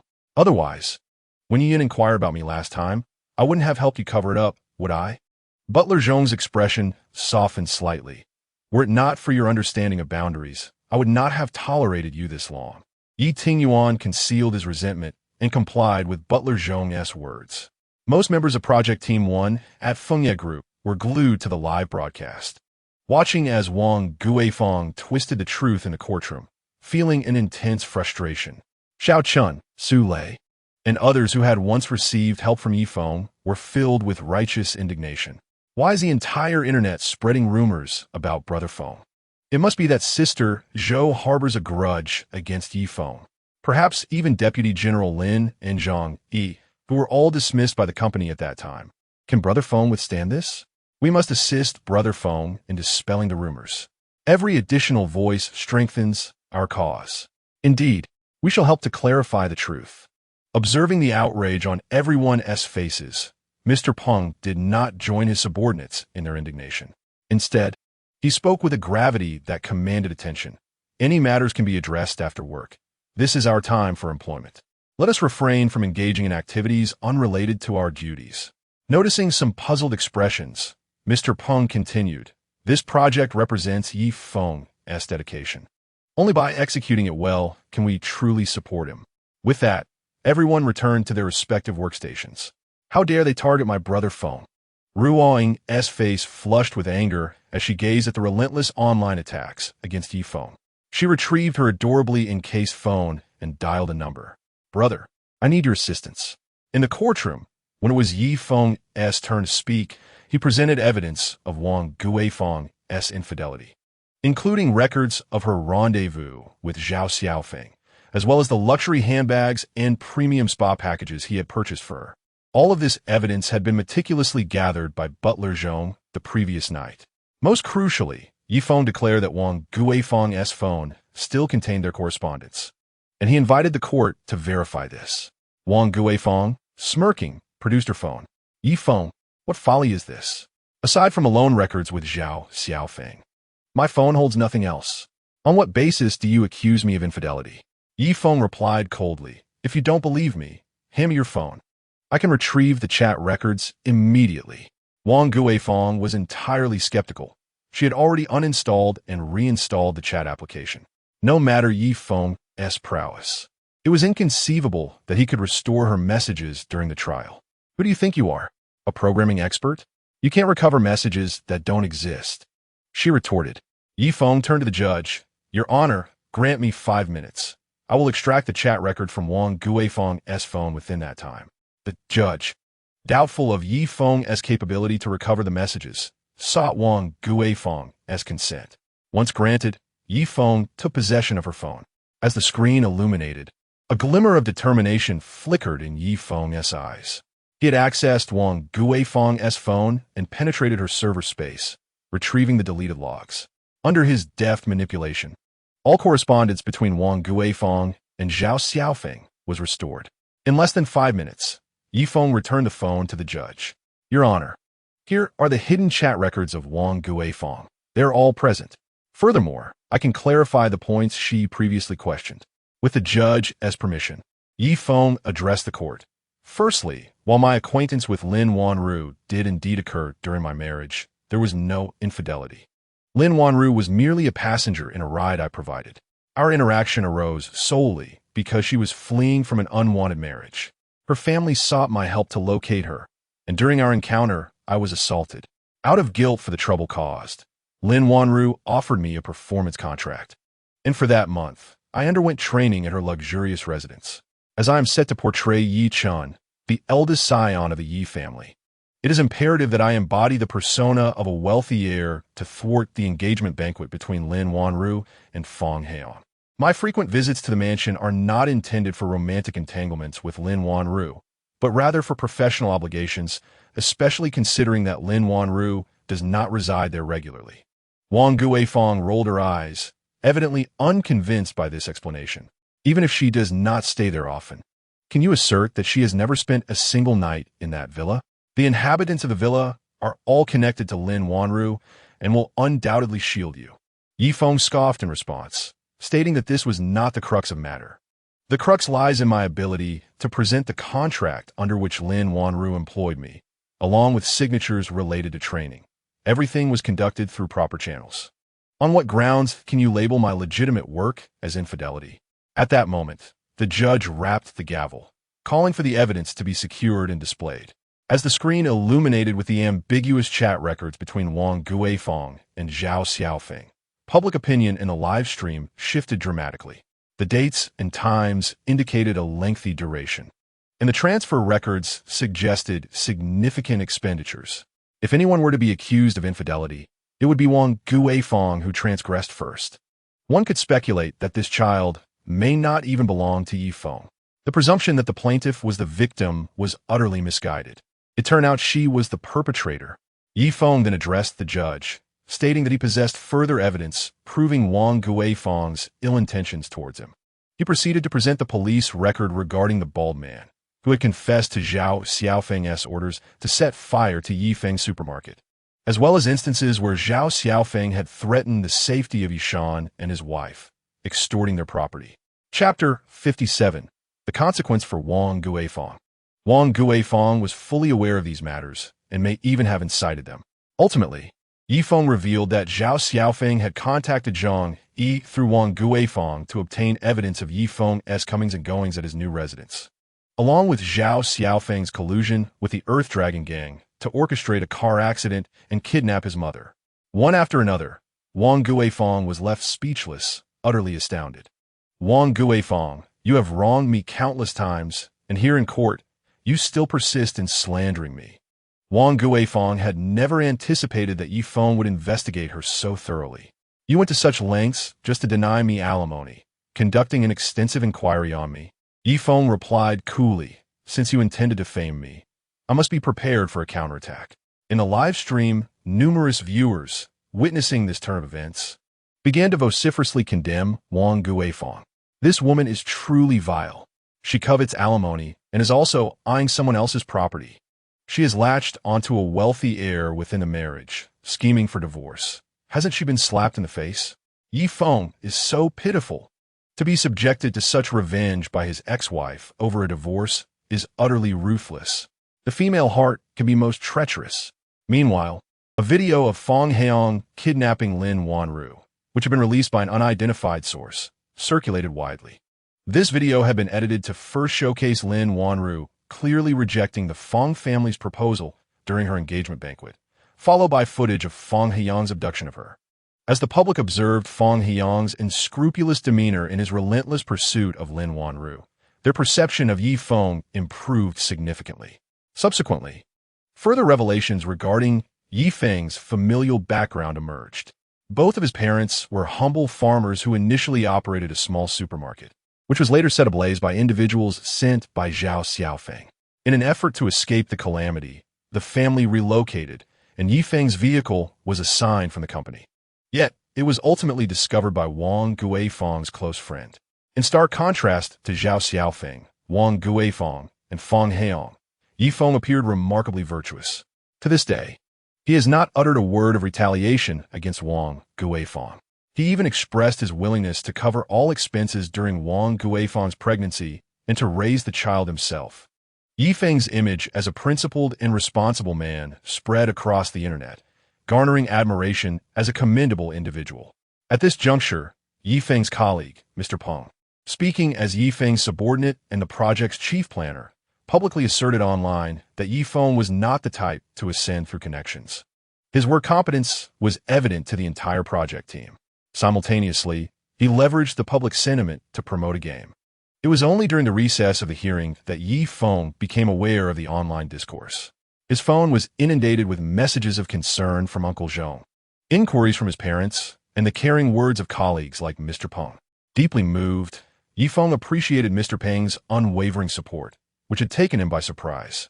Even more astonishing was the revelation that Ruo Ying had obtained surveillance footage from the hotel corridor that substantiated Feng Heyang's involvement in the abduction of Lin Wanru.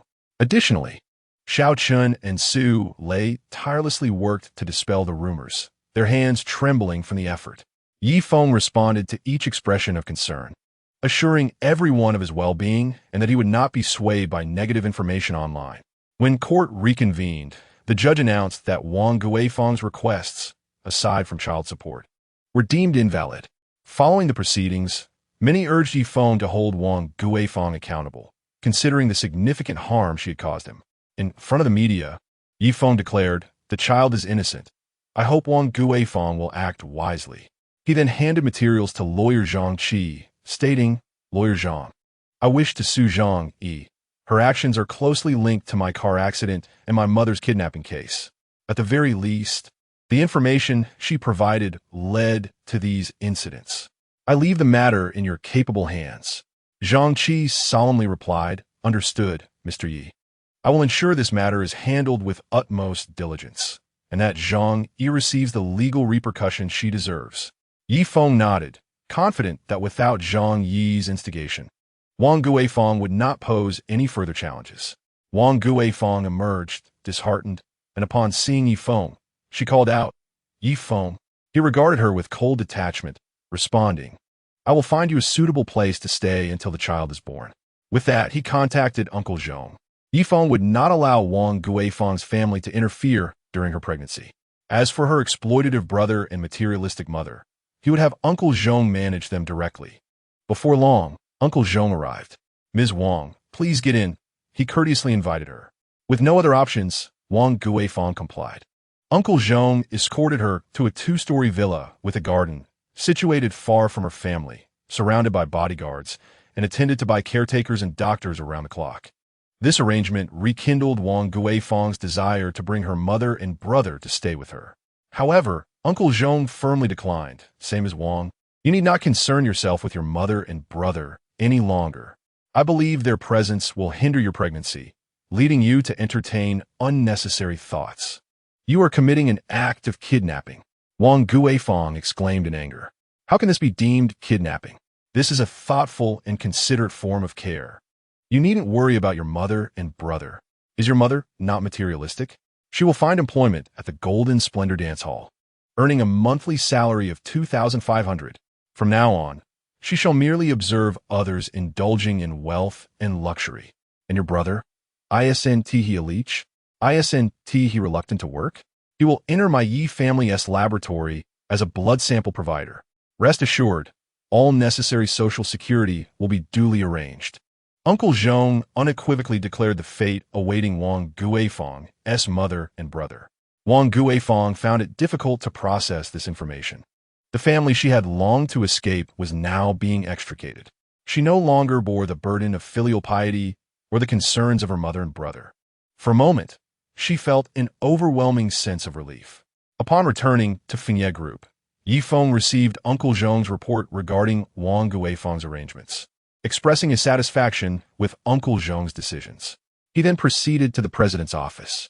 Bai Fengxiao was also present, and Lin Wanru unabashedly intertwined her arm with Feng's, saying, "Feng, you have worked hard." Feng politely greeted Bai Fengxia. "Hello, Chairman Bai." Bai Fengxia scoffed. "The stock price of Feng Group has yet to rebound. If it does not recover, you both shall be out of job." Feng responded nonchalantly, "Rest assured, Chairman Bai, the stock price of Feng Group will certainly rebound within 3 days." Bai Fengxia stormed off in a huff. Lin Wanru expressed her concerns. "Feng, although your positive image has mitigated some of Feng Group's losses, the negative impact brought by Zhou Dan and Sanbo continues to fester online. Is there a way to identify the instigator?" Feng inquired. Lin Wanru shook her head. "They are using non-fixed addresses and may not even be located within the country. How can we trace them?" Feng approached Lin Wanru's computer desk. "Wanru, I shall engage in my unique technique shortly and must not be disturbed. Please inform Secretary Zhao to intercept anyone who comes to visit. Chapter 58. Perfecting the Technique, Digital Immortality having reached the second level. Yi Feng's comprehension of the digital immortality technique deepened significantly. His consciousness no longer required cautious navigation through electronic components. It seamlessly integrated with the computer. Traversing the network, he discerned that the second level of the technique was incomparable to the first. It was akin to the difference between heaven and earth. If the first level merely granted rudimentary control over electronic devices and software programs, the second level represented a certain degree of fusion between the brain and the information stored within the computer, allowing for the human mind to filter and extract vast amounts of information. In Yi Feng's understanding, this epitomized the fusion of man and machine. To Lin Wanru's eyes, Yi Feng's gaze shimmered with interwoven red and blue electric hues, surrounded by a multitude of digital information, resembling a holographic image, enveloping him entirely. Lin Wanru observed this spectacle with curiosity, refraining from interrupting Yi Feng. In Yi Feng's eyes, he realized that his cognitive speed was drastically different from before. Countless fragments of culture, both ancient and modern, with varying degrees of quality, did not merely manifest through the phone or screen, but vividly appeared in his mind. With a mere thought, Yi Feng's consciousness could instantly extend across a radius of 100 miles. The electronic surveillance cameras in this area became his eyes and ears. This was merely the second layer. Yi Feng dared not imagine what the third, fourth, or even fifth layers would entail. However, this very thought made him acutely aware of the rapid depletion of his mental energy, prompting him to withdraw. Gazing thoughtfully at the computer screen, Yi Feng suddenly noticed a software application. He immediately connected his consciousness to it, acquiring a vast array of data models and enhanced analytical capabilities in an instant. While connecting to the network previously required him to expend additional mental energy to process information, this connection allowed the software to automatically filter out irrelevant data, swiftly leading him to the information he sought. The system seemed tailor-made for Yi Feng's still developing digital techniques. Half an hour later, Yi Feng stealthily infiltrated the heavily encrypted address of his adversary, using his programming knowledge to breach the virtual address set by the opponent and uncover the true location. He executed a silent counterattack. Stepping back from a state of technique operation, a cold smile crept onto Yi Feng's lips. So the Feng family still harbored nefarious intentions. Unable to bear the sight of the Feng group's prosperity, Lin Wanru exclaimed in astonishment. What just happened? You were surrounded by information images, like digital effects in a movie. Yi Feng was taken aback, completely unprepared for the external manifestation of his digital immortality technique. Previously, there had been no such occurrence. He quickly accessed the manual of his technique in his mind to seek an explanation, only to discover that the incomplete digital immortality technique had automatically refined and completed itself. First layer, control of nearby electronic devices and the ability to write foundational code, with the temporary capacity to modify local and server-side settings. Prerequisite, breakthrough of the first layer of internal skill. Second layer, control of electronic devices within 100 meters, managing their operations through programming, and obtaining all uploaded content from the past 3 days within this range. Upon connection, access to a vast information database for filtering is granted. Prerequisite, breakthrough of the second layer of internal skill. Third layer, taming. Yi Feng wished to continue his exploration, but Lin Wanru, overwhelmed by curiosity, interrupted him. Yi Feng? Don't be lost in thought. What's going on? Yi Feng exited the technique manual browsing, his expression clearly exhilarated. Incredible. Absolutely extraordinary. Let me tell you, this technique still lacks a name. For now, I shall call it the digital immortality technique. Initially incomplete, it automatically refined itself upon my connection. What are you talking about? I don't understand. Can you explain it more simply? Lin Wanru urged. You've used software before, right?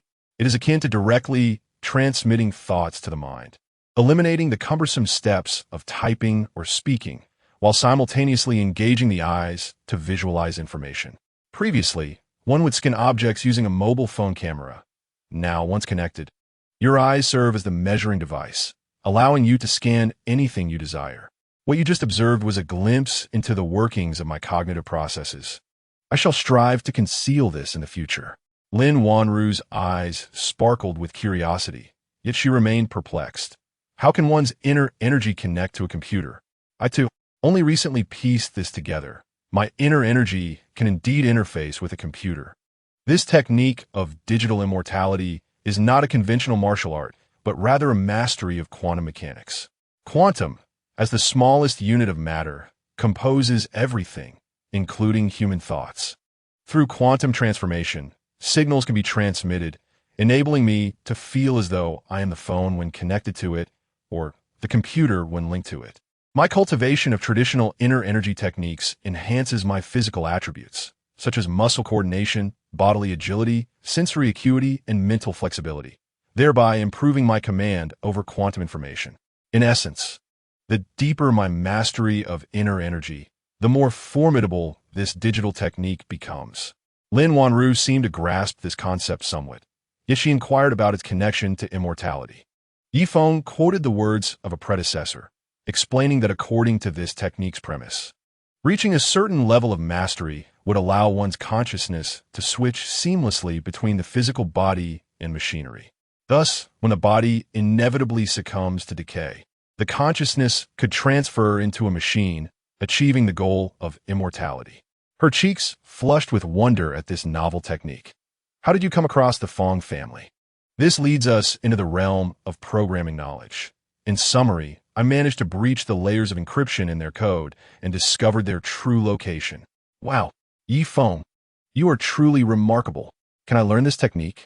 Lin Wanru eagerly rubbed her hands together, brimming with anticipation at the prospect of learning this craft. She envisioned that with this technique, her cognitive connections and learning efficiency would soar, transforming her into a polymath. Just imagine, when she next encounters Feng Heang, she could directly scan and predict his movements and vital points for precise strikes. If she ever felt unwell, she could simply check her pulse to analyze her health, effectively becoming a half-fledged practitioner of traditional Chinese medicine. While ordering takeout, shopping, or using cosmetics, a mere glance would allow her to assess whether harmful ingredients were present, thus avoiding pitfalls. As Lin Wanru became lost in her imaginings, Feng playfully flicked her forehead to bring her back to reality. Focus. I cannot guarantee that you will be able to learn this, as it requires prerequisites, namely, the cultivation of martial arts. Additionally, one must be adept in programming. Are your programming skills sufficient? Chapter 59. The Cyber Warfare Begins. Lin Wanru's eyes suddenly dimmed, and Feng felt a pang of sympathy. Do not lose heart. Though I am currently unable to share it with you, I am resolutely determined to enhance this martial art, making it accessible to the masses, so that everyone may practice it. Lin Wanru's eyes sparkled anew as she leaned closer to Feng, her delicate visage radiant with a blissful smile, her gaze brimming with admiration. Feng, I truly hold you in the highest esteem. Her approach set Feng's previously tranquil heart racing once more. Then, with a sudden kiss on his cheek, she left an imprint tinged with warmth. Unable to resist the allure, he drew her closer, eliciting soft gasps from her, and tenderly declared, I consider myself immensely fortunate to have encountered a woman such as you, one who understands, appreciates, and loves me.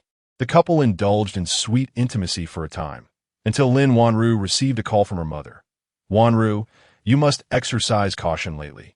Feng Heang has been detained by the police and may face sentencing. It seems your grandmother has made some agreements with the Feng family. You must protect yourself at all costs. Before Lin Wanru could respond, her grandfather's voice erupted on the line. Who are you calling? Is it Wanru? Do not inform her. It is all because of that rebellious girl, Wanru. The news of Feng Heang's impending sentencing was not entirely unwelcome.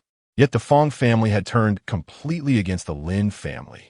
They forced her grandmother to sell part of the company's shares for safety, and now, most of her elder brother's construction business profits had to be surrendered to the Feng family. What use is a rebellious girl like her? The call was abruptly snatched away, and the line went dead. Lin Wanru's previously elated mood plummeted. The prospect of Feng Heyang's sentencing was a relief. Yet the animosity from the Feng family towards the Lin family loomed ominously, threatening the company's interests. Lin Wanru felt overwhelmed. If she could not secure sufficient profits to support the Lin family, would she not be dragging them all down? Yi Feng, having overheard the conversation, reassured her. Do not fret. I shall protect you. The Feng family cannot harm you. As for the Lin family, do not be too pessimistic. If your grandmother had shown you a modicum of respect, this animosity with the Feng family may have been avoided. Lin Wanru's worry deepened. We still do not know how the Feng family plans to retaliate against us. Ye Feng, recalling the maneuvers he had just employed against the Feng family, smiled slightly. Right now, the Feng family is likely overwhelmed by their own network issues. Lin Wanru perked up. Curious, what happened? Yi Feng replied nonchalantly. Earlier, while I was locating the Feng family, I also executed a subtle attack on their network. Their systems should be incapacitated now, leaving them preoccupied for the time being. At that moment, in the Feng family's network information department, the technicians were sweating profusely, as their computers at the Zhao group had been thoroughly compromised. The intruders' methods were exceedingly covert, completely bypassing their firewall and implanting a virus within their network. Over an hour had passed since the incident, and they had yet to restore their systems. Feng Wan, clad in a suit with his hands in his pockets, paced restlessly among the engineers' workstations, intermittently inquiring, how much longer until it's fixed? Manager Feng, we are still investigating and repairing. Please bear with us. The technician replied, his face pale. Feng Wan was not endowed with much patience. The lawyer had just informed him that his son had been prosecuted by the police, and it would not be long before he faced sentencing. Given the severity of the case, the likelihood of a reduced punishment appeared bleak. At that moment, the Feng family's internet suddenly went down, rendering the computer unusable, which only compounded Feng Wan's already dismal mood. With his son ruined and any issues arising within the company, his standing in the family would plummet. He would shift from being the heir of the Feng family to a mere side branch, akin to the second son he so despised. More critically, the head of the Zhao gang had given the Feng family little time left. The members of the Zhao gang within the Zhao group might turn against the group due to the Feng family's ineptitude, potentially causing significant losses and even jeopardizing the Feng family's status among the elite families of Rongqing. The root cause of all this turmoil lay with the Lin family. Had the Lin family not been incapable of handling a mere sports car, the Feng family would not have found themselves in such dire straits. Can you even manage this? Feng Wan questioned again, frustration evident. Perhaps we were attacked by hackers. I suggest we enlist the help of a cybersecurity expert. The operations manager replied, wiping the sweat from his forehead. Feng Wan's irritation surged. What have you been dawdling for? He erupted, unleashing his pent-up anger. Useless. A bunch of worthless fools. Feng Wan resolved to contact the Zhao gang to teach the Lin family a lesson, but as he dialed the number, his phone's signal failed to connect. One phone lacking signal was trivial. He removed the SIM card and switched to a backup phone, only to find it too had no signal. Lao Luo, does your phone have a signal? Feng Wan inquired, glaring at the operations manager. Lao Luo produced his phone and replied, mine has no signal either. Damn it. Feng Wan's frustration escalated as he cursed and stormed out of the company. Standing in the bustling street, he discovered his phone still lacked signal. He had no choice but to visit a telecommunications store to replace his SIM card, which held numerous vital contacts that he needed to transfer to his phone. After completing the necessary operations, he proceeded to obtain a new card. As night fell, Yi Feng continued to toil away at his workstation. While the other project members had already clocked out, Lin Wanru approached Yi Feng's desk, exclaiming, Yi Feng, why are you still here? I must fortify our project with a firewall, just to be safe. Yi Feng's eyes flickered with a faint electric spark as he operated his cultivation technique. His phone had downloaded software, and his brainwaves were interconnected with the software through digital methods. He was rapidly analyzing and compiling code. After breaking through the second tier of his internal cultivation technique, Yi Feng's physical condition improved significantly. His fingers became more agile, and his keystrokes left behind ghostly trails. His vision kept pace with the newly generated code. Lin Wanru observed quietly, appreciating Yi Feng's diligent work, a gentle smile gracing her lips. An hour later, Yifeng stretched lazily. Have you been waiting long? He inquired, taking Lin Wanru's hand. Time spent with you always seems to pass swiftly. Lin Wanru's eyes sparkled with affection, as if she could never get enough of Yifeng. Shall we go for dinner? Yifeng suggested with a smile. Lin Wanru's gaze was fervent as she readily agreed. What shall we eat? Yifeng's heart raced under her gaze. Anything is fine. How about hot pot? Yifeng proposed. The heat is too intense. I need to lose weight. Lin Wanru maintained her expression. Yifeng chuckled helplessly and asked, So what do you suggest we eat? Anything. Lin Wanru replied. I'll prepare some yin cabbage soup for you. It will clear the heat, detoxify, and beautify the skin. Yifeng said with a smile. All right. Lin Wanru was completely captivated by Yifeng's looks and hardly paid attention to what he was saying. She readily agreed without any rebuttal. Chapter 60. The Hacker Master. Please spare me. Upon returning to the residential community where Yifeng had previously lived, he donned an apron. When he served the yin cabbage soup, Lin Wanru's face darkened. Yifeng, how am I supposed to eat this? It has no flavor. It's quite delicious. The cabbage retains its natural essence, and ginger is warming. It can dispel cold while improving dull skin. Why not give it a try? Yifeng replied earnestly. Lin Wanru wanted to argue that Yifeng was not putting in any effort, but since she had agreed, she sulked and decided not to say anything again. Next time, she would definitely order what she wanted. It better possess the benefits he mentioned, or else. Lin Wanru waved her small fist in a show of defiance. Yifeng found her utterly adorable. After dinner, Yifeng tidied up the kitchen and the dishes. Waving goodbye, he said, I'm heading back now. See you tomorrow. Lin Wanru felt a pang of reluctance. She couldn't believe Yifeng had no intention of staying with her. She couldn't help but wonder if her charm was insufficient. After leaving the familiar community, Yifeng finally took a deep breath. Thankfully, he had left quickly. Otherwise, he might have truly succumbed to the allure of tenderness. He did not want Lin Wanru to be bullied in any way, nor did he wish to offend her. He intended to reserve that moment for their wedding night. Yifeng practiced his breathing technique to quickly calm his emotions and dialed his home phone. Mom, I want to be back tonight. I have some urgent matters to attend to. After hanging up, he approached the security office. Who is Lu Gao? I am. Lu Gao was a robust and muscular man, his physique evident even beneath his security uniform. With a glance, Yifeng assessed Lu Gao's physical condition. It was clear that this man was fit and healthy, just as Butler Zhong had promised. Hello, I am Yifeng. Butler Zhong should have mentioned me to you. I will be on duty with you tonight. Do you have an extra security uniform? Another guard grumbled, but you haven't officially joined us. You signed the necessary papers, and then you can go to sleep. Yifeng replied indifferently. The guard still refused. What if you report me? The guard stopped mid-sentence as a crisp $100 bill appeared before him. Yifeng flicked his fingers, transforming one bill into 3. This is worth more than your daily wage. The guard's expression changed, his face brightening. Why didn't you say so? Boss, I'm off to rest now. If you need to swap shifts in the future, just find me. Lu Gao scoffed, Mr. Yi. If you wish to experience life as a security guard, just speak to our captain. There's no need to take advantage of that fellow. Yifeng waved his hand. There is no time for formalities with your captain. Just get me into a security uniform. Lu Gao retrieved his brand new 3rd set of security attire and handed it to Yifeng. Yifeng swiftly changed his attire, grasping a rubber baton as he commenced his patrol. This night was destined to be anything but tranquil.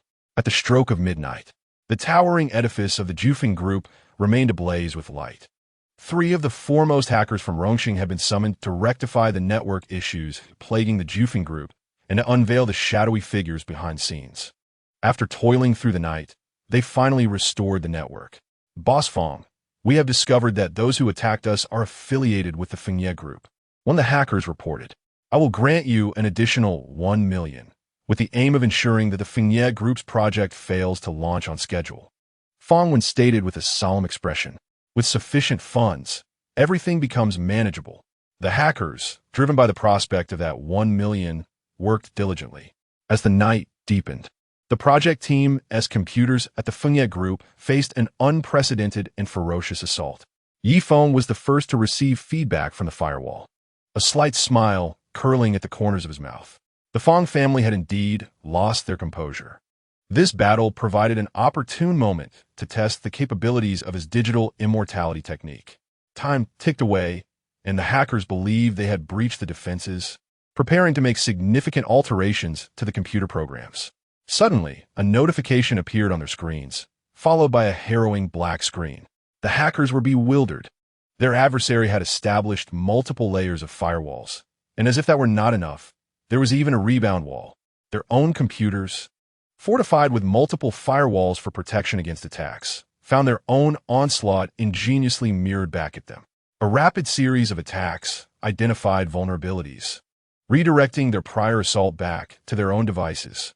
As if that were not enough, the network they had just prepared for the Zhao group collapsed once more. This person is extraordinarily formidable. The lead hacker marveled. Boss, my firewall has been breached as well. How is this possible? His colleague was equally astonished at how swiftly their adversary had replicated their attack methods and retaliated. The lead hacker's expression turned grave. Our opponent must have embedded a sophisticated intelligence system capable of launching concentrated attacks on our firewall in a short time frame, deciphering our code pathways and automatically analyzing the optimal route to assault our computers. We are facing a master. He glanced at Feng, who was blissfully oblivious, deep in slumber, and commanded his subordinates, "We must restore the computers before the boss awakens." The hackers were in disarray, overwhelmed by Feng's automated defense system. Initially, they managed to breach the Feng group programmers' computers, but by their second attempt, they could not even penetrate the outer firewall. As they struggled to finalize their code, the screen displayed a bold message. "I have anticipated your anticipation. Do not resist, young man." The hackers stared at their screens, gasping in shock. They were well-regarded figures within the local hacking community, accustomed to being sought after for mercy. Never before had they been so thoroughly outclassed. "Boss, let us concede. We cannot compete. Do not panic. Cease the attack. Let us repair the computers." One hacker sighed, realizing that further resistance was futile. Just as they endeavored to fix their systems, a sudden surge of electricity caused an overload, resulting in a catastrophic failure. "Damn it," a hacker exclaimed in frustration. "We haven't made a single cent, and now we have to shell out money." Feng, groggy from sleep, was startled awake by the outburst. "What happened? Who's losing money?" The hacker leader reluctantly revealed an unsettling truth. They had miscalculated. They never anticipated that Feng would be more ruthless, directly burning their computers. This was their hacker equipment, built to withstand rigorous use. Despite their frequent technical practice, it should not have been so easy to damage them. Yet, Feng had managed to destroy them.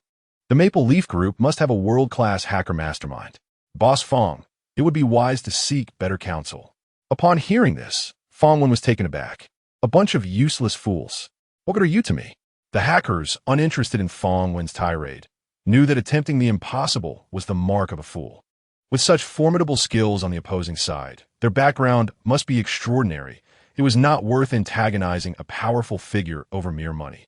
The hacker leader decisively retreated. Feng refused to believe their words. If the Maple Leaf Group truly had experts, they would have long been an entity his family looked up to. Surely, these hackers were attempting to deceive him for monetary gain. Since halting Lin Wanru's project was not an option, he resolved that Lin Wanru herself would not have an easy time. He pulled out his encrypted phone and spoke a series of coded phrases into it. Chapter 61. A dark and windy night, Feng waited for nearly an hour without any subsequent attacks, confident that they had weathered the storm of this project. Under the cover of night, a group of individuals clad in black leather and wearing masks stealthily infiltrated the community where Feng resided, and he immediately sensed the intrusion. This was a failed attempt followed by a second one. Every move of the dark-clad figures was captured by the electronic surveillance in Feng's mind. Upon observation, he noted that these individuals had slender physiques and agile movements, resembling ordinary bodyguards. This left Feng speechless. Their nimble gait and swift actions, along with their clear division of roles, could hardly be attributed to mere bodyguards. Maintaining such subtle breath patterns during rapid movements was beyond the capabilities of typical security personnel. They entered the community through various gates, their presence so discreet that not even the birds perched in the trees were disturbed. A term flashed in Yi Feng's mind. Ancient martial arts masters. After training for so long, he had finally encountered worthy adversaries. Yi Feng rubbed his hands in excitement. There were approximately 30 individuals, divided into 4 groups of 9, with one group already nearing the building where Lin Wanru resided. Yi Feng sprang into action. He could not allow them to disrupt Wanru's rest. He positioned himself in the garden beneath her building, grasping a rubber baton and casually resting it against his neck. When the first group came into view, Yi Feng suddenly called out, "Gentlemen, your brazen entrance into this community shows a blatant disregard for its security." Under the dim light of the landscape lamps, Yi Feng stood effortlessly in his security uniform, causing the group to exchange glances in surprise. Someone had discovered their presence. In their eyes, Yi Feng's seemingly ordinary uniform had evoked an air of contempt. They could only imagine the combat capability of a security guard. The leader lowered his voice and sternly scolded, "You insolent security guard. Mind your own business. If you know what's good for you, pretend you didn't see anything and go where it's cooler." Yi Feng disdainfully snorted, "Those words should be directed at you. If you know what's best, abandon your plans and take your leave. Otherwise, adhere to the rules of the underworld and introduce yourselves. I never strike without knowing my opponent." "It seems you are determined to wade through this murky water," the leader retorted coldly. "I am the security guard of this community, since I have discovered you. To let you go would be a dereliction of duty. Depart quickly, or you shall find yourselves at a disadvantage." At that moment, a dog, having descended to relieve itself, caught the scent and began to bark incessantly, its cries echoing throughout the community. Yi Feng chuckled, "Your skills are lacking. You can't even fool a dog." "Silence that barking dog," commanded the man in black. Yi Feng's expression changed. The dog was accompanied by a resident walking it. A rubber baton was swung and struck the man at the back of his head. He didn't even have time to cry out before he was knocked unconscious. Yi Feng, employing an arcane martial arts footwork, deftly caught the rebounding baton, executing the movement with precision and agility. The expressions of the men in black shifted drastically. So swift, they were taken aback, unable to assist their comrade, as Yi Feng returned to his original position. The sensation of their eyes failing to keep pace with his hands was something they had never experienced, despite years of training. "Who are you?" the leader of the black-clad men asked warily. Yi Feng replied coolly, "As I mentioned, I am the security guard of this community. If you do not introduce yourselves now, you will miss your opportunity." The man in black warned again, "We are from the Earth Dragon Gang. It will be prudent for you to refrain from interfering with our affairs. Otherwise, your entire family may suffer the consequences." He was reluctant to engage with a martial arts expert like Yi Feng unless absolutely necessary. However, to his surprise, Yi Feng disregarded his warning. To him, the Earth Dragon Gang was the very source of evil. The 2 most important women in his life had suffered at their hands. A murderous intent surged in Yi Feng's eyes as he coldly declared, "Is that so? Since you are from the Earth Dragon Gang, there is nothing more to discuss. Before the fighting begins, tell me where your stronghold is." "Huh, young man, do not speak so arrogantly. We have 36 members. No matter how skilled you are, you cannot defeat us all." The leader of the black-clad men did not believe that Yi Feng could take them down. "Then let us cease the idle chatter." Yi Feng brandished the rubber baton and charged toward the remaining 8. The men in black were evidently unprepared for Yi Feng to strike first, yet they quickly reacted, launching their attacks toward him. Yi Feng swiftly assessed their vulnerabilities and the force of their strikes. The faster the speed, the greater the power. In an instant, he accurately targeted the one with the least force, restraining his hand with the baton.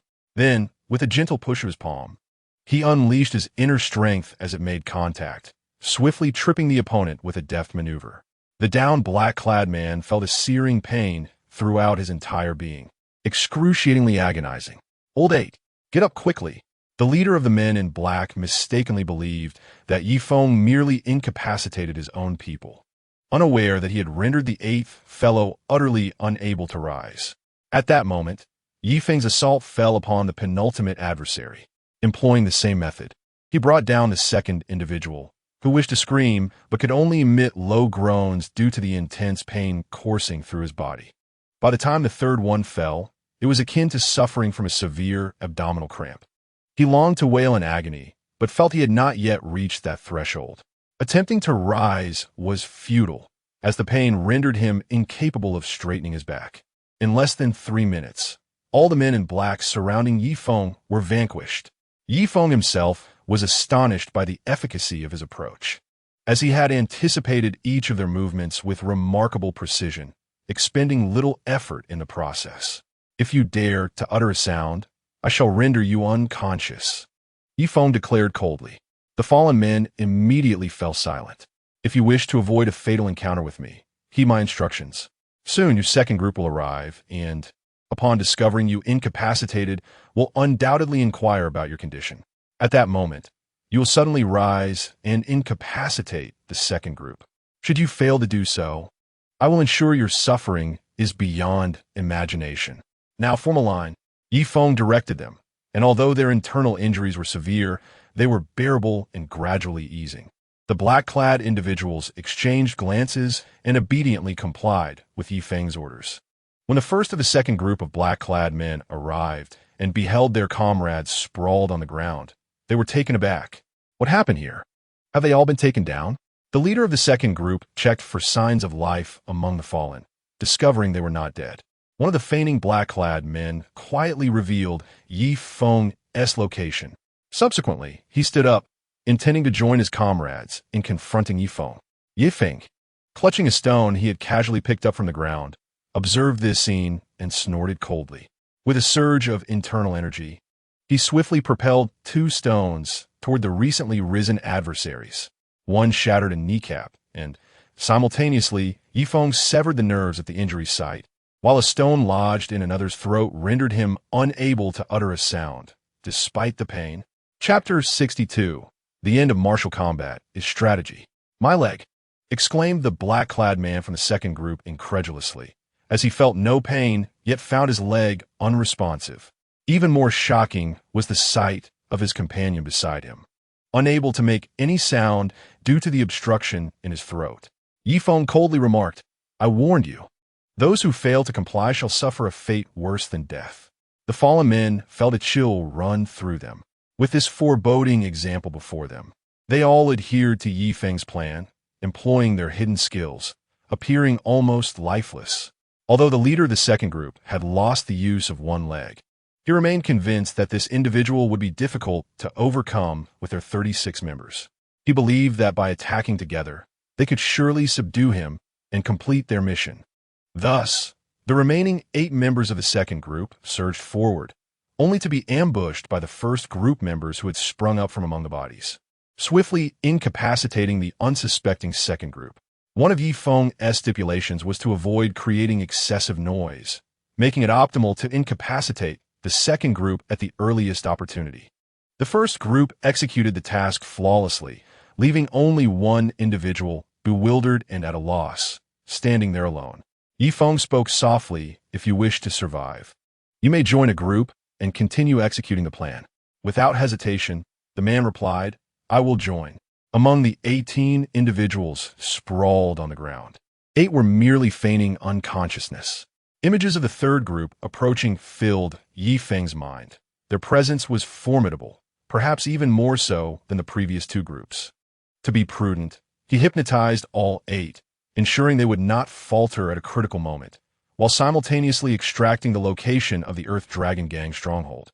As the third group arrived, they attempted to contact the first 2 groups, but received no response. The sight of the 18 individuals lying on the ground left them utterly astounded. Yi Feng, deliberately portraying a severely injured demeanor, manipulated his internal energy to alter the frequency of his breath, making himself appear more convincing. He feigned weakness, straining his voice. "I never anticipated there would still be those so oblivious to their fate. Boss, he seems to be in dire straits. Should we charge together?" The opposing group, however, was not easily deceived. "No, let us refrain from acting for now. Summon the fourth group. We shall strike as one."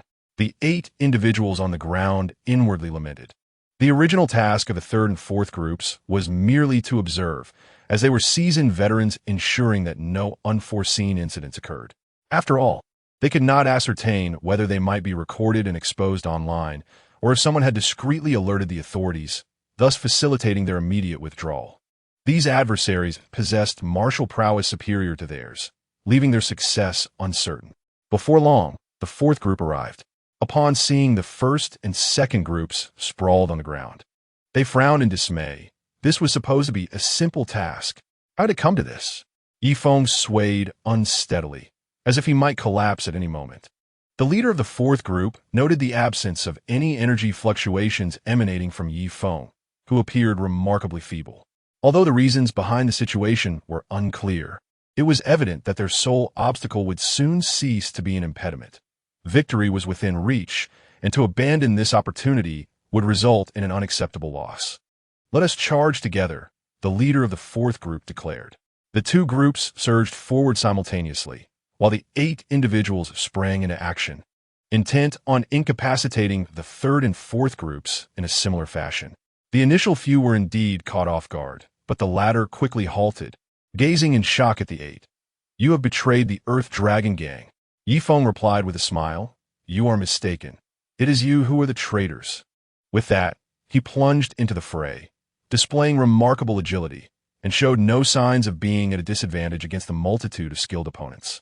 The leader of the fourth group was infuriated. They had deployed 36 individuals, and failing to apprehend a mere youth would be unacceptable, even under the assault of 14 adversaries. Feng held his ground, while the 8 withdrew from the battlefield, coldly observing the conflict between Feng and the members of the third and fourth groups. Showing no inclination to assist. "What are you standing around for? Get in there and help." The leader of the fourth group was perplexed by the indifference of the 8. Employing precise data analysis and adept positioning, Feng danced through the chaos with a rubber baton in hand, navigating the multi-person melee with remarkable ease. In a fleeting moment, many lay defeated, leaving only 2 captains desperately clinging to their resolve.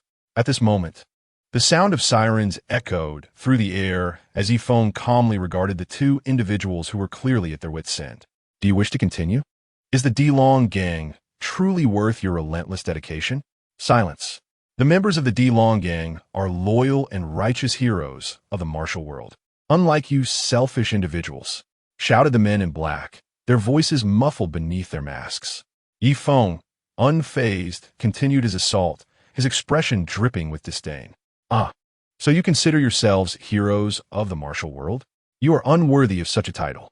True heroism embodies the pursuit of the greater good, never sacrificing the welfare of the common people for personal gain. You storm into residential areas under the cover of darkness, threatening citizens and disturbing societal order, an act of considerable danger to the community. Your so-called loyalty instills only fear and panic among the populace, contributing to societal chaos. With your skills, you should be serving your country and fighting for it. Yet here you are, engaging in criminal activities over trivial matters of loyalty. I find your notion of righteousness utterly incomprehensible." The black-clad men, shaken by Feng's words, faltered under his relentless attack and collapsed, blood spilling from their mouths as their internal energy backfired. At that moment, numerous lights appeared, and police officers, armed with firearms, surrounded the area. Upon seeing Feng, the leading officer expressed astonishment. "Aren't you Master Yi, the restoration expert? What on earth is happening here? My friend had an urgent matter and asked me to cover for him as a security guard this evening." I agreed, only to encounter these suspicious figures lurking in the community. "I had my colleague call the police while I engaged with them," Feng explained. "Impressive. You single-handedly managed to take on so many. Do you know who they are?" The officer inquired. "They're all members of the D-Long Gang, but I'm unaware of their intentions here. I'm not particularly formidable. I merely employed a bit of psychological strategy," Feng replied calmly. The police had anticipated a fierce confrontation, but were taken aback by Feng's ability to resolve the situation alone, which earned him newfound respect. His previous assistance in restoring ships and aiding in the resolution of significant cases, such as the Feng incident and the illegal transfer of biological materials, had already earned him commendations from the police, leading to a courteous attitude towards him. Feng cooperated fully with the police inquiries, and, as they investigated the situation, they found no discrepancies, allowing him to leave. The members of the Delong gang, however, were taken into custody for interrogation. Casting one last glance at Lin Wanru's window, where the lights had dimmed, Yi Feng returned the security uniform to Lu Gao and quietly made his way home. Chapter 63. The Hong family remains unshaken. Nestled within the peaks of the Nanchuan mountain range in Sichuan province lies a peculiar flat-topped mountain. Amidst the dense foliage, one would be astonished to discover that a high-rise building has emerged from the ground, complete with an artificial mountain and flowing streams, as well as a beautifully adorned two-story villa. The outer structure is fortified like a fortress, while the interior boasts exquisite decor reminiscent of a palace. Guard posts are stationed every 3 steps, with patrols rotating day and night. Within the elegant villa, an elderly man clad in a traditional gown rests feebly on his bed. Inquiring of the doctor beside him, who is dressed in a white coat, "Dr. Jean, how much longer can my body endure?"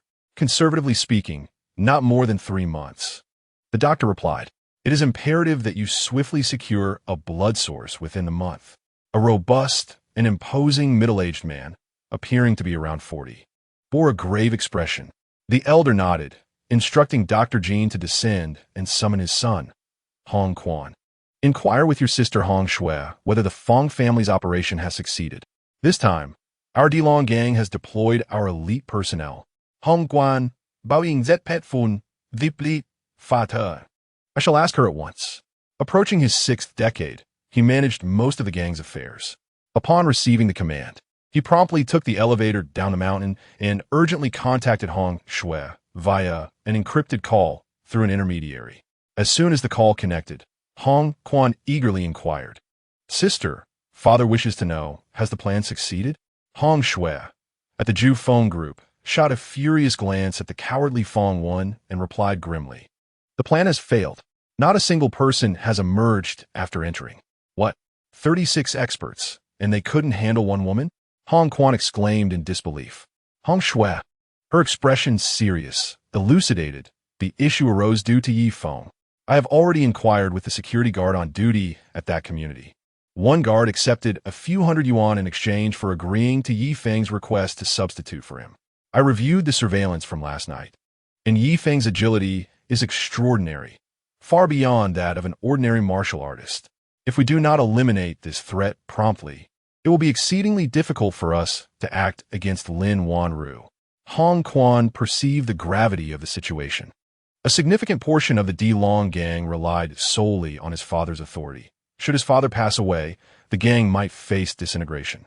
Until he could consolidate their loyalty, he wished for no mishaps to befall his father. "Very well, I shall discuss this with father. Have Feng Wan continue to undermine the Feng Yi group. The previous mishap was due to our intelligence being flawed, and we were entirely deceived by that wretch Yi Feng. Henceforth, if there is another failure, I shall not be so lenient." After ending the call, Hong Quan returned to the estate atop the mountain.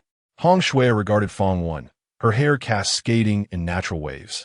A cigar delicately held between her fingers, her lips the hue of ripe cherries, parting and closing with elegance. "You heard what was said. Our Hong family forgives your past failures, but there can be no further missteps. If you wish to preserve your father Feng Lai's life, you had best not disappoint me again. What have you done to my father? How can you be so ruthless? He is your father-in-law." Feng Wan implored desperately. Hong Shui crossed her arms. Her figure, though in her 50s, remained curvaceous and alluring, her mature visage devoid of wrinkles, exuding a commanding presence. "Your father is unharmed. I merely wanted to prepare you for potential outcomes. If I cannot safeguard my father's life, how could your father, as a servant of the Delong gang, possibly remain unscathed?" Feng Wan clenched his fists, his gaze towards Hong Shui filled with resentment and fury. Having lived under the shadow of the Delong gang throughout his life, he had yet to escape its grasp. However, could he allow the gang to collapse? With Hong San deceased, there remained Hong Quan and his wife, Hong Shui. They would not spare him or the Feng family.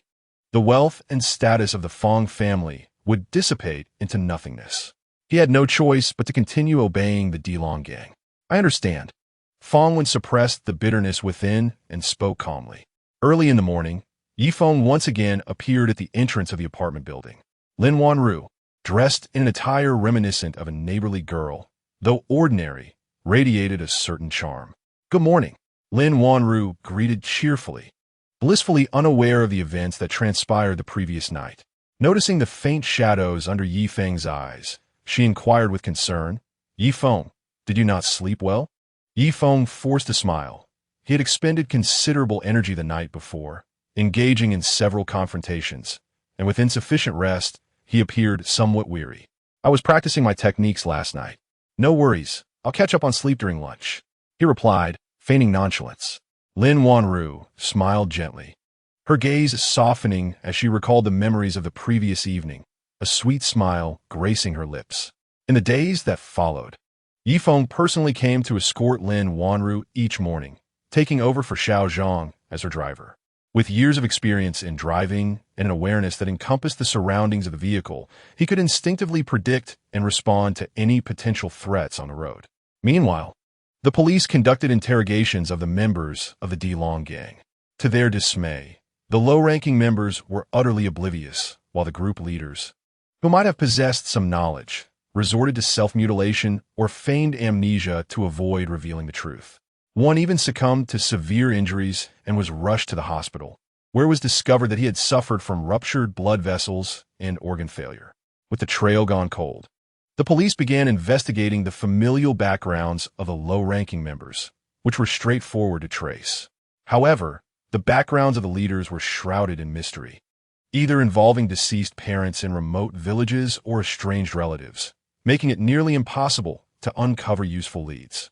On another note, the game project spearheaded by Yi Feng officially launched, swiftly ascending to the top of the new game chart within 7 days.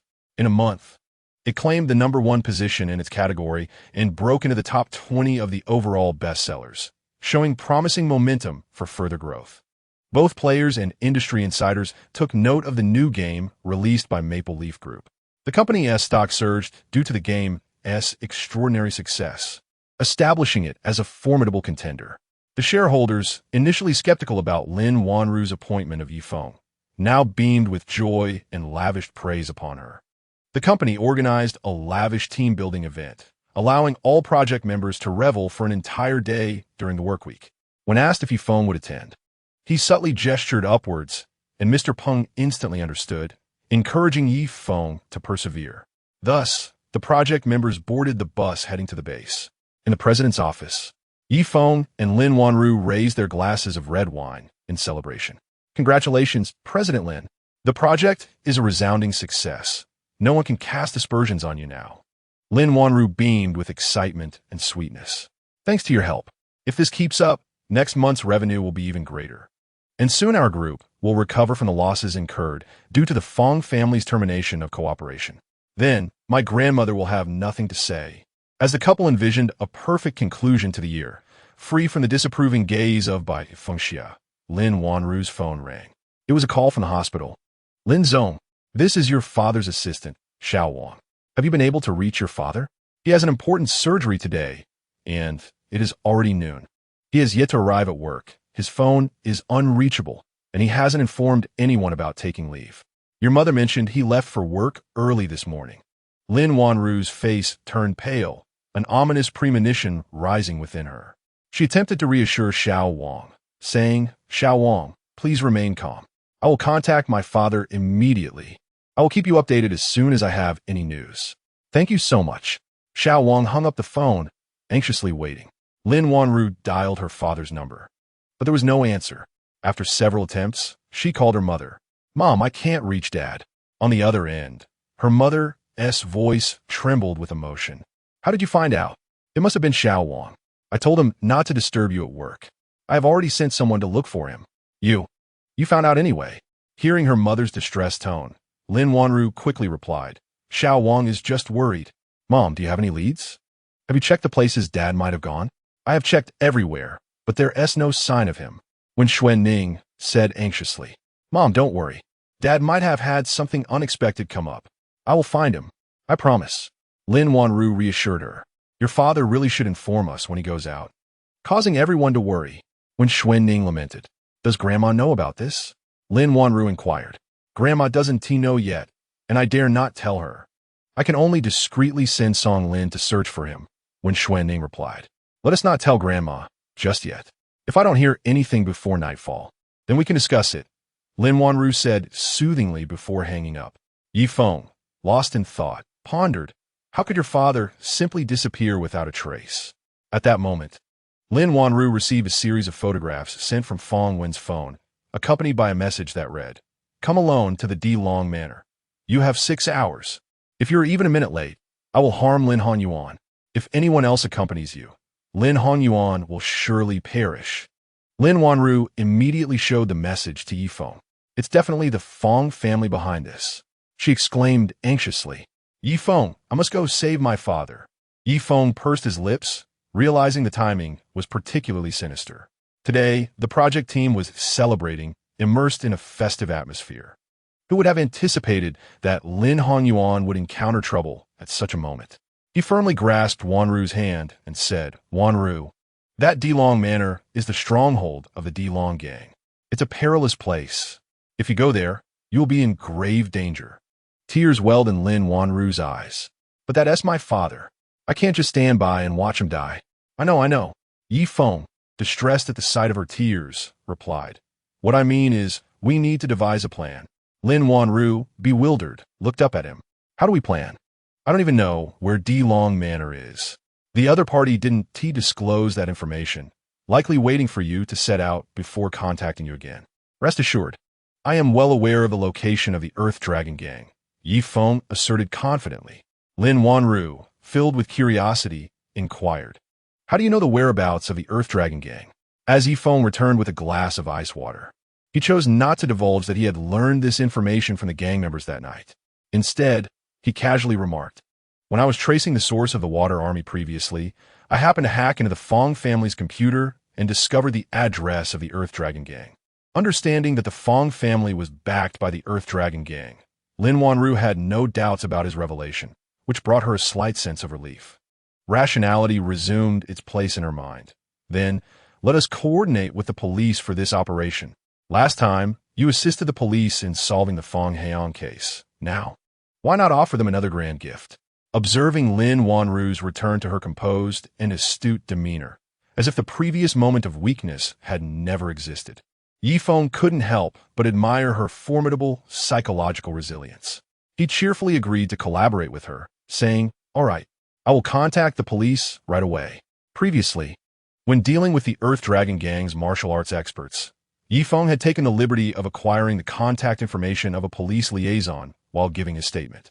He pondered that since the police had managed to apprehend numerous members of the Earth Dragon Gang, he was curious about the progress of their interrogations. This time, as they aimed to dismantle the gang's lair, the police's assistance would be indispensable. Before long, Yi Feng received a response from the police, who indicated they would dispatch colleagues from the Criminal Investigation and Armed Police departments to discuss the plan in detail. Shortly thereafter, several plainclothes officers entered Lin Wanru's executive office. The leader was Su Guodong, the head of the Criminal Investigation Department, accompanied by an Yi, the head of the Armed Police, and Zhang Lin, the head of the Operations Division. After a brief introduction and pleasantries, Lin Wanru presented her findings to the police. Gentlemen, this is the information sent to me by Feng Wen. Yi Feng added to the plan, I know the address of the estate, and our strategy is as follows.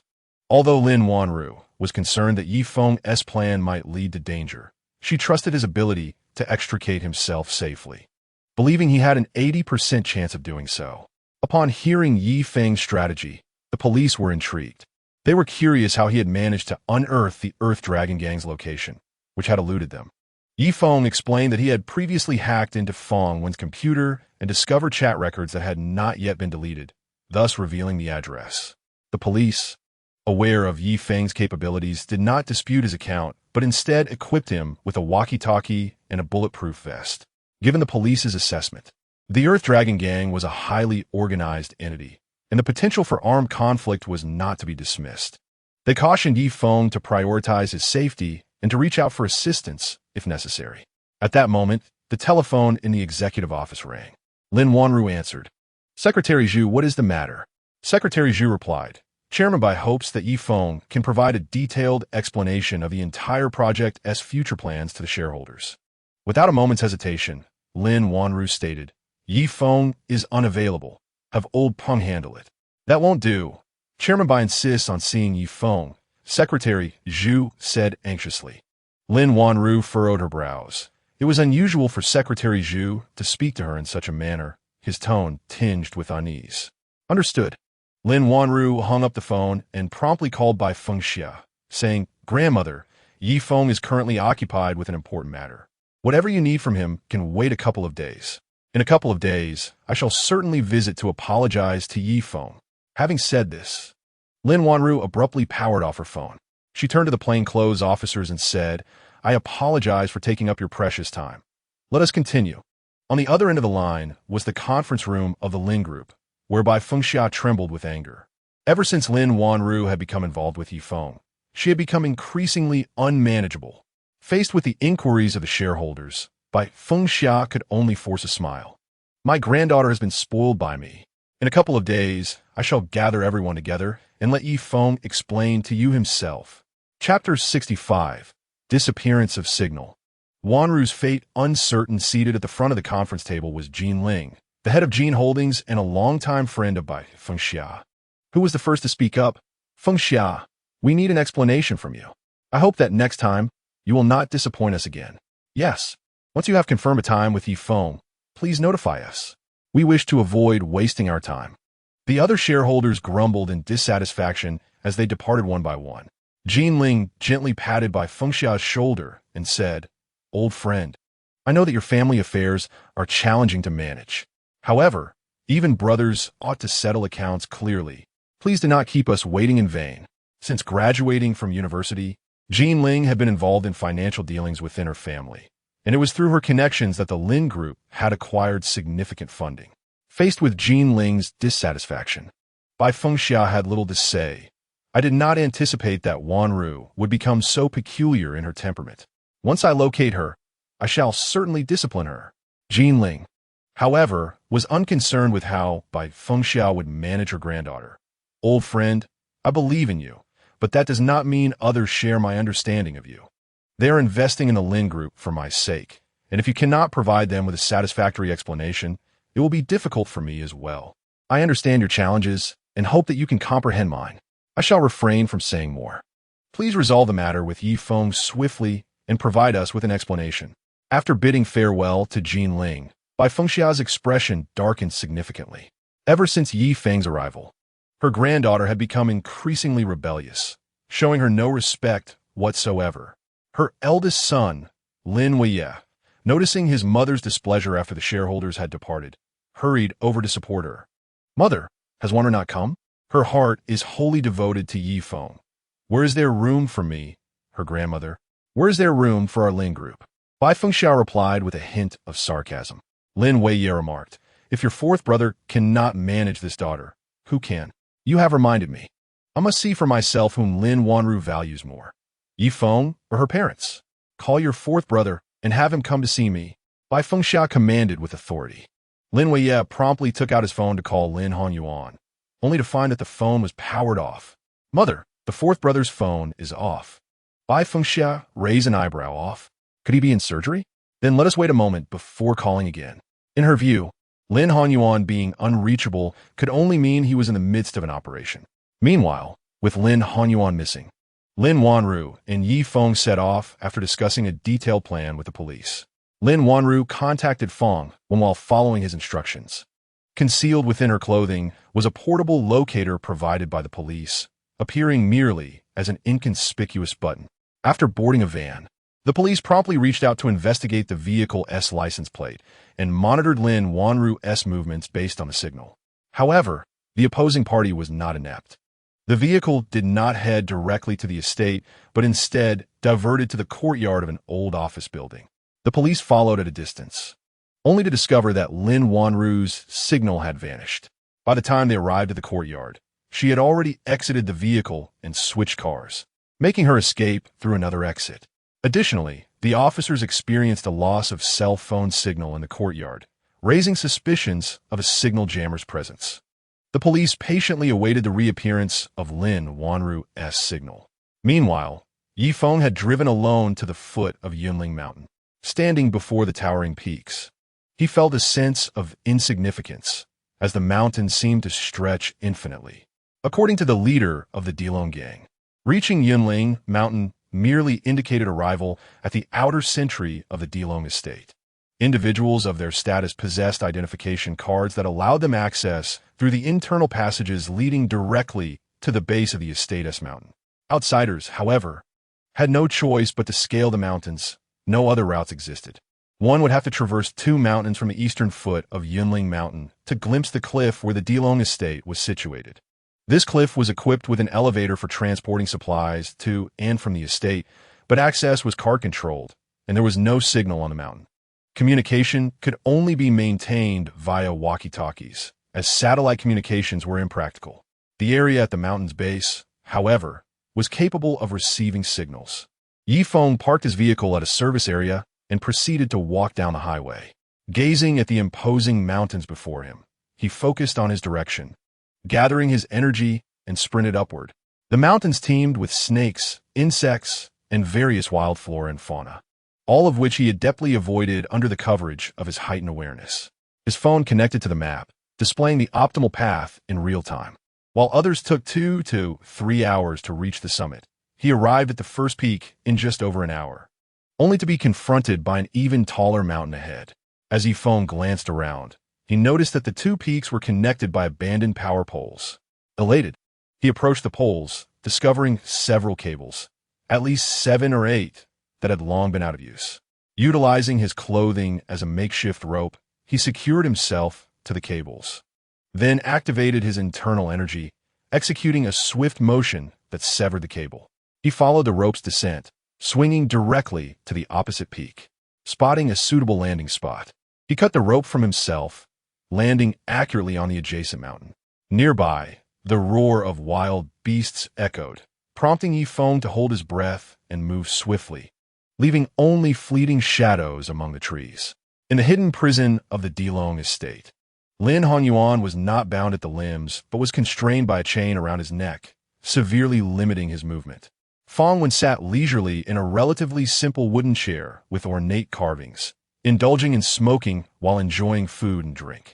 Lin Honyuan had not eaten anything since morning, and now he found himself both thirsty and hungry, while Feng tantalized him with food. His stomach protested with a loud growl. Feng, with a look of satisfaction, remarked, "Brother Lin, we could have been in-laws, but your family has shown such a lack of appreciation." Lin Honyuan felt an overwhelming sense of injustice. Feng, who had been so warm and familiar with him, had turned against him overnight and brought him here forcefully. "Brother Feng, I understand that Wanru can be a bit headstrong. We are doing our best to persuade her. Even when Heong behaved foolishly and ended up in the hospital, I did everything I could to help your son. He is recovering quite well." Lin Honyuan protested. "I have not wronged you in any way. Why have you brought me here and treated me like this?" Feng showed no sign of gratitude, his eyes blazing with fury. "It was your daughter who reported to the police, colluding with Feng to send my son to prison. He is my only son. Destroying him is akin to destroying me." Tears welled in Feng's eyes, a single large tear escaping down his cheek. Checking his watch, he stood up. "Time's up. Your daughter has yet to arrive. I warned you. If she is even a minute late, I shall inflict harm upon you." He eyed Lin Hongyuan's shoulder, assessing where to strike. "Brother Feng, what are you doing? Please, calm down." Wanru said she would come. "She will definitely arrive," Lin Honyuan pleaded. Without a moment's hesitation, Feng plunged a knife into Lin Hongyuan's arm and took a photograph, instructing his associate to send the picture to Lin Wanru. Meanwhile, Lin Wanru was in the car prepared by Feng's family, nearing the Dilong Manor when she received the distressing message. Seeing her father's battered state filled her with dread, and she cried out, "No, I am almost at the foot of the mountain. Please do not harm my father any further." Feng disregarded her pleas entirely, sending her a new photograph every minute, each one revealing another wound on her father's body. Lin Wanru had no choice but to hurry, rushing up the elevator. Upon her arrival at the Dilong Manor, Feng set aside the knife and ordered Lin Wanru to undergo a blood draw. As long as her blood reached them, her father would be safe, and so would Feng's family. Lin Wanru attempted to resist, insisting that she must see Lin Hanyuan first. But Feng offered her no such opportunity.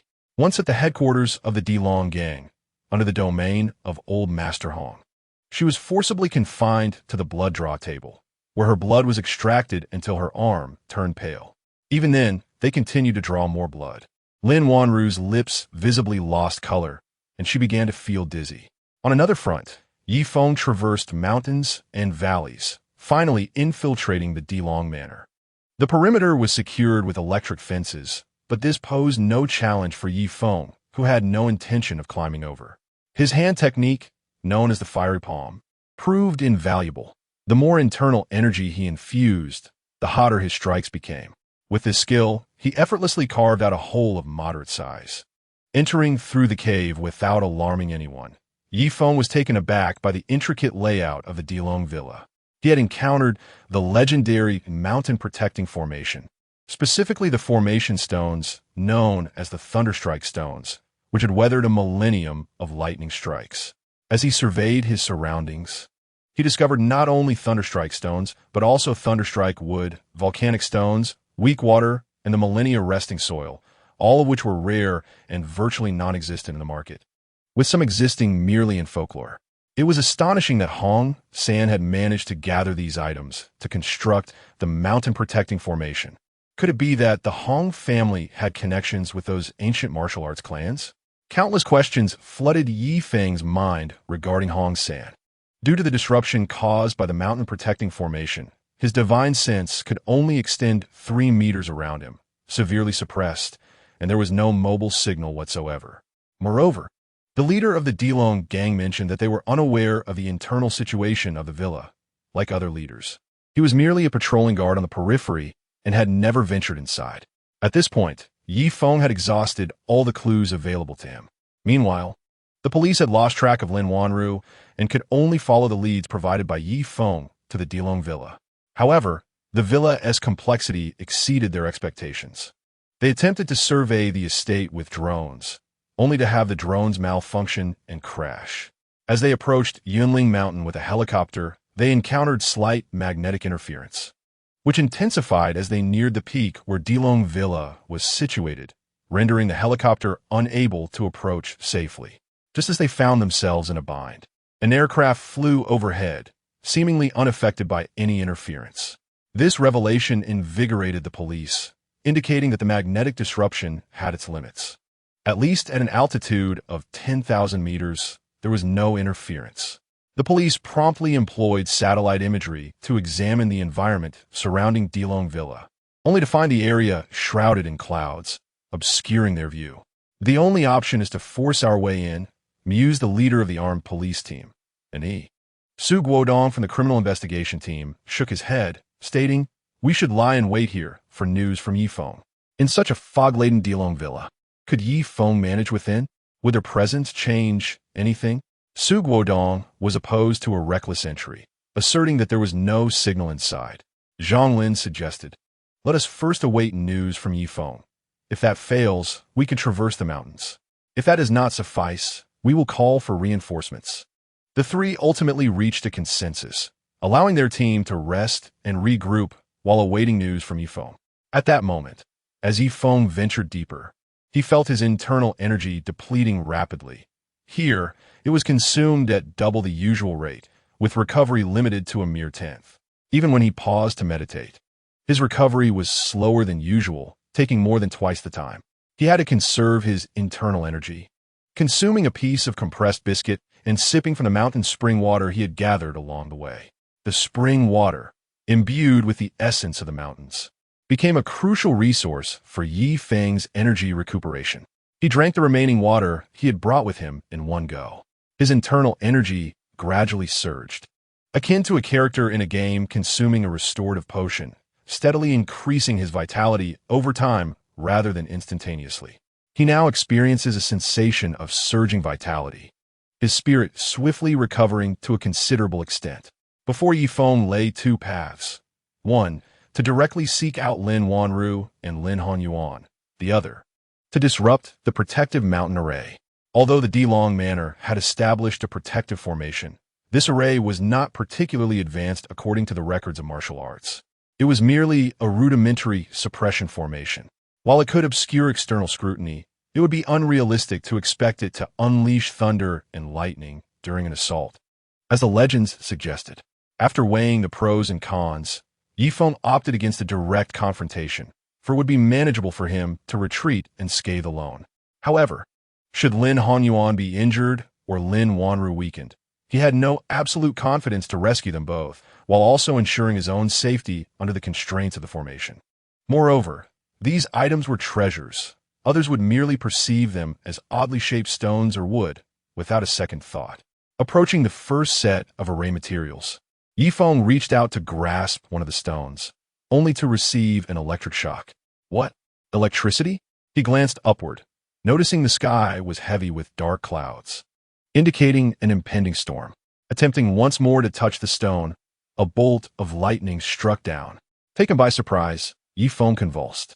He had assumed this array lacked offensive capability, yet it appeared capable of summoning thunder. This suggested the presence of a core formation or something similar.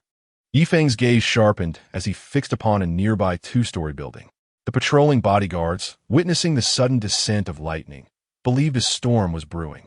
Only Hong San was jolted awake by the thunderclap. While others remained oblivious to the secrets of the manor, he was acutely aware. Someone must be attempting to manipulate the geomancy of Dilong Manor, thus attracting the lightning.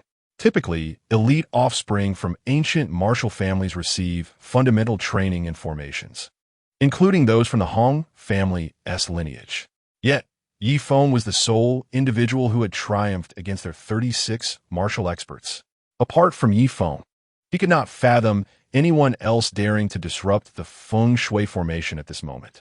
Yifeng might have already infiltrated the manor. Heightened vigilance was imperative. Patrols must extend beyond the outer layer to the inner sanctum. We must locate Yifeng. Hong Sen immediately issued orders to his aide, Hong Quan. Father, I understand. I will gather people to search. Wait, you must not go. Let Luo Bin handle it. Hong Sen cast a serious glance outside. Chapter 67. The Hong family changes the formation, Yifeng in danger. Hong Quan nodded, opening the door, and while winking at Luo Bin, he instructed in a tone audible to Hong San, assemble the personnel. We must ensure the safety of Dilong Manor. Luo Bin understood the directive, promptly seizing the intercom to relay the orders. The entirety of Dilong Manor entered a state of heightened alert, with internal and external patrols dispatched to search for Yifeng. The search conducted by the Dilong gang for Yifeng was exhaustive. His photograph was printed and hung on the walls immediately following the issuance of orders. Yifeng dared not recklessly approach the formation. Instead, he utilized the eternal life technique, merging his inner energy into the formation as if accessing a mobile device. After all, the technique of digital immortality governs the most fundamental constituents of this world, quantum. Whether it is the intangible consciousness, light, sound, or tangible objects, regardless of how many years they exist, their essential makeup is quantum. Thus, if Yifeng were to directly alter the formation, he would face an automatic assault from it.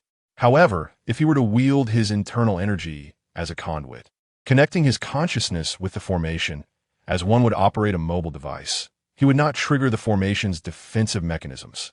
Instead, it would mistakenly perceive Yifeng's energy as part of the natural essence of the universe, not only refraining from rejecting it, but even absorbing it. The entire arrangement of the formation suddenly manifested in Yifeng's mind. His mobile device rapidly computed and analyzed, swiftly discerning the principles of the formation while identifying its weaknesses and core. It turned out that this formation was a nested array, a series of interlinked formations. The 5 types of materials Yifeng had previously observed were grouped in 5s, arranged according to the 5 elements, the bagua, and cardinal directions. The inner circle adhered to the same principle, with the core array being a jade stone. The records of the technique indicated that jade could gather the 5 elements and harmonize yin and yang. Therefore, the higher the quality of a jade, the more scarce and precious it became. Top-grade jade was often utilized by traditional martial arts families to set up formations, with the inner bagua and outer 5 elements harmonizing internally and externally The essence of heaven and earth converged, firmly safeguarding the Dragon Mountain Villa. Moreover, the activities of the opposing party were clearly conveyed to Yi Feng through the formation signals. An hour passed, and Luo Bin, believing he had thoroughly scoured the estate without disturbing the formation, found no trace of Yi Feng. He had no choice but to seek help from Hong Quan. Hong Quan glanced at Luo Bin and turned to Hong San, saying, "Father, who would have thought that Yi Feng is also proficient in the art of formations? At this rate, we will never find him." Just as Hong San was about to respond, he began to cough up blood profusely. The blood from the previous blood banks could no longer sustain his life.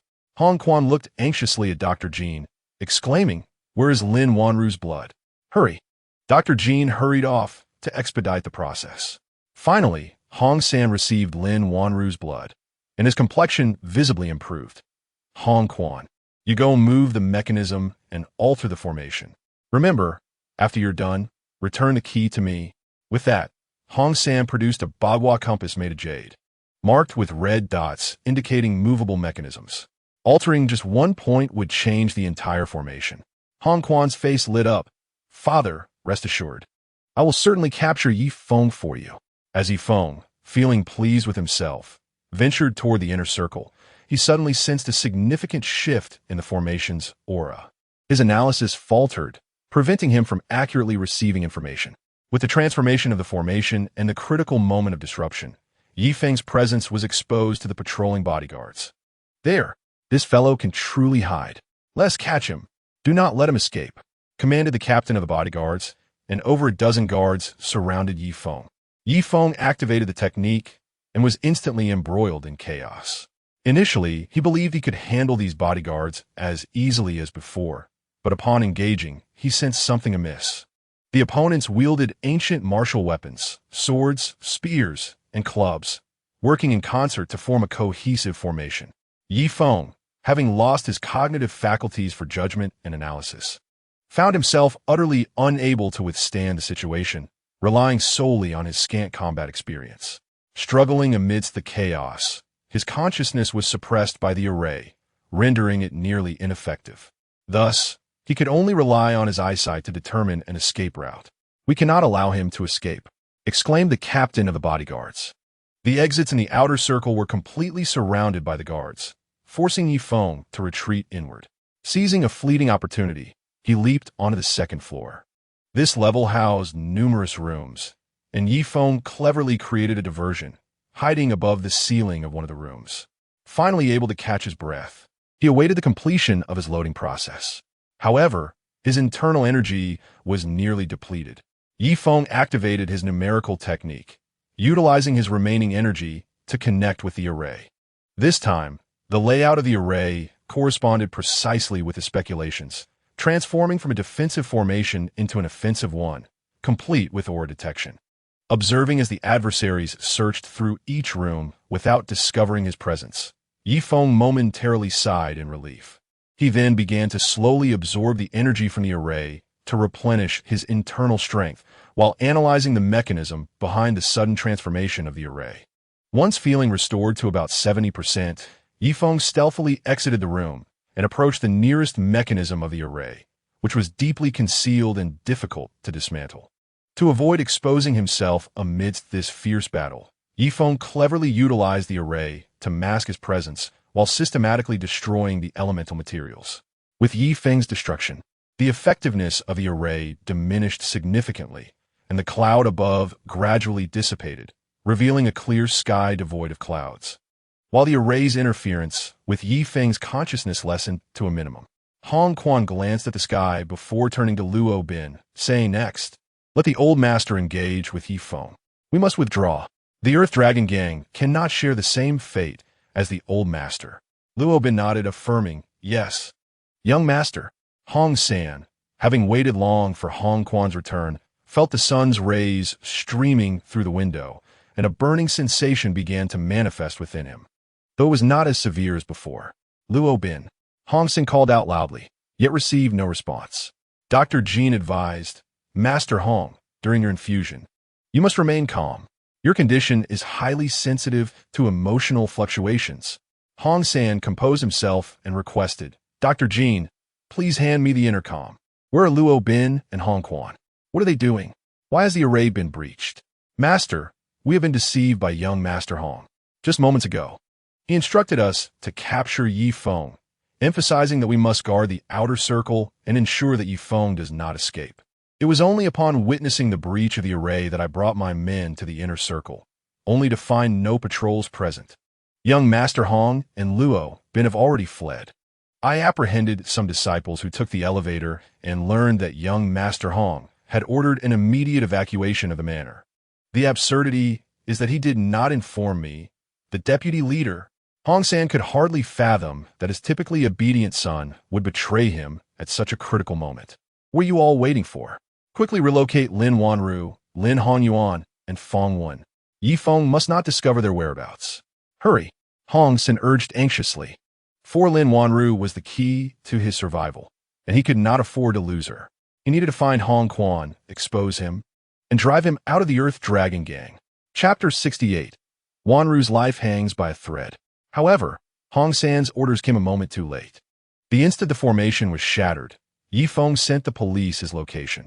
With the suppression of the formation lifted, he effortlessly located Lin Wanru using his divine sense.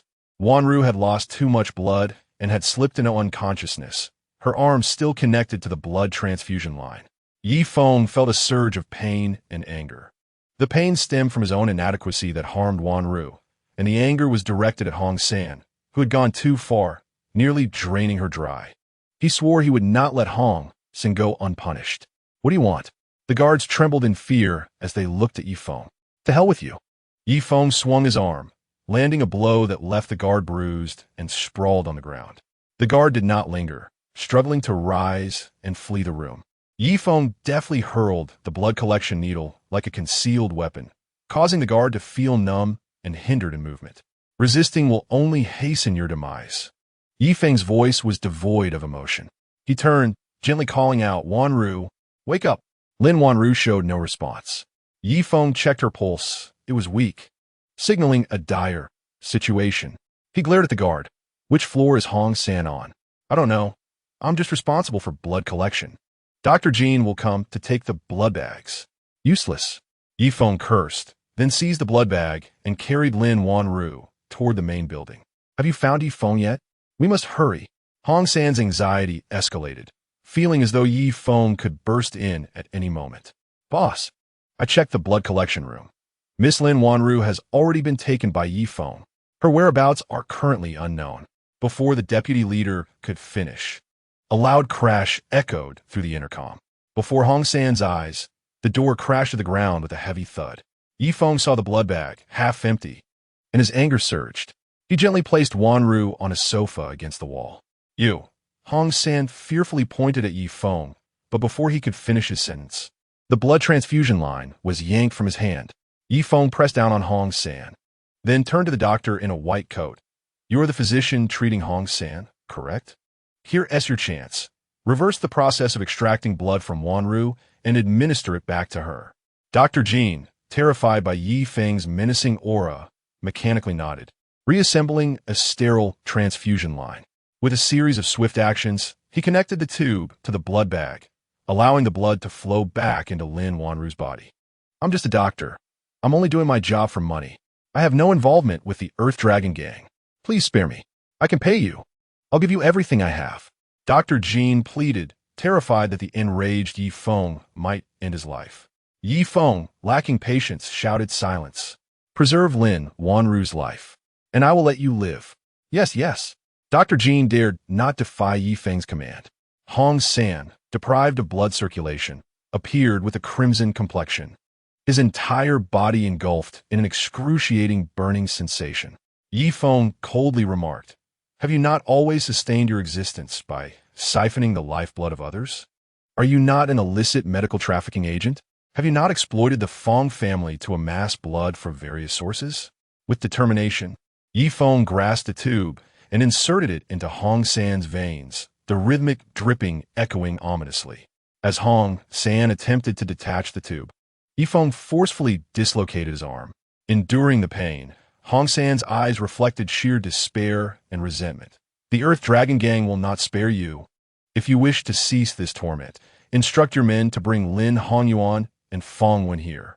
Yi Feng cast a fleeting glance at the intercom. Though Hong San yearned to resist, Yi Feng brandished a syringe, the glinting needle swaying ominously before him. Should you hesitate to comply with my command, I shall pierce you with several more holes, and you shall not escape unscathed. Yi Feng's gaze shifted lower. How about we start here? Fear etched across Hong San's face. In his eyes, Yi Feng was a demon far more malevolent than he himself. I will fetch Lin Honyuan and Feng Wen. Activate the intercom and bring it closer. Yi Feng switched the device to talk mode, positioning the microphone near Hong San's lips. Lao Qian, bring Lin Honyuan and Feng Wen to me immediately. Lao Qian inquired, Chief, is Yi Feng in your room?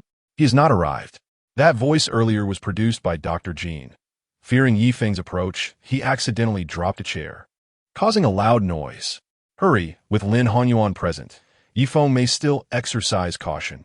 Otherwise, everything will truly be lost. I will promptly bring Lin Honyuan and Feng Wen. Lao Qian ceased his doubts. Hong San turned to Yi Feng. Are you satisfied now? Yi Feng smirked, drew back the curtains, tore them into strips, and secured Hong San to the hospital bed. He then silently positioned himself beside Lin Wanru, observing her complexion improve with the infusion of blood, feeling a measure of relief. As Lao Qian approached the door, he discovered it had vanished.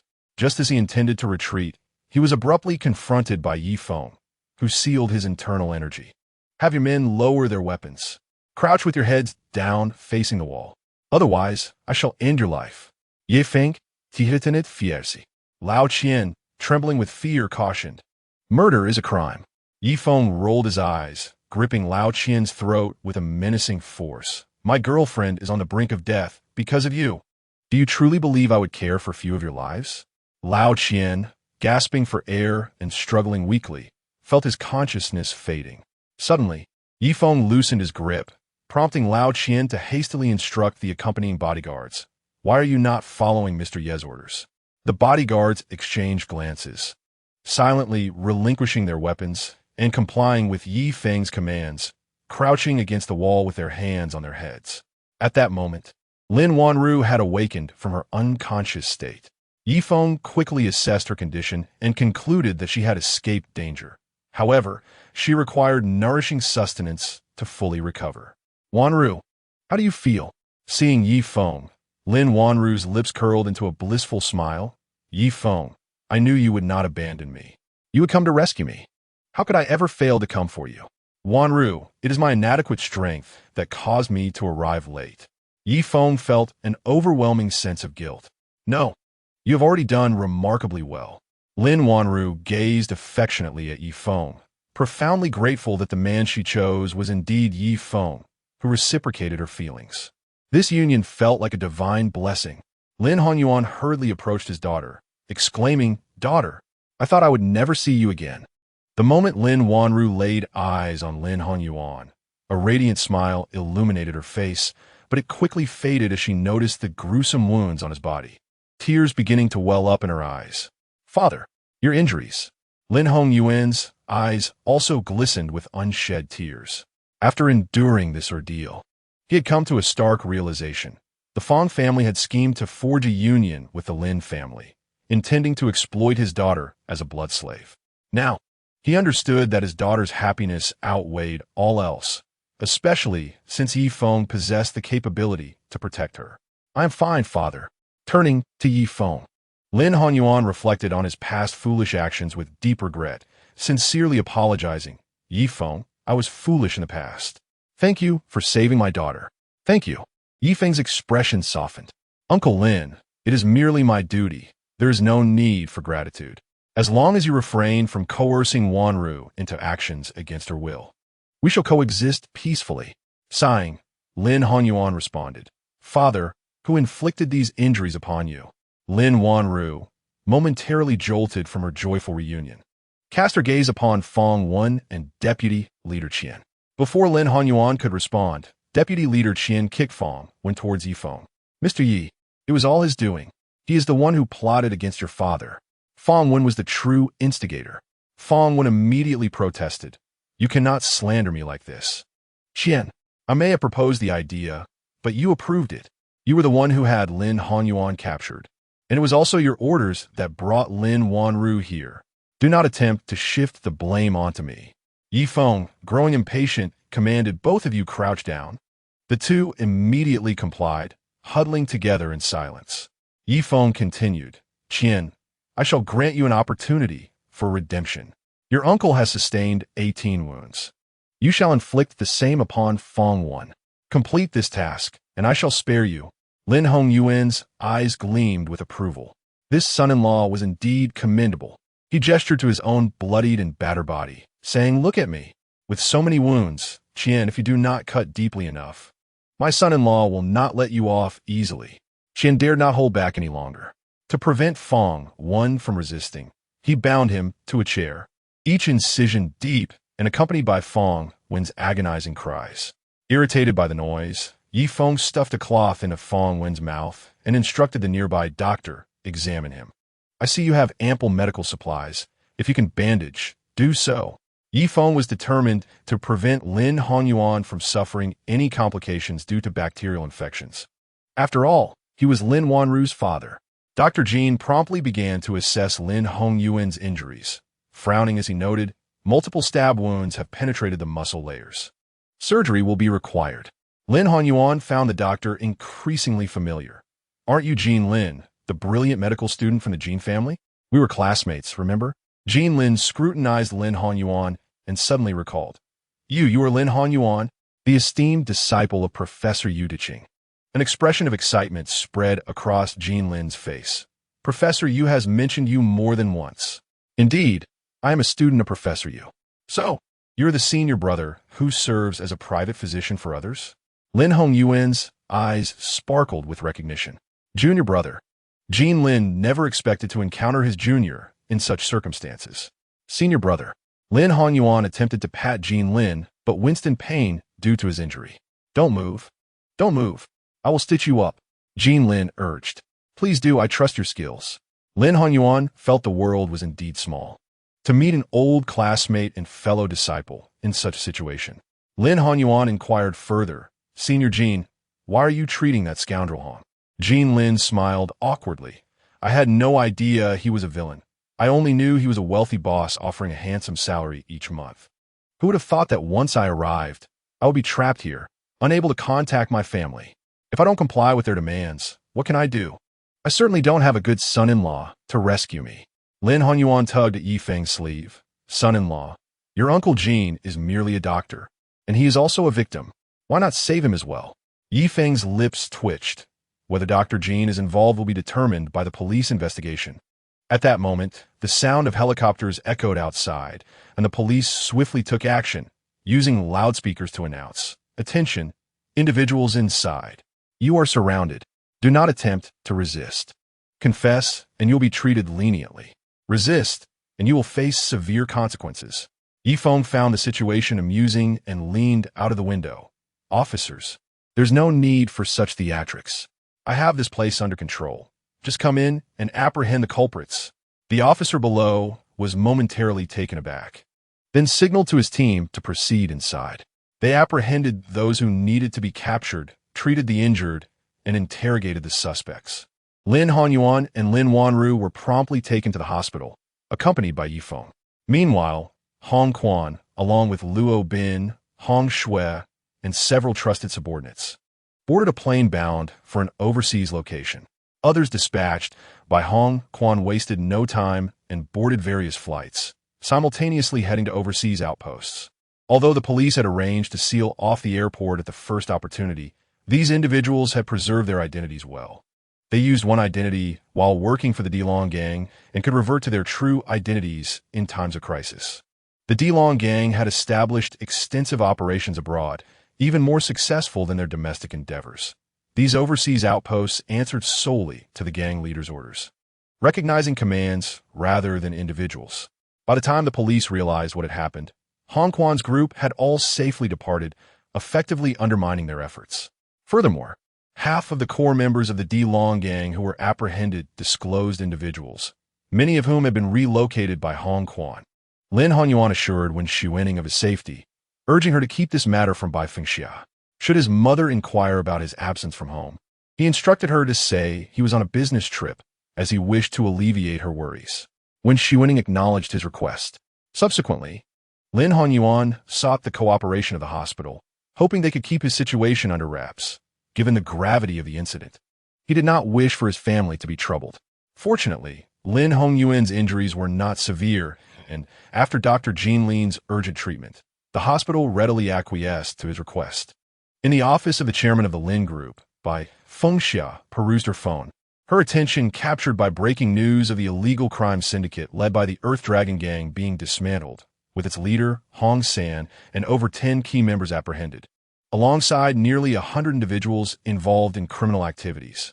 The subsequent report revealed that Feng, the general manager of Zhao Group, had been arrested at the Earth Dragon Manor, with investigations into the Group's assets now underway. These two headlines rapidly ascended the trending charts. Bai Fengxia narrowed her eyes. The Zhao Group had collapsed. She swiftly dialed her eldest son, exclaiming, "Did you see the news? The Zhao Group has fallen. We cannot let this opportunity slip away. We must acquire their assets. Prepare a detailed proposal for the shareholders' meeting to discuss feasibility." Naturally, Lin Wanru had also seen the news and promptly set to work. Should they succeed in acquiring Zhao Group's assets, the Lin family would ascend to the pinnacle of financial power in Rongqing, undeniably establishing themselves as the foremost family.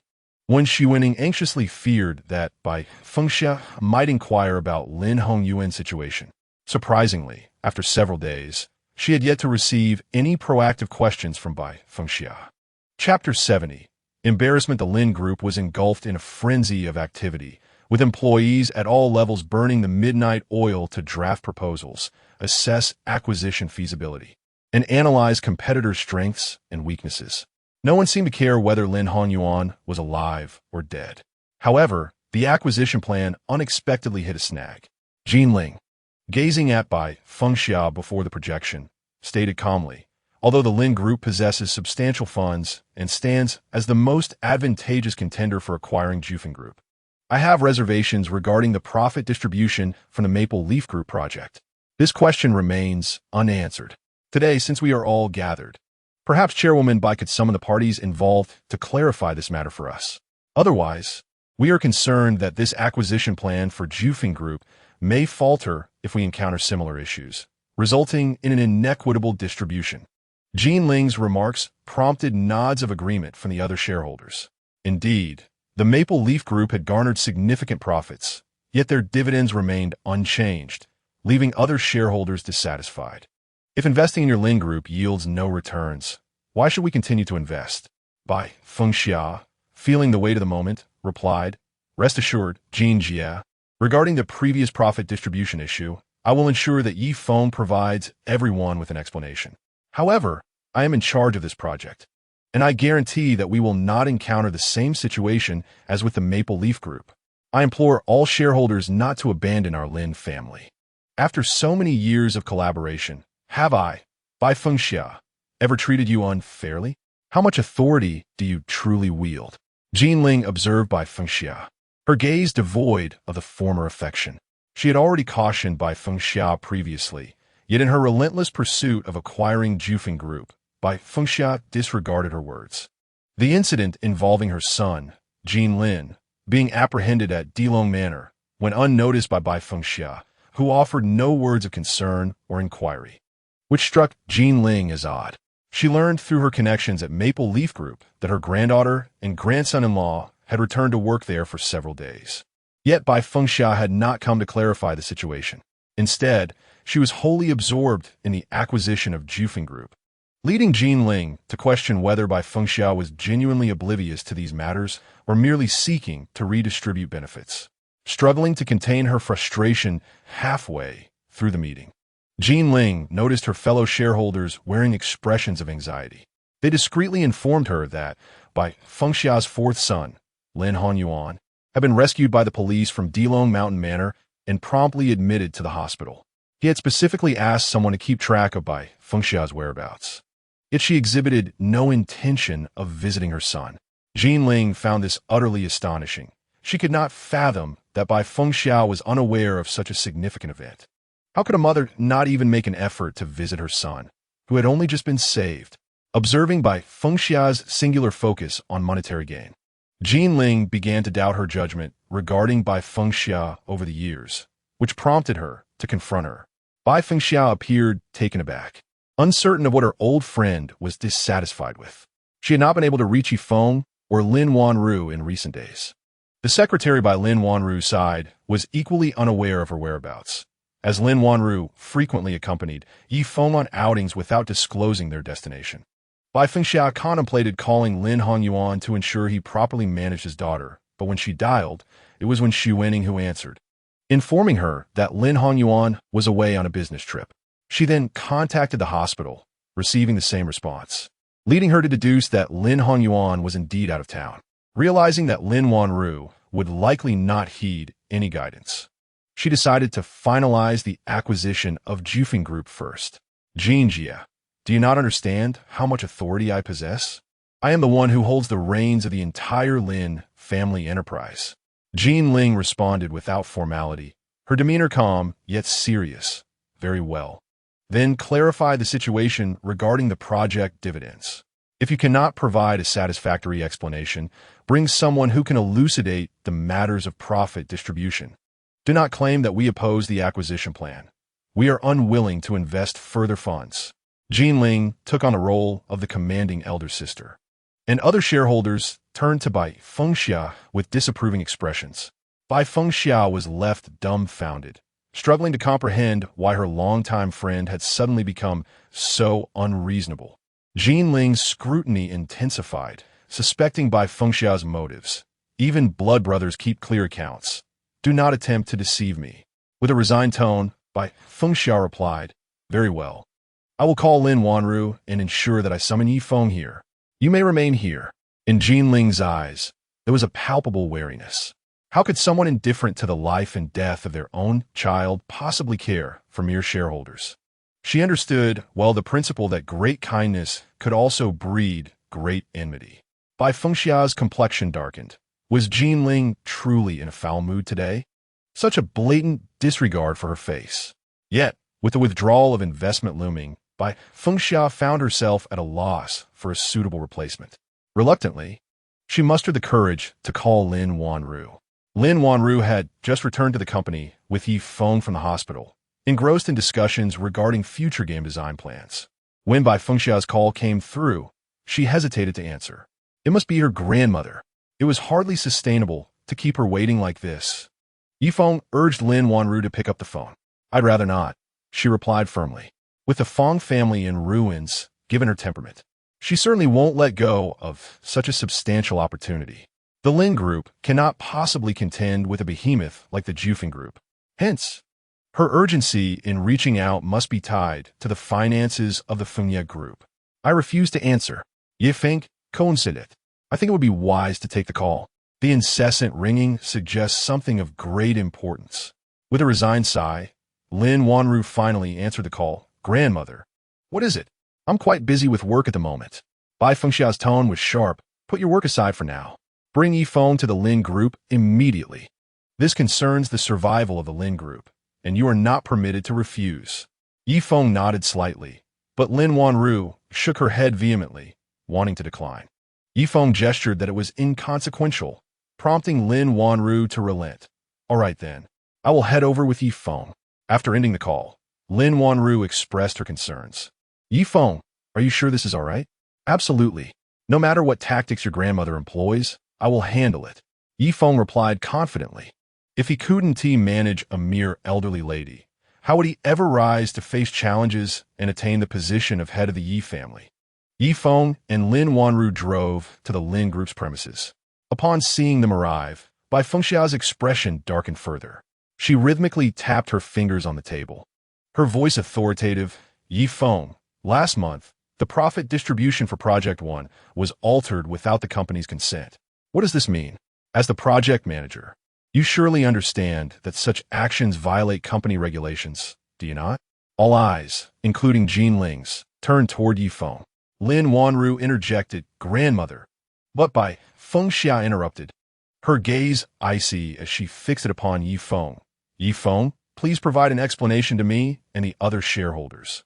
If your response fails to satisfy us, I believe you will no longer need to continue in your role as project manager. Chapter 71. Facing doubt, Yi Feng scoffed, amusement dancing in his eyes. He could entertain the first part of her statement, but the latter was utterly ridiculous. Chairwoman Bai, have you never managed a project or seen one in your lifetime? Such thoughtless words. Yi Feng surveyed the shareholders, including Jin Ling, without sparing Bai Fengxia a glance, his presence commanding. Esteemed shareholders, I wish to clarify that the purpose of this project is not to serve your interests, but rather to cater to every customer who utilizes our products. You cannot expect me to exceed the profit-sharing ratios stipulated in the contract merely to appease you. Jin Ling nodded. Of course not. However, we have heard that you have significantly increased employee salaries, which seems rather unreasonable. Yi Feng replied calmly, I must clarify.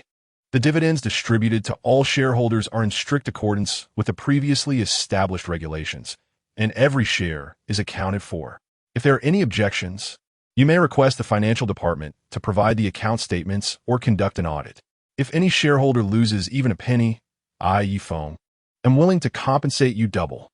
Jin Ling turned to Bai Fengxia. Although her words were directed at Yi Feng, I heard that you used our shareholders' profits to reward employees with bonuses. Yi Feng furrowed his brows, his expression serious. This is absolutely slanderous. I, Yi Feng, would never engage in such behavior. I admit that to enhance employee motivation, I did make some adjustments to the company's bonus system, but this does not affect the shareholders' profits at all. Bai Fengxia glared at Yi Feng. Yi Feng, you unilaterally adjusted the project bonus system, raising the company's labor costs, which led to a decline in profits. Consequently, while shareholders receive dividends proportionately, the actual returns do not align with the profits. Now, on behalf of the company and all shareholders, I express strong dissatisfaction with your actions. As the chairwoman of the company, I hereby relieve you of your duties as project manager. From now on, you will no longer serve in that capacity, and your position will be assumed by a chief planner, Mr. Peng. Lin Wanru, upon hearing this, felt her cheeks flush with anger and spoke coldly. I oppose this. All of Yi Feng's adjustments were made with my consent. If Chairwoman Bai insists on using this reason to dismiss Yi Feng, then I shall be dismissed alongside him. Subsequently, Lin Wanru recited the relevant sections of the company management regulations concerning the president's authority, which clearly state that the president may adjust company benefits and employee salaries directly in agreement with employees without needing board approval. Yi Feng was astonished to discover that Lin Wanru recited it with remarkable fluency, as if she had rehearsed it countless times. Lin Wanru fixed her icy gaze on her grandmother. Chairwoman Bai, all of Yi Feng's actions are reasonable and lawful. We cannot accept your accusations. Bai Fengxia's eyes widened with fury, her pale hand trembling as she pointed her manicured finger at Lin Wanru. Lin Wanru, you. Jin Ling crossed her arms, her grayish-white, slightly curled hair framing an expression of admiration as she clapped and laughed. Chairwoman Bai, it seems that as the chairwoman of the Lin Group, you are not even familiar with the company's regulations. What a waste of our time. I suggest we conclude today's meeting. I will entrust Miss Lin to handle the acquisition plan for Zhao Group. Bai Fengxia stared in disbelief at Jin Ling, wondering if this was still her old friend, who appeared to be turning against her. Yanjing Ye, Bai Fengxia called out, chasing after Jin Ling, unable to accept the outcome. Can you tell me why? Jin Ling, feeling exasperated by the pursuit, stepped into a secluded corner and said calmly, albeit with a hint of anger, there is no reason. Ask yourself, how much have we shareholders invested in your Lin Group? What sort of character do your sons possess? During the course of managing the company, how much profit did the Lin Group generate, and what has it brought us? In order to maintain your facade, how much have we lost? Without our support, do you believe the Feng family would regard the Lin family with any esteem? Now that the Zhao Group has finally collapsed, what chaos have you stirred up in your quest for power against your granddaughter? Bai Fengxia, it is high time you reflect upon your own actions. With that, Jin Ling turned on her heel and departed, leaving Bai Fengxia alone, disheveled in the wind. Returning to the Lin family, Lin Wanru approached eagerly. Mother, how is the situation progressing? Have you managed to oust Feng? Feng struck Lin Wanru across the face in frustration. This is all your terrible idea. What do you mean Feng unilaterally altered employee benefits? That is a violation. You claim I have the right to strip Feng of his position as project manager, and that I could leverage the shareholders to execute an industry ban against him. And what has come of it? You have brought me nothing but shame and loss. Even the acquisition plan for the Zhao Group has been taken over by Lin Wanru. You have truly driven me to the brink of madness. Mother, please do not be angry. Can you explain to me what exactly transpired? Lin Wanru, terrified, dared not to harbor any anger towards Feng. Just as she was about to recount the day's events, a sudden realization struck her, and her expression shifted. Wait, did I not stipulate that Lin Wanru had no authority to adjust employee benefits? How could such a regulation change? Lin Wanru, equally perplexed, remarked. Could be that Lin Wanru has played a clever trick behind your back? Feng's expression grew increasingly grave. She had reviewed and signed the company regulations. How could there be an unexpected alteration? In the office of the president of the Maple Leaf Group, Feng was still reflecting on the recent events, curiosity piquing within him. Wanru, given by Feng's nature, how could she possibly grant you the autonomy to make independent decisions for the company? Lin Wanru smirked slyly, her eyes glinting with shrewdness. My grandmother devised a scheme to undermine me, attempting to usurp the company I built from the ground up. I could never permit her to seize control without a fight. Once I recognized her intentions, I maintained my composure, acting obedient and compliant before her. Whenever there was a matter requiring a signature, I would bring it to her, and the agreement altering the company regulations was cleverly hidden among numerous documents. At that moment, she was so eager for me to agree to let my third uncle join as vice president that she signed without a second glance.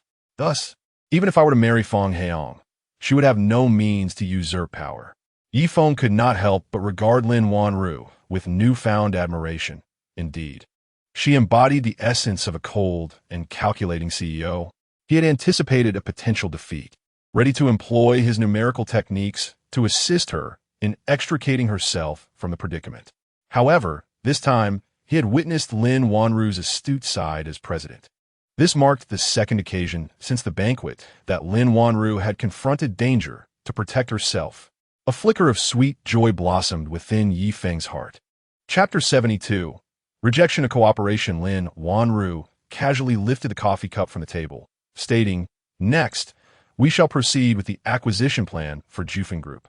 Given the substantial scale of Zhao Group, numerous companies will certainly express interest in acquiring it. We must act swiftly to secure this acquisition. After speaking, Lin Wanru instructed her secretary outside. Secretary Zhao, please summon the management teams from the investment and wealth departments to the president's office conference room for a meeting. Feng observed Lin Wanru's decisive demeanor and could not help but smile in admiration. Very well. I shall refrain from attending your acquisition meeting. I must oversee the subsequent stages of the project. Lin Wanru nodded slightly, handling these matters with ease. Agreed. Let's divide the tasks and collaborate. The personnel from the finance and strategy departments at Feng Group were exhilarated to learn that Lin Wanru had been assigned the monumental task of acquiring Zhao Group. Initially, they had presumed that such matters were solely the domain of the Lin headquarters and held no relevance to them. To their astonishment, this unprecedented opportunity had fallen into their laps. A significant deal indeed.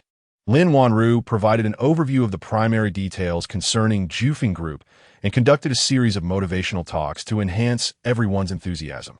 The acquisition plan progressed smoothly, and the current responsible party at Zhao Group expressed a keen interest in selling the company as a whole. However, just as Lin Wanru believed the acquisition was within reach, the counterpart's attitude suddenly became ambiguous. President Lin, we need to further evaluate your company's capabilities, said the representative from Zhao Group.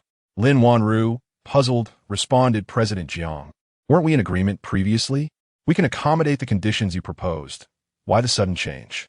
President Jiang, with a hint of resignation, replied, President Lin, let me be candid.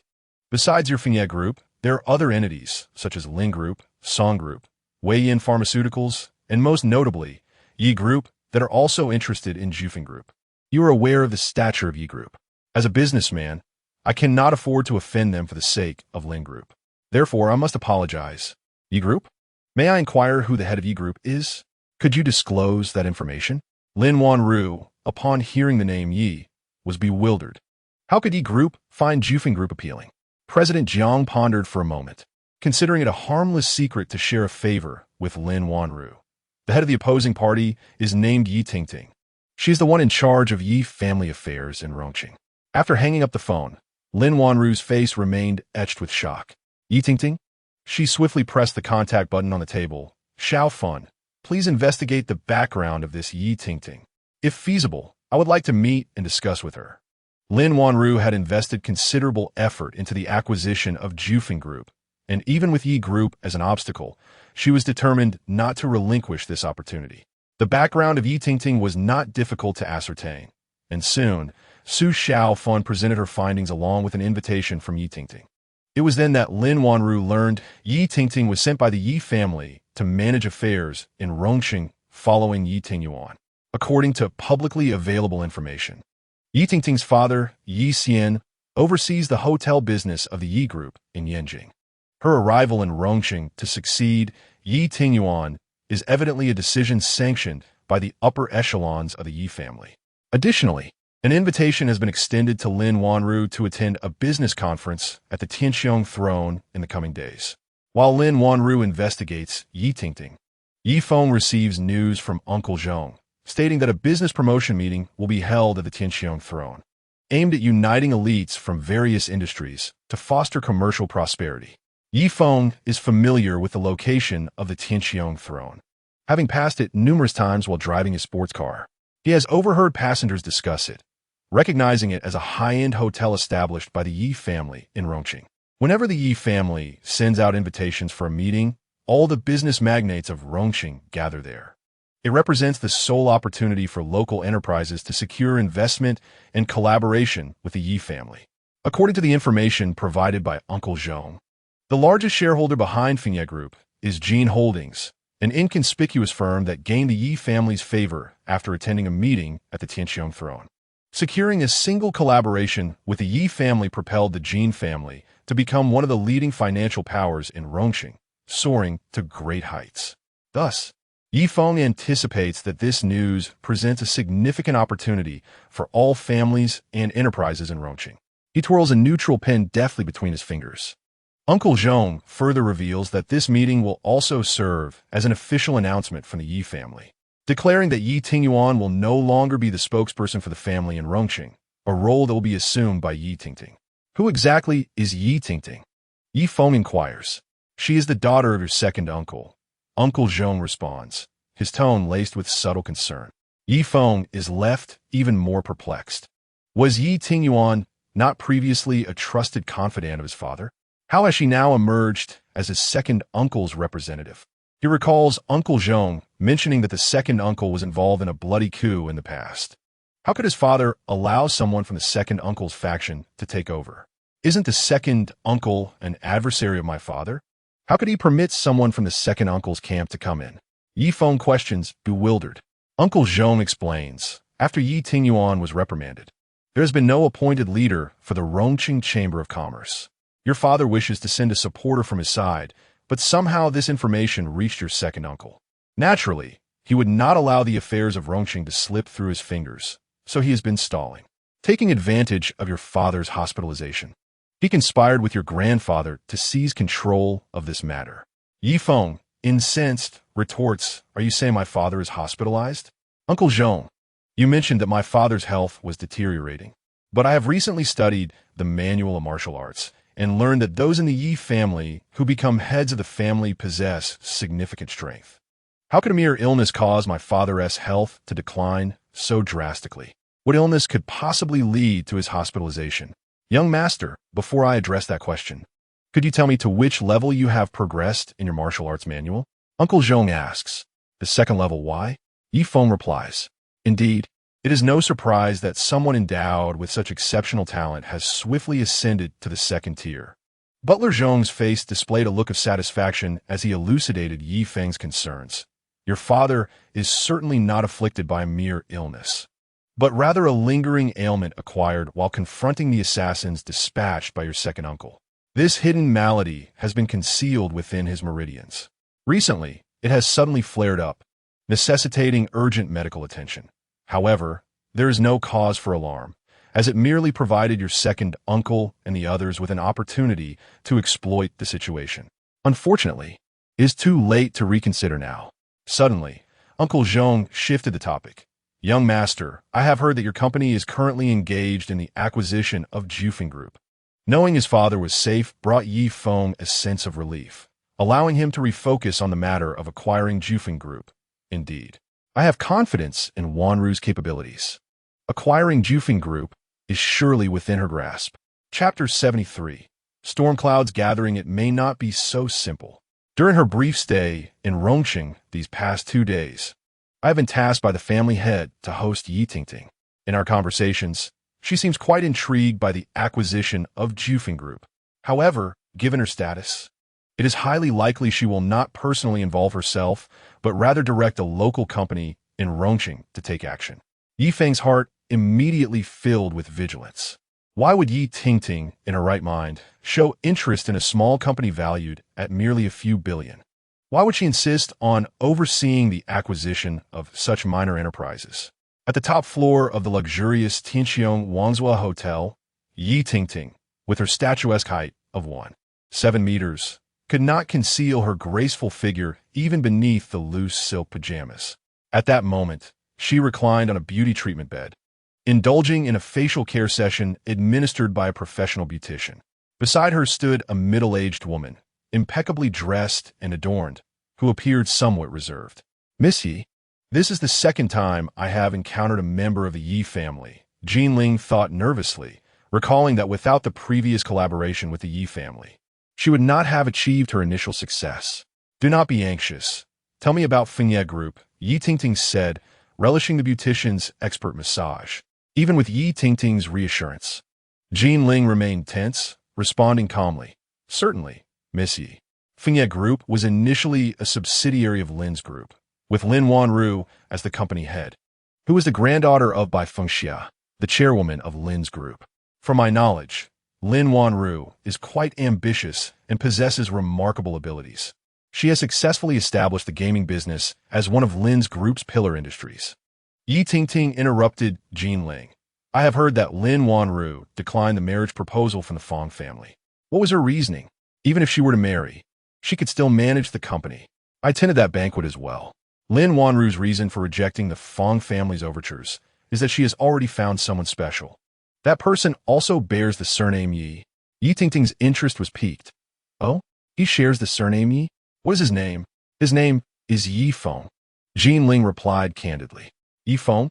Yi Tingting pondered, recalling that her cousin Yi Yuntang had once driven away an elderly woman, causing a ruckus under the name Yi Feng. What do you know about Yi Feng? Yi Tingting inquired curiously. Jinling contemplated. I do not know much. I've only heard Bai Fengxia mention him a few times. It seems that Yi Feng is a lad from a rural background who previously drove for a ride-hailing service in Rongqing. I believe Lin Wanru was once his passenger when she took a cab. Subsequently, I assumed the role of the executive assistant at Maple Leaf Group, where I obtained incriminating footage of the former project manager's improper conduct with the vice president. This revelation sent shockwaves through the company, leading Bai Fengxia to dismiss the former project manager in front of several shareholders, and the vice president was also stripped of his position. Furthermore, this individual possesses a remarkable ability to win people over. Recently, the project's market response has been exceptionally favorable, and he astonishingly allocated a significant portion of the profits to reward the employees with bonuses. This decision has resulted in increased project costs and some losses for our shareholders. Yi Tingting's lips curled into a slight smile. This Yi Feng is indeed quite exceptional. All right, you may leave now. Please extend an invitation to Yi Feng as well. In 2 days, I wish to see him at the celestial throne. Jinling nodded and bowed as she exited, despite the brief encounter lasting only a few minutes.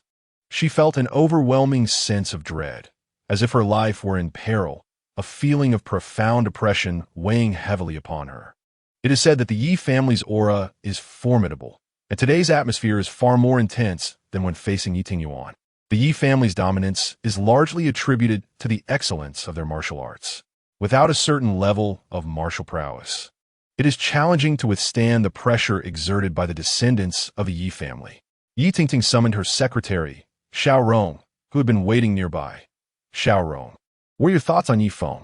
As Xiao Rong had been personally nurtured by Yi Tingting, she understood well what her superior wished to hear. Yi Feng hails from a rural background, and considering the intensity of the internal strife within the Yi family, it is indeed plausible that the head of the family would send his son to the countryside. These two labels certainly align.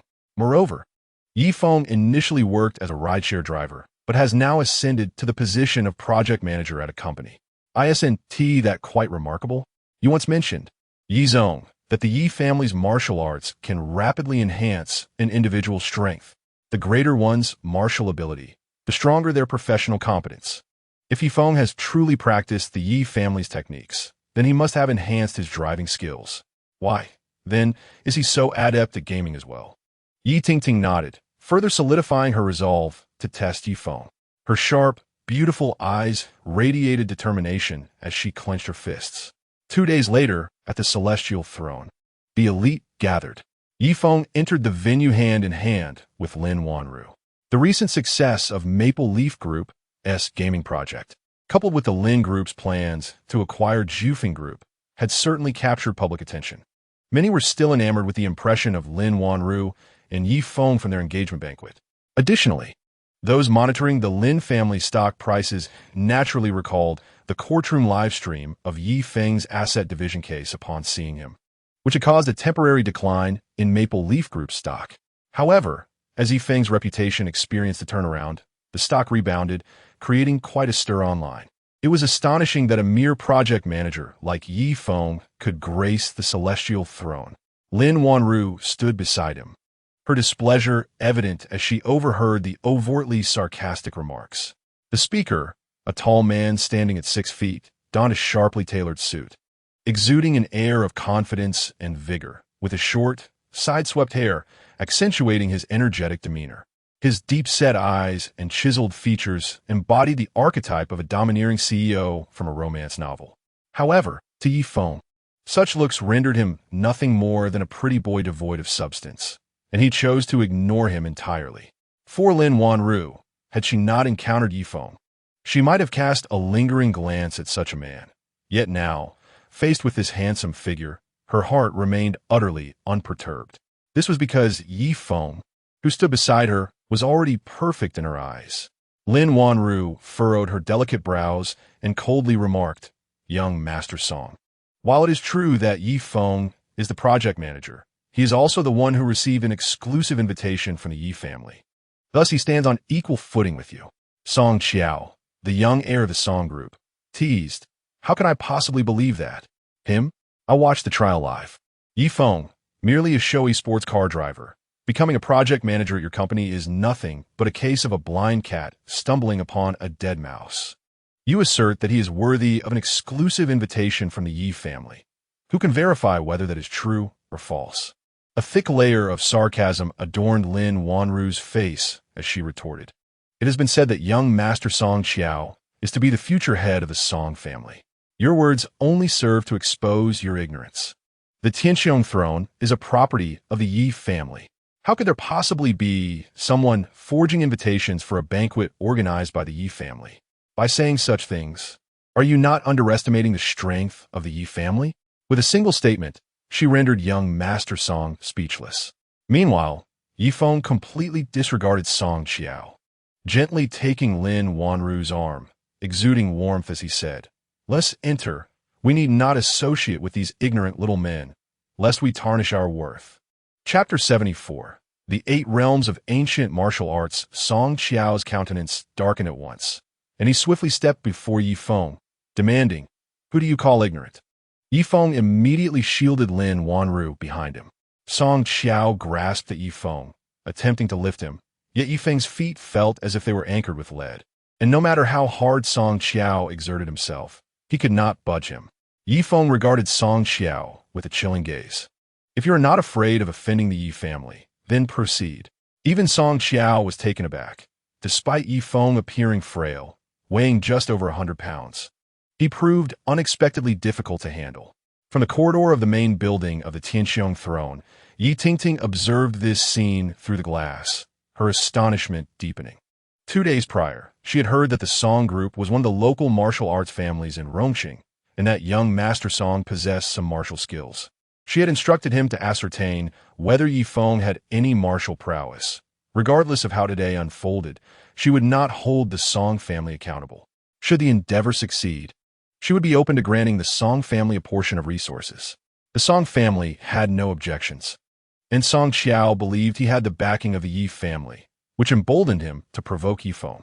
Offending the Yi family? Huh. My relationship with the Yi family is far closer than yours. A wise man would hasten to leave this venue to avoid embarrassment. With renewed vigor, Song Xiao's subordinates exerted all their strength, veins bulging on their foreheads, their faces contorted with effort. However, Yi Feng merely grasped Song Xiao's hand lightly, his movements appearing gentle. Yet Song Xiao felt an uncanny sensation of being controlled. With his eyes cast down, shimmering with barely perceptible arcs of electricity, and a smile gracing his lips, Yi Feng addressed him, "Young Master Song, let us refrain from harsh words. This is a gathering of distinguished individuals. Do not bring shame upon your Song family and invite ridicule upon yourself." Upon finishing his statement, Song Xiao was astonished to find his hand inexplicably losing control. Unable to resist Yi Feng's gestures, and it simply floated away, allowing Yi Feng to release him. It was only after Yi Feng and Lin Wanru had taken a few steps away that he felt his ability to move return. Yi Tingting, who had been closely observing Yi Feng, sensed a slight abnormality. The earlier action, though merely a subtle test, would have caused any lower-tier martial artist to reveal their presence. Yet, she felt not a trace of martial aura from Yi Feng. How could he, an individual from the wilderness realm, remain uncontrollable? Are you also a martial artist? Who is your master? Song Xiao pressed on, relentless in his inquiry. In Rongqing, aside from the Song and Wei families, there was another martial arts expert. How could this not astonish him? Moreover, this person shared the surname Yi. Could there truly be a connection to the Yi family? Yi Feng neither denied nor answered, stating simply, "This is my business and none of yours." "Then tell me, what realm are you in?" Song Xiao was exceedingly curious about Yi Feng's level of mastery. Yi Feng shot him a disdainful glance. Was this person out of his mind? What did his realm have to do with him? No comment, Yi Feng replied, stepping into the venue and mingling with the crowd. At that moment, the head of Wei Yin Pharmaceuticals approached Yi Feng and Lin Wanru, surveying Lin Wanru from head to toe with a lewd grin. "Ms. Lin, a few days ago you sent someone to discuss a merger with the NG hospital under the Jufeng Group, did you not? I believe your terms are negotiable." Yi Feng looked at Lin Wanru in confusion. This Wei seemed even older than Lin Hongyuan and regarded Lin Wanru with a distinct lack of respect. His gaze either wandering or fixated on her in an uncomfortable manner. Lin Wanru quietly explained to Yi Feng, "Wei Yin Pharmaceuticals is a well-known pharmaceutical enterprise in Rongqing, but their scale pales in comparison to the national chain of Yi Pharmaceuticals. They are eager to acquire a large hospital like NG, but unfortunately, their funds are insufficient. Initially, I intended to cooperate with Wei Yin Pharmaceuticals to secure NG Hospital, but Wei Yin demanded an exorbitant share, offering only 20% of the funding while seeking 80% of the profits, which I refused." Yi Feng began to understand the situation and coldly addressed Wei Yin. "Enough. Cease your lecherous gaze upon my girlfriend. Our Maple Leaf Group can secure NG Hospital without needing to collaborate with you." Wei Yin arrogantly retorted, "Do not presume that your knowledge of martial arts grants you the right to flaunt your power before me. I am not a useless pawn like Song Xiao. My willingness to collaborate with you should be seen as a favor." He continued, "Do not forget that the Maple Leaf Group is merely a company in the entertainment industry. There is a vast chasm between industries." Lin Wanru cautioned, "Yi Feng, do not overestimate yourself. Wei Yin Pharmaceuticals' arrogance is backed by substantial capital. This way, Yin possesses considerable strength. Yifeng's eyes flickered with a faint blue electric light as he swiftly analyzed Wei Yan's physique. Indeed, there was an internal force present, and its depth was not inferior to his own. Their strengths should be comparable. Yifeng's expression became slightly grave, yet he did not let it show. I do not wish to display my prowess before you. Rather, it is you who attempts to morally bind me.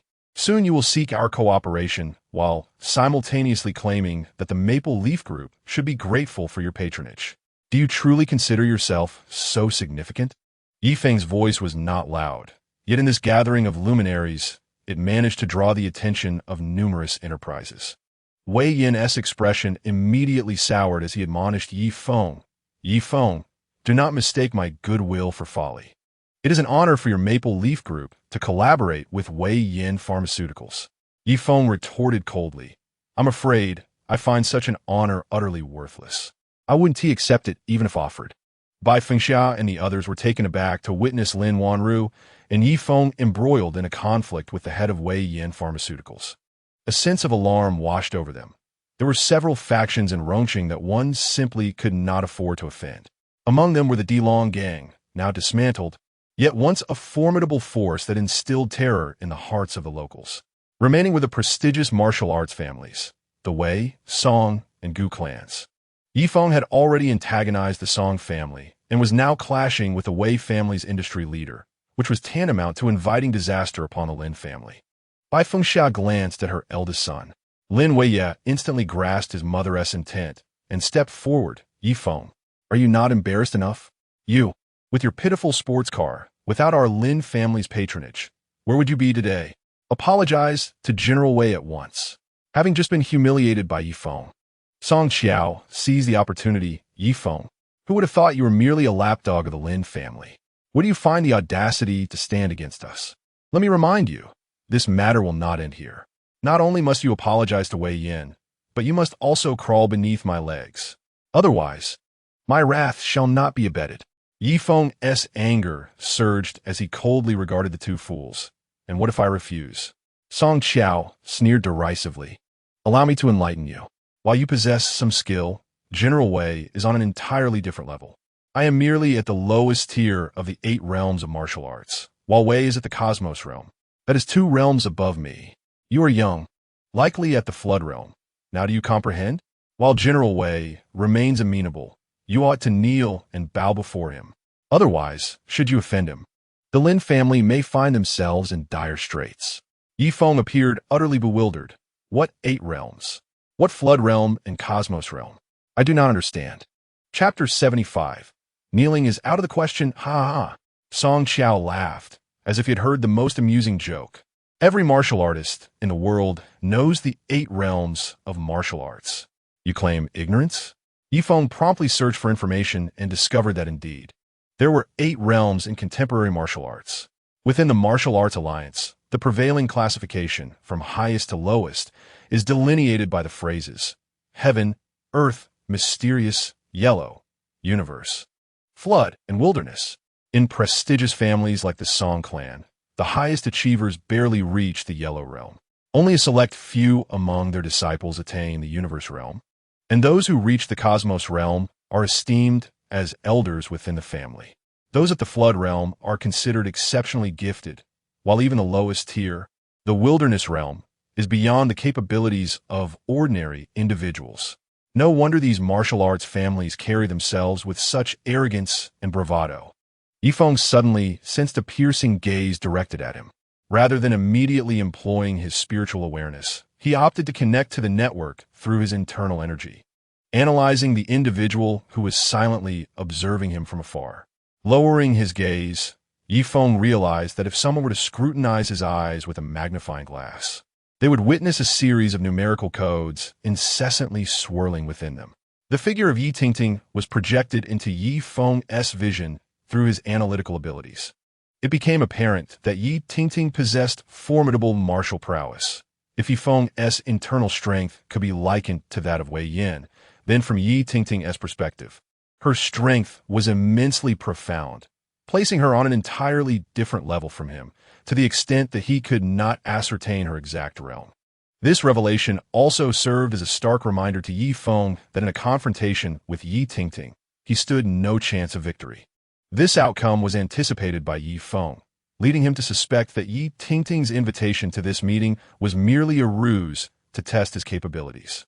A heavy weight pressed upon Yi Feng's heart.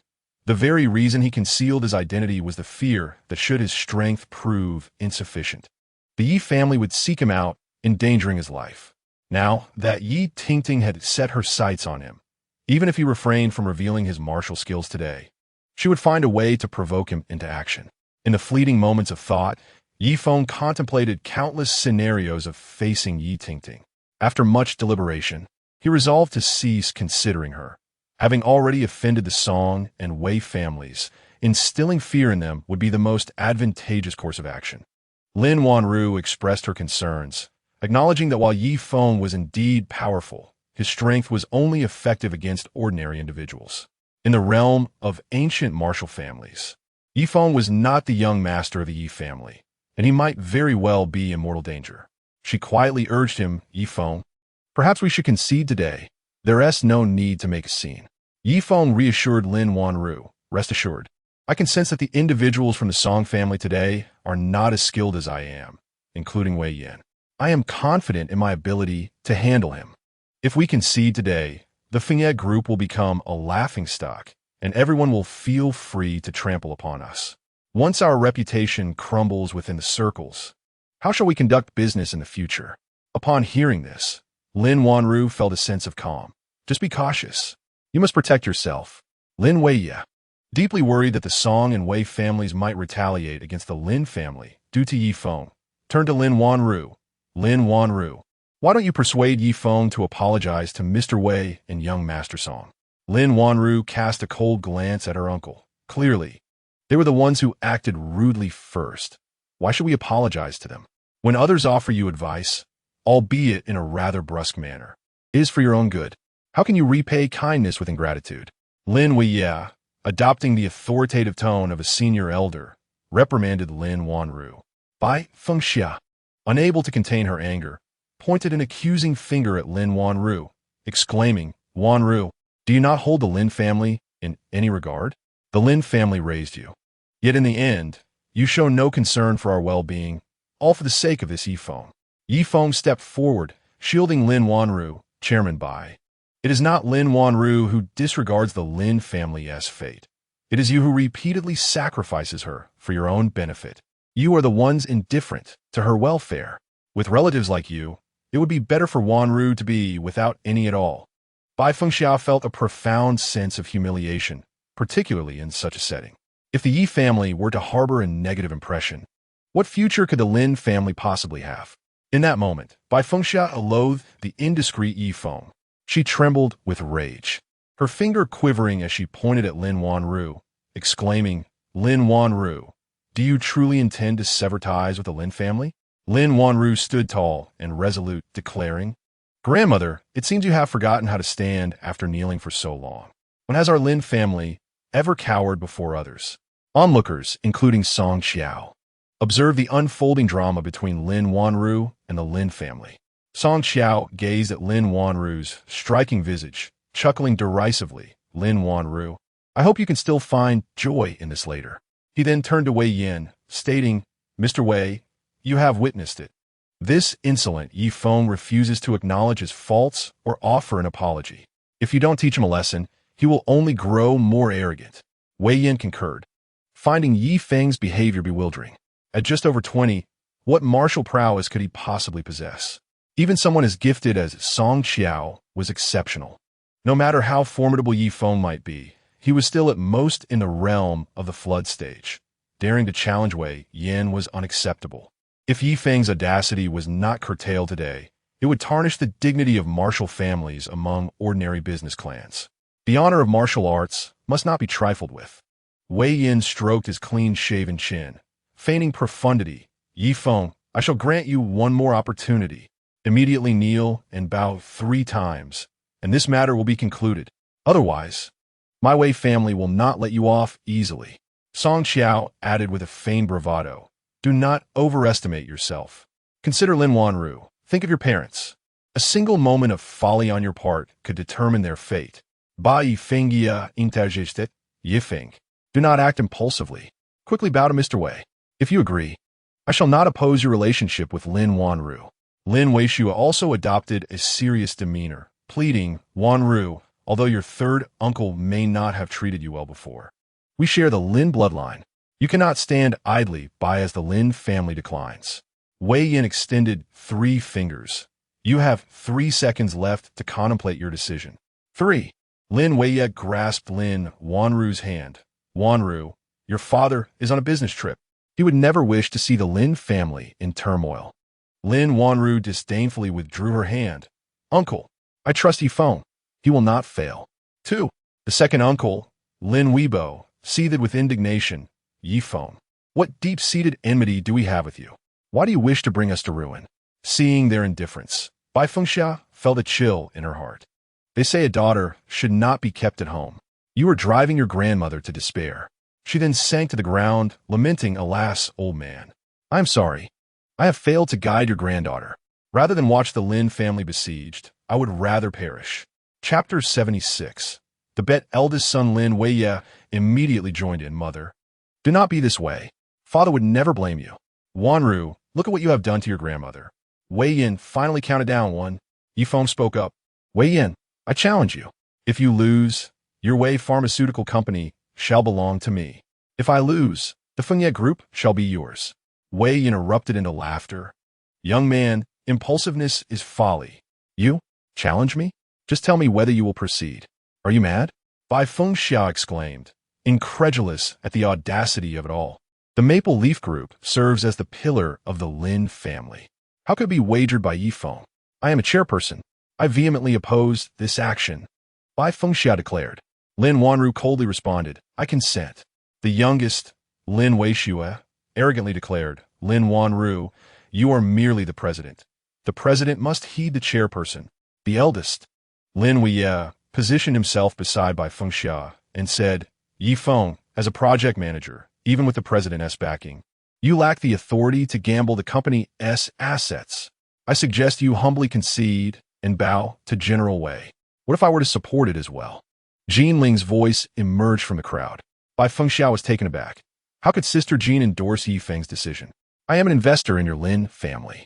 Bai Fengxia, should you oppose Yi Feng's wager, I shall withdraw my investment. You must return every penny I have invested in your Lin family over the years. Jean Ling stated coldly. Bai Fengxia found it incomprehensible that an investor would agree to wager the company. Should they lose, the greatest loss would be borne by the investors. She stepped forward, forcing a strained smile. Sister Jean, if Yi Feng were to lose, your investment would also go to waste. Jean Ling mocked Bai Fengxia with a smile. You have never truly believed in your granddaughter, but I am different. I have witnessed how Wanru has grown. She trusts Yi Feng, and thus I trust him as well. He will not only avoid losing the wager, but will also assist the Maple Leaf Group in expanding its pharmaceutical endeavors. After speaking, Jean Ling directed a gaze of confidence towards Lin Wanru. Lin Wanru was astonished. Her entire family doubted her and Yi Feng. Yet a stranger like Jean Ling believed in her so profoundly. She then beamed at Jean Ling. Thank you, Chairperson Jean. Song Qiao rolled his eyes, considering Yi Feng utterly presumptuous. He turned to Wei Yin and said, Chairman Wei, since this lad is ungrateful, please teach him a lesson and restore some dignity to our martial arts family. Wei Yin looked at Yi Feng again. I accept your wager. Yi Feng's expression turned icy. Merely verbal acceptance is insufficient. We must formalize the wager in writing to prevent any deceit. Wei Yin, confident he would not lose to Yi Feng, readily agreed. Very well. Let us sign. After both parties signed, Xiao Rong, Yi Tingting's assistant, approached with a message. Everyone, I am Xiao Rong, assistant to General Yi. General Yi is aware of the wager between Yi Feng and Wei Yin regarding pharmaceuticals. She is willing to provide a venue and serve as a witness. Should either party attempt to renege on the agreement, they will be blacklisted by the Yi family. Yi Feng's expression grew serious. Was Yi Tingting truly intent on confirming his identity? Wei Yin, noticing Yi Feng's change in demeanor, felt reassured, believing Yi Feng would soon be unable to maintain his bravado. He maintained a composed facade, confidently addressing Xiao Rong. Miss Xiao Rong, having General Yi as a guarantor for this wager is indeed splendid. I was concerned Yi Feng might attempt to evade responsibility if he lost. Xiao Rong smiled warmly. Rest assured, the Yi family detests those who lack integrity. Once the wager is established, even in defeat, one must accept the promise with grace. That is excellent. That is excellent. Do you know where the venue will be? Wei Yin felt as though the heavens had bestowed upon him a generous feast, as everything unfolded with astonishing ease. He was already envisioning how, upon acquiring Feng Group, he would ensure that Lin Wanru would be at his beck and call. Come with me, both of you. Xiao Rong cast a meaningful glance at Yi Feng. Yi Tingting stood before the expansive glass window on the third floor, a place unnoticed by others, yet she could clearly see and hear everything transpiring below. With her arms crossed, she exuded an air of complete control over the situation. Before long, the large screen in the banquet hall illuminated with images of Yi Feng and Wei Yin. Bai Feng Xiao realized that this time, the Lin family had garnered significant attention, and it was highly likely that these two impulsive youths would bring about their downfall, leaving her heart heavy with despair. Lin Wanru anxiously focused on the screen, confident that Yi Feng would not disappoint her. However, the arena was fraught with uncertainty. It was impossible for Lin Wanru not to worry, not about Feng Group, but about Yi Feng's safety. At the moment she consented to Yi Feng using Feng Group as a wager, her heart unexpectedly felt lighter. Ever since Feng Group expanded from a gaming company into a conglomerate, her grandmother had never ceased to obsess over it. Without her third uncle, others would undoubtedly step in to meddle with the gaming business. If they could take control of the company, what might her grandmother not do? Thus, when Yi Feng proposed to use Feng Group as a stake, Lin Wanru not only did not mind, but actually found it quite agreeable. After all, it would be better to start anew with Yi Feng than to let her grandmother maintain control over Feng Group for free. The more Bai Feng Xia threw tantrums, the more Lin Wanru felt justified in her stance. Currently, apart from Mr. Peng's team, the rest were primarily chosen by Lin Weishue. Taking advantage of the moment, Song Qiao approached Lin Wanru. Miss Lin, Yi Feng stands no chance against General Wei. If you fear that the Lin family will lose face, why not plead with me? I am quite amenable. If you're willing to ask, I will certainly advocate for your family before General Wei, ensuring that your family does not suffer a heavy loss. Bai Feng Xiao perceived this as a lifeline and simultaneously realized that Song Qiao was likely interested in Wanru. A glimmer of hope surged within her. Even without the Feng family, there was still the Song family. Truly, the heavens had not forsaken the Lin family. She quickly expressed her gratitude. Young Master Song, thank you for extending your hand. Then, she shot a glare at Lin Wanru. Wanru, given the circumstances, it is rare for young Master Song to offer assistance, and you do not even show any gratitude? Lin Wanru harbored a strong disdain for someone like Song Qiao, yet maintained her composure, stating, Song Qiao, I shall not plead with you. You are not even worth a fraction of Yi Feng. Song Qiao's expression darkened instantly. He tightened his grip around Lin Wanru's waist, rendering her unable to resist, while with his other hand, he grasped her chin, forcing her to lift her head. Lin Wanru, who do you think you are to dare to offend me? With no means of evasion, and finding herself unable to struggle free, Song Qiao's face was nearly pressed against hers. Without hesitation, she stepped on his shoe with her high heel, creating a deep indentation on the smooth surface. The sharp pain radiating from his toes nearly escaped his lips as a cry. Chapter 77. The appearance of the adorable girl Song Qiao, who had always been accustomed to pride, had never been treated this way by a woman. In a fit of anger, he swung his hand towards Lin Wanru's face. Lin Wanru instinctively closed her eyes as a flash of light danced before her. To her astonishment, the anticipated slap never arrived. Upon opening her eyes, she was greeted by the sight of a charming girl clad in a lovely apricot yellow Lolita dress, her delicate face flushed with pink and her lips adorably pouty, evoking an irresistible desire to steal a kiss. Who else could it be but Ruoying? Ruoying, Lin Wanru tentatively called out. Ruoying turned around, offering Lin Wanru a gentle smile before swiftly delivering a powerful slap that sent Song Qiao sprawling. with one hand gripping her tiny waist and the other pointing accusingly at Song Qiao. She exclaimed, "What do you think you are? How dare you bully my sister Wanru?" Song Qiao was taken aback. Who are you? Do you know my identity?" Ruo crossed her arms and tilted her cute little head, retorting, "Aren't you just the youngest of the Song family? I don't even regard the Song family, let alone a small fry like you. Hurry up and get lost. If you dare to lay a finger on my sister Wanru again, I will make you experience the taste of humiliation." As she spoke, 7 or 8 female bodyguards, all dressed in a similar style to Ruo Ying, emerged around her, exuding a soft and adorable aura that belied their fierce demeanor. Lin Wanru was utterly bewildered by Ruo Ying's audacious display.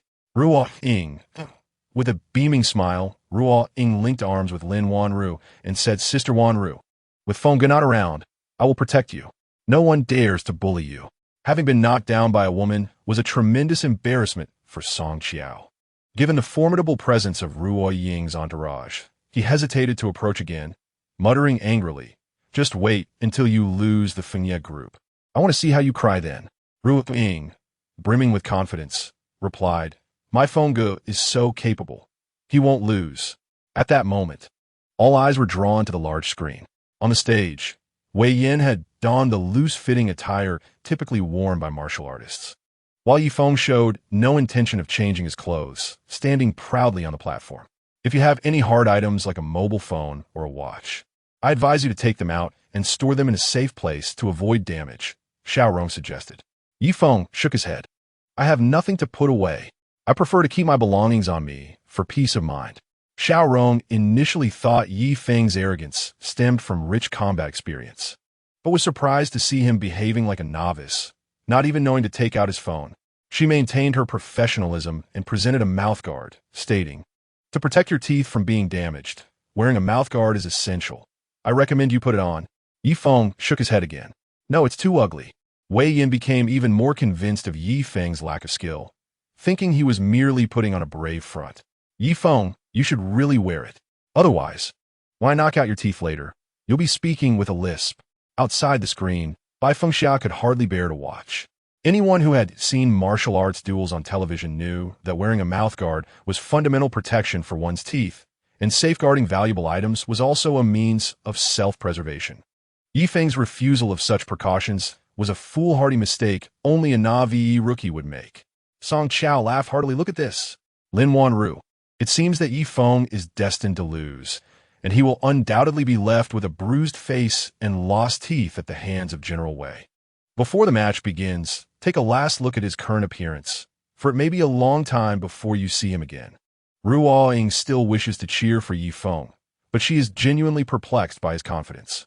Is brother Feng truly as self-assured as he appears? Listening to Song Qiao's mockery and observing Ruo Ying's changing expressions, Lin Wanru's concern deepens. "Ruo Ying, is Yifeng really as Song Qiao says?" Ruo Ying's face instinctively grew serious, yet she maintained a warm smile in response to Lin Wanru's question. "Sister Wanru, don't be afraid. Brother Feng does not engage in battles without certainty. We must have faith in him." Lin Wanru nodded, disregarding Song Qiao's taunts, and continued to focus on the screen. On the screen, Wei Yin deliberately postured, allowing Yifeng to strike first. Yifeng humbly insisted that he was not a fighter, and that way, Yin should make the first move. Wei Yin, increasingly dismissive of Yifeng, sensed no aura of a martial artist emanating from him. Suddenly, Wei Yin lunged, leaving a blur in the air, at normal speed. An ordinary person could not perceive Wei Yin's movements without slow-motion replay. In that instant, Yifeng's eyes flickered with faint electricity. He anticipated Wei Yan's actions and instinctively shifted an inch to evade the blow accurately. Yifeng's movements, too, required slow motion to be discerned. Remarkably, Wei Yan did not expect that Yifeng could dodge his punch. Yifeng's reaction speed was not inferior to his own. Wei Yan relentlessly pursued him, while Yifeng quickly recorded and analyzed Wei Yan's techniques, attempting to decipher his patterns. To outsiders, it appeared as though Yifeng was being overwhelmed, suffering visible injuries, and on the verge of being thrown off the stage by Wei Yan. Ruo Ying, anxious and restless, jumped in place, waving her arms. Brother Feng, fight back. Take that old man down. Song Xiao, filled with self-satisfaction, felt he had regained his footing after previously suffering setbacks. Lin Wanru, stop struggling. Yi Feng is bound to lose. Lin Wanru entirely ignored Song Xiao's words, focusing intently on the screen, hoping for a miracle.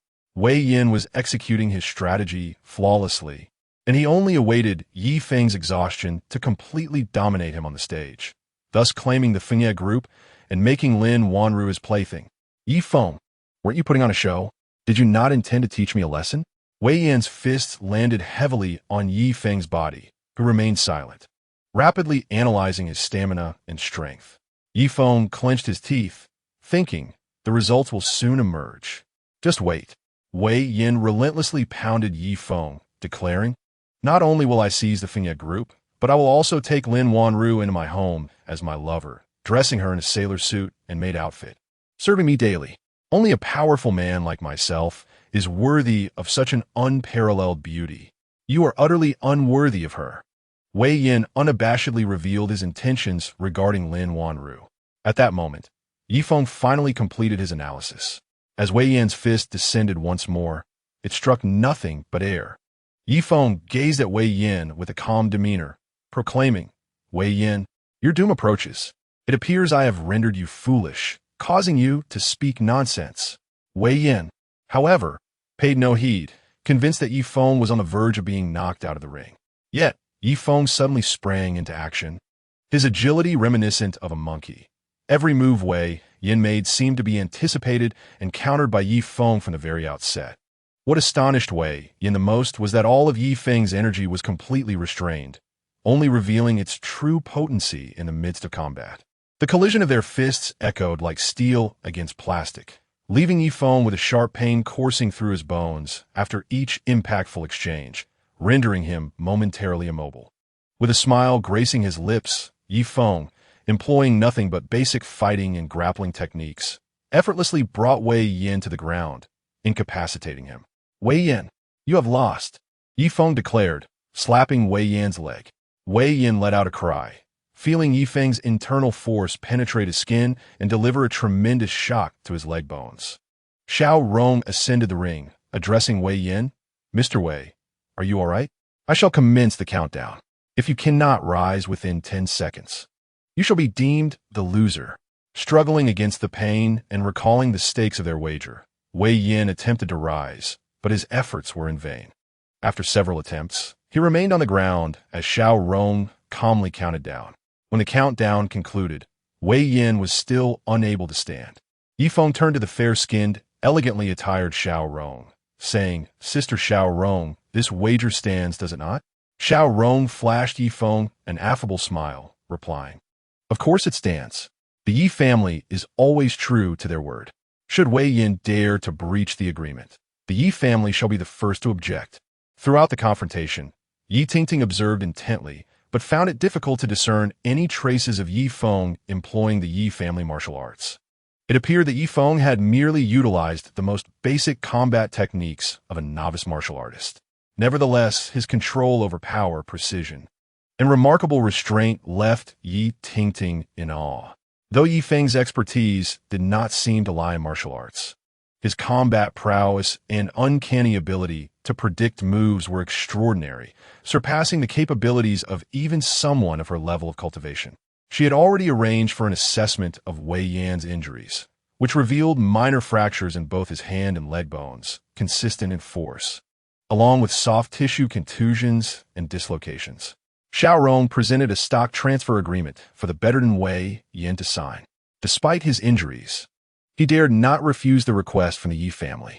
Upon returning to the hall, Lin Wanru embraced Yi Feng with excitement, exclaiming, Yi Feng, you're all right. How wonderful. She buried her head in his chest, inhaling his familiar scent, finally reassured that he had returned unscathed. During the earlier moments when Wei Yin had been overpowering Yi Feng, she had nearly been brought to tears. Thankfully, fate had smiled upon her. Her beloved was safe and sound. Yi Feng gently patted Lin Wanru's back, exclaiming, all right. Everyone is watching. I assure you, I will be fine. Zhao Rong handed over the equity transfer agreement signed by Wei Yin, saying, "Congratulations, Mr. Yi. Wei Yin Pharmaceuticals now belongs to you." Yi Feng affectionately wrapped his arms around Lin Wanru's slender waist, chuckling, "Wanru, this is the trophy. I have one for you." With a beaming smile, Lin Wanru signed the document, her expression tinged with concern as she remarked, "Next time, you mustn't let anyone push you around. It's quite distressing to witness." Yi Feng nodded calmly. "All right, I promise you." While the two were immersed in their affectionate exchange, Ruo Ying, holding a bag of popcorn, watched the couple with hard-eyed enthusiasm, thinking to herself how fortunate she was to have convinced her brother to come. Otherwise, she would have missed this splendid spectacle. Ruo Ying excitedly cheered, "Get together! Get together!" The surrounding female bodyguards echoed in unison, "Get together! Get together!" Aside from the Song and Lin families, all the various bosses attending the banquet joined in, shouting, "Get together! Get together! You are all in your 30s, acting like children, making a ruckus," Song Qiao said incredulously to the crowd. Jean Ling chuckled, looking at Song Qiao with amusement. "Such scenes are rare since graduating from school. Can we relive our youthful days just once?" Caught in the middle, Lin Wanru blushed like a ripe apple.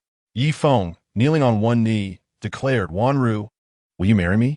Ruo Ying leaped up, her excitement soaring. "Oh my goodness! How delightful! A proposal. Brother Feng, what will you give as a token of your love?" Yi Feng replied with a smile, "Everything I have is hers. Say yes. Say yes." Ruo Ying rallied around the couple. The bodyguards she had brought chimed in unison. "Say yes. Say yes." The volume of their cheers quickly escalated. After all, Yi Feng had previously stood up to General Wei and now possessed Wei Yin Pharmaceuticals. Who would dare underestimate the strength of Yi Feng and Lin Wanru? Those who once sought to compete with Lin Wanru for the Jufeng Group now had to reconsider their capabilities before challenging Yi Feng. If they lacked the ability, supporting Yi Feng would be a wise move. Thus, the crowd raised their voices, "Say yes. Say yes." Yi Feng gazed intently at Lin Wanru. With flushed cheeks, Lin Wanru gently nodded. Ruo Ying erupted with enthusiasm. "Kiss. Kiss." Lin Wanru playfully chided, "Ruo Ying, must you persist?" Unable to help herself, Ruo Ying beamed, "Sister Wanru, you're simply too adorable. I can't resist." The surrounding cheers continued to echo, all chanting, "Kiss. Kiss." Yi Feng stood up, addressing Lin Wanru, "If you're not ready, you need not worry about them." Summoning immense courage, Lin Wanru rose on her tiptoes and pressed her lips against Yi Feng's. Yi Feng's mind exploded with joy as he instinctively wrapped his arms around Lin Wanru's delicate waist, deepening the kiss. Ruo Ying clapped excitedly, snapping photos, her heart dancing with delight. She was witnessing the union of two formidable souls, and nothing brought her greater joy. When witnessing the sweetness shared by others, she felt as though she too was enveloped in that delightful warmth, experiencing profound happiness and joy. Bai Fengxia's expression darkened to an extreme. The three Lin brothers cast disapproving glances at Lin Wanru and Yi Feng, who were sharing a kiss in public. Heavens! Lin Wanru will surely become even more audacious from now on, Lin Weibao remarked enviously. Lin Weishua added, "We must devise a plan, otherwise, when the fourth brother returns, he will undoubtedly soar high above us, becoming uncontrollable. Our Lin family business has not been thriving as it once did, and if we fail to acquire the Jufeng Group, will we not be left at the mercy of the fourth brother's family in the future?" Bai Fengxia's eyes darted around as she solemnly stated, "You are correct. Lin Wanru is a granddaughter of the Lin family. We cannot allow that young man, Yi Feng, to take her away." It was only after their lips parted that Yi Feng glanced at the teasing Ruo Ying, who had been silent moments before, not indicating her approval of her behavior. "Ruo Ying," Yi Feng called out in a calm tone. Ruo Ying eagerly scampered over, beaming, "Brother Feng." Chapter 79. After dealing with the younger, the elder arrives. Yi Feng had a plethora of admonitions pent up inside him. Yet, faced with Ruo Ying's excited and adoring gaze, he found himself at a loss for words. Ultimately, he adopted a serious demeanor and said, "Next time, do not act like this."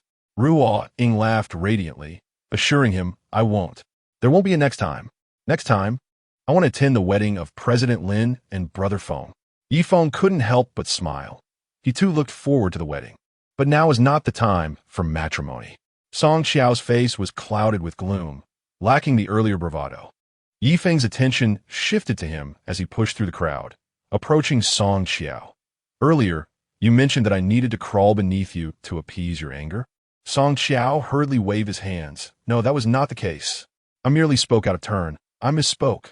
Ruo Ying glared at Song Qiao with disdain. Brother Feng, don't let him off the hook. You just try to flirt with Sister Wanru. Yi Feng replied coolly. Are you also interested in my girlfriend? Song Qiao shook his head in a panic. He knew that Yi Feng could easily defeat Wei Yan, so fighting him would be a piece of cake. Yi Feng remained composed and direct. Will you crawl on your own, or shall I assist you? Jin Ling chimed in. Wei Yan's hand and leg bones are fractured. He will be incapacitated for 100 days, and he will be rendered useless in the Wei family. No longer hesitating, Song Qiao fell to his knees. I will crawl. At that moment, the chairman of Song Group, Song Chongqing, strode over. Song Qiao? What are you doing? Song Qiao's face turned pale with fear. Facing his father was far more intimidating than crawling beneath Yi Feng. Terrified, he called out, Dad. Yi Feng crossed his arms, swiftly assessing the elder from the Song family, who was clad in a black silk gown and hand-stitched black shoes, emanating an imposing aura that was even more formidable than Wei Yan's. What trouble have you stirred up this time? Song Chongqing reprimanded sharply. Father, please save me. Yi Feng is forcing me to crawl beneath him. Song Qiao looked up at his father, feeling wronged. Now that the situation had escalated, he was certain he would be punished. Yet he could not allow Yi Feng to take advantage of him. Song Chongqing turned his gaze to the composed young man with arms crossed before him. Pray tell, how has my son offended this gentleman? If it is his fault, I shall not let it slide. There was no need for you to humiliate the Song family in such a manner, sir. Yi Feng remarked coolly. It appears, Mr. Song ought to keep a closer watch on his son. Since entering the venue today, your son has repeatedly provoked me, even conspiring with General Wei from Wei Pharmaceutical to insult me, and he has been inappropriate with my girlfriend, insisting that I crawl beneath him to appease his anger. I merely returned his words to him. Upon hearing this, Song Chongqing struck Song Qiao across the face. You impertinent fool! I warned you against stirring up trouble, yet you chose to ignore my counsel. Subsequently, Song Chongqing bowed deeply to Yi Feng. Mr. Yi, my son has acted disrespectfully. I am willing to discipline him on your behalf. Please do not be upset. With that, Song Chongqing shouted, Bring forth the family rules. A subordinate handed him a horsewhip. Trembling with fear, Song Qiao protested. Father, it was your son who was bullied. This is the Tianqiong throne, the Yi family's territory. You cannot do this. You have already brought shame upon the Song family. Now you remember this is Yi family ground? If I do not punish you, others will think the Song family consists solely of scoundrels like you. Upon finishing his words, Song Chongqing showed no restraint as he struck Song Qiao. The whip met flesh, leaving Song Qiao severely beaten. The son of a powerful family was reduced to a mere shadow of his former self, resembling an ordinary misbehaving youth. It was only when Song Qiao could no longer muster the strength to resist that Yi Feng commanded him to cease. Since Mr. Song is reasonable, let this matter be forgotten. Song Chongqing bellowed. Do not hesitate to thank Mr. Yi for his leniency. Song Qiao was filled with questions. Was it not the Yi family who urged him to test Yi Feng? He had not sought to provoke Yi Feng for mere amusement. Why then did his father choose to punish him so severely? Clearly, this was not the time for inquiries. He steeled himself, and, in a barely audible voice, apologized to Yi Feng. I am sorry, Mr. Yi, I will not dare again. Yi Feng rubbed his ear. What did you say? Song Chongqing struck Song Qiao once more. Speak louder. This time, Song Qiao dared not lower his voice, raising it instead. I am sorry, Mr. Yi. I will not dare again. I was wrong. Please forgive me. Yi Feng calmly replied.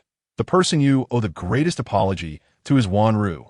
With a bruised face and swollen cheeks, Song Qiao turned to Lin Wanru and said, Miss Lin, I was wrong. Lin Wanru tightened her grip on Yi Feng's hand, turning her head away, refusing to look at Song Qiao.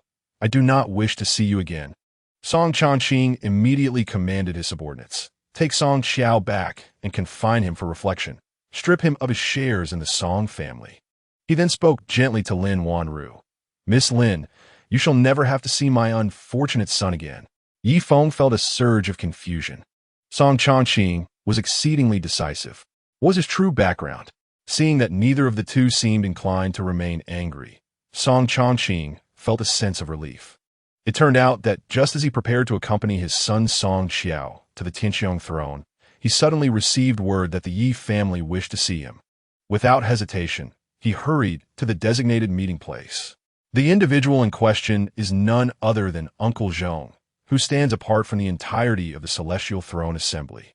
Uncle Zhong unequivocally expressed his stance, compelling Song Chongqing to choose sides, either ally with Yi Tingting, wherein he would deploy the genuine might of the Yi family to obliterate the Song clan, or publicly endorse Yi Feng to clarify his position.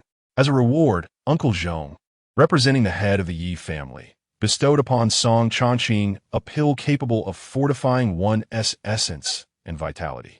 Initially, Song Chongqing's prowess was on par with Wei Yin, but upon consuming the pill, he immediately exhibited signs of a breakthrough. It was anticipated that within a year, he would undoubtedly ascend to the cosmic realm. At that juncture, apart from ancient martial families that had endured for millennia, the Song family would be virtually untouchable in Sichuan province.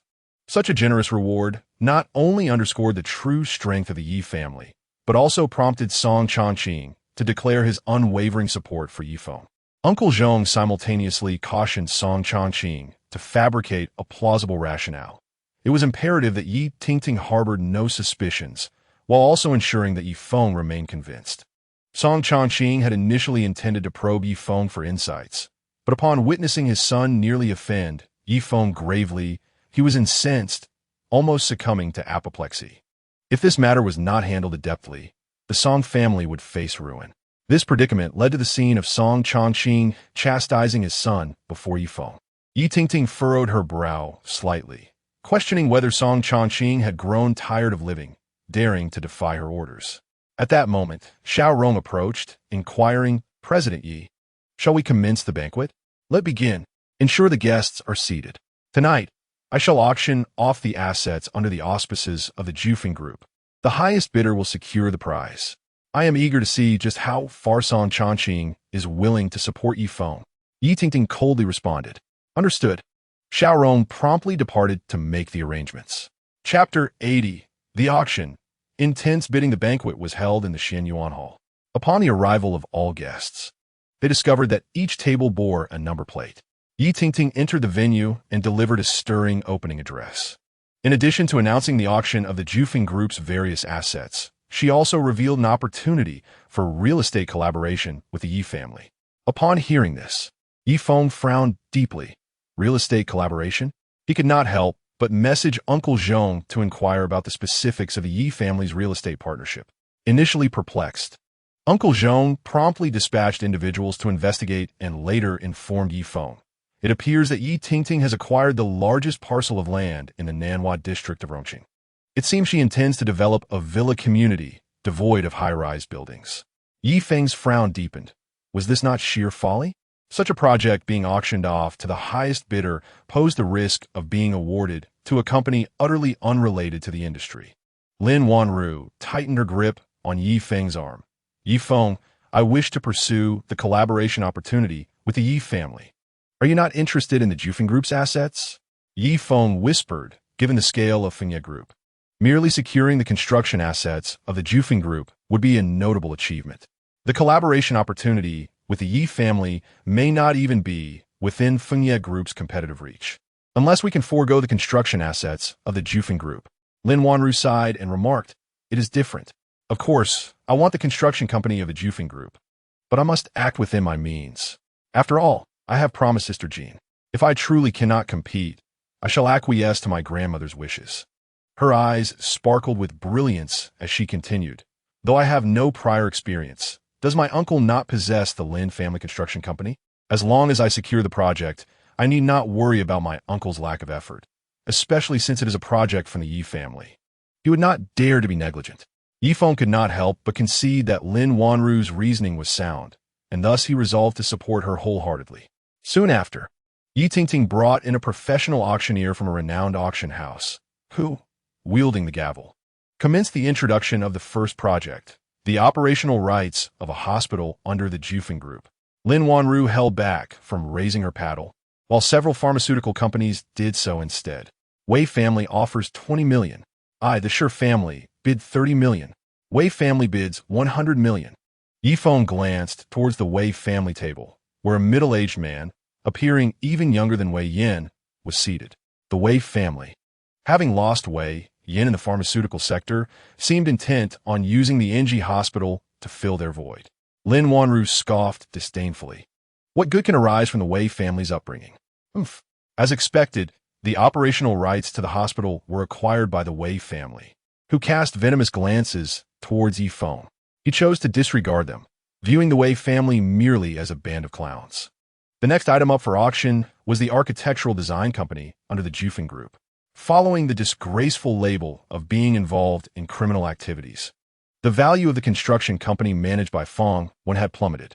Thus, this time, the company commenced bidding at 5 million, with increments of only 5 million. Lin Wanru glanced towards Fengxia's table and raised her paddle, declaring 20 million. This bid immediately dissuaded other enterprises from participating.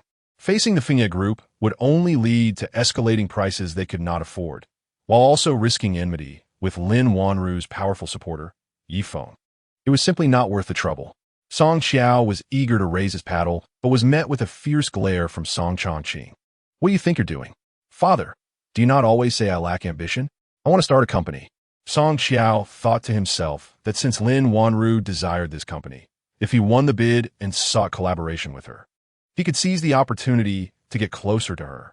Don't think I am unaware of your intentions. You wish to run a construction company? What do you know about it? Song Chongqing snatched the paddle from Song Xiao's hands, leaving him in tears. Lin Weiye followed suit, shouting, 50 million. Jin Ling watched in disbelief as Fengxia attempted to secure the Feng Group through this means, shaking her head. Fengxia was still too short-sighted. If she had aimed for a collaboration with the Yi family, she might have garnered more respect. It was evident to any discerning individual that whichever construction company secured a partnership with the Yi family would undoubtedly see its value soar. What Fengxia did not realize was that she too aspired to obtain a collaboration with the Yi family. However, she had not anticipated that the starting bid for the Feng Group would be so low. Should Lin Wanru acquire the Feng Group's construction company, she would gain the strength to rival her eldest son, and if she were to secure a few major contracts, the Lin family would then have to heed Lin Wanru's whims. Conversely, should they acquire the construction company of the Feng Group, Lin Wanru, even if she secures the collaboration project with the Yi family, would find the rootless Maple Leaf Group left with no choice but to seek her assistance. Lin Wanru raised her paddle once more, 60 million. Fengxia whispered to her eldest son, Lin Weiye. Weiye, raise the bid by 100 million directly. The construction company of Feng Group must not fall into Lin Wanru's hands. Indeed, Lin Weiye once again raised his paddle, 100 million.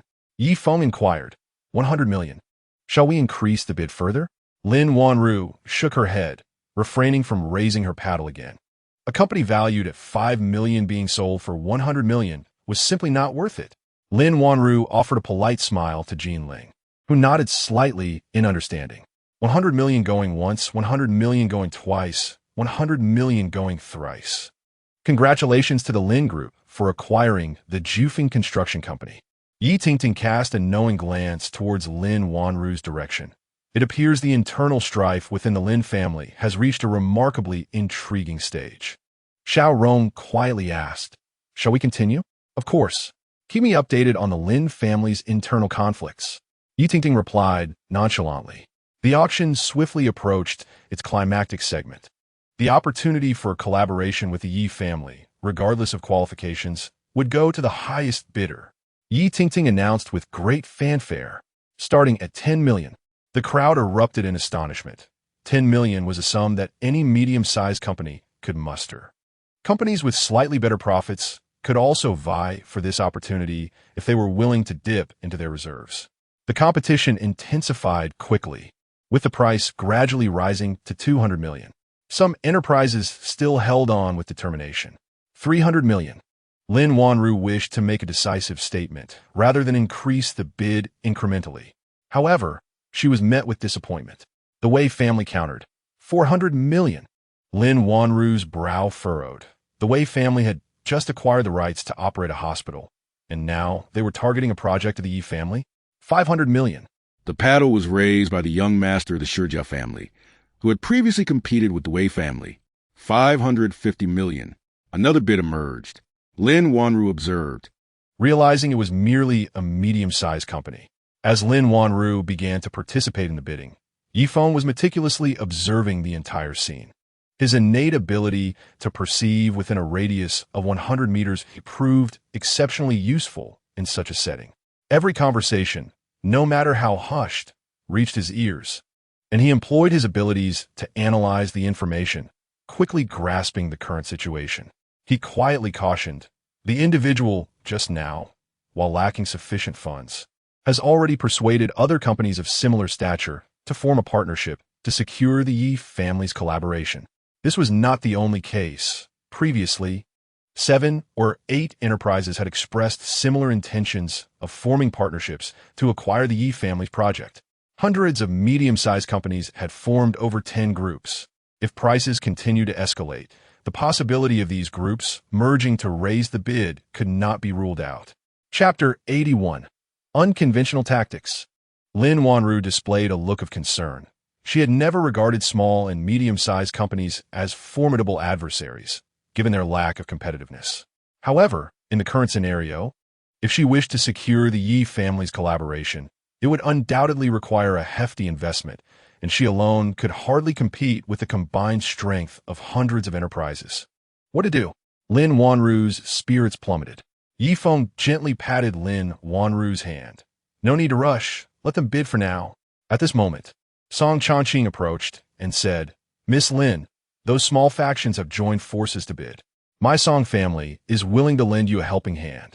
Feng, now aware of Song Changqing's intentions orchestrated by butler Zhao, inquired, may I ask how much Mr. Song is willing to contribute? The entirety of my family's assets is worth no less than 2 billion. Song Changqing declared with unwavering resolve. Feng was taken aback. It was evident that Song Changqing was making a significant sacrifice. Lin Wanru, though astonished, felt a wave of embarrassment wash over her. The Song family had already shown her considerable respect by dealing with the reckless Song Qiao. Now, to offer all his wealth to assist her was a gift she could scarcely accept. Mr. Song, we seem to be rather unfamiliar with one another. How could you stake everything on my behalf? With a calm demeanor, Song Changqing replied earnestly, I, too, was a victim of the Earth Dragon Gang. Had it not been for Mr. Ye's brave infiltration of their lair, I would have suffered greatly at their hands. In truth, Mr. Yi is a benefactor to our Song family. Not only would I be willing to risk my entire fortune, but I would also gladly lay down my life for you. Mr. Yi, whether Song Changqing was indeed a victim of the Earth Dragon Gang, Feng could not ascertain, yet the rationale was undeniably persuasive. Although Lin Wanru was shocked, she found herself able to accept his offer. Thank you, Mr. Song. At my age, I'm nearly the same as your father. It would be more fitting for you to call me Uncle Song, he said with a gentle smile. Uncle Song. Lin Wanru beamed, her smile as warm as a spring breeze. At this juncture, the price had escalated to 1 billion. Lin Wanru glanced at Feng and Song Changqing, who encouraged her. Miss Lin, feel free to raise your paddle. Thus, Lin Wanru raised her paddle, declaring 1.1 billion. The representative from the Wei family scoffed. Lin Wanru, even if you sold your entire Maple Leaf Group, you likely wouldn't be able to muster 11 billion. How dare you bid that amount? Standing resolutely behind Lin Wanru, Song Changqing retorted, Wei Qidong, your pharmaceutical family should refrain from wading into murky waters. Wei Qidong, with a smirk, looked at Song Changqing and Lin Wanru, mocking previously. Song Xiao sought to marry Lin Wanru. Your movements are quite swift. To secure a bride for your son, you're even willing to invest your entire fortune. This young lady from the Lin family is quite fortunate. Many in attendance exchanged glances, realizing that Song Changqing's actions were motivated by his desire to marry off his son. Some business owners, shareholders, openly teased Song Qiao. Song Qiao, despite how severely your father has disciplined you, it seems he still cares for you. Song Qiao did not perceive this as ridicule. Rather, he found it rather reasonable. Initially, he resented his father's actions, feeling undermined and restricted from participating in the bidding. However, it was now apparent that his father was far more capable than he had anticipated. With a triumphant smile adorning his face, Song Qiao felt a surge of pride regarding his impending union with Lin Wanru, even as it made him appear increasingly unsightly. Meanwhile, some company executives, aware of the underlying dynamics and envious of Lin Wanru, cast her sidelong glances. They believed that she was playing both sides, flirting with a talented young man like Feng while entangling herself with Song Qiao. Despite their apprehension towards Feng's formidable presence, whispers began to circulate in hushed tones. Lin Wanru, filled with anger and helplessness, never anticipated that Song Changqing's well-intentioned assistance would yield such an outcome. These whispers, inaudible to others, were crystal clear to Feng. Noticing Lin Wanru's distressed expression, Song Changqing declared loudly, "Wei Qidong, do not baselessly slander others. My aid to Miss Lin is entirely unrelated to Song Qiao. Mr. Yi has rendered great favors to my Song family. It is solely out of respect for Mr. Yi that I am assisting Miss Lin." Regardless of his words, Wei Qidong remained unresponsive. The auctioneer attempted to restore order, stating, "All right, let us proceed with the auction. Are there any further bids?" Wei Qidong glanced at the Shur family's table nearby. The Shur family, engaged in foreign trade, immediately responded with a bid. "I offer 12 billion. Shur boss was quite bold." Wei Qidong looked at Lin Wanru with a smug expression. Song Changqing encouraged, "Miss Lin, do not be afraid. Continue to raise your bid. If necessary, I will enlist a few old partners to assist you." Lin Wanru raised her paddle. 15 billion. Yi Tingting, with great interest, observed Lin Wanru's predicament from below, sipping on a meticulously crafted health drink, quietly enjoying the spectacle. The Shur family's expression darkened, clearly unable to continue. He had already persuaded all of his partners. Yet 12 billion was his limit.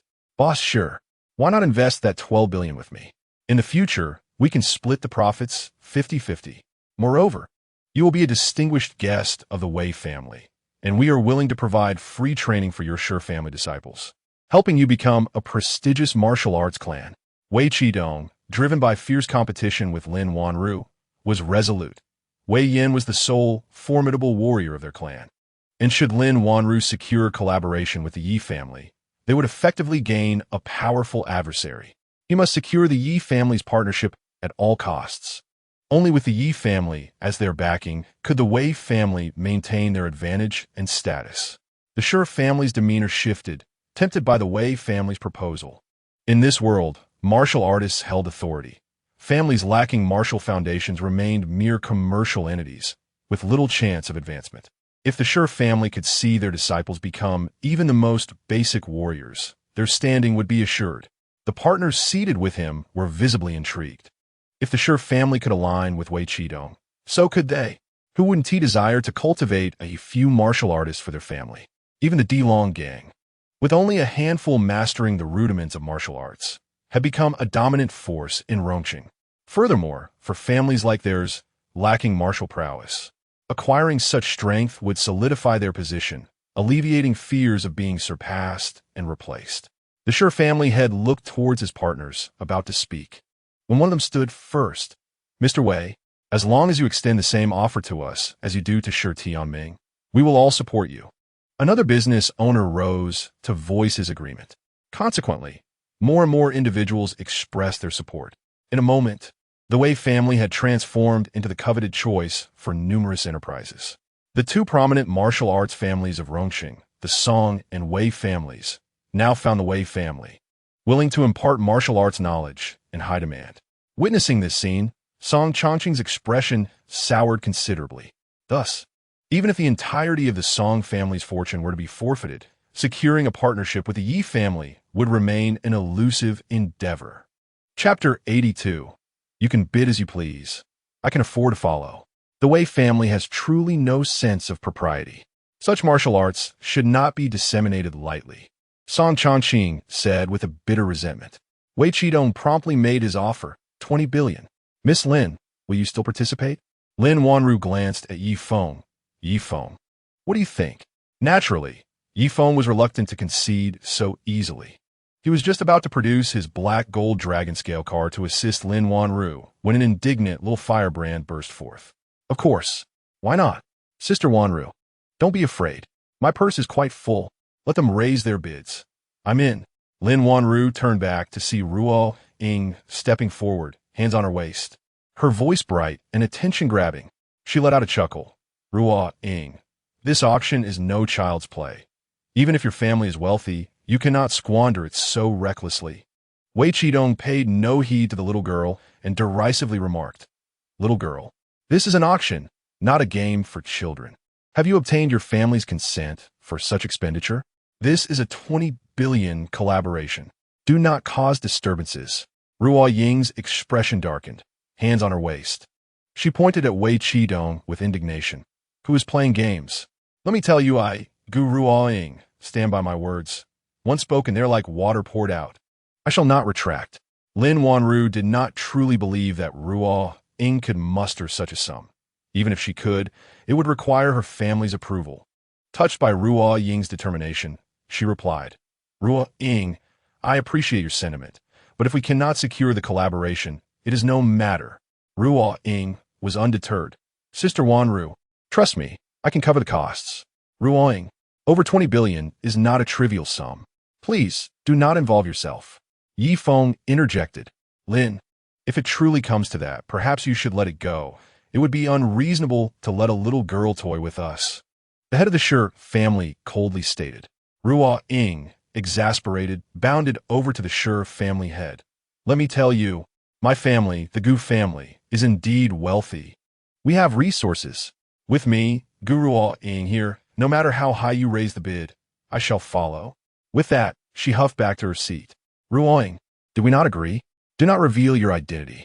Gu Qingyin sighed, looking at his sister with exasperation. Ruo Ying turned back and playfully stuck out her tongue at Gu Qingyin.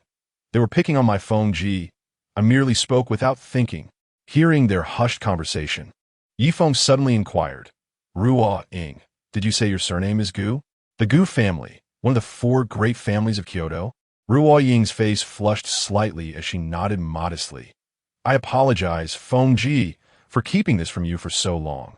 Lin Wanru was nearly knocked off her feet in disbelief. She had thought Ruo Ying was merely the playful daughter of an ordinary family, never suspecting that her employee hailed from one of the 4 great families of Kyoto.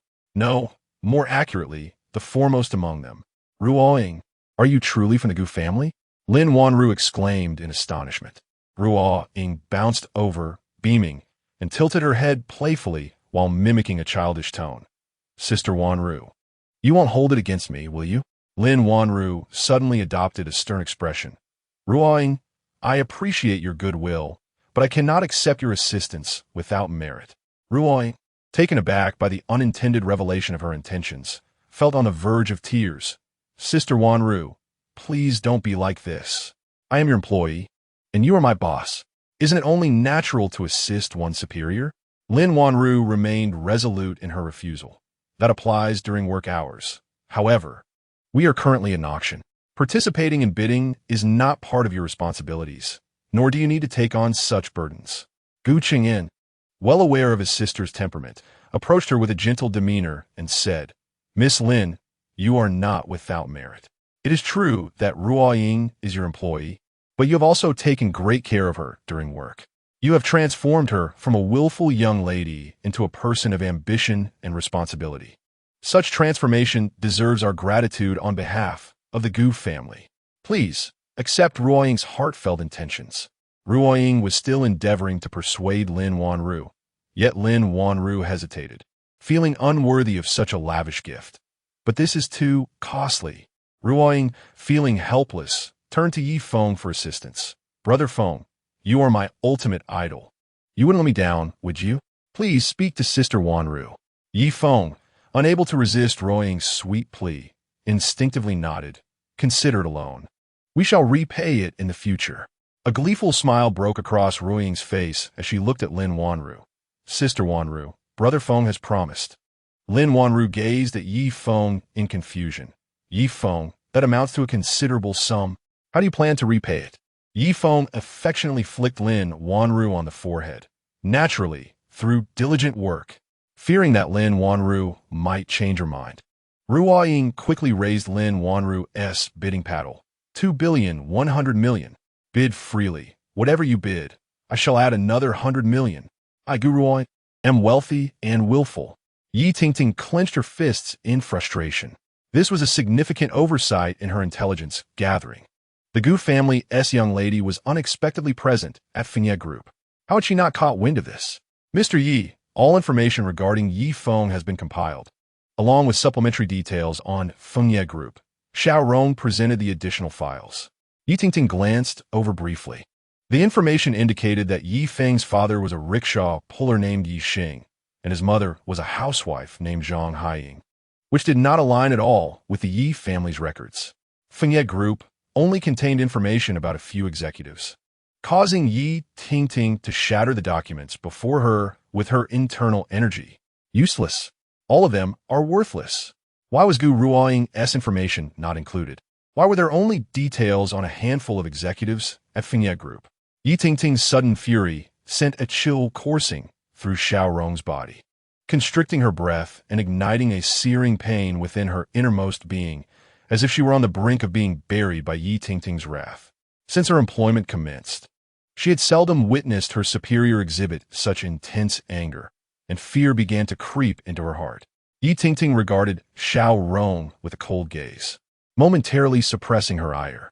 Zhao Rong felt a fleeting sense of escape. Then, with an icy command, Yi Tingting ordered investigate. We must uncover why Gu Ruiying has joined Maple Leaf Group. Understood. I shall look into it immediately. Zhao Rong, gripped by trepidation, hurriedly distanced herself from Yi Tingting. Unfazed by Zhao Rong's departure, Yi Tingting dialed her father, Yi Qingchuan. Chapter 83. The Authorization Ceremony. Father, trouble looms. The Gu siblings have both appeared at the Tianxiong throne meeting, and my plans have been thwarted. You must intervene. We cannot allow them to disrupt my agenda. Yi Qingchuan, relaxing in a private hot spring, remained remarkably composed upon hearing his daughter's plea. You need not worry. I have received word that the Gu family is engaged to the Lan family. Soon, Miss Gu will be returning to wed the eldest son of the Lan family, leaving her no time to meddle in Rongqing affairs. Yi Tingting's expression softened somewhat. With the Gu family's imminent departure, her worries began to dissipate. This evening's banquet approached its conclusion as the auction reached its end. With the backing of the Gu family, Lin Wanru rightfully secured the cooperation rights from the Yi family for a staggering 21 billion. Yi Tingting, having regained her composure, re-entered the scene, first congratulating Lin Wanru and subsequently expressing her recognition and trust in Lin Wanru's abilities. Publicly, she produced the authorization letter, declaring that henceforth, Lin Wanru would have full authority over the development and construction of the Tianfu Villa community in Nanhua District. Lin Wanru's heart leaped with joy as she reached for the signature pen offered by Zhao Rong. Yet Yi Feng suddenly stepped forward, saying, Wanru, have you forgotten how Uncle Lin advised you? Every agreement must be thoroughly reviewed. He continued, furthermore, since this is a signing ceremony, shouldn't it be conducted with formality? At the very least, shouldn't both parties' respective lawyers be present to ensure the agreement is free of issues before signing? Yi Tingting's expression darkened, and a palpable pressure emanated from her towards Yi Feng. Unfazed, he met her gaze, his countenance betraying no emotion, concealing all traces of his feelings, leaving Yi Tingting unable to detect any flaw. Bai Fengxia and others were equally astonished. Yi Feng's audacity was remarkable. The authorization letter personally prepared by Yi Tingting was met with a demand for the presence of both parties' lawyers for signing. Was he questioning the integrity of the Yi family? Raising an eyebrow, Yi Tingting noted Yi Feng's lack of fear and replied coolly, and who might you be? This agreement is between Miss Lin and myself. I do not wish for outsiders to interfere. Lin Wanru tightened her grip on Yi Feng's arm, asserting, Miss Yi, this is Yi Feng, my boyfriend. I concur with his perspective. This agreement is of great significance to me, and I would prefer to sign it in the presence of both parties' lawyers. Yi Tingting excelled in managing her expressions. Despite harboring resentment towards Yi Feng, her demeanor remained calm and composed. It seems I have not considered this thoroughly. Very well. Let Zhang Lu come over. She instructed. Xiaorong, please call Zhang Lu. Lin Wanru also reached out to Song Lin, requesting him to summon the best lawyer from the company. 20 minutes later, the representatives from both sides, the Yi family Zhang Qi and the corporate legal counsel arranged by Song Lin, completed the signing of the authorization letter under the watchful eyes of numerous business leaders. After the signing, Yi Tingting meaningfully remarked, according to the authorization agreement, I expect to see the community completed and the property on sale within a year. Your Lin Group has partnered with the giant Peak Construction Company, which is indeed a formidable alliance. I hope Mr. Lin will not disappoint me. Lin Wanru, her expression grave, assured her, rest assured, Ms. Yi, you will certainly witness the Tianfu Villa community go on sale in a year. Yi Tingting's gaze shifted between Lin Wanru, by Feng Xia, and finally rested on Yi Feng. After a moment, she casually inquired, Mr. Yi, your martial prowess is remarkable. May I ask which school you hail from? Yi Feng recognized that the main event had begun. Maintaining his composure, he replied, my father has long since retreated into the mountains and lives in obscurity. It is best left unsaid. Yi Tingting then extended an olive branch. I see. However, it is truly admirable that your esteemed father could raise such a talented young man. With your skills, remaining at Maple Leaf Group seems a waste. Why not join my Yi family? We share the same surname, and I assure you, you shall not be treated poorly. The business owners still present were taken aback to witness Yi Tingting extend such an offer to Yi Feng. This was indeed a surprising turn of events. Particularly those who had allied with the Wei family and mocked Lin Wanru, their faces turned ashen. If Yi Feng were to align himself with Yi Tingting, they would essentially be offending the Yi family. Yi Feng, however, did not leave them in suspense for long. Calmly, he responded to Yi Tingting, I apologize, Ms. Yi, but I have heard that the Yi family maintains strict discipline. I am accustomed to freedom and would find constraints intolerable. I believe Maple Leaf Group is far more suitable for me. Despite her adeptness in expression management, Yi Tingting could barely contain her disappointment. Although her invitation bore an element of testing, Yi Feng was the first to reject her proposal in front of everyone. Wei Qidong had initially worried that if Yi Feng sided with Yi Tingting, it would become more challenging for them to seek vengeance.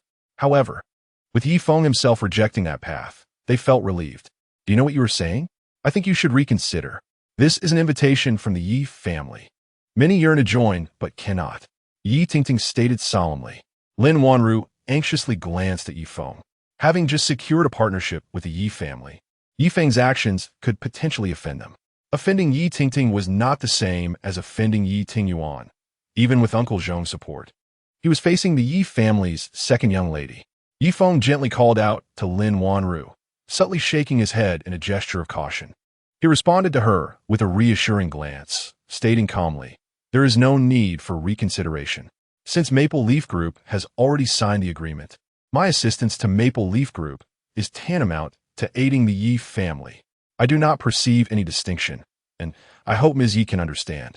Yi Tingting forced a rather unsightly smile, declaring, all right, since you are unwilling, then let it be. With that, she swept away, offering no explanations to anyone. The numerous business tycoons were left in a quandary, unsure whether to remain or depart.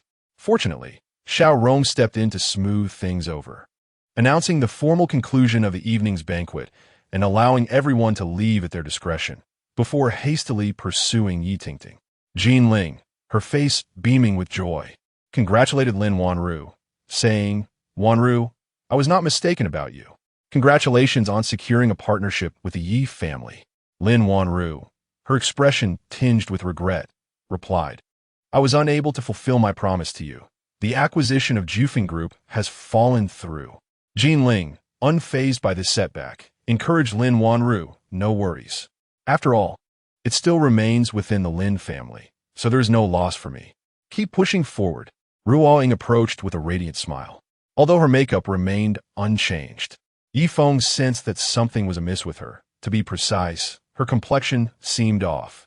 Unable to resist, Yi Feng discreetly assessed Ruo Ying's physical state, confirming his suspicions. Just moments ago, she had radiated vitality, yet now she appeared almost pallid. Wanru Ye, congratulations! Ruo Ying exclaimed cheerfully. Chapter 84. Ruo Ying's worries. Lin Wanru failed to perceive the underlying disquiet concealed beneath Ruo Ying's facade. Ruo Ying, you have been a tremendous help to me this time. Thank you. Rest assured, I will repay you. She assured. Money is not a pressing matter. Tonight, you must treat me to dinner. Ruo Ying proposed. Lin Wanru, in agreement, noted that despite the banquet's designation, little food had been consumed, as anxiety had overshadowed the evening. It was the perfect opportunity to enjoy a meal and express gratitude for the Gu family's assistance. All right, what do you wish to eat? Order whatever you like. It's on me. Ruo Ying beamed with delight, but you mustn't go back on your word. I want to go to Xinla Pavilion. I wish to indulge in a grand feast and drink to our heart's content. Let us celebrate until we are inebriated.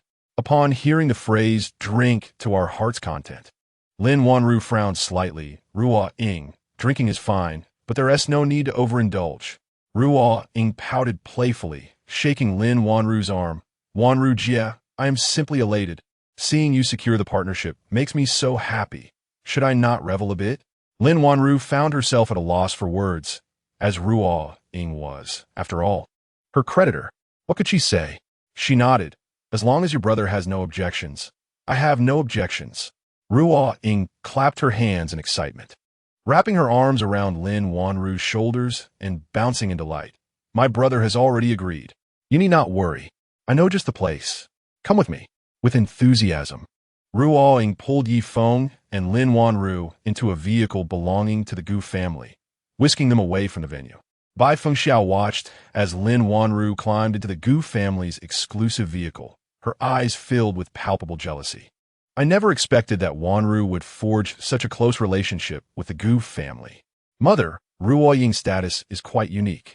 With her looking out for Wanru, we may have to tread carefully around her in the future. Lin Weibao detested seeing Lin Wanru in a position of superiority.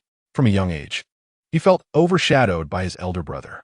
When the third brother was born, he devoted much effort to caring for him, hoping to earn their mother's approval.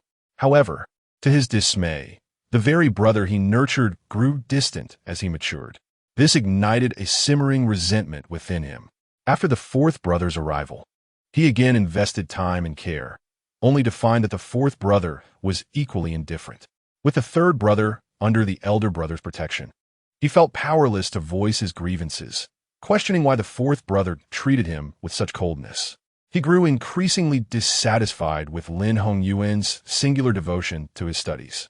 And upon learning that Lin Hongyuan had only fathered a daughter, he couldn't help but revel in a sense of schadenfreude. He aligned himself with his mother's bias towards sons, frequently undermining Lin Hongyuan.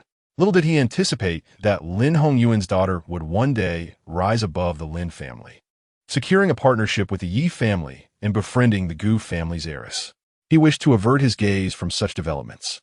Yet, other members of the Lin family, including Bai Fengxiao, were equally disinclined to witness Lin Wanru, whom they had bullied, turn her fortunes around. In this regard, the Lin family's sentiments were remarkably unified. Bai Fengxiao scoffed, suggesting they take things one step at a time, urging her second son not to disappoint their mother any further. Upon Lin Hongyuan's return, she intended for him to take charge of Wei Yin Pharmaceuticals while assigning the management of Jufeng Company to her second son, insisting he collaborate effectively with his elder brother to stage a remarkable comeback. In that moment, Lin Weibao felt a sense of emergence, having been subdued for so many years. He was ready to stand on his own. With a resolute chest and lifted chin, he pledged, "Mother, I shall not let you down." Bai Fengxiao regarded her second son with satisfaction. He had always been the most dependable one since childhood, and that remained true even now. At the Xinla Pavilion, Gu Ruoying ordered 3 of the most extravagant set meals, which included an array of cocktails, elaborate dishes, unlimited fruits, and beverages.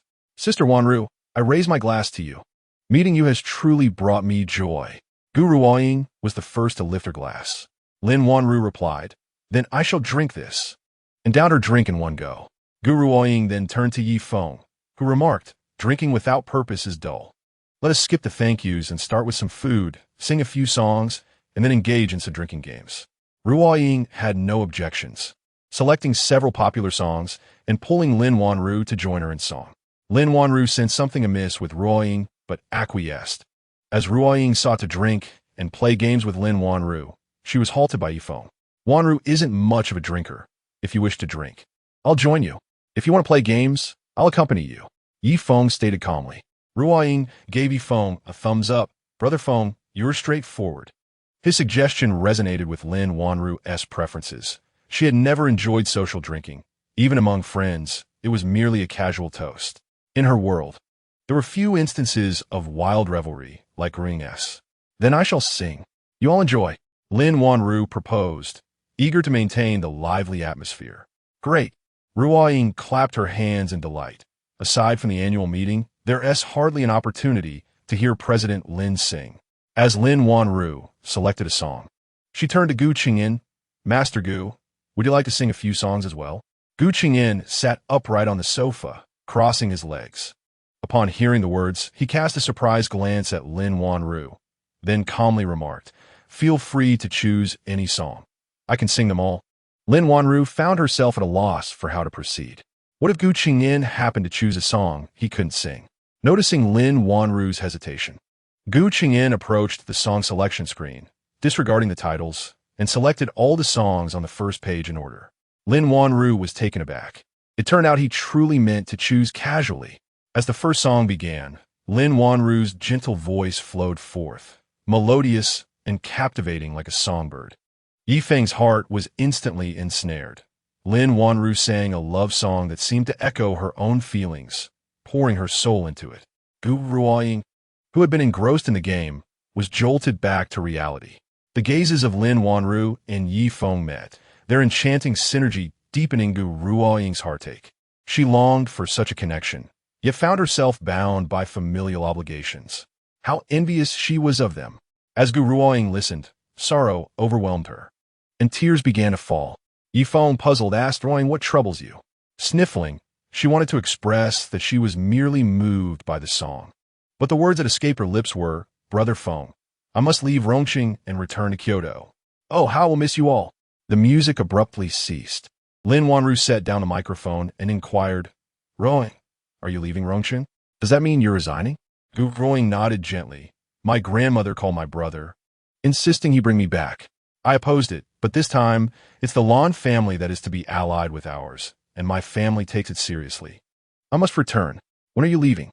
Though Lin Wanru felt reluctant, she understood that given Ruoying's circumstances, returning for an alliance was inevitable. Gu Ruoying hesitated before replying. The day after tomorrow. Just an alliance, why the tears? Lin Wanru pondered. Having experienced a similar situation, her perspective differed significantly from Gu Ruoying's. If the other party possessed good character and family background, she would not have gone to great lengths to refuse such a union. Chapter 85. Is the Gu family's young master so remarkable? Let's show off. Gu Ruoying took a deep breath and began to narrate her story. It turned out that the Gu family had maintained strict discipline from a young age. Gu Ruoying had endured countless hardships in her martial arts training.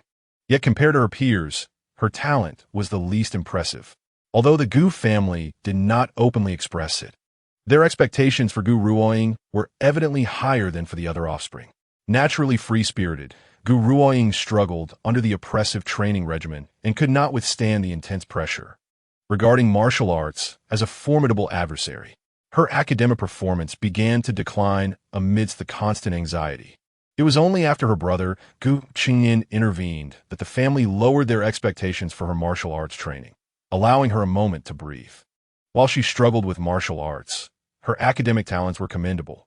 However, she was required to undergo aristocratic etiquette training during every holiday and dual cultivation session.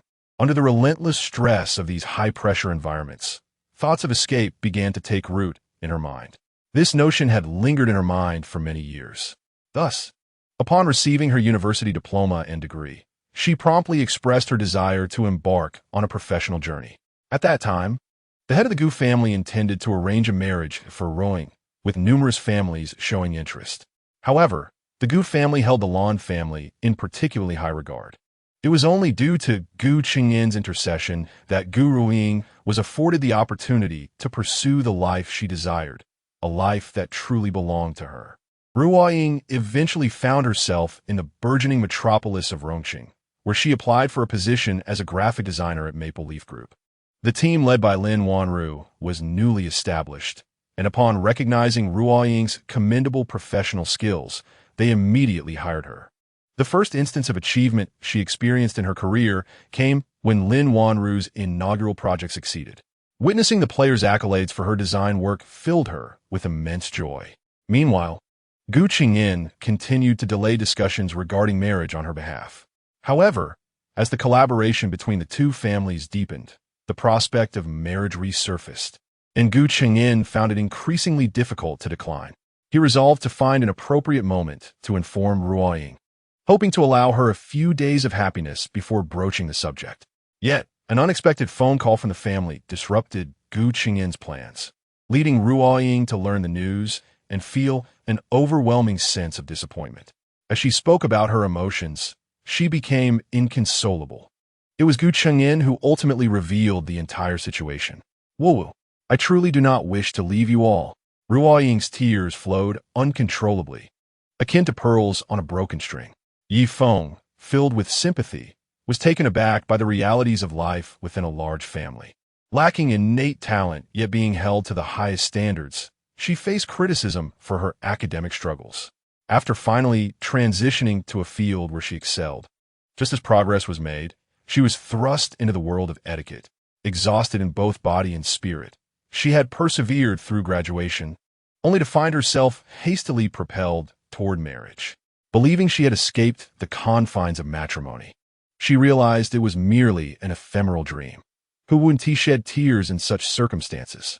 Enough of the tears, enough of the tears. Feng offered tissue. Perhaps your future spouse is of good character? Maybe your husband's family will wholeheartedly support your passions? Gu Ruiying gazed at Feng with a look of perplexity, prompting Feng to share a story he had read. "I have a friend who, before marriage, was an ordinary rural woman. Upon maturity, her days began with endless agricultural chores, yet she longed for art and a life beyond her modest plot of land. However, all her beautiful aspirations had to remain concealed from others. Any deviation from farm work, such as pursuing education or art, would draw criticism. Yet everything changed after her marriage. Her husband, having seen the world, took her from the mountains and encouraged her to pursue education and creativity. She secured a respectable job and engaged in her passions during her free time, finding far greater happiness than before her marriage. Ruiying, I believe you need not be so pessimistic. What if your marriage partner turns out to be quite amiable? Your brother cares for you deeply. Does he not investigate the character of your intended spouse?" Feng cast a glance at Gu Qingyin. Although he was unaware of how the four prominent families groomed their successors, if he were in Gu Qingyin's position, he would not remain so composed if the young scion of the Lan family were unreliable. Instead, he would devise a plan to assist his sister in evading the marriage. Under no circumstances would he allow her to wed such a man. Nevertheless, Feng believed the Lan family to be reputable, partly because his own mother hailed from that lineage. Gu Qingyin scrutinized Feng with a curious gaze, a slight smile gracing his lips. He had observed Feng on multiple occasions, particularly since his sister had never held such admiration for any man over the years. It appeared that his sister had discerning taste. Unfortunately, Feng's status was entirely mismatched with his sister. Otherwise, he would be an excellent choice.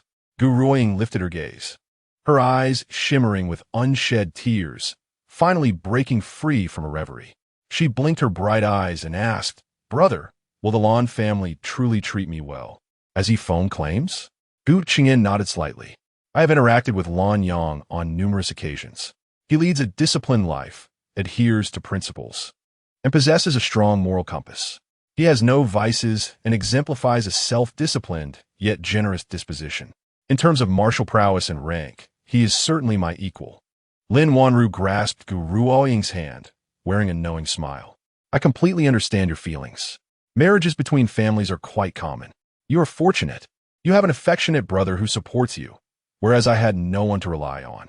If it weren't for meeting Feng, Upon hearing everyone's sentiments, Gu Ruoying's initial anxieties began to dissipate, and she interrupted Lin Wanru's self-pitying remarks, saying, "Sister Wanru, you are even luckier. Brother Feng adores you so much. I believe Brother Feng is the finest man." Seeing Gu Ruoying extolling Yi Feng's virtues, Gu Chengyan frowned slightly. His sister frequently praised Yi Feng. He had shouldered many of her burdens, yet she had never lauded him in such a manner. Discontent simmering beneath the surface, Gu Chengyan remarked, "All right, it's rare for us to be out and about today, so let us not squander our time. Let's sing and drink." With her spirits lifted, Ruoying launched into two high-pitched songs, then joined Yi Feng in a drinking game. Gu Chengyan appeared relaxed and at ease while singing, his resonant voice rivaling that of professional singers. In response to Lin Wanru's astonished gaze, Gu Chengyan nonchalantly attributed his talent to casual lessons with a music teacher, claiming it was his first time singing. Lin Wanru felt even more pressured. If this was the result of casual practice, how exceptional would he be if he truly devoted himself to learning? Yi Feng frowned, sensing that Gu Chengyan was deliberately showcasing his vocal ability. The gestures and expressions were clearly meant to impress. What was the point of showing off in front of his girlfriend? Was he adopting the persona of a domineering CEO? Yi Feng promptly downloaded a music skill from his martial arts manual. After the drinking game concluded, he selected several familiar songs and began to sing. It was Lin Wanru's first time hearing Yi Feng sing, and to her surprise, his vocal prowess was on par with Gu Chengyan's. Moreover, his singing technique sounded remarkably solid, revealing him to be a genuine talent. Chapter 86. Addicted Father. Gu Chengyan's voice resonated with a deep and alluring charm, flowing like water, graceful and prolonged, akin to a blue lotus quietly blooming in still waters, offering a visually exquisite experience. In stark contrast, Yi Feng's voice resembled a flickering flame, dancing in the wind, tenaciously alive. It seemed that if given the slightest opportunity, he would rise like a wildfire, rapidly gaining prominence. Upon finishing his song, Yi Feng dramatically tossed aside the stray hair from his forehead, exclaiming, "This is my first time singing with such professional equipment. Previously, I practiced casually in the company of the flowers, grasses, and trees of the mountains."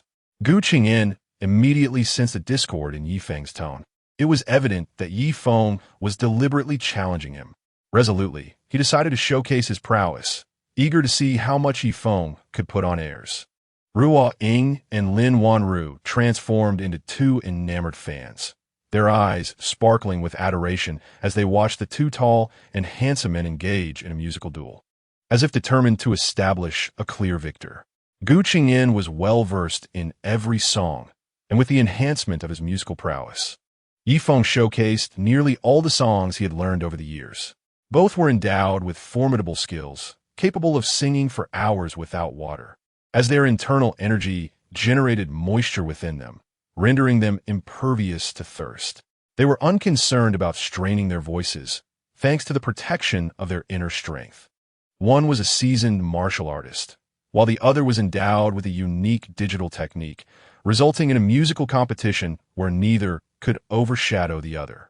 Ruoying completely set aside the matter of their arranged marriage and turned to Lin Wanru, exclaiming, "Are they both insane?" It was supposed to be a fun singing session, yet they refused to relinquish the microphone. Lin Wanru, too, found it peculiar. Yi Feng typically did not behave this way. Regardless, with two professionals rivaling the talents of seasoned singers, they decided to enjoy the impromptu performance as if they were mere spectators. Ruoying firmly believed that such a spectacle would be rare to witness again, perhaps never to be seen in the future. Seizing the moment, she ordered some sunflower seeds, popcorn, and milk tea, and both indulged, fully embracing their roles as audience members. As the allotted time came to an end, no victor had emerged from the competition. Gu Chengyan could not shake the feeling that Yi Feng was extraordinary. Despite his apparent lower level, his aura was not to be underestimated. The only person who had dared to engage him in a vocal contest was the young master of the Lan family. Yi Feng was the second. It seemed he would need to thoroughly investigate Yi Feng's background upon returning. Brother Feng is indeed remarkable. I have never witnessed anyone who could rival him in a singing duel. Lin Wanru gazed at Yi Feng with gentle admiration and, with careful articulation, asked, Yi Feng, what other surprises do you have in store that I am unaware of? Yi Feng smiled nonchalantly. There is much you do not yet know. Once we are married in the future, you will discover even more. At the mention of marriage, Lin Wanru's cheeks flushed a vibrant peach hue. Ruo Ying's gossiping spirit ignited, playfully feigning being dazzled. Oh my, how sweet. Being near you too. It's as if I can indulge in dog food at any moment. Time always seems to fly during joyful moments. On the return journey, Yi Feng glanced at his phone, where a message from Uncle Zhong awaited him. Uncle Zhong had informed him, Zhong Tingting has already activated her network of informants and commenced a thorough investigation into you. Previously, in an effort to prevent any inquiries from the Yi family, he altered the names in the documents, changing Zhang Haiyan to Zhang Haiying and Yishan to Yixing. However, such modifications might not deter Yi Tingting. Moving forward, Yi Feng would require his parents' cooperation. Yi Feng conferred with Uncle Zhong to devise a strategy. Upon returning home, Zhang Haiyan had prepared a steaming meal for Yi Feng, just as she always did. Mom, I've been so busy with work lately that I haven't seen Dad at all, Yi Feng exclaimed as he searched the house. Yet he found no trace of Yishan. Zhang Haiyan's expression grew slightly uneasy, and she sighed. Your father isn't working anymore. He is quite free these days and hardly stays at home. For the past couple of days, he has been spending all his time at that lottery station, discussing lottery trends with a group of people. One moment he is buying from this person, the next from that, spending hundreds and only winning 20. What? Dad is playing the lottery? Yi Feng was utterly taken aback. He never imagined the usually honest Yishan would indulge in such a pastime. Zhang Haiyan grew irate at the mention of it, and, when her son inquired, she did not hold back. Yes, he can buy them. He stumbled upon some winning news and happened to pass by the lottery shop. So he bought a ticket and ended up winning 20. The shopkeeper, in a bid to boost sales, praised him for his extraordinary luck and encouraged him to buy more. Your father then bought again. As fortune would have it, he won 100 in the evening draw. After being lauded as the chosen one of luck, he became obsessed. No matter how I tried to dissuade him, he acted as if possessed and insisted on buying. For the past 2 days, I've avoided nagging him, and now I hardly see him day or night. Yi Feng listened, finding it implausible. It was merely a lottery. If one wished to play, spending just 10 or 20 was sufficient. Why become so engrossed? Mom, I'm going to the lottery station to find him.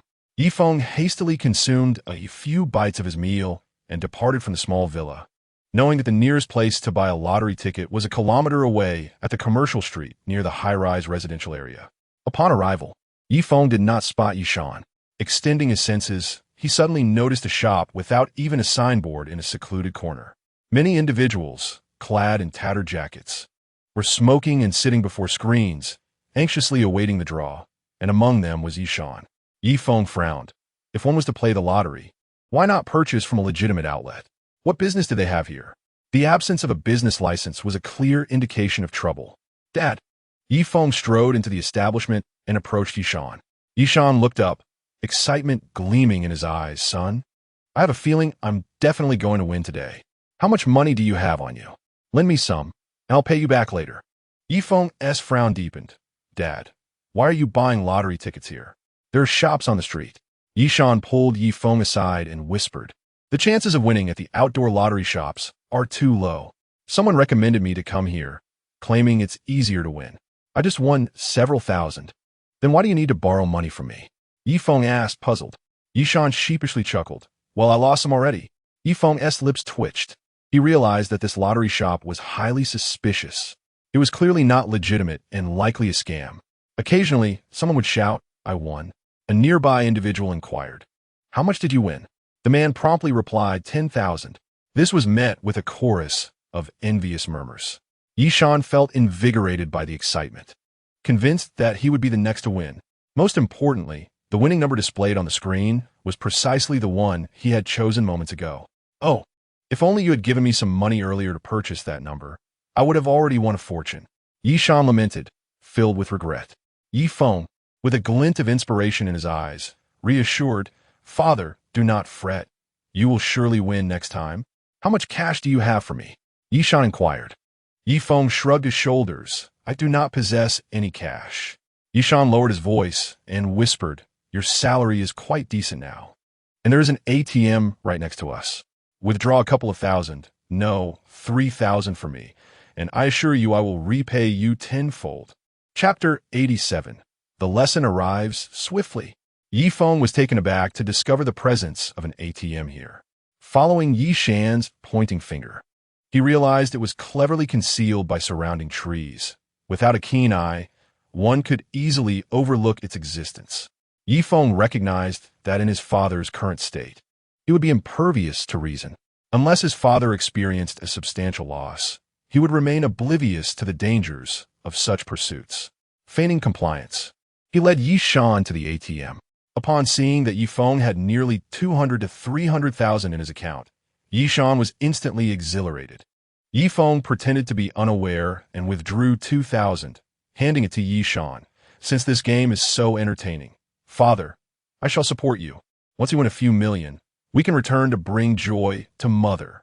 Seeing that his son did not oppose him, Yishan's previously anxious heart settled.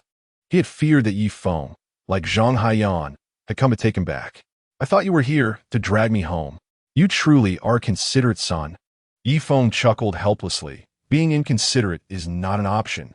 Since this lottery is so easy to win, we must seize the opportunity to win more.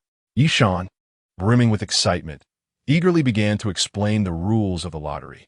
Yifeng, seemingly casually, asked, Father, what made you choose to buy tickets here rather than outside? Feeling relaxed in his son's presence, Yishan, confident of his support, candidly replied, Truthfully, I intended to purchase a regular ticket, but the returns are too slow. This one offers immediate results, higher returns, and a greater chance of winning. Fearing Yifeng might misunderstand, he elaborated, with the supermarket closed and street vending fraught with danger. I've been cooped up all day, feeling like a useless person, bored and restless. Besides, my luck has truly been exceptional lately. I cannot let this opportunity slip away. Trust me. Father, we will win. Yifeng inwardly shook his head, having observed that everyone around Yishan was merely putting on show.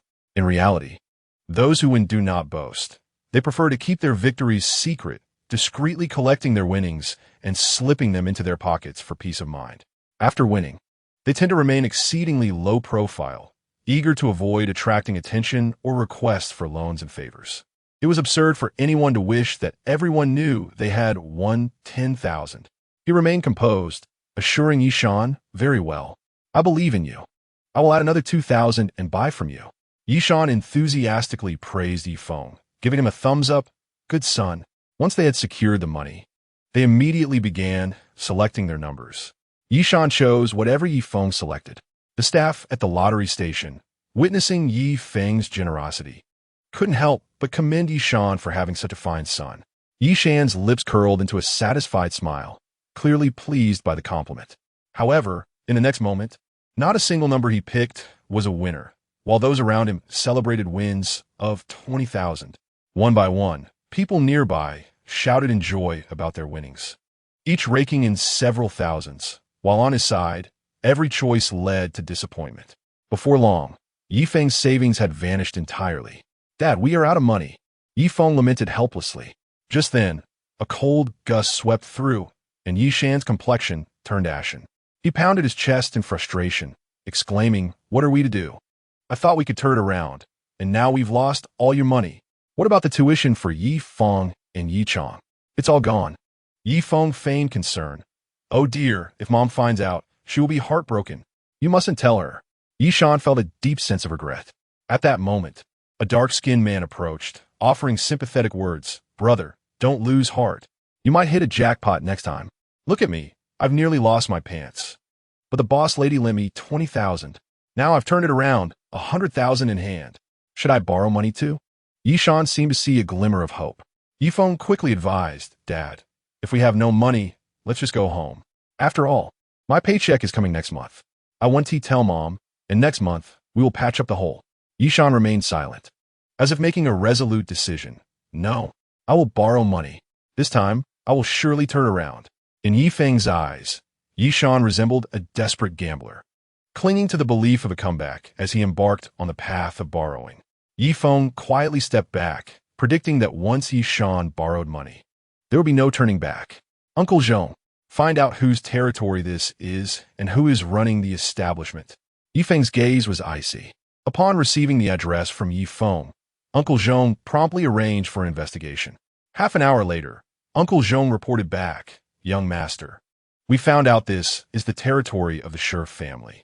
Is this the Shi family that allied with the Wei family at the Tianxiong summit? Yi Feng recalled the Shi family vaguely.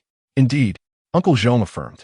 The Shi family started with debt collection and later ventured into medical equipment production, maintaining a close partnership with the Wei family. If you wish to take action against the Shi family, I can send people over right away. Very well. It is best to minimize the impact of this incident. Yi Feng clenched his fists in anger.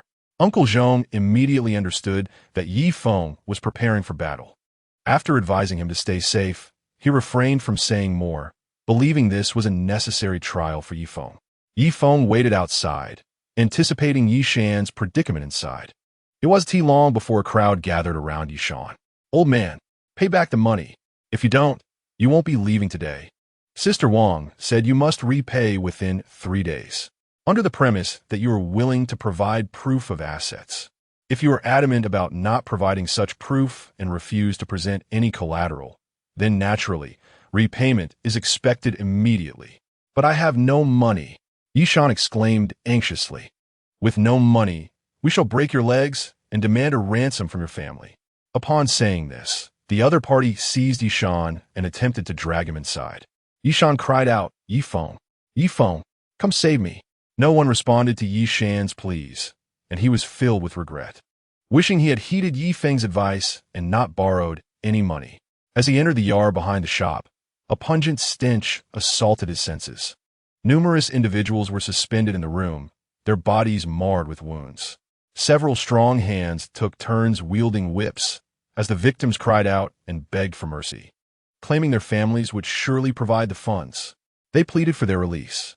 The assailants showed no mercy. Anyone who failed to deliver the money on time received a brutal beating. Yi Shan had never witnessed such a scene, and terror seized him, leaving him paralyzed on the ground. What kind of hellish place is this? He trembled inwardly. At that moment, Yi Feng swaggered into the shop. "My father was just here buying a lottery ticket. Where is he?" The middle-aged female clerk appeared to see Yi Feng for the first time. "Sir, you must have made a mistake. Our establishment deals in small loans. And with so many people coming and going, how could I possibly know where your father is?" Chapter 88. You people are not worth my effort. Stop with the nonsense. I just withdrew money here from my father. I stepped outside for a moment, and now he has vanished. He claimed to have borrowed money from your Yanjing Ye. He cannot just leave. I do not care how much he borrowed. I demand to see my father now. Yi Feng shouted defiantly. The female clerk quickly smiled apologetically. "Oh, you mean the gentleman from earlier? We have rules for lending money here.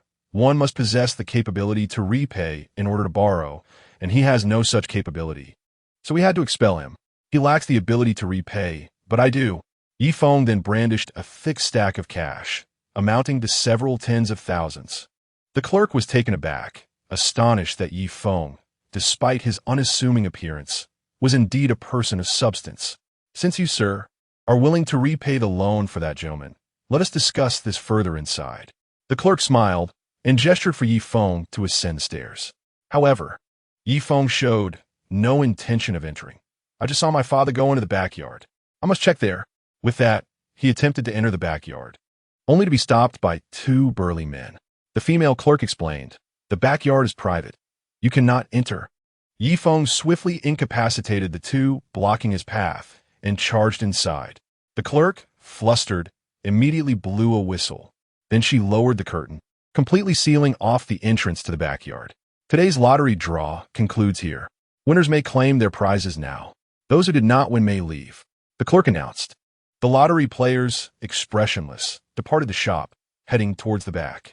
Yi Feng, undoubtedly, caught the scent of blood. He sensed Yi Shan's presence. Yi Shan had definitely gone inside. He did not rush in. Instead, a throng of individuals appeared before him. These people had scaled the walls and surrounded Yi Feng. He held no interest in dealing with these mere henchmen.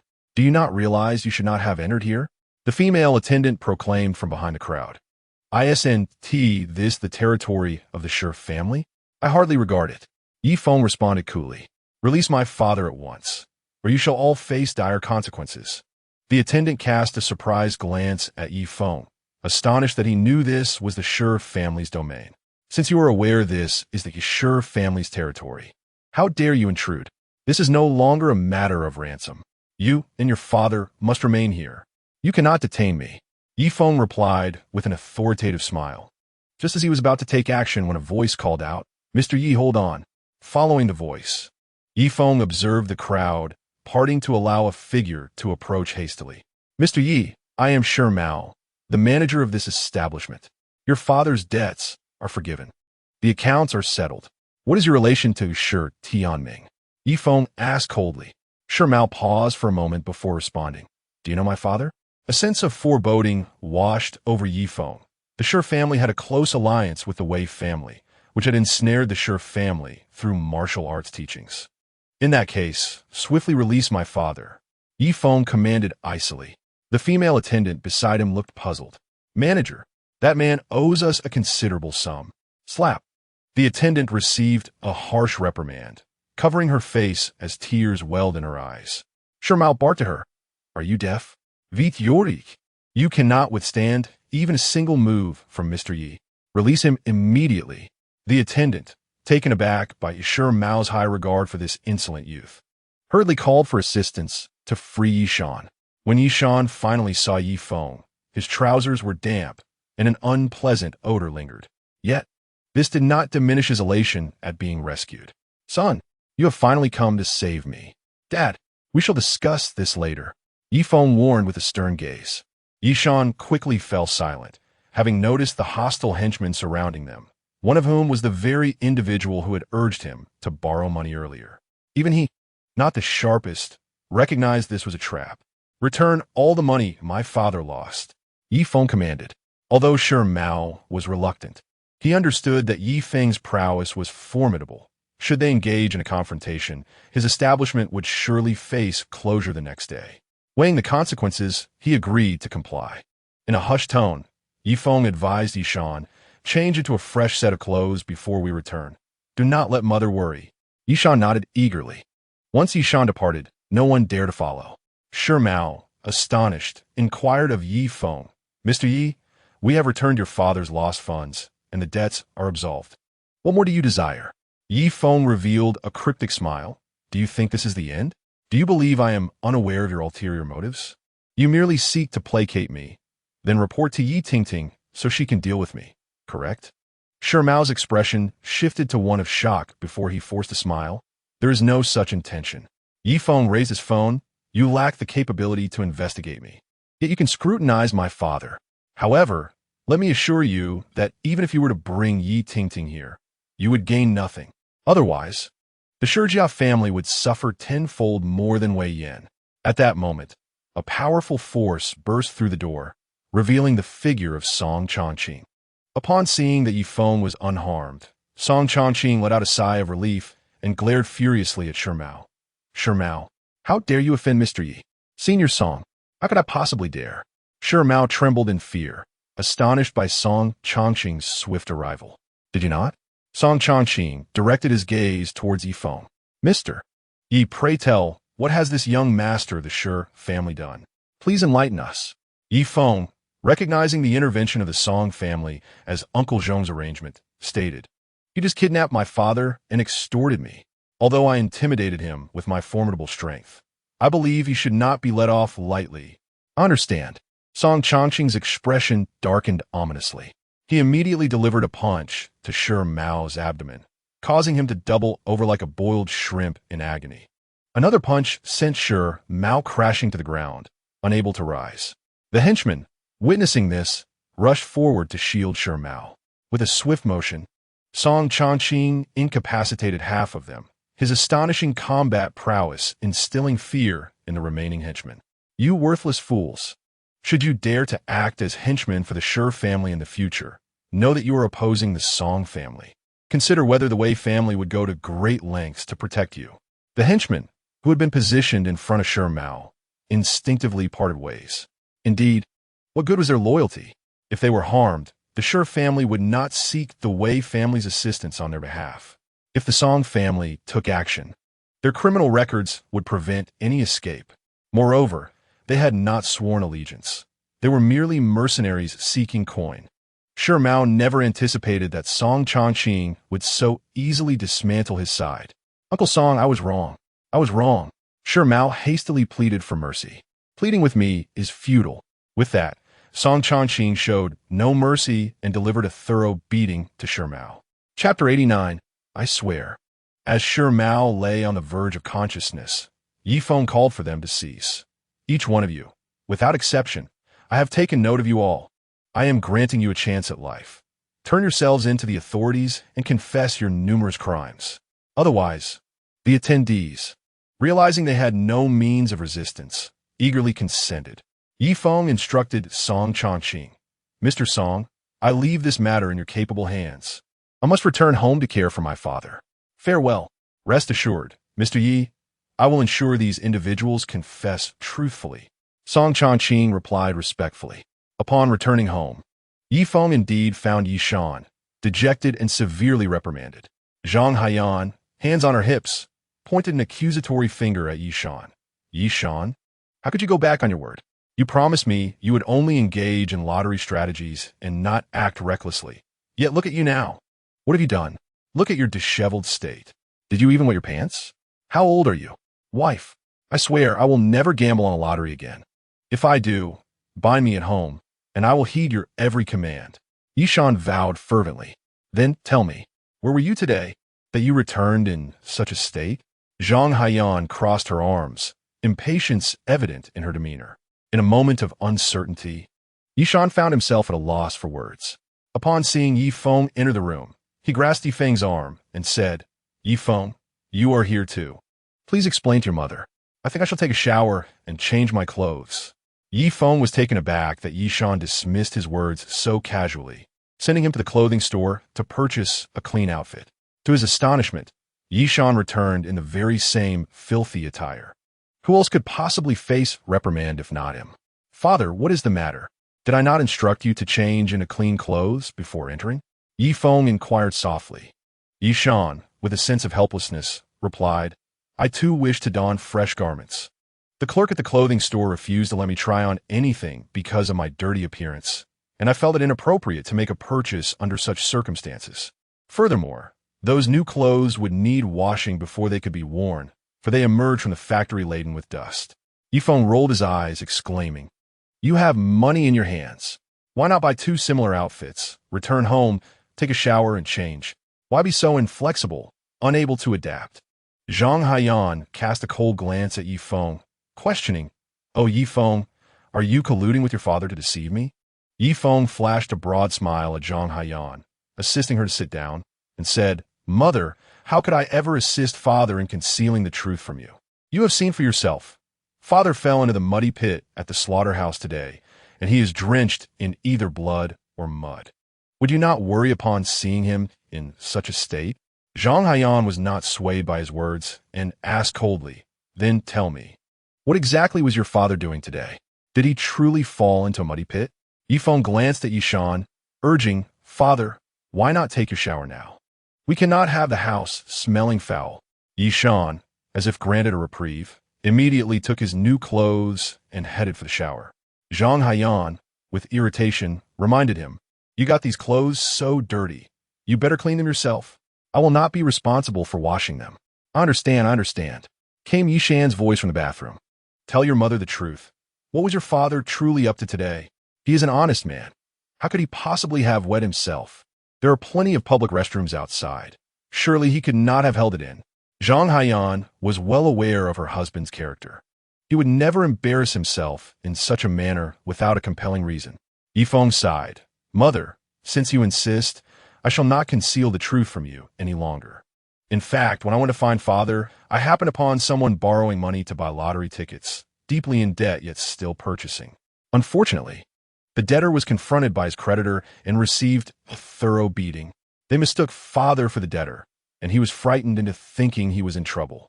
Ultimately, it turned out he merely resembled that individual.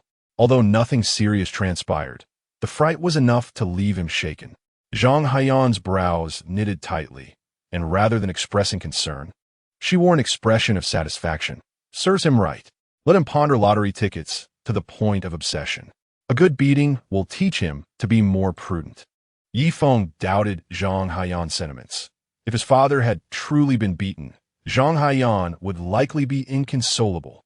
Mother, I believe father will learn his lesson and will not become so engrossed in lottery tickets again. Zhang Haiyan exhaled slightly, nodding, but your father was not harmed, was he? Those creditors are not known for their kindness.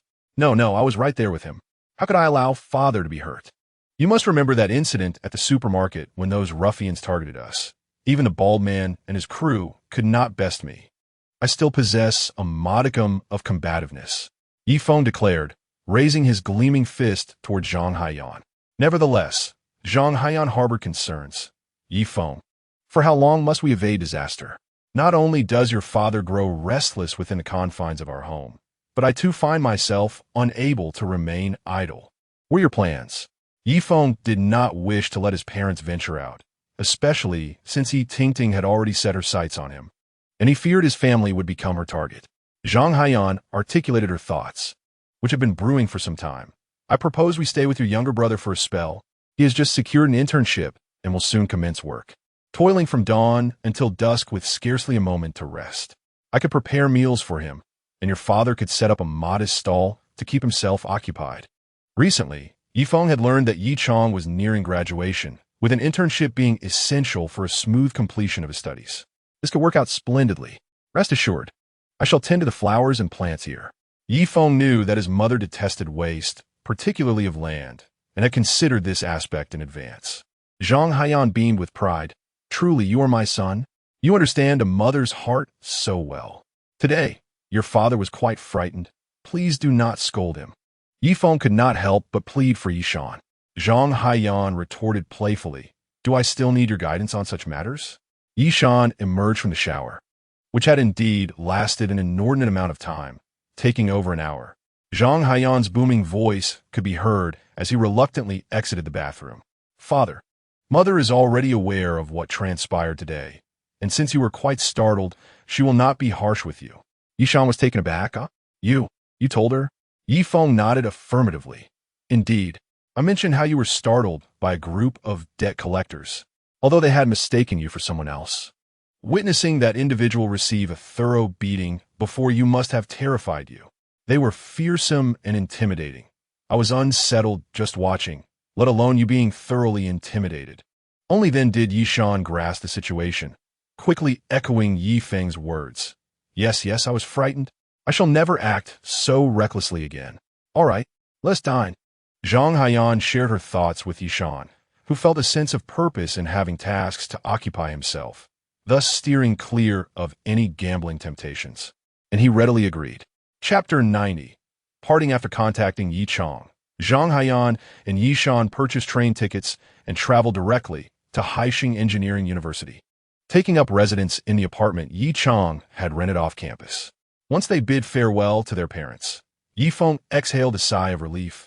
It was for the best, as he could now focus solely on confronting Yi Tingting.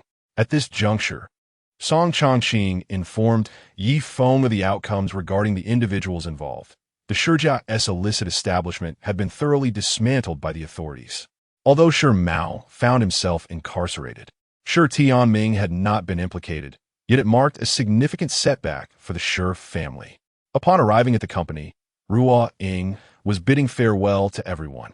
When she spotted Yi Feng, she managed to muster a radiant smile. Brother Feng, who knows when we shall meet again? We certainly shall. Who knows? By the time we reunite, Wanru's career might have expanded into the capital, and we would still have the opportunity to see each other. Yi Feng replied with a cheerful grin. Upon hearing this, Gu Ping, momentarily setting aside her tears, inquired, Sister Wanru, do you have plans to expand the business in Kyoto? Yi Feng, with utmost seriousness, nodded affirmatively, of course. Just look, our general manager Lin is currently holding a pharmaceutical company in one hand and a lucrative contract with the Yi family in the other. Does that not speak volumes? It is undoubtedly essential to broaden our business territory. A smile unconsciously graced Gu Ruoying's lips. That's wonderful. But how long must I wait until I could see you both again? Yi Feng hesitated slightly. You must allow Wanru some time to stabilize things here. It could take 1 to 2 years at the least, or 3 to 5 years at most. In any case, it shan't be too long.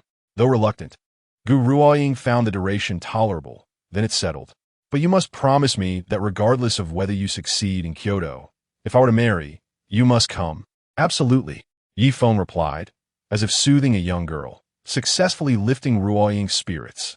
He then accompanied Lin Wanru to the airport to see Gu Ruoying off. Gazing at the expansive runway, Yi Feng was astonished to find that only the Gu family's plane occupied this vast airport. Does this massive airport only serve your family's aircraft? He questioned, perplexed. With a beaming smile, Gu Ruoying pointed to the large emblem on the ground. Of course not. Did you not notice the airport's insignia?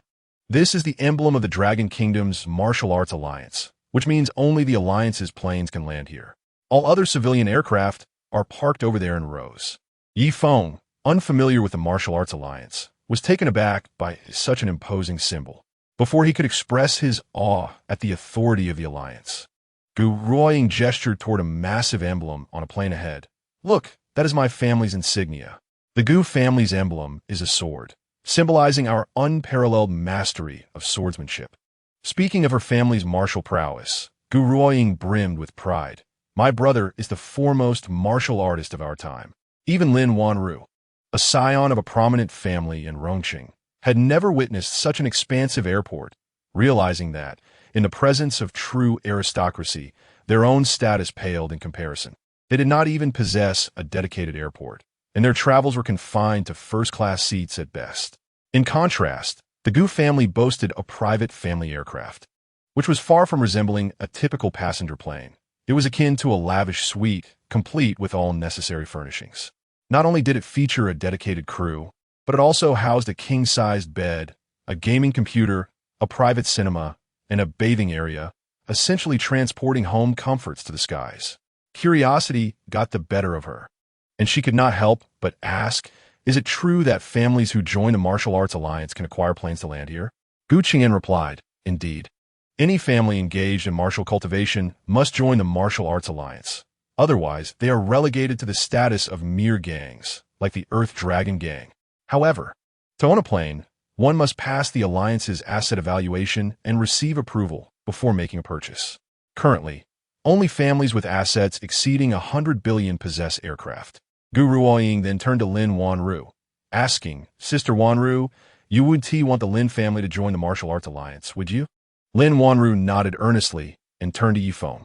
If that condition were to be met, it wouldn't be out of the question, right, Yi Feng? Naturally, Yi Feng supported Lin Wanru's idea. Of course, Gu Qingyan cast a surprised glance at Lin Wanru, pondering how the Lin family had descended into such internal strife while still aspiring to elevate their standing. Though he found it difficult to comprehend Lin Wanru's ambition, he nonetheless admired her drive. The entry requirement for the Martial Arts Alliance is quite straightforward. At least 5 core members of the family must possess strength above the wilderness realm, and it must span 3 generations. Is it really that simple? Yi Feng had presumed that joining the Martial Arts Alliance would be a formidable challenge. Simple? If it were that easy, martial families wouldn't hold such elevated status. Gu Qingyan's gaze towards Yi Feng grew increasingly profound. Yi Feng was indeed an enigma. While he seemed to hail from a martial family, he appeared to know nothing of the Martial Arts Alliance. Conversely, he displayed considerable prowess and talent, which was not to be overlooked. Yi Feng suddenly realized he might have misspoken. If it were merely a matter of simplicity, the Wei family would not be able to attract so many families to bid against them. Clearly, ordinary noble families were nothing in comparison to martial families. After escorting the 2 from the Gu family onto the airplane, Yi Feng turned to Lin Wanru. Wanru, do you truly wish for the Lin family to become a member of the Martial Arts Alliance? Lin Wanru's expression dimmed. My parents have only me as their child. Where would the 3 generations come from? It's certainly not feasible. Yi Feng detested seeing Lin Wanru so dejected. Wanru, do not think this way. If you genuinely wish for your family to join the Martial Arts Alliance, why not have your father become the head of the family? Huh? How can my father become a head? He has no interest in that position. Moreover, my grandmother and my 3 uncles would never support my father taking the lead. Lin Wanru felt this notion was quite immature. Observing her response, Yi Feng chose to remain silent. Ultimately, it was up to Lin Wanru to make her own decisions. Upon returning to the company, Yi Feng shared his current thoughts with Lin Wanru. He felt it was time to hand over the project manager's position to Mr. Peng, as the project had now entered a steady phase, and there was little left for him to oversee. Lin Wanru respected Yi Feng's perspective. What are your plans moving forward? Yi Feng nodded. The gaming sector is already stable, but the other divisions of the company are not yet under your control. Feng Group was established by you. Your grandmother cannot hold on to it forever. All right then, starting today, you'll take charge of the film and television division. That area is currently overseen by my cousin. Several times, I attempted to inquire about the progress of the films, only to be rebuffed by her. Every time I sought to express my thoughts, they were either dismissed or denied by my cousin's confidants. In that realm, I feel completely stifled and lack any authority, Lin Wanru lamented. Upon hearing this, Yi Feng felt a heavy weight in his heart. What good was controlling the gaming sector if the company encompassed more than just that? Once Bai Fengxia started meddling in other areas, Lin Wanru would not escape criticism. All right, I will report to the film department immediately, Yi Feng declared solemnly. Just then, Lin Wanru's phone rang once again. The voice on the phone remained that of her grandmother, Bai Fengxia. Wanru, I heard you have returned. Is that true? Come to the Lin Group at once. Do not refuse. Otherwise, it will appear as though you have no interest in advancing the Yi family's project. Lin Wanru found herself cornered by Fengxia's words and reluctantly replied, All right, I shall go at once. Yi Feng is not permitted to accompany you, Bai Fengxia specifically instructed. After hanging up, Lin Wanru frowned deeply. Grandmother does not allow you to come with me. Yi Feng, of course, had heard Bai Fengxia's order, feeling that this was a trap set for Lin Wanru. Just go ahead. We will keep the call open. We're a wireless earpiece, and we can stay in contact at all times. All right. With Yi Feng's assurance, she felt a surge of confidence. Lin Wanru proceeded alone to the Lin Group. At the boardroom table on the top floor, she encountered Sister Jean and other shareholders once again.